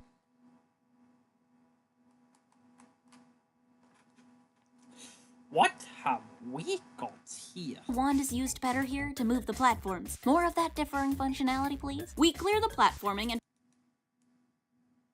find a tape in the next room that mentions that these toys aren't even supposed to be moving or talking, which begs the question, why didn't anyone do anything about it? I guess it's not important. The point is that they're doing it now, and one of them is now coming from the back of the hall to murder us. So off on the obligatory end chase scene we go. Look at that swagger. Swagger is not enough.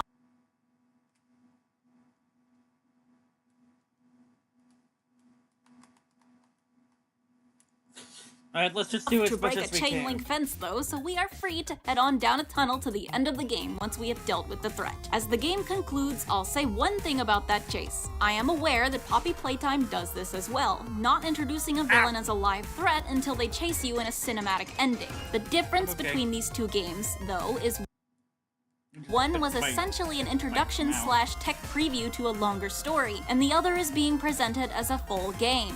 That costs money. A full game should build up to and explain its villains a lot more thoroughly if it wants to have staying power. Unless you're planning on releasing more parts to the story, in which case, do I need to tap the sign? Once again, I feel like it's obvious I did not like this game.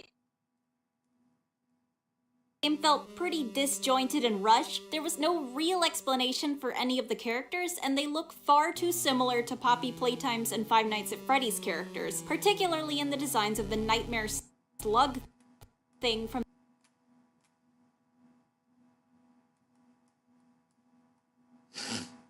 the tube looking like Nightmare On, and Redoon looking like the fusion baby of Catnap and Huggy Wuggy. But rather than just ripping on Toytopia, let's get into a synopsis of all the reasons I've mentioned so far that all of these new mascot horror games aren't getting the fame the genre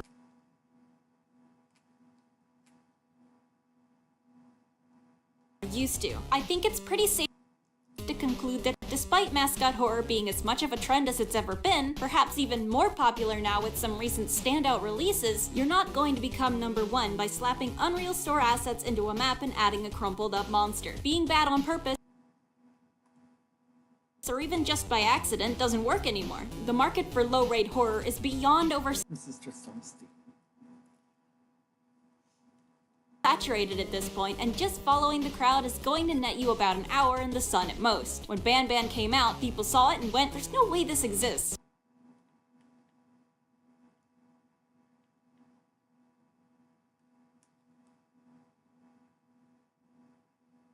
Oh my god, would you stop stalling? Right? But now we expect it. When we see the next attempt at a new Ban Ban, we think, oh, this again, and might not even click on it. That's why games like the 3 we looked at today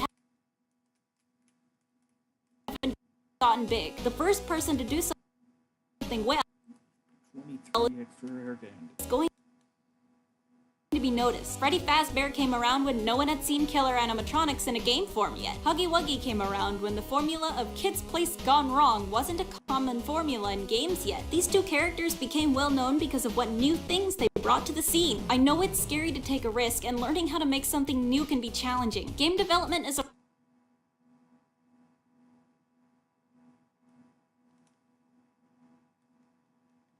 risk-based career, and it won't always work out. But when it does, won't it feel better to know you haven't made your career off copying somebody else? Even though I may be honest that these games are bad, I don't want to discourage any of the devs mentioned in this video from pursuing their dreams, and I don't condone any harassment levied towards them for their creations. In fact, I look forward to seeing you guys make more games and come into your own. Sometimes it's just important to get a wake-up call. Still, putting out a finished game is an accomplishment no matter what. Tons of people don't even finish theirs. So please take my points to heart and put that heart into what you make next. I guarantee you'll be better off for it. Let's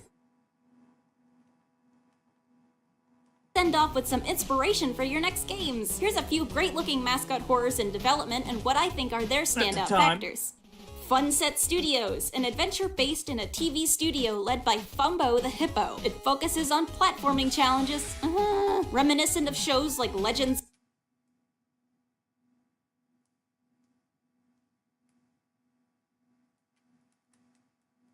of the Hidden Temple. Indigo Park, a romp through an abandoned amusement park with the help of Rambly the raccoon. It stands out with how your assistant bounces between screens and cameras to track you and help you. Finding Frankie, face off against the stretchiest dudes in the genre in a parkour-based attraction. Why do you do this to me? And Don't Fret, in a musical-themed world,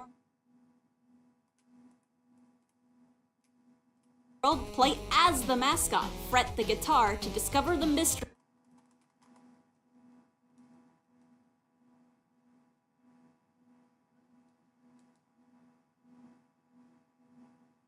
behind Harmonic Heights. Check those out, do your best, and of course, remember to hit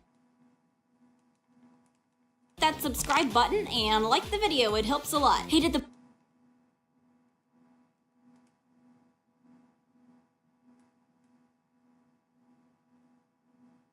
button do that rainbow thing when I said the word? Please tell me, I'm legit curious. I can't tell because I'm already subscribed. Thanks so much for the love so far. This has been Glamrock Dusky, and remember, have a phasorific day.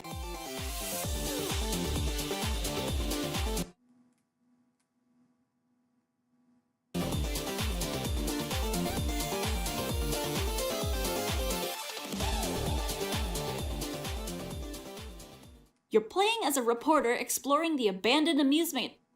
Ah!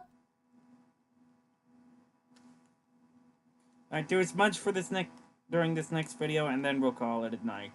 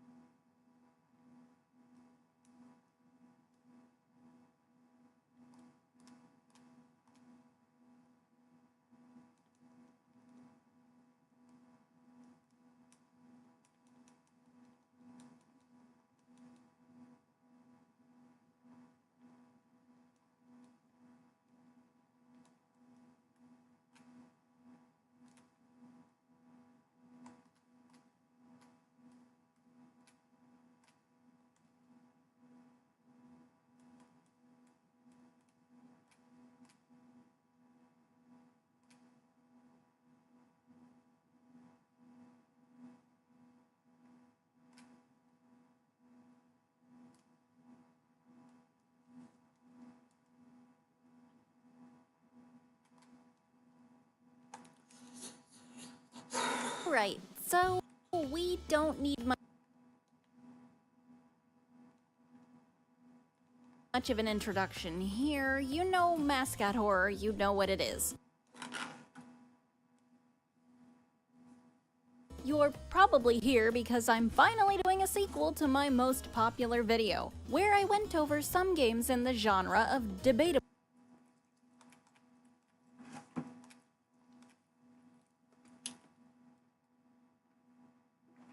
quality and picked apart what they did well and what they didn't. But Dusky,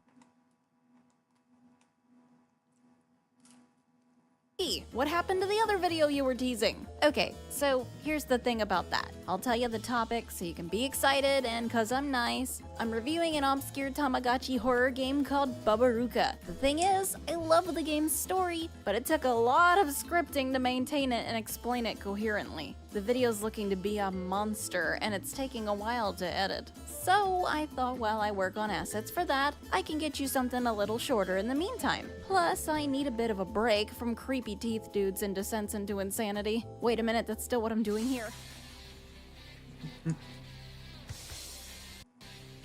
So that first mascot horror video, I'd say, was relatively straightforward, right? The games went from beginning to end like you'd probably expect. There's a monster, there's a play place or factory or something. There's probably a chase at some point. I really was expecting the games I chose today to be like that. The other day I went through a lot of released mascot horror games and picked out a few to try. How'd that go? On the surface they look normal, just like anything else I could have found. An evil cat, dinosaurs again. So how was I supposed to expect a mascot hitting the floss on me and then linebacker tackling me in the next week? After saying that, I imagine you just want me to get into it already, so I won't yap much longer. These games have got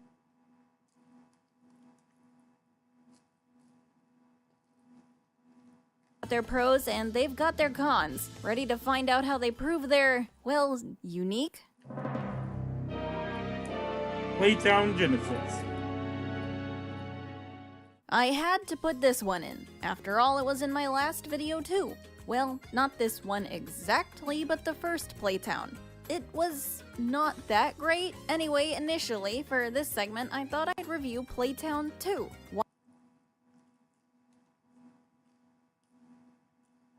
Why'd I reject that idea? Well, I wanted to be fair. So you see, Playtown is actually getting remade at the moment. It doesn't include the sequel, but I imagine that's next up. Therefore, I held off in the case the remake touches on anything from the sequel or whatever. Instead, I went for the most recent game in the series. Yes, it's a series now, Playtown Genesis, which is ironically a prequel. I'm guessing Genesis as in Genesis from the Bible? Every Playtown game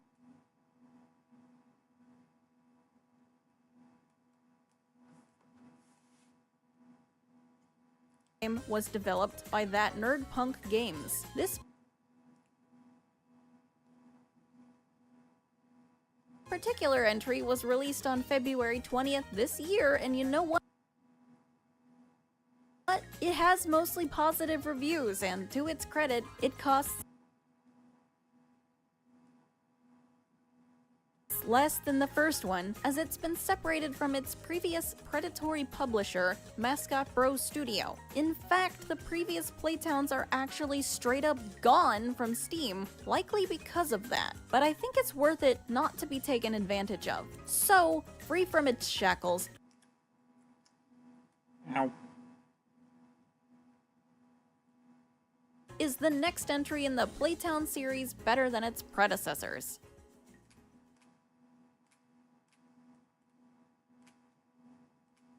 This must be Phil's day off. One moment. Let's find out.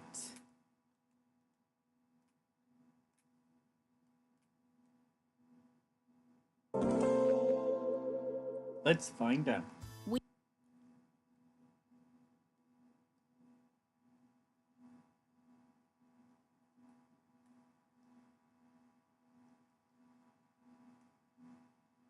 We begin with a little bit of backstory, which is instantly stranger than what we got in the first game. So let me get this straight. 4.5 billion years ago, a giant glowing orange eye was born and discovered Earth. Then he sat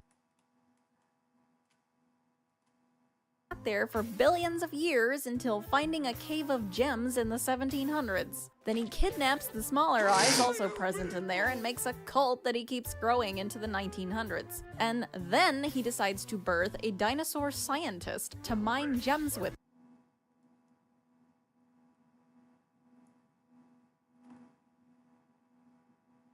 him. The proper game begins with you waking up in a drab bedroom shortly after being greeted by what is definitely just the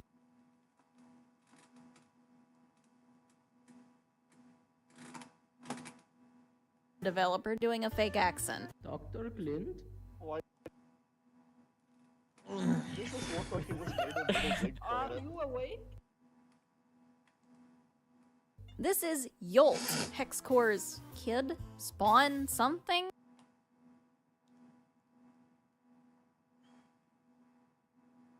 Who abruptly runs off after telling me to follow him, stands at the end of the hall and flashbangs me. Regaining my vision, I head off through the world's saddest cafeteria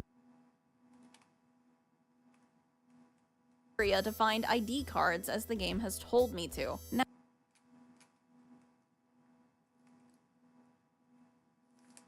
Now here is where things get a bit weird and maybe non-functional. There's several missions to do before meeting up with Yolt. The first I encounter is getting 3 pieces of scrap plastic, that being these cups lying around, to make an ID card out of them. I do manage to find 2, but then wander through a door that closes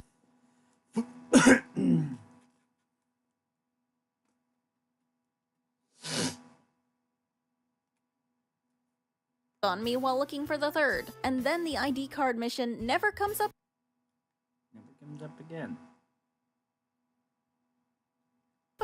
What, so was that just optional or something? Not even walkthroughs online bother with it. I don't know if the game's just got a bug or if that's really just padding, since due to it having no way to reset your save, I can't go back and see if getting the ID affects anything. The next mission does seem to matter though, because I can't go forward without it. I must fill the yellow basket with tools. I would not call some of these tools more like equipment, but tomato.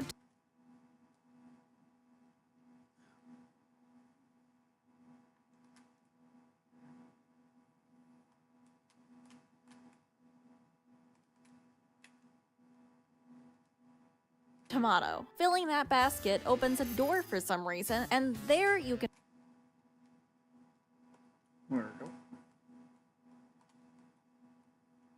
press a button not to open the door next to said button, but instead open the big one in the sawmill. I'm noticing a trend with this game's design not making sense. When games do stuff like this, it's not the end of the world,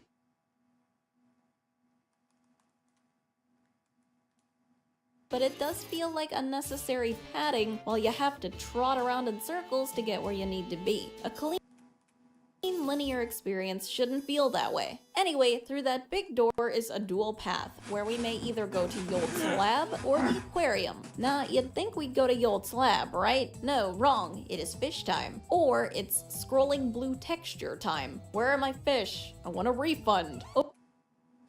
Over here, there's this room containing 3 crystals, and while trying to get a closer look at the text, my sheer physical prowess instantly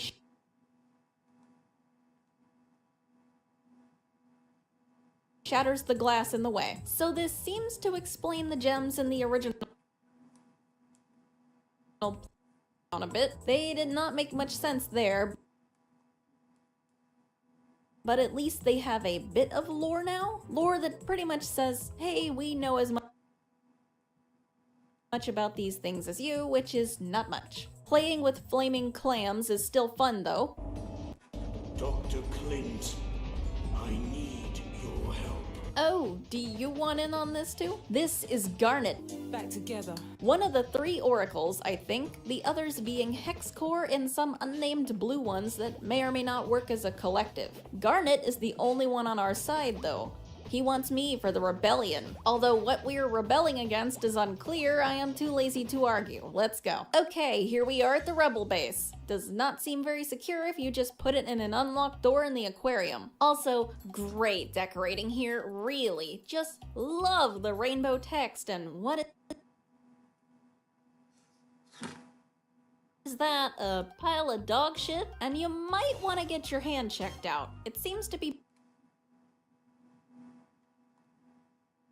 backwards. As a newly recruited rebel, you guys are awfully trusting at first meeting. My first mission is to crawl into the vents and search for Hexcore's room. Yolt did mention his meeting there, so we must listen in on it, then report back to Garnet. As it seems I am not also a floating eyeball, I gotta get a crate to get into the vent. But once inside and at my destination, what juicy gossip am I privy to? Hexcore says Yolt and I will create powerful monsters, which will mine crystals for us and protect the Eye Order as slaves. Well, if they're not sentient, that doesn't sound all that evil. Yarno! Huh. Dunno where this is, but man, can I make the same joke again? It's the damn 4th Chaos Emerald! It makes more sense now because there were 3 stuck to that other guy. This Yolt cutout here holds a clipboard with pictures of the mascots from the other 2 Playtown games, leading me to assume that they are the slaves he wants to create. So that is why they exist. Will we learn how they ended up in a play place? Debatable. The gem from the other room lets me pretend to be a floating eye and access one of the few puzzles in the game. It's not too bad. You just find a crown to let you organize the lights on this mural to match the colors you saw on Hexcore before. Feels like it's here just because they forgot to add puzzles though. A security eye tries to arrest me before Garnet runs into the back of him really hard and we make a run for it. Hey, man, you gotta stop doing that. Aren't we supposed to be running? Garnet tells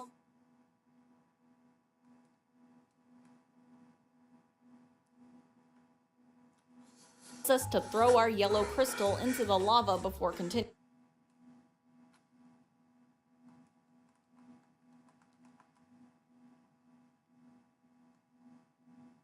The game does not let me throw it, or myself, toward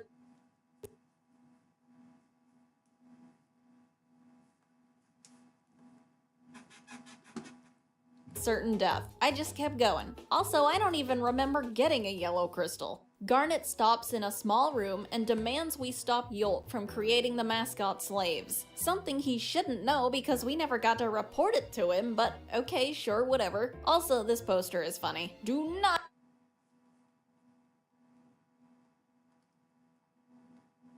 betray the rebellion. Oh, well, you can, but expect consequences. He gives me a bomb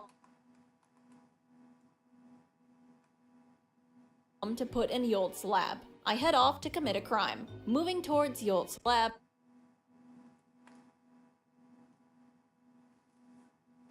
the arrow rotates very obviously. I'm not an idiot, but apparently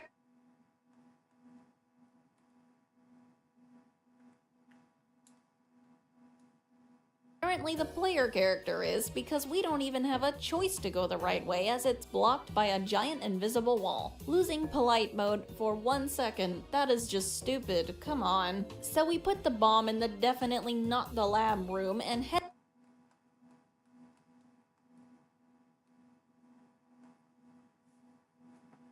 back to Garnet where he detonates the thing and then curses us out.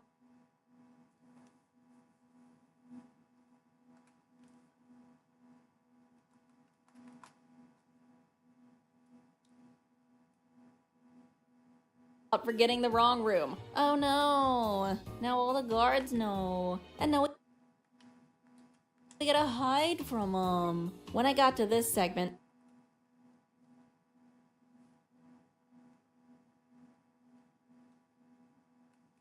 I was actually convinced it was a stealth segment where I had to avoid patrolling eye guards, perhaps based on the glowing of their eyes in adjacent halls, but no, you are in zero danger here. Every appearance of an eye guard is just a scripted cutscene. There was a perfect opportunity to add something interesting here and it just falls flat. Yolt is waiting at the end though for the mandatory mascot horror chase scene, where you are not allowed to continue until his dialogue is over because of, once again, a cheap invisible wall. This segment is at least a bit more unique, however, because during it you have to avoid eye guards alongside Yolt like a proper prison escape. Having been woken up from the stupor this game put me in, I find myself in a prison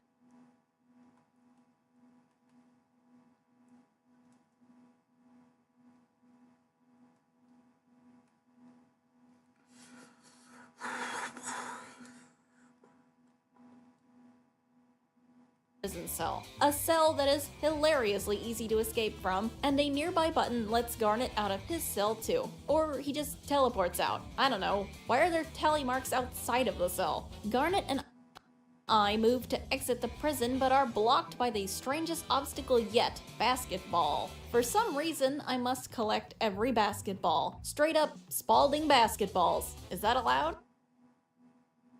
In they all go. Next up is a platforming segment. I groan, but blessed be Garnet who hears my suffering and comes to my aid. Then we power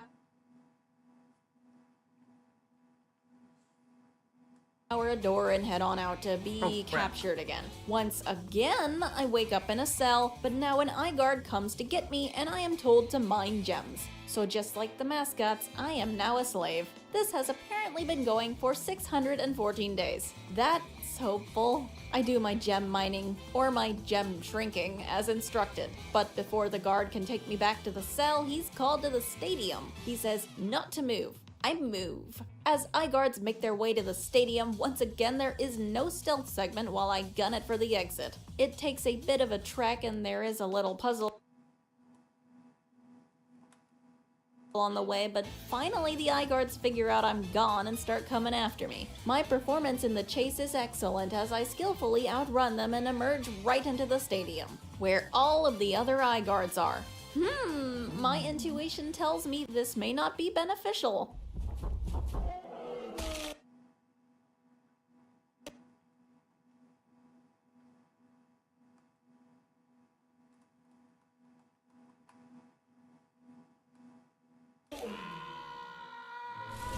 I see. The game is over, and I found myself saying during Playtown Genesis, okay, sure, whatever, a lot. Mostly because this game does not make a lot of sense. Stuff just kind of happens and you gotta go with it. The gameplay is very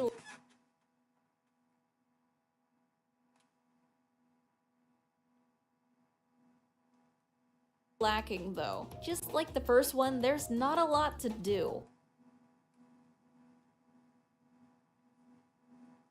It gives you a few more collection missions, but besides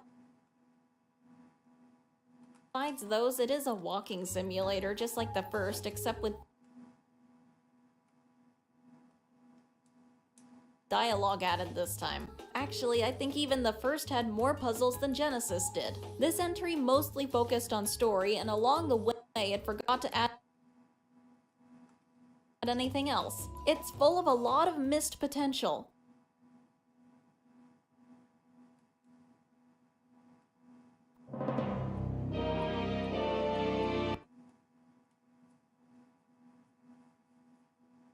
Next up, Joyville 2.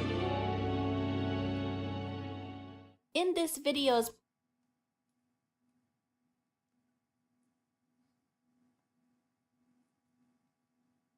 predecessor, I mentioned the game Joyville. I thought it was a decent game and that it was definitely trying to be something rather than just a short cash grab.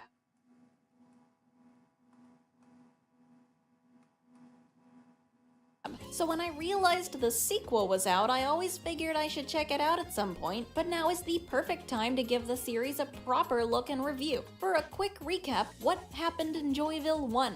Well, you get to some place, you solve some puzzles, you get this bear that powers stuff, then there's an evil worm, more puzzles than a big hairy dude that keeps showing up while you try to do stuff. Get to a final chase with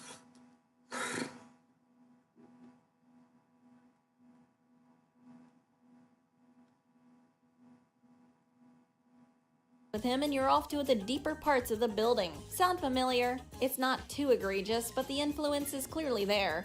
Now, getting into Joyville 2, it picks up where you left off in the rubble of a burning elevator. The player then has to adventure further into the cursed children's attraction. So what about a little backstory beforehand? Because I was going to tell you, like, I posted this thing on TikTok. Huh? Posted,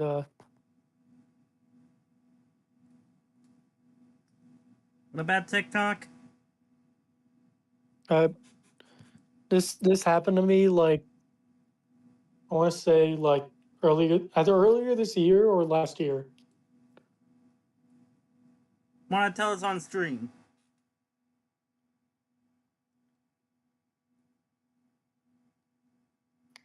Well, basically, so I was playing Pokemon Battle Revolution on Dolphin, and right when the battle started, my screen froze, and I realized, wait a minute, I could still select things, like, because like the noises were like going up when you highlight like your pointer over the buttons. Did the screen freeze but not the gameplay? Yeah, so I figured, I may as well play out this turn and see how it goes. And I can always just like reload the save state, and I do that, and so I sent out Weavile and Machamp. It was a double battle, and so I ended up using Ice Punch on the enemy Marshtomp, and it ended up freezing. Lucky. And then I ended up using Dynamic Punch on Vibrava. The thing is, though, okay, so Vibrava used Fly, and one very unknown thing is that, like, No Guard basically, like, ignores, like, accuracy for both you and your opponent. It's basically like Toxic in later gens. When used by by a poison type. Yeah, but one little known thing is that it can hit with no guard. You can hit Pokemon through semi-invulnerable states. Yeah, the same goes with the same goes with poison type users using Toxic in later gens. They can't miss. So I used Dynamic Punch on the Vibrava and it still hits despite it using Fly. And this was the first turn. I know about the no guard thing because HGS has Bruno. Hmm.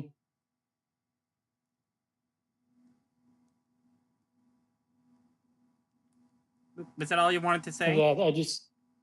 Yeah. Okay, thanks. But yeah, anyway, that got me thinking though, because imagine how because it is possible, considering like the announcer for that game, and I think that's the only Pokemon game where this would be possible to do a blindfolded run. I'm not gonna try it. I don't think I've ever seen anybody do it before. The screen freezing does happen to me with PS Remote Play.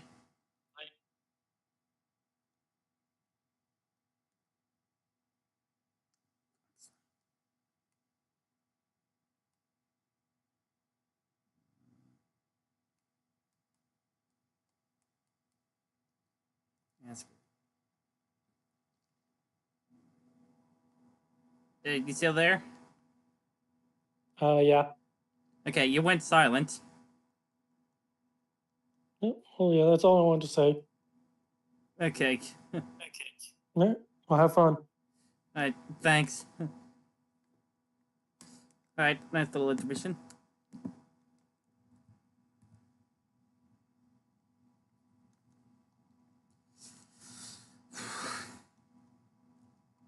Games. With the first game.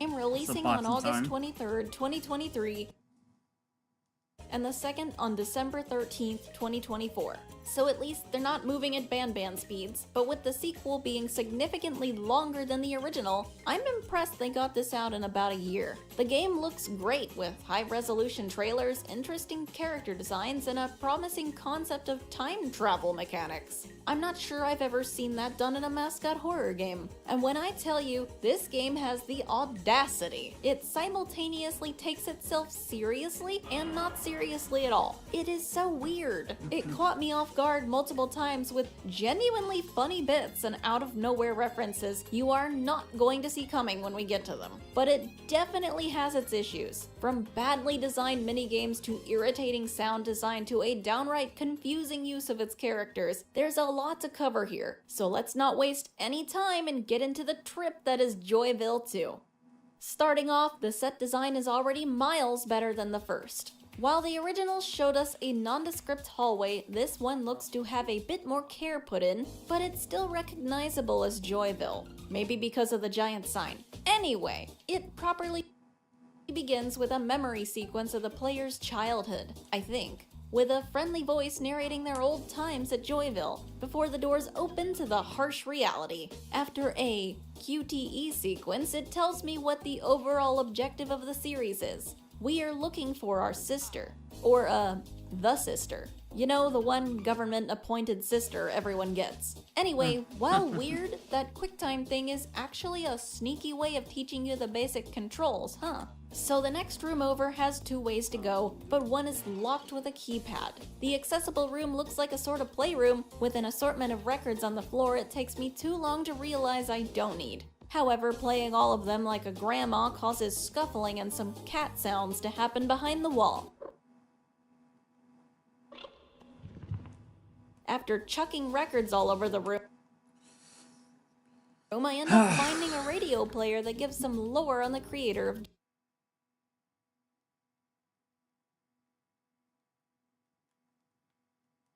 Joyville, Harrison Vanderbilt, and how the place came to be in its current state, but it's only a little. There'll be more of these later that add more to the story. I also find a note on the ground with the code for that keypad outside, and there's something I would like to praise this game for adding, a translate button. This converts the note and any like it into plain text. So many horror games have nigh unreadable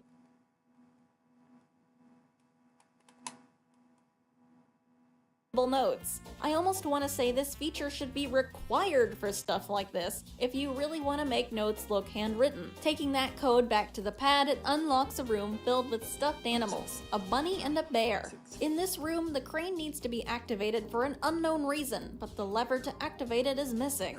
Besides it though, there's an ID card in here. I spend ages wandering around in this room looking for something on the floor or whatever before I finally realized that the ID card is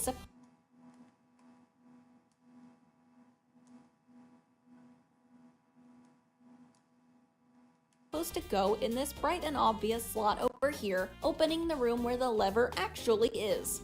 Taking it from the hands of a creepy flower guy, it goes in the slot up top, and then I can use the crane to grab a present and drop it to the floor as one of the rabbit plushies falls out. What makes this rabbit better than the thousands around? Well, this one's got some weird device on it. However, it lacks a charge, so might as well go find the exit like the game says to. The door out's locked, but there's a vent a bit higher up that leads to a room where we can get another stuffed animal, a teddy bear. But wait, if this is meant to be the bear from the first game, boy did he get an upgrade. He looked like somebody just taped a screen to a teddy before, but now his power display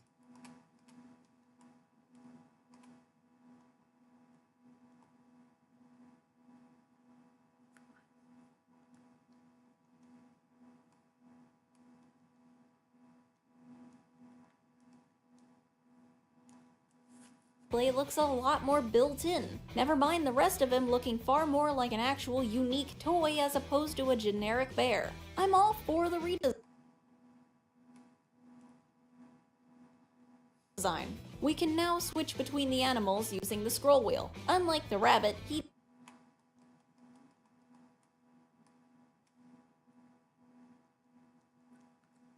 does have a charge, so he can be used to power the elevator out. That uses him up though, so now the objective is to get both of them charged up. There is another one of those lore boxes in here mentioning that Harrison had a difficult childhood, implying parental violence and neglect. Ouch. But the actual thing we need isn't in here, so it's off through a vent to venture into the huge and dilapidated lobby. Contrasting the first game's heavy use of primary colors, this area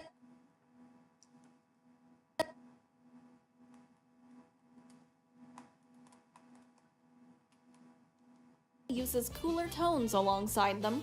I think the environmental design is improved too, with more unique structures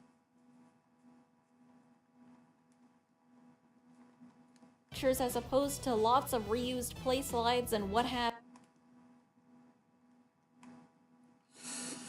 Come on. you. Bit hard to see in the darkness though. The animals can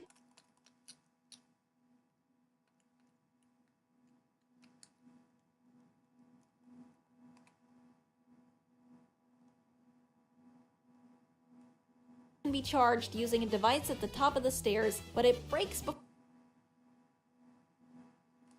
it succeeds. It needs a new battery, which can be obtained via the claw machine to the left. When I tell you this is the most aggressive claw machine I have ever seen.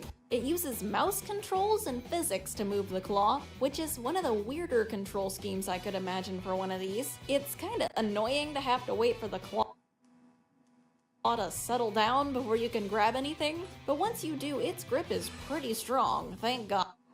I also appreciate the light coming from the claw that indicates what it's positioned over, since you can't move to the side of the machine to check like you might in real life. The battery fixes the other device right up and now the animals are charged. However, upon taking the rabbit out, something strange happens. The entire area is reverted to a clean slate, almost like we went back in time.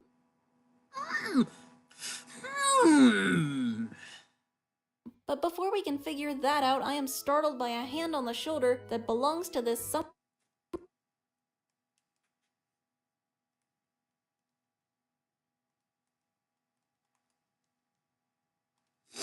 horrifying cat creature person who seems confused on how we ended up here, but then disregards that and jumps straight into a tour. Lumina, that's her name, introduces me to the Panic Room, a haunted house-like exhibit, a closed-off room she claims is her own favorite playroom, and the Joy Room, which she describes as a sort of play place-like thing that also features a dance floor. And after all that, she invites us to come chat with her.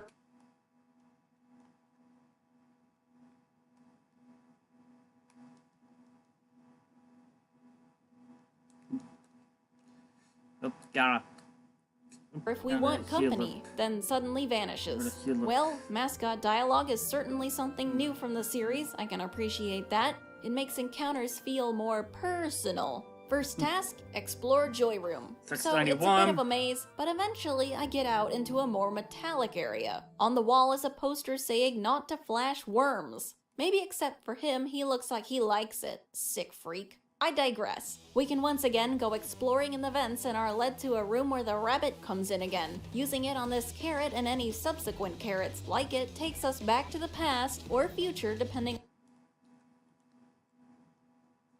on which state we were in. So the rabbit equals time travel. Got it. Now we gotta go through Joy Room again, but now in a sadder state. A worm tries to get a quick one in before being promptly blinded. I figured that sign would be a hint. A path out of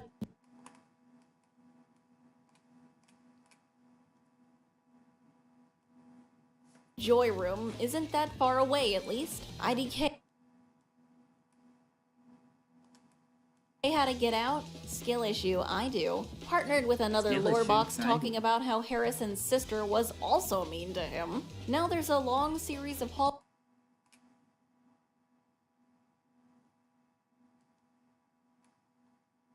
double pickup.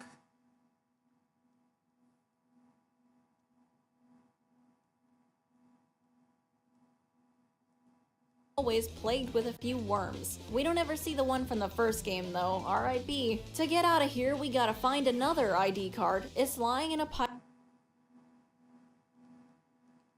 of rubble further in. Awesome, that place was pretty dry.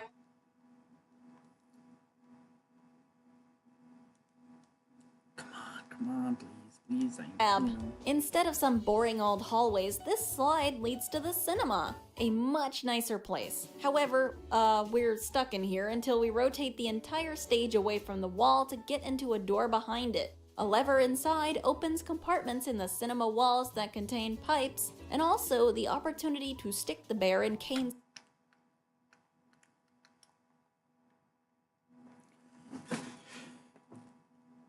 There we go. Magikarp. mouth to get data. Data that can then be given into to Water Onyx at level 20. Yes.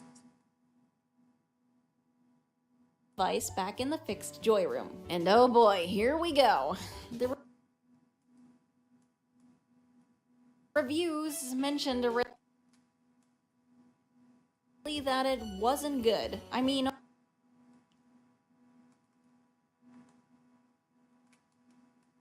off the bat, this guy's speaking nations feel odd, but that's not a deal breaker. But how bad is the gameplay gonna be?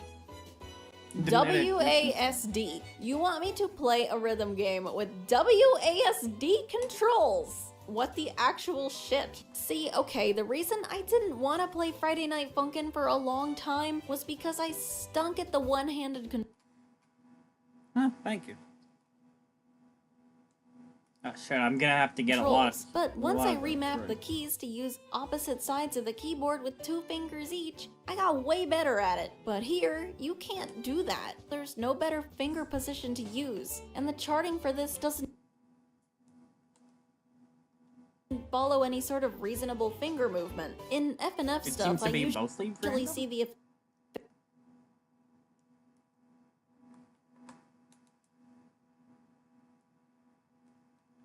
official game and quality mods chart their songs in a way where it's not crazy hard for you to get to the notes in time. I think that's a decent example. I hope you know what I mean. If it isn't, I'm still not very versed in FNF. Anyway, this rhythm game controls like a madman programmed it. But thankfully you can miss a ton of notes, and Star here, that's I think his name, does not really care. I can appreciate him at least being in time with the music, although for some reason the game doesn't use a full track, only short tracks that switch per phase. After getting through all that,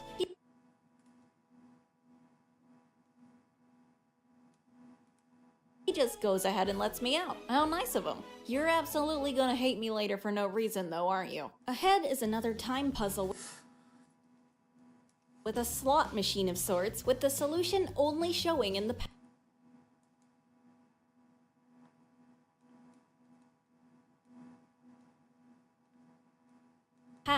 That lets us get down into this tunnel full of creepy flower suits. According to past notes, these were what employees had to wear. Why? This is an additional time puzzle that I must admit was clever. Time must be turned back to make a missing lever reappear on this wall, so that you can use it before time resets. In the hall, a note tells me not to trust their kindness. I'm assuming they mean the mascots. I'll keep that in mind, but I'm kind of a slave to the game, so it's whatever. I'm leaving. The lever opened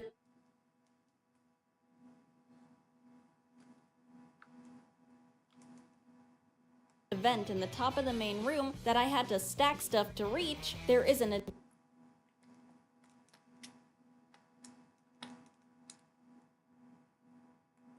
additional lever in there. It opens a door in the ceiling. Sometimes it just feels like this game is running me in circles with these puzzles. Okay, open this, get that in there, now go back and go through here instead. Like, what was the point of the first thing to open then? And once again, he's gonna take you back to the past. Time being sent forward means that the path under construction here is now open. To play these shitty games that suck ass, he'd rather have a buffalo take a diarrhea dump in his ear.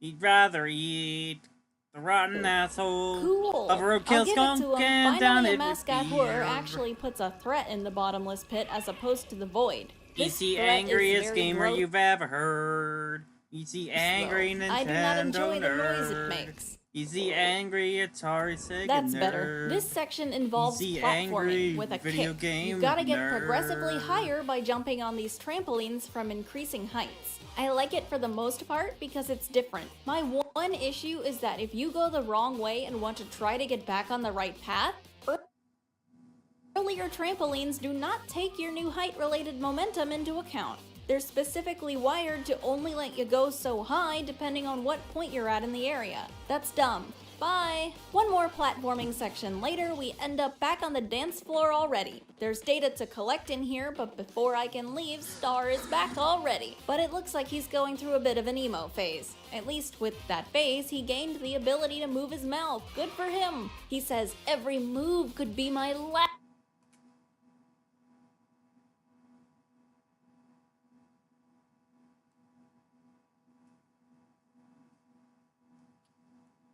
But, the controls are still as bad as before, but he's still being pretty lenient for a supposed villain. Especially after I completely lose my composure when he starts doing Fortnite dances, catching me completely off guard. Despite my terrible performance, he still accuses me of cheating to win, and then suddenly runs at me. You know, with the villain monologue and this being mascot horror, I should have expected that. Time for the obligatory chase sequence through dark drab hallways. I don't know, it feels unfitting for the dance guy. There's an attempt to make it stage themed, but it might have been cooler if there was some of that neon lighting you can see in the lobby from way back. Maybe a tunnel or something? Chase is easy though. He leaves us alone after we squeeze through some shelves with no attempt to grab us despite the fact that his arms are long as hell. Okay, he does show up again when we enter some vents right after, but makes a mistake. Slides into a running fan.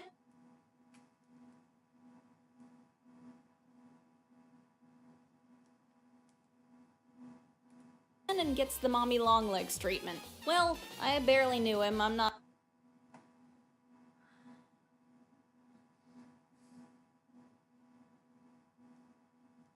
particularly torn up about it. Next place to go is the panic room. In an abandoned state, surely it must be terrifying. It's okay. What I really found interesting was another lore box in here. It finally explains the reason Harrison's mascots are evil now is because when creating them, to give them life, he unknowingly imbued them with the negative aspects of himself and how he grew up. So over time, they became manipulative, vindictive, and petty, then later downright murderous. I don't mind this plot point, it at least gives a reason as to why the titular characters are trying to eat us that isn't, oh, they were humans and they're mad, or, I don't know, it's an evil robot. On further progression into the area, one embarrassing scare, and several doors later, we meet the last mascot we haven't seen yet, Tidy. But this time, he's not friendly in our initial encounter. You're not gonna see him at first.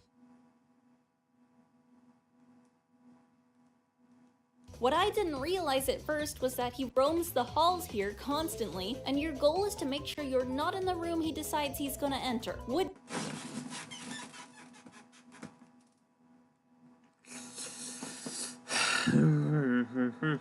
be easy enough if you didn't need 2 key objects to power Kane back here. They can be obtained via ball tilting puzzles. Oh joy. Completing these is a tedious process while trying to make sure Tidy is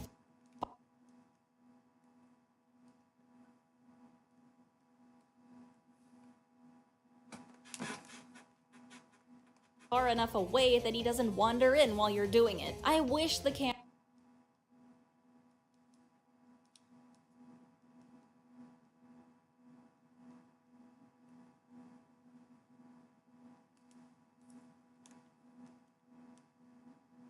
cameras were more useful or that we had a mini-map to go with them, because these views alone don't make it super clear where each room is in relation to the others. Overall, it really isn't the worst section, and the FNAF influence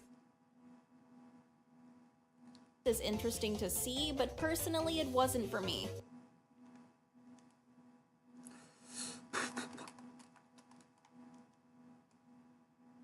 Tidy doesn't take long to return after this, but as you have to use the rabbit again beforehand, he is much happier to see you. He has a problem though. Some of his favorite things are missing. So off you go, do your scavenger hunt. Each object must be carried over to its place in the room, where Tidy will then tell you about it. It's kinda charming. I like his little, is that the Ocean Gate controller? That's 2 times I've been blindsided by this game. Are we gonna get a third? Yes. Find Tidy's trinkets and criminal evidence. And then it's time to go. Are we Bye, gonna get nice a knowing third? you while you were nice. Anyway, become evil now, thank you. Tidy's chase is a bit more involved than Stars, as there are buttons to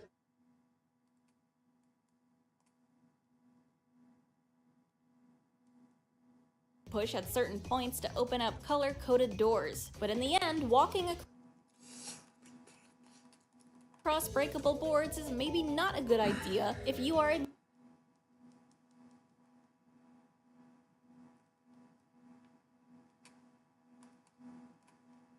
mascot character weighing hundreds of pounds. Time for the final stretch.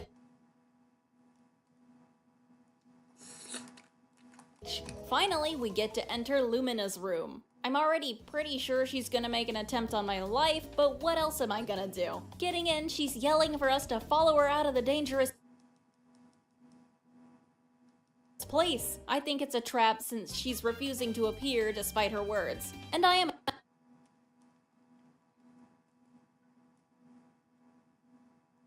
absolutely right. Lumina appears much like a villain convinced of victory, but generously she gives us a chance to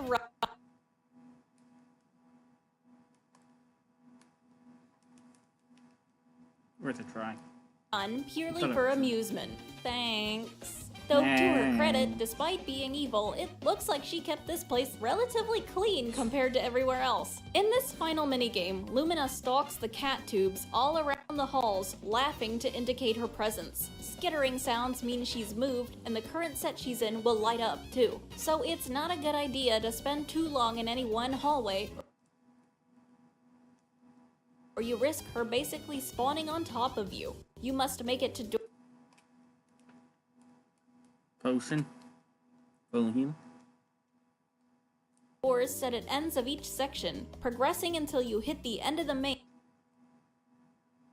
as the area gets gradually darker. But before you can make it out, Lumina gives up the game and charges through the exit door with a final villain monologue to start off the last chase of the game. Sorry, she didn't feel like giving us any subtitles here. Help. Lumina's chase is by far the most generic in the game. It's just a series of straight shots to the end. But the end is where it gets interesting. You're thrown into a penny catcher tube before tumbling into a proper boss arena, where the cat mascot tumbles out after you to initiate a final boss fight. With Lumina continually insulting you, you must grab fuses lying around the area and place them in power stations. As you do so, more and more hazards will spring to life, including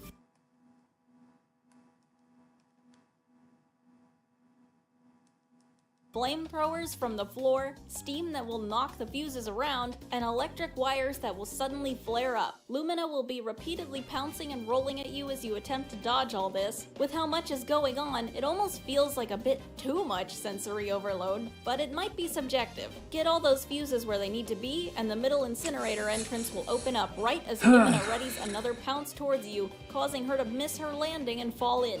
She struggles a bit, but it's pointless against the smooth metal, so she elects to give me one final you before falling to her death. It's about time somebody sassed me back in one of these games. And that's basically it for Joyville 2. You do have to walk to the exit and solve one little extra puzzle, but not much else of interest gameplay-wise. Overall, I liked this game well enough. It wasn't like the best thing ever, but it was a definite improvement over the original, and I loved how much more character it had, even if it stumbled a bit when trying to establish it. To be more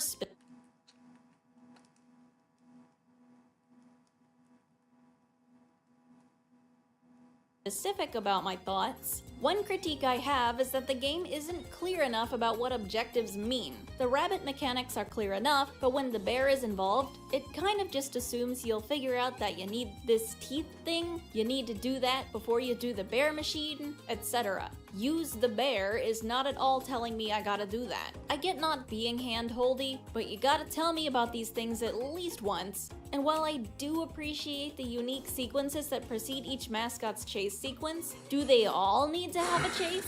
It's fine, but I feel like every single mascot horror game out there these days has chases. When repeated too much, like here, you start expecting it whenever you see a new mascot and it loses any fear factor it had. Like, when we reverted time after speaking to Tidy, I didn't even need to go anywhere before I figured he'd be crashing through that door any minute. I guess, for another Poppy example, Catnap doesn't full-on chase you, but you do him in just fine during his boss fight without unnecessary repeated sequences. Although a little more screen time wouldn't have been bad. Lastly, the mascot's deaths don't feel significant because you get so little time with them. They have their friendly moment, keyword being singular moment, and then they're evil. And they're also only evil one time before they die. There's not any build-up towards them individually, where you get used to their presence and their tricks. They just kinda show up so you can conveniently beat them up and move on. It shares this issue with Poppy's Chapter 4,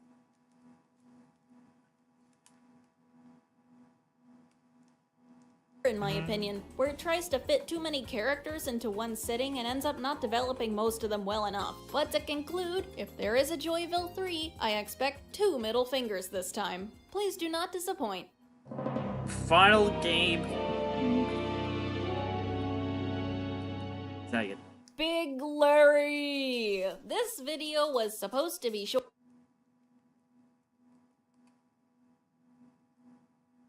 but I have to cover Big Larry. He has taken over my life. He has taken over my being, and he also took over my Discord server for a bit. I don't know what this game was trying to do. It wasn't trying to make mad money, it costs $1. It came out in 2021, so it can't have been trying to be the next Ban. It also didn't manage to set up any other franchise or achieve any fame for its makers. Created and published by Kaida Studios, despite being the shortest game on my list with a runtime of around 10 minutes, Big Larry managed to stick out the most for just how odd it is. And also for the fact that I could not get footage of my own gameplay no matter how hard I tried. Every single time I ran this thing it would crash, and for no apparent reason. Walk a bit, crash. Check your phone, crash. Get an item, crash. After about 10 tries and the presumed harassment of everyone on my Steam friends list with this notification, I gave up and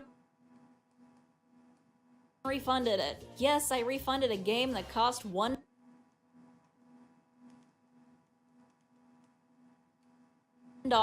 And then I was gifted it back. So there really is no escape from Big Larry. Instead of recording the game myself, I asked the patrons, members, and subs present in the supporter-exclusive voice call I was having if any of them would be willing to play the game and just let me sit there and record their stream. That resulted in an amalgamation of footage that I believe forms a full playthrough, but if things are a bit muddled, I'm sorry. And I also apologize to those whose minds were claimed by Big Larry as a result of this. But congratulations to Lorian on reaching 48 hours in game. We salute you. Now begins my actual attempt at a critique. Big Larry begins simply. You are a student at this school in the dead of night. For some reason, this is normal, and your friend Ricky asks that you grab his orange algebra textbook he left behind. I'd bet, but to get into any of the classrooms, he mentions you need the TA's key. Moving just a few feet right off the bat, this game controls terribly. Each time you let go of the movement keys, the character takes a second to stop. Turning around ends up jamming either your phone or your shoulder into your face, and there's no running to be had either. The ability to run is actually an unlockable perk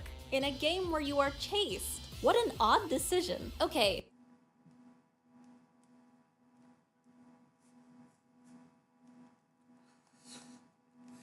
So, Ricky mentioned where the key was, so I get that from his locker, and that makes nearly every room accessible. The majority of them don't contain anything of value, but at least there was a try at adding some secrets, like the world's hardest apples you can eat off teachers' desks for an achievement.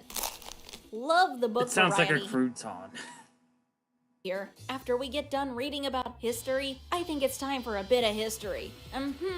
After that, history sounds good. Jokes aside, the actual book we need is obviously in the math classroom, though not so obviously on this desk.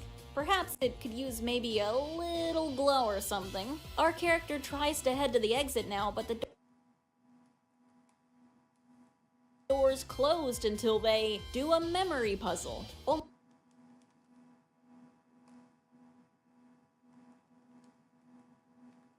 Only thing I note about that is that it's random every playthrough.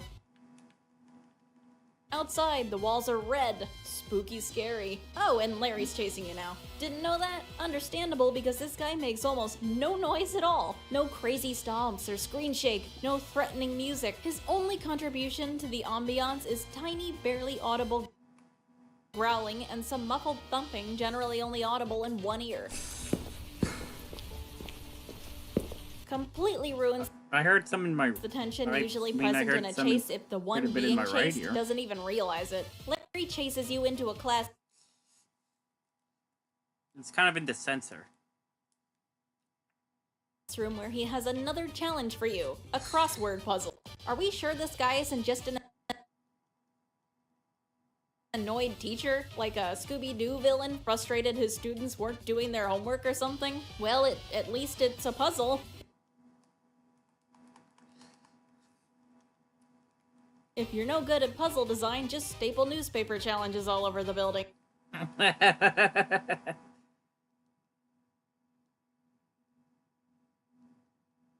After that, whoa, jump scare! I forgot to mention these earlier, but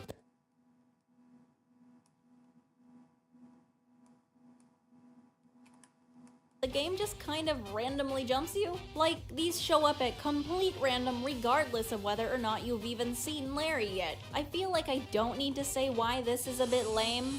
This, however, is funny enough to comment on. mascot found dead. I can understand a death being breaking news, but it seems a bit disrespectful to just address Larry as a mascot. I mean, there had to be a guy playing him, right? Poor dude doesn't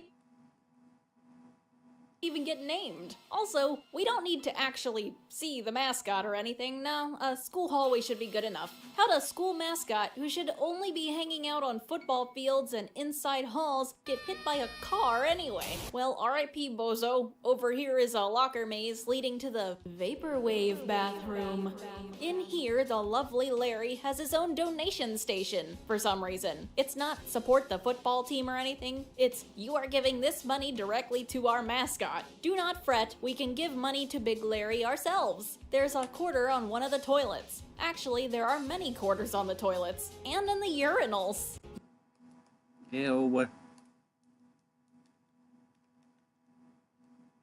I definitely washed that off. Yeah, the Larry tampon machine is literally the way to unlock the door to leave the bathroom. And also to get chased by Larry again, which doesn't go as well as the first time. However, if you do avoid the creature, you are now permitted access to the gymnasium, where Larry once again appears alongside a terrible high school band performance of Up on a Housetop. Well, I guess this did release in December, so is this a Christmas game? Imagine. I remember the old days growing up. Me and Mom and Dad would gather around the Christmas tree and play Big Larry. Oh, how I miss it. Enough basketball and Larry just gets bored and leaves. And you can follow him out for however long you want as he just starts wandering around the locker room. I think maybe you're supposed to avoid him and till you can find a crowbar and break out of said locker room, but he never actually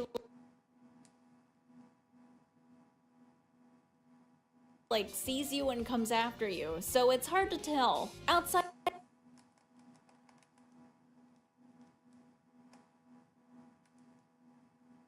of the locker room, there is a weird office that holds another key. And outside the basketball court from earlier, there's now furniture blocking the way, and you're meant to bash it away with the crowbar. Then, you're to make your way to the exit through the hallways now lit with green, all while Larry pursues you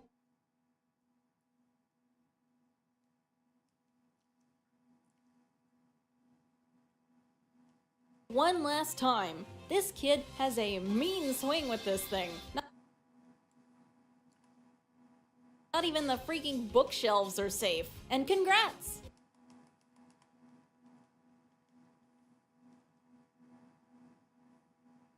You escaped Big Larry! Just kidding, no you didn't. I don't know if this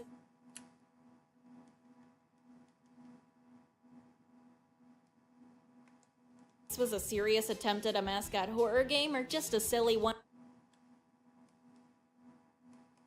idea. Sometimes it seems like it was trying to do something, and then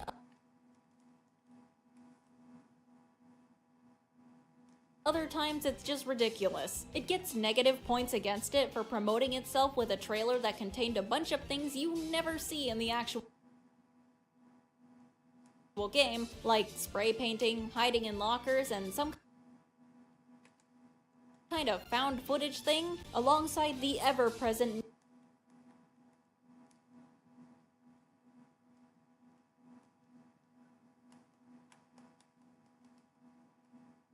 nudging to join its Discord in the pause menu. As for good things it does,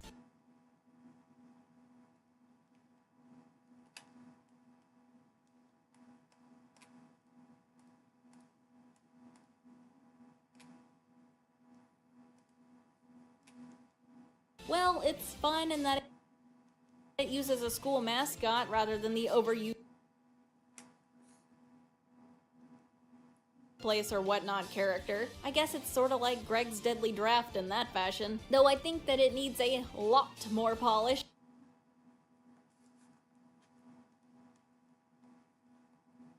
if it wants to stand its ground, as the base product is extremely janky. But hey, it's a silly 10 minutes. If you're interested, you're interested. Go have fun. And that's it for this time. Bit of an odd assortment of games, yeah, but a fun one nonetheless. Have these games outclassed the ones in the previous showcase? I think so for the most part. I believe that people in the genre are finally figuring out what players want, especially since the first two games were definite improvements over their originals, and games even outside my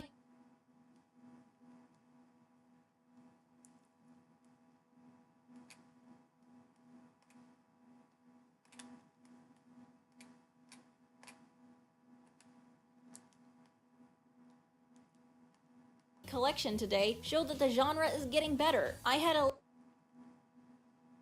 list of games I mentioned at the end of the first video to look out for, and a handful of them have since released to mostly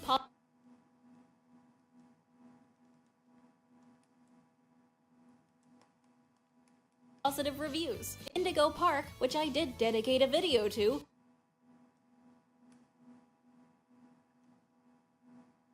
put out its Chapter 1, and while it had problems, it was a good showing and ran a successful Kickstarter. Finding Frankie released as well, and it received outstanding support for its unique mechanics and genuinely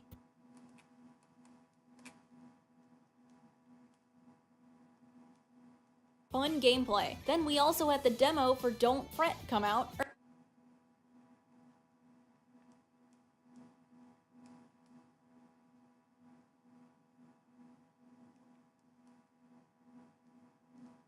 earning very positive reviews so far. The only one we're not hearing much on is Funset Studios. Sadly, it seems to have gone radio silent. A bummer because it looked interesting. Not focusing on that though. How about a few new games to look out for before I close? We have Giggle Land, a very ARG focused game making its debut with I'd like to see a game. I'd like to see a horror game that's like an adventure.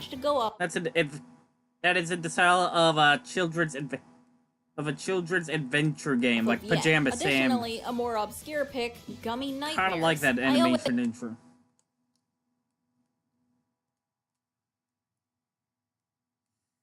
To this one because it made it to my list of contenders for the video. It's a short demo of a fairly interesting scenario, and while it was a bit rough around the edges, I think it has potential, with it featuring full voice acting and some actual care put into the character models. Okay, that's it for real now. I'm happy I got to do a sequel to the last video. It was fun to experience some new mascot stuff after a while and take a break from the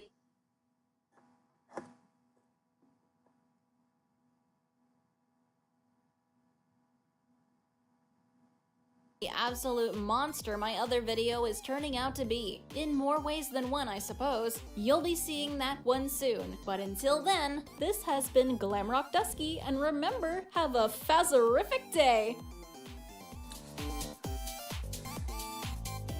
God, where are my Patreon supporters, man?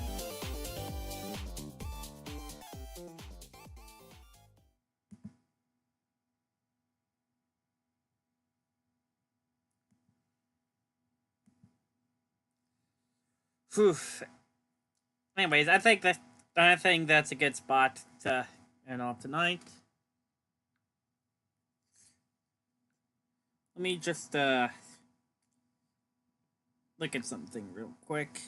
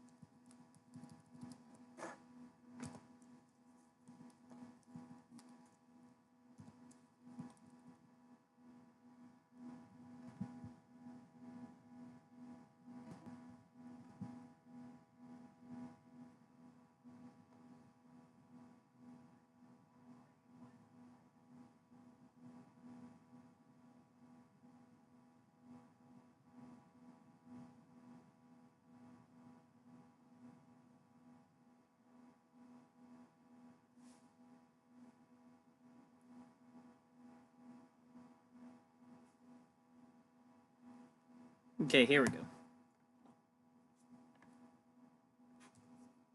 Let me just, should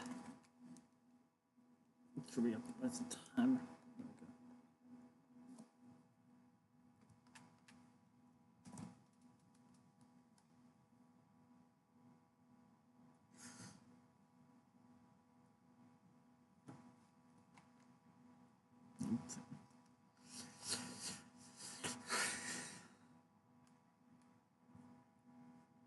Alright, let me grab out a notepad.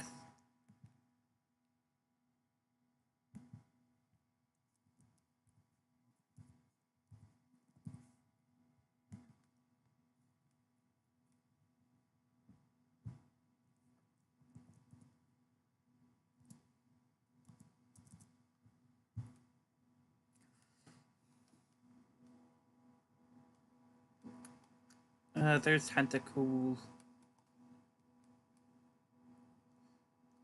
Slow experience group, so and at level 30 requires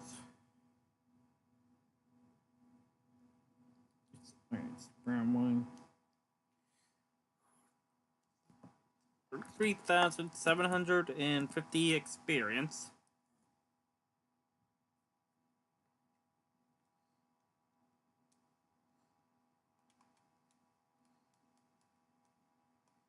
Corfish.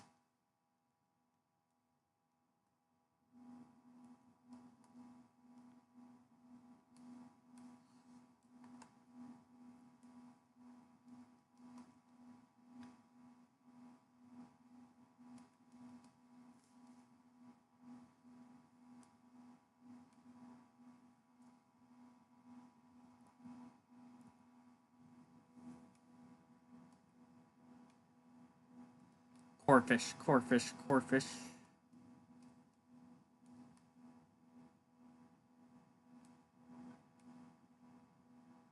Corfish, corfish, corfish, corfish, corfish. Oh yeah, what is a... Well, electric doesn't really matter. Corfish, corfish, corfish. Corfish, corfish, corfish.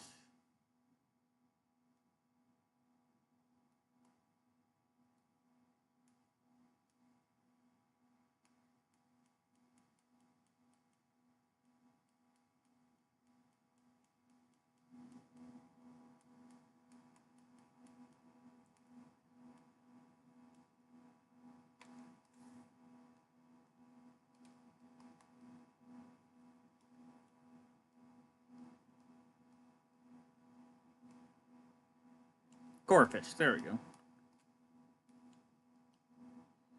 The fluctuating experience group. 23,760.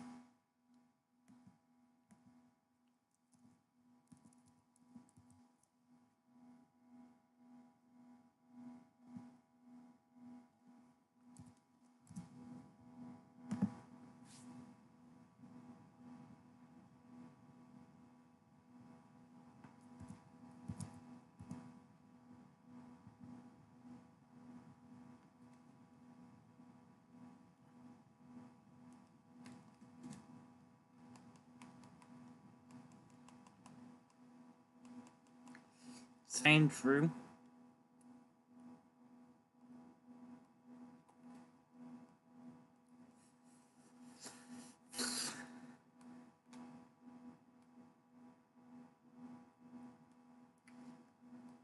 Medium fast.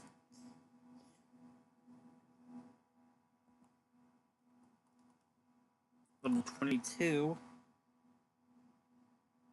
So 10, 6, 106, 48.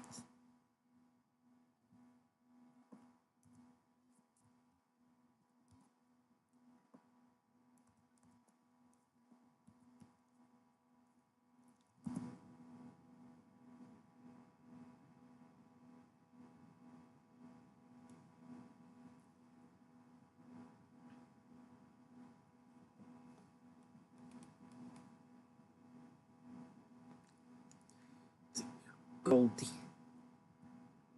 Oh, oops. Goldine.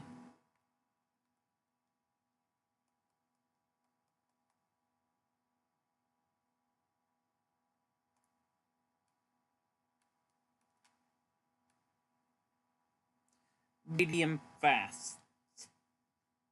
Requires level 28.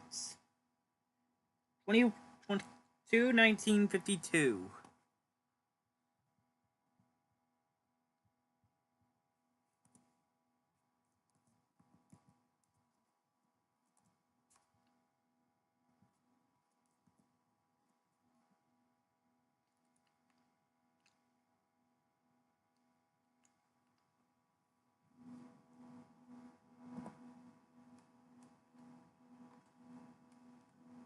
Oh yeah, and oh right, Makahita as well.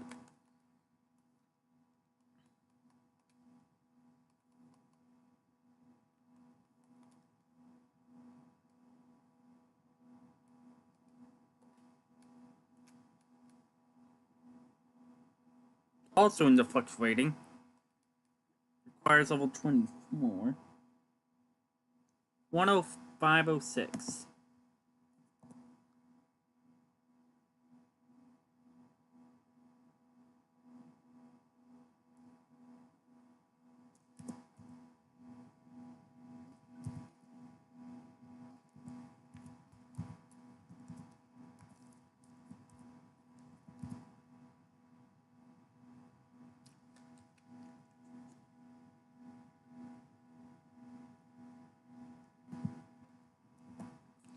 Okay.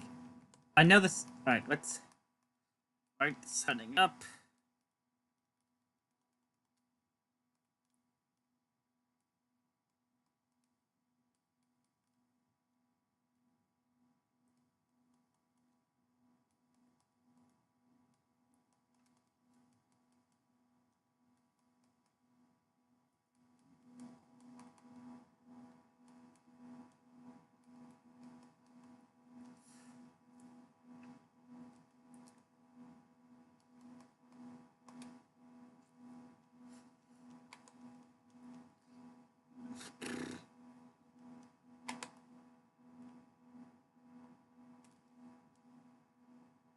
Okay, one more battle for the road, huh?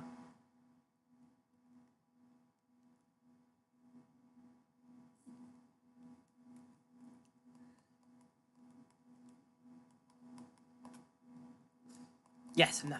Nice, another rare candy.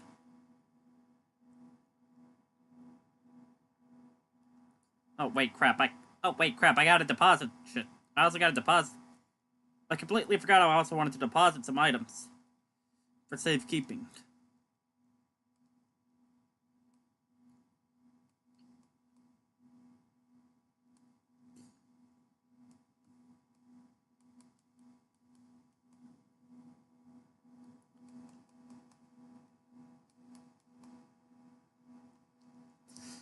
There we go.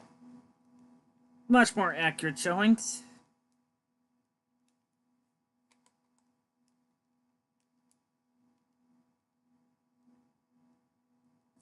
There. Oh, we will continue the challenge on Sunday. Next Sunday. Not Friday, because we've got Spire that day. Same for the week. Same for the Friday after. I will see you guys then. Noodles!